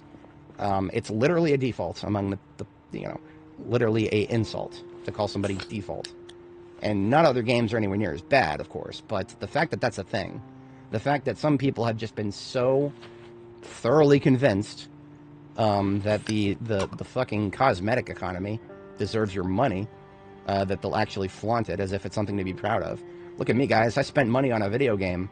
I mean, the CSGO skins economy is worth $1 billion, so I'm, anybody who's aware of that sad fact, y'all know what I'm talking about.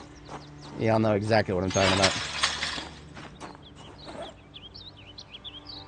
I've been kind of doing a little character maintenance, trying to figure out exactly what I'm doing next. I'm sleeping. That's actually what I'm doing.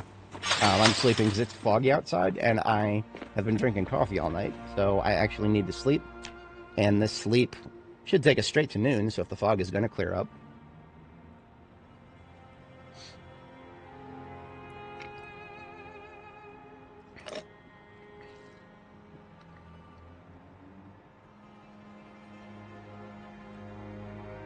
And I think the fog cleared up. Okay. Or it's in the process of clearing up. Yeah, it is nowhere near as thick as it was before. That's great. I might actually do some more combat then. I do apologize if anybody left, of course. If anybody was here for the combat and you already left, I'm sorry. Hopefully, well, if you're just here for the combat, well, you'll probably have left a while ago because I had so much downtime. But yeah, no, we're gonna do a little shooting, just a little bit. Outside, out in front, and we'll see what happens.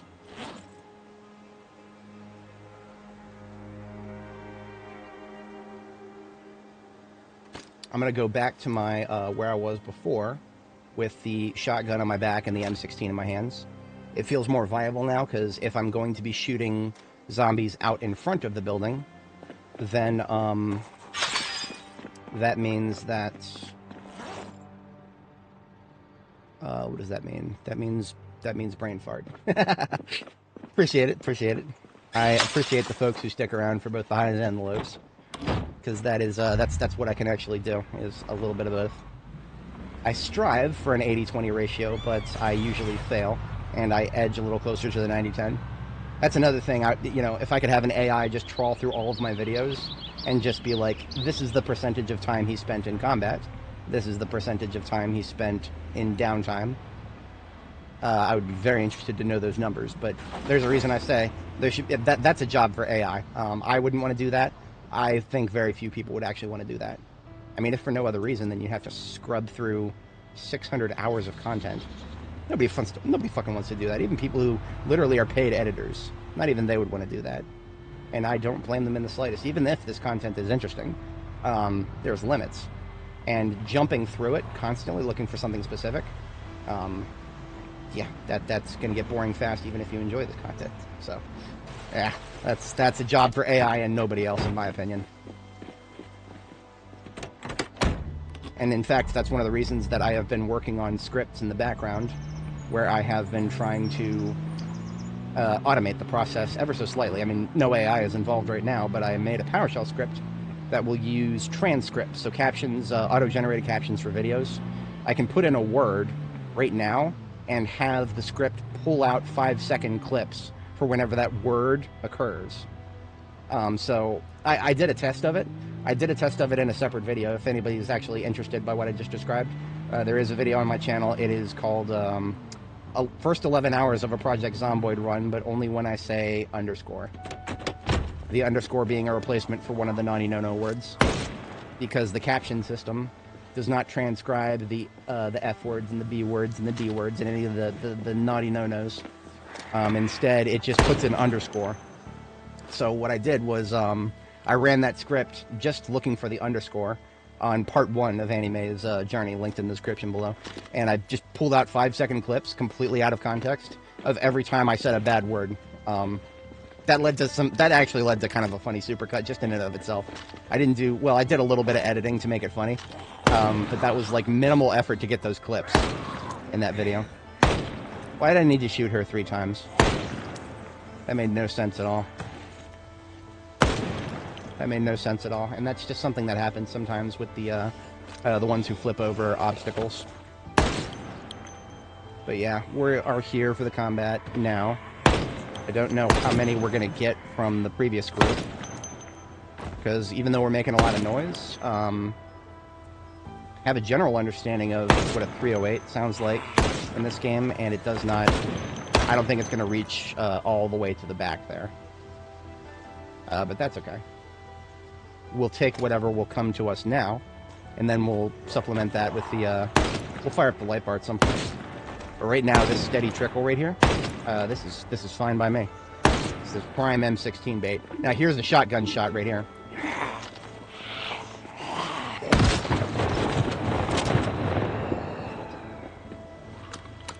Switching back and forth between M16 and shotgun. I don't want to be doing it too often.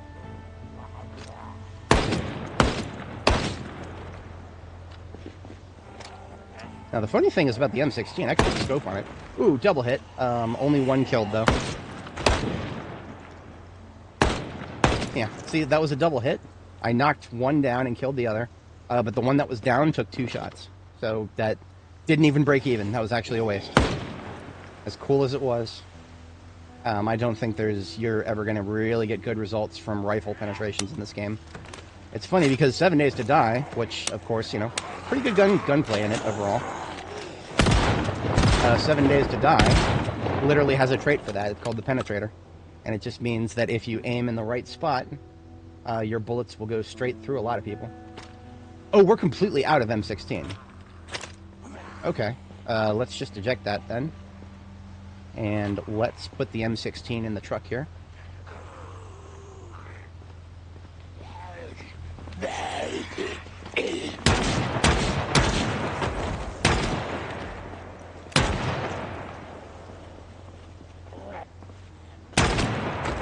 I'm living the dream right now. I've always wanted to find a combat niche for a hand cannon like the Desert Eagle.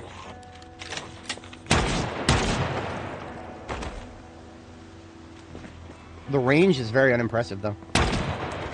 A lot of those shots with the really wide crosshairs just now probably would not have been a problem for the Magnum. Same type of bullet. Yeah. That one right there.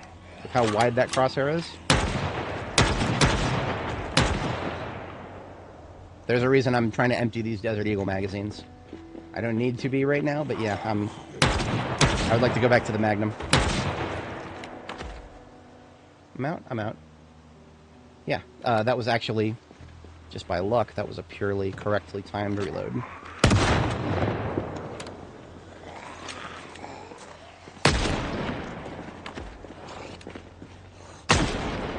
I'm getting more than I expected from the Gigamart here. not okay, but it's got a big wide opening versus this one, which, you know, look at that. Look at that. We're getting a lot of use out of this corner. Actually, Gigamart's helping me with that regard. Because Gigamart, every time I shoot up here, it's pulling the zombies in this main mallway. It's pulling them closer to this side. So they come over that fence, or the window. But we've only got a couple slow ones left.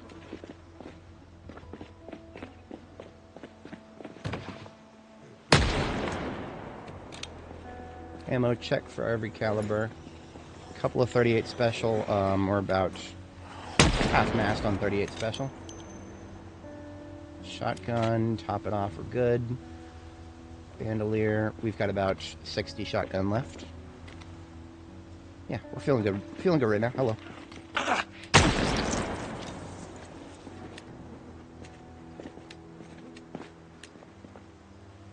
Now, I mentioned this before, but we are going to fire up the light bar now. Once again, I am hungry. But I failed to prepare properly. I have soda, though. Oh, we're out of Desert Eagle magazines. And we just reloaded it. Actually, that's perfect. Oh, no, we didn't even reload it. That's okay. We're going to put away the Desert Eagle. We're going to open any boxes of 44 Magnum we have left and switch to the actual Magnum. And if we don't have any boxes of 44 Magnum, then we're switching back to 45 Auto.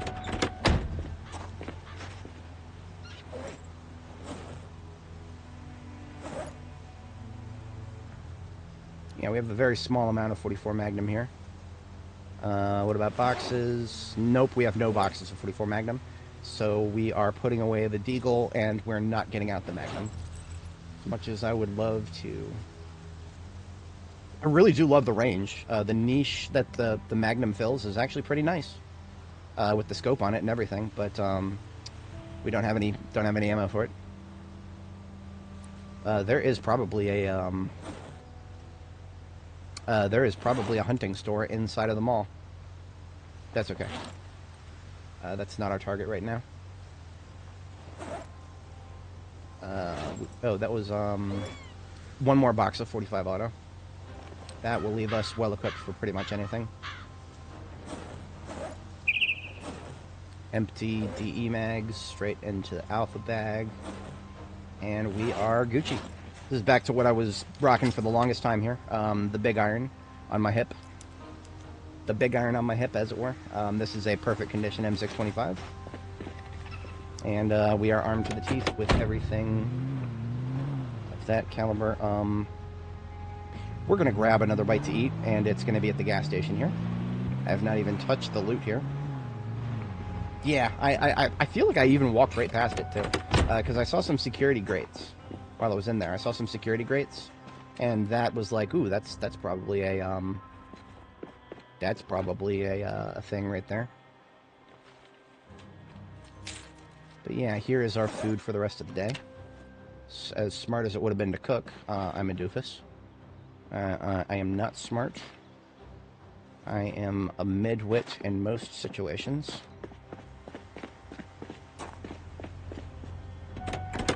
I have niche knowledge that makes me better in certain circumstances. Otherwise, I'm a fucking midwit. 100%.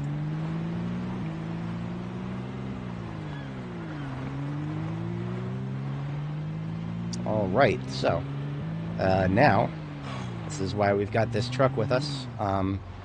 It is a vehicular device that I don't care if it takes a couple hits. Before we crashed, I don't know if you guys heard this, but we did have some noises. Is this guy gonna wake up? I think he is. I saw him starting to vibrate, and I was like, yep. I don't even know where this guy would have fallen from. This may have been one of this may have been the Homelander. That may be one of the zombies that was flying around.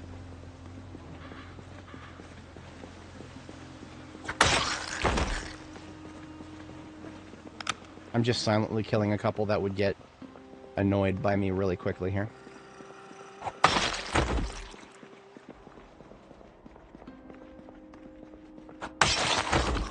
Not very sensitive, those ones. Alright. Because, yeah, as soon as I drove in here with the truck, they would have gotten woken up.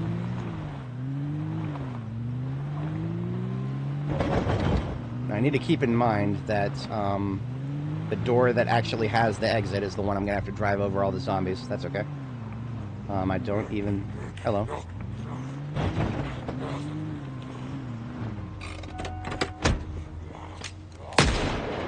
Out of range. Sad.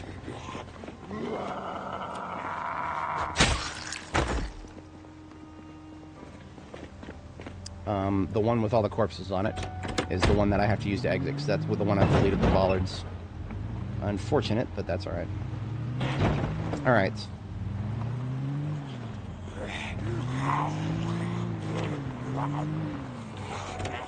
Again, if I just deal with these guys here, I can punch a little deeper without having to fall back. We don't want to go loud until we start seeing a larger group, and then we fall back with post-haste. This is one situation where the visual part of the light bar is very yes, because of just the way the silly way that the lights work right now. We definitely want to be able to see all corners of our vehicle, and with the light bar we can. So it's not just for the aesthetic that I got this on. You know what? Let's get a mark. Let's get a mark. I have to go back and find the mark for when I had that panic moment. But for now, here's another mark right here.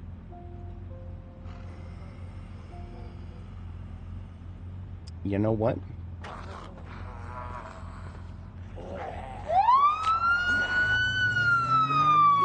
We'll fire up some music once we're outside.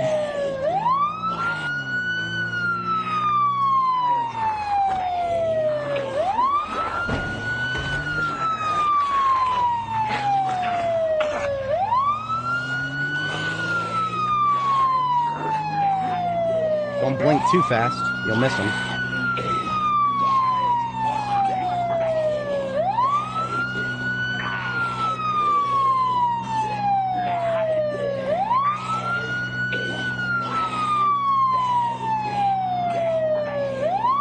Remember, if we fire up the light bar and leave it, that light bar is good as gone.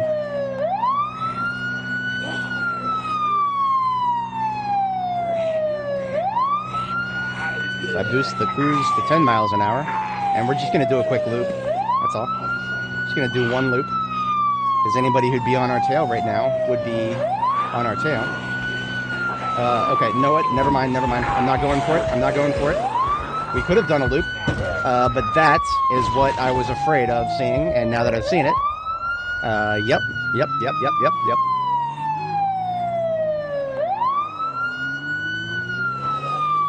We just want to make sure we don't lose the attention of that group. I don't think we will. They're close enough now. Hello, friendos. Why don't you all come outside and we'll have some fun? Alright, we got cut off rather sadly when we were listening to Chaos before, so, you know what? For real this time.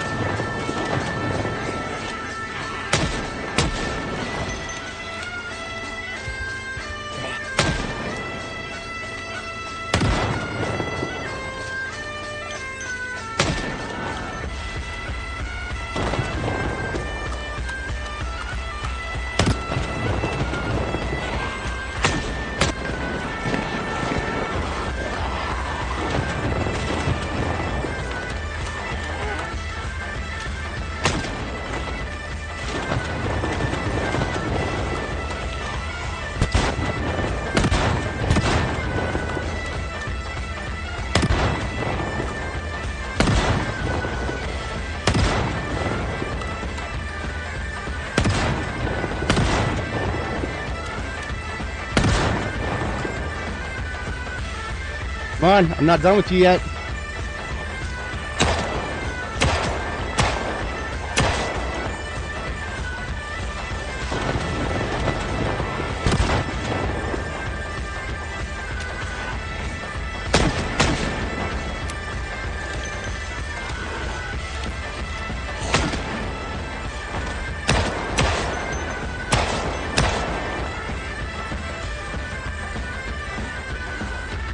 7.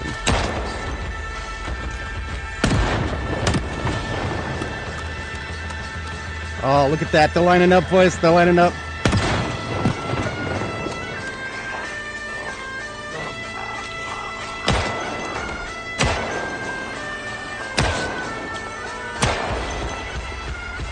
Two rounds. Look at that. 2 targets.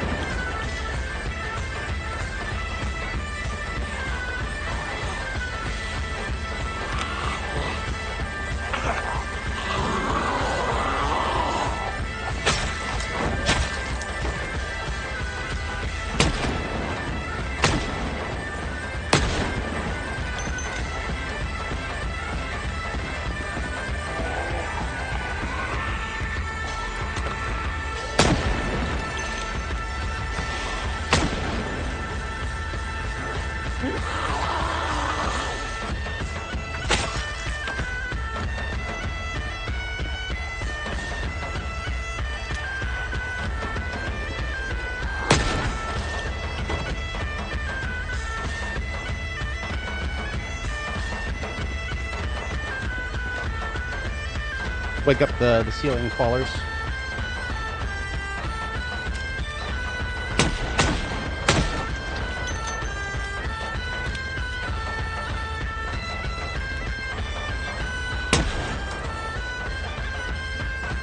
Come on, wake up. Come on, pal, wake up. He doesn't want to wake up. Okay. I just came in here to make a little noise, but give me some targets. I know there's more.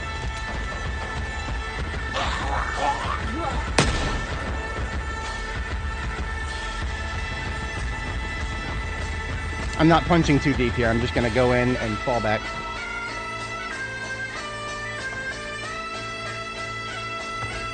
It's only 1 on that door. So, yep. Lots of traps here. Lots of traps. Here we go. These guys didn't make the party. Like I said, attack, fall back carefully. We're in the main mallway now, so our flanking opportunities are light. Especially after all the noise we made out there.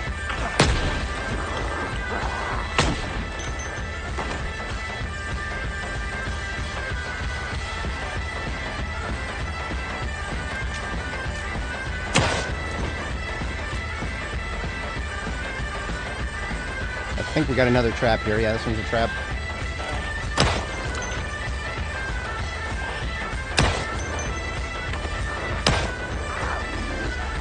Still alive, still alive.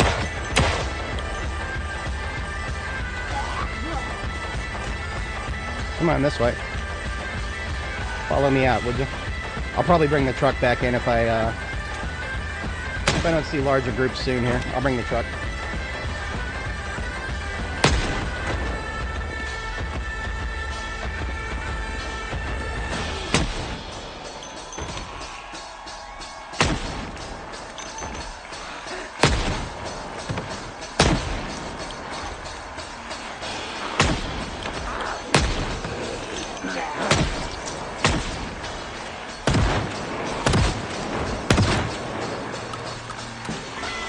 Not an opportune shotgun moment. If we still had M16, that would have, yeah.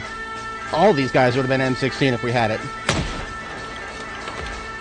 Like the, all of my handguns combined is basically the niche the M16 kills right now.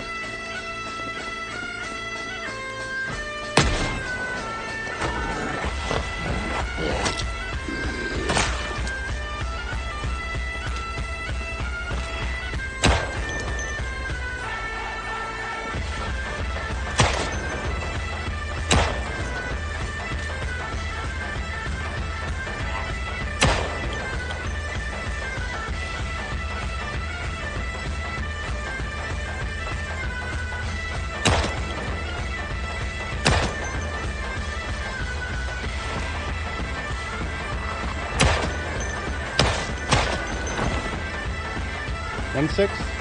Yeah, 1-6 slow. Too fast north. Falling back just a little bit. This could have been a one-off, but I'm not taking any chances. Nope, that's speaking of chances. Wanted to dump that mag. Mag dumped.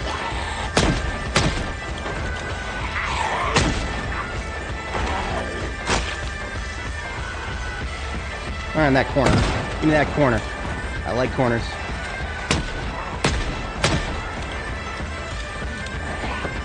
Hello. That's a little close. I wasn't in range, but still.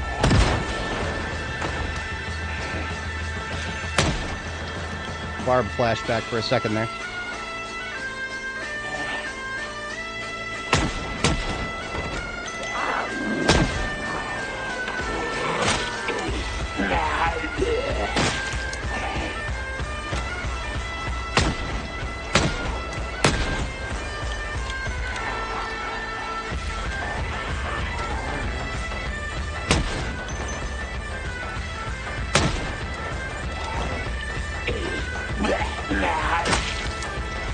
Actually, Call of Duty moments here. Need some Call of Duty up in this bitch. No machetes in Call of Duty, unfortunately. There's plenty of knives, though.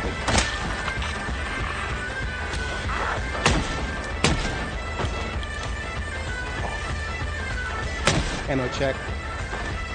We're looking actually a little light on 38 special. Shotgun, we're really low. We don't even have any more shotgun at the moment, so we're going light on shotgun. Well, you can't put this in front of me.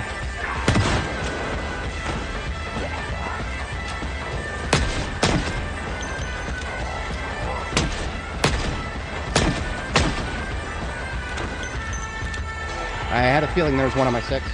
Just one. Still falling back a little bit. Also hungry.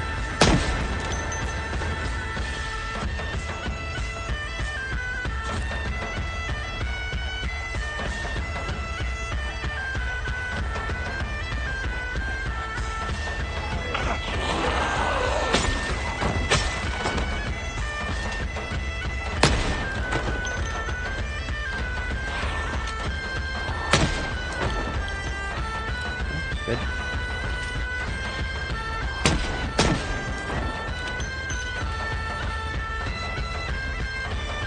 Feeling good, feeling good.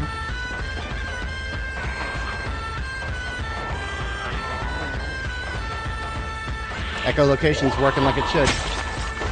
Now that I'm playing the fucking music, I guess. I don't know. I haven't noticed a single one that I couldn't hear. Head's on a swivel anyway. We've got no idea whatsoever what could be on the upper floors, and I'll be real with you guys, I don't fucking care right now. If there's anybody up there, they'll come down here. Oi, where you going? Calling you out, bitch. Get back here.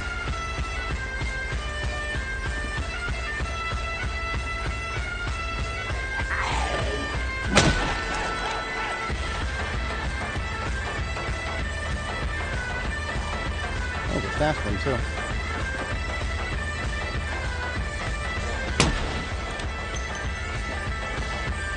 This is a trap. Fucking traps, man. Spring them all. Come on. Slow one coming out there. So this is the mini golf course. We ran out here unintentionally. And this is way far afield right here. If I can fight my way back to where I was doing the panic shooting before, that would feel like a nice milestone to call it on. Because we are going to get fatigued in the not too distant future here. I'm punching as deep as I can and then falling back. That's been the goal from the beginning here. I think this is all jewelry. Yeah, all jewelry. I think gun cases use a similar appearance though. Now that discharge right there is very far in. Yeah, and we don't have a secure flank right now. I would say like our flank is like 30% secure right now because we got this this wall right here. This wall right here is a safe-ish wall because we won't come up. They won't come from behind. But this is also where we got enclosed. So we are not staying there for any extended period of time.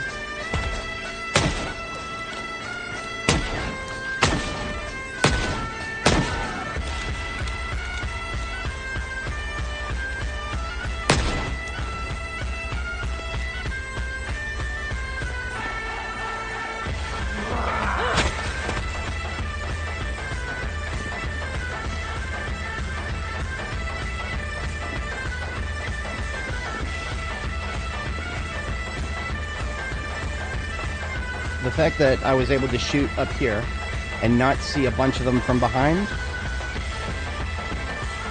Okay. Okay, we've now punched farther than I ever have before.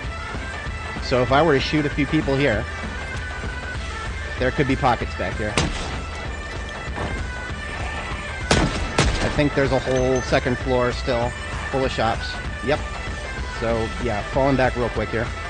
Not just head on a swivel, but feet on a swivel. Okay, you know what? We're going to fight our way out. Make sure that we don't get boxed in the slightest. We're going to run back out. We're going to get the fire truck. We're going to do a pass. Just one pass. See what we can collect.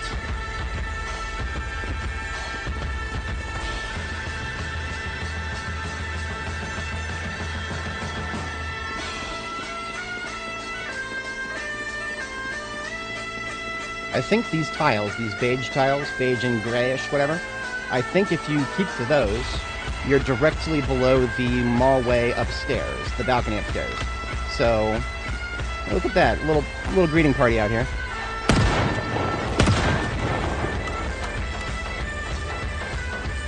That one's like, nope.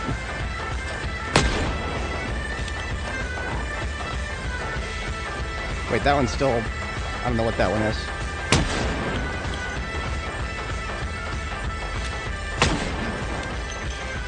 Okay. Yeah, this one... So this one disappears when we look away. And it's still making noise.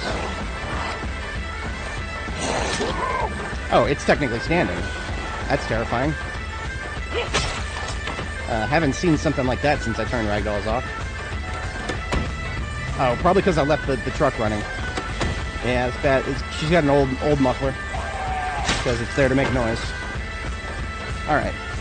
We're gonna drive in, we're gonna get a group, but then we're gonna fall back because we don't have enough fatigue to keep fighting at this pace. So we are gonna do a nice big group siren, and then we're falling back.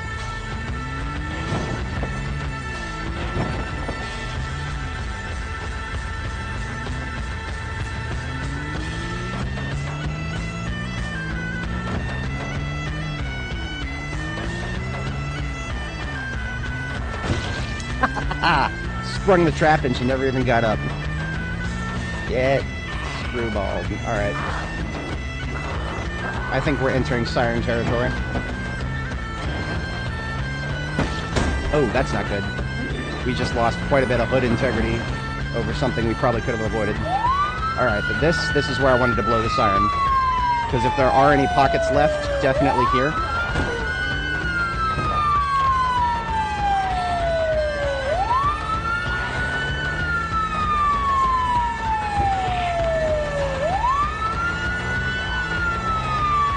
I don't even know how far it goes in this direction.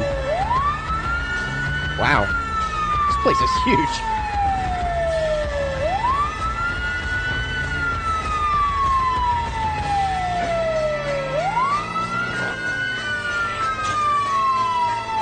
Ooh, that's a shutter right there. Okay, good to know.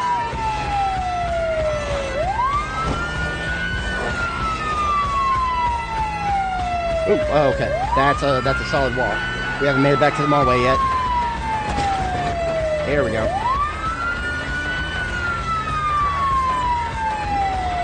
Alright, this is where things will get a little boring. Yeah. We don't have... There's way too many. We cannot circle back anymore. Maybe I can do one loop. I would have to do it here.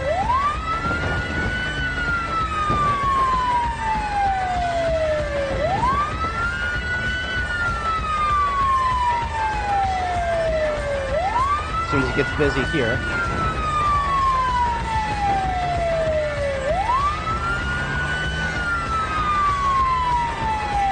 Nope. Back it up now.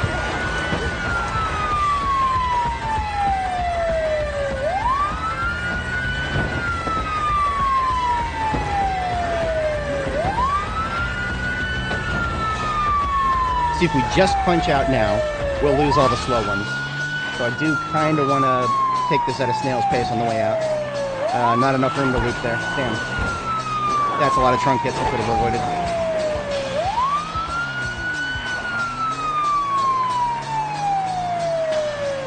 Alright, you know what? We're gonna be brave. There was no better shotgun opportunity than that, because all the fast ones.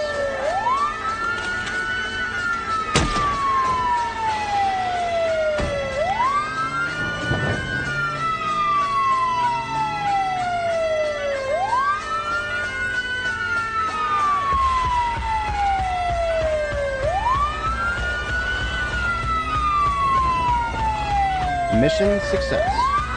We're now close enough that we make enough noise at... Holy shit! Okay. We almost tipped over just now.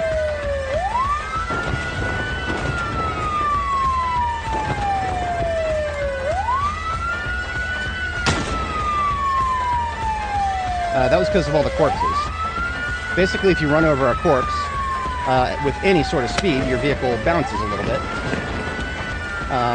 And in this case, it bounced so much it almost fucking tipped. I guess you could say we hit all the zombies with only our left wheels. Maybe. That feels like the stars aligning.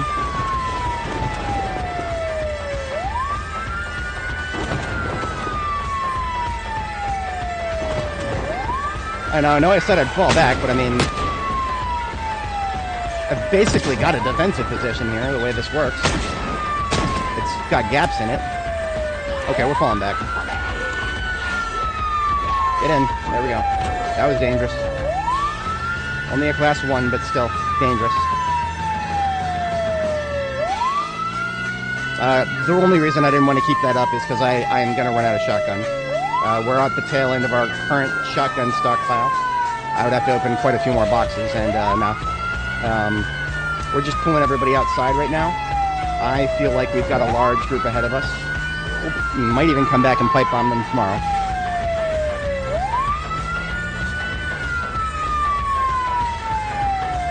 But based on the positioning of where we left those other groups, we can now do shit like this, which won't get us too far, but it'll make more noise than we could just by being outside, since we're dealing with people on this side now. Alright, fatigue's just about to hit. We're gonna go ahead and tone down the music.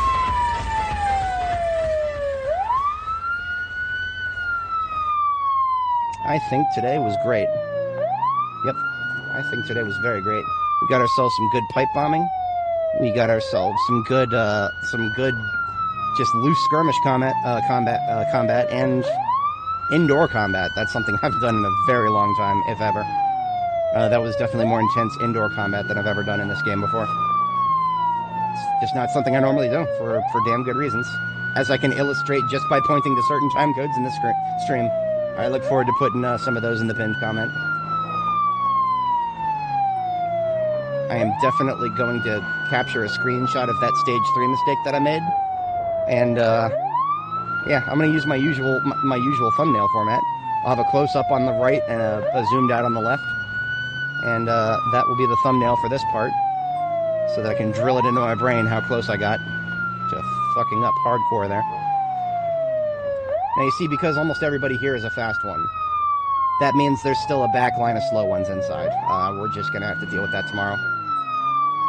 The fact that only the fast ones made it out here tells me that, yeah, we didn't quite get to make as much noise as I would have liked. Or rather, we exited too quickly. If we had been a little slower to exit, we would have kept the back line's interest. But I think we lost them, or at least a portion of them. That's okay. Now, I'm not driving straight out. I'm actually kind of going back and forth a little bit so that I don't leave them going in one direction. And that's all I'm going to leave them with is 1 toot right there.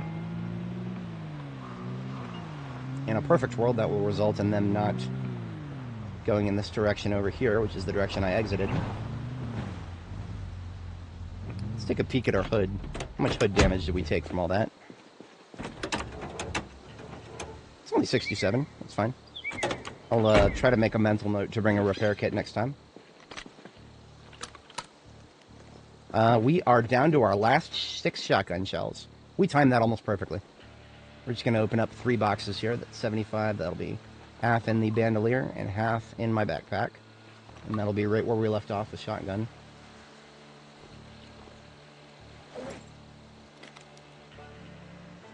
Yep, we gave him the slip very well. The closest one to going in the correct direction is not. And these two over here, they're going towards the stoplights. This one here, look at this. Not even from the mall. Imagine if that had been our downfall. All those thousands we killed at the mall, only for Carl here to come out of the fucking laundromat and nail us from behind. Nah. That ain't gonna happen. I'm getting a new sword preemptively. I've not been going through swords fast enough lately, so there's literally no reason for me to use them once they fall below a certain threshold now.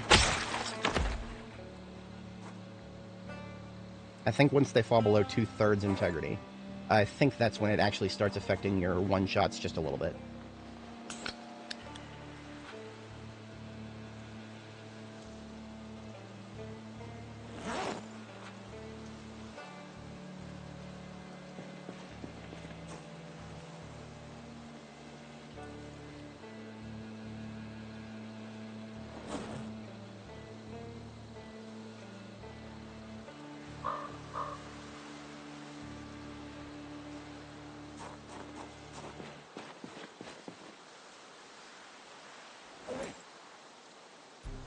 Replacement M9 magazines. We still have an entire backpack full of those. Definitely have not been using up those very fast, and I'm perfectly okay with that. I started out leveling 9mm. That's how I leveled firearms. What I like to do is, early game, once I got the book read, that's always, but before I touch firearms, I read the book, make sure that I have quite a lot of 9mm. I would push zombies on the ground, and then shoot at them with a 9mm while they were on the ground, go for the easy headshot, point blank. In the future, I will not do that with 9mm. I will actually probably do that with, well, that's, okay, you know what? I've found a niche for every weapon that I've used. 45 auto is more powerful than 9mm. The range is not quite as consistent, but whipping out the big iron here, it's actually kind of hard to choose between 45 auto and 9mm. Now, both of those are handguns that come in 50 bullets to a box. So, on standard, loot distributions, over the long term, you're going to get about similar amounts. The only thing about 9mm, of course, we've got well over 300 magazines total, just across all the different places we're storing them right now. So we've got, 9mm magazines are amazing. Being as they're 15 shots, and there's nothing compared to that when it comes to 45 auto. That being said, 45 auto is great for small numbers of zombies, so I may actually use 45 auto to level up firearms next time. Next time I have to level up from the very beginning. That won't be for a very long time. If anything ever happens to Annie, or our save gets broken by an update, or maybe we just decide to call it on this character. I will play Zomboid again, of course, but I will be waiting for another major Build 42 version. Like I might skip a version, which means I won't be playing the game for a few months straight. In the meantime, I'll play other things. There's other things I want to play.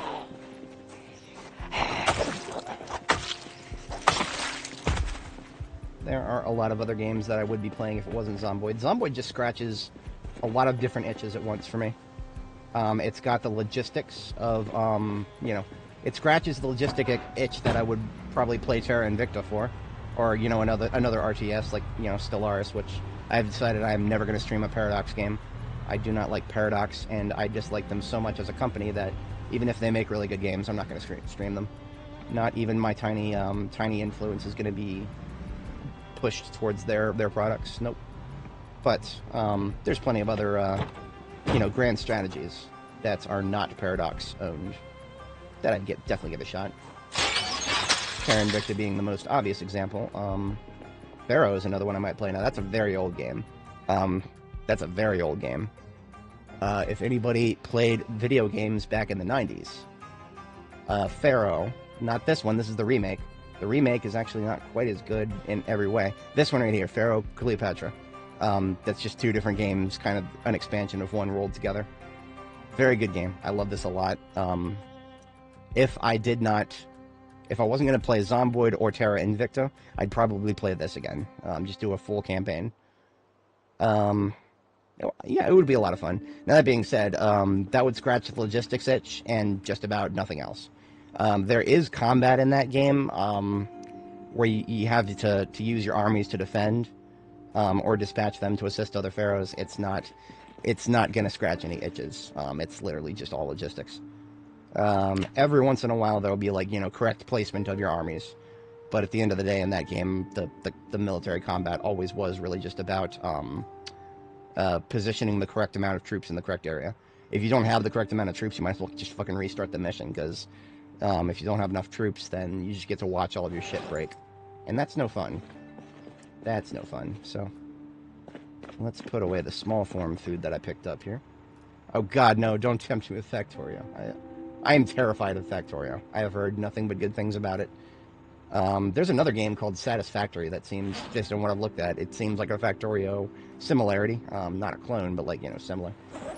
And both of those games, I actually own Satisfactory. I do not, do I own Factorio? Let's check. I've got a little list here called Try Someday. It's got 78 titles in it.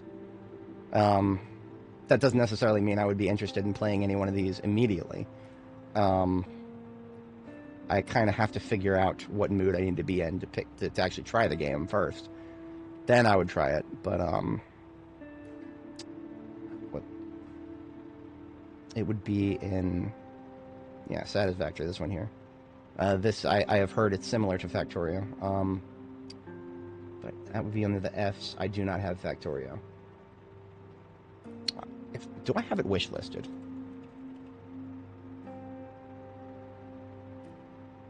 I don't. I'm going to wish list it so I can keep an eye on it for sales. Because remember, just because I buy the game doesn't mean I'll actually play it. 78 titles. 78 titles are waiting to be played. And that number is going to go up as things that I'm interested in go on sale. So. Oh, well. A game that will take forever to play on your own. Threaten me with a good time. I'm assuming it doesn't have NPCs. In which case, it is not the same paradigm as Zomboid, but I sense a similarity there. A similarity. Okay, we have got one more sleep to get. We are going to go ahead and end the stream tomorrow morning in-game. So we are kind of wrapping things up here. If you guys are here for the combat, that is pretty much done. We are now just getting ourselves cleaned up here.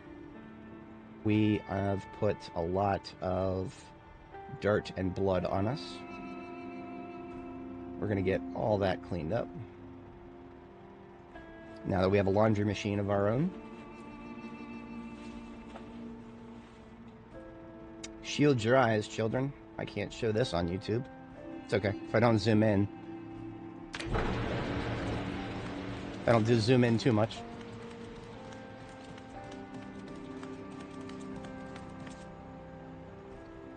About 58 liters up here. That's enough for...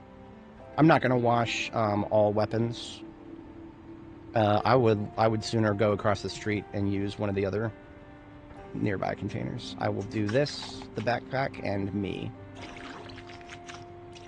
Yeah, I'll go across the street and wash the rest of that elsewhere.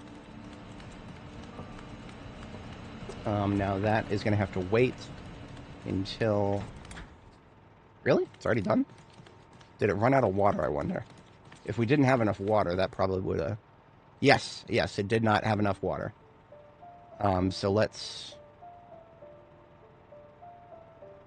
Interesting. I've actually never had this happen before, where it didn't have enough water and it actually stopped. So I can see, it looks like it tried to go from the top to the bottom. Or no, it didn't, because the boots have been untouched, or mostly untouched.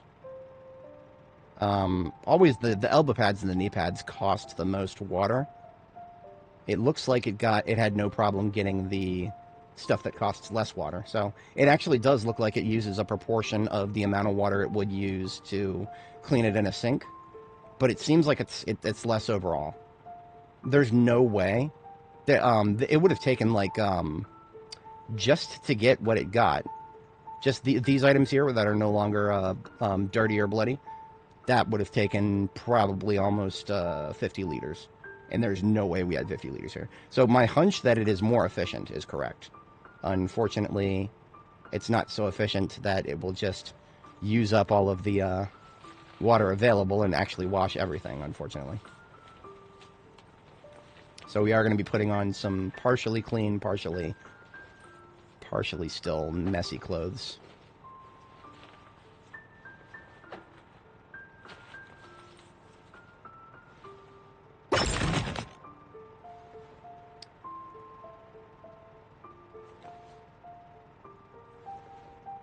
And I'm not going to waste water from the sink to finish myself off. I'm going to go across the street, steal my neighbor's water.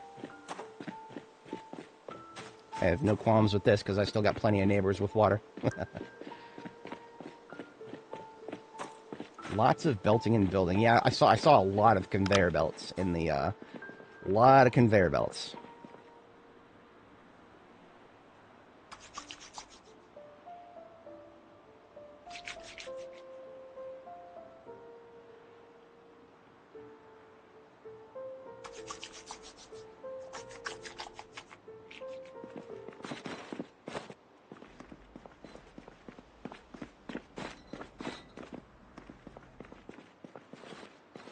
Perfect to wash my weapons in the toilet.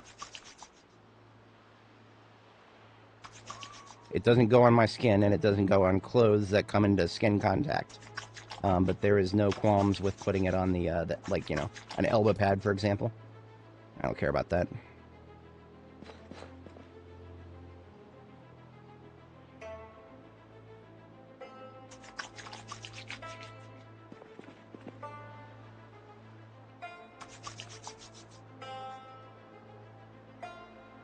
And boots, too, because boots don't go directly on my skin. I wear socks.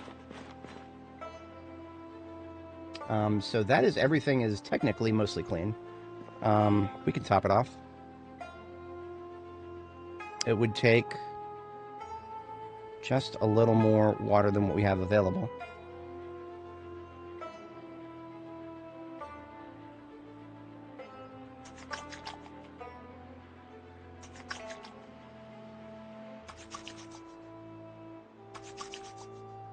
Now, that being said, what would have been more efficient overall for us to do right now would have definitely been to just steal all of this water and dump it into the rain barrel that's being used by the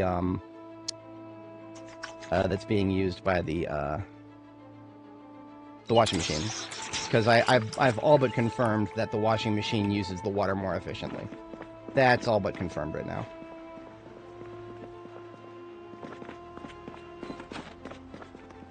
Only one bathroom? No, here's the other one. There's everything. We're clean. Took a little work, but, you know. What else does, what doesn't take work in this game, am I right?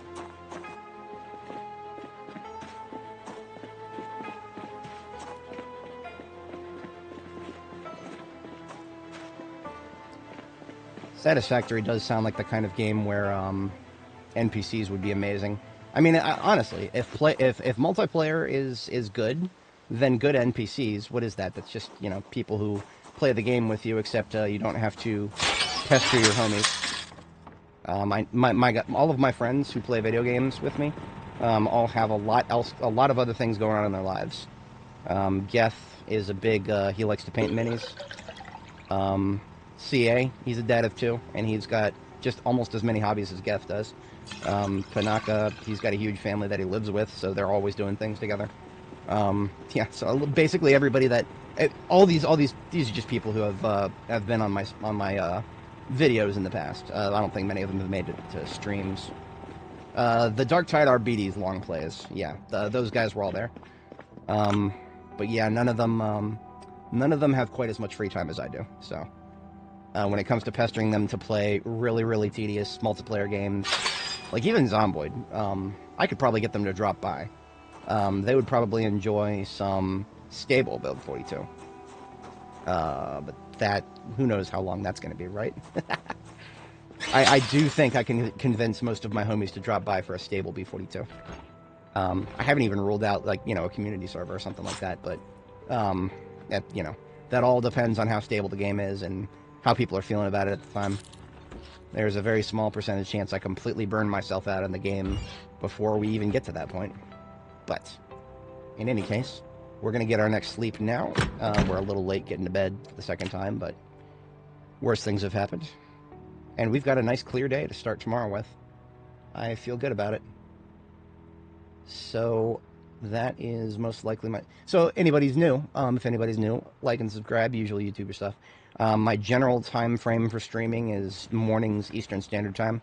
I have had a few people tell me that there's not a lot of other people who stream during those hours, which is probably why my audience has grown at the current rate. That being said, even that, just YouTube seems to recommend me a lot if I start in the morning. I think it is more than just me being the only streamer. Less competition, but for some reason it feels like YouTube recommends me more, and I can't quite. Still haven't figured that out. Working on it, but yeah. We have got ourselves a very nice base. I'm going to screenshot the base itself. And a screenshot for Annie. She's all nice and clean. We are not far from our 1-year anniversary. Next stream, we may get there. It is currently June 30th, 1995. The 2nd year anniversary of the apocalypse will be July 9th, 1995. So we are 30 days, September, June. Yeah, this is a 30-day month. So tomorrow is the 1st of July. Alright, and the last thing we always do here is back up our save. This will be part 71 of Anime's journey through build 42. So I go to my saves folder here, which is always sorted by the most recently modified. So here's my save at the top. I just Control-C, go up a few folders here to my backups, and one with the same name, create a new folder, 71. 71, and then I paste it, and there is another save backup being created. I shall catch you guys in the next one.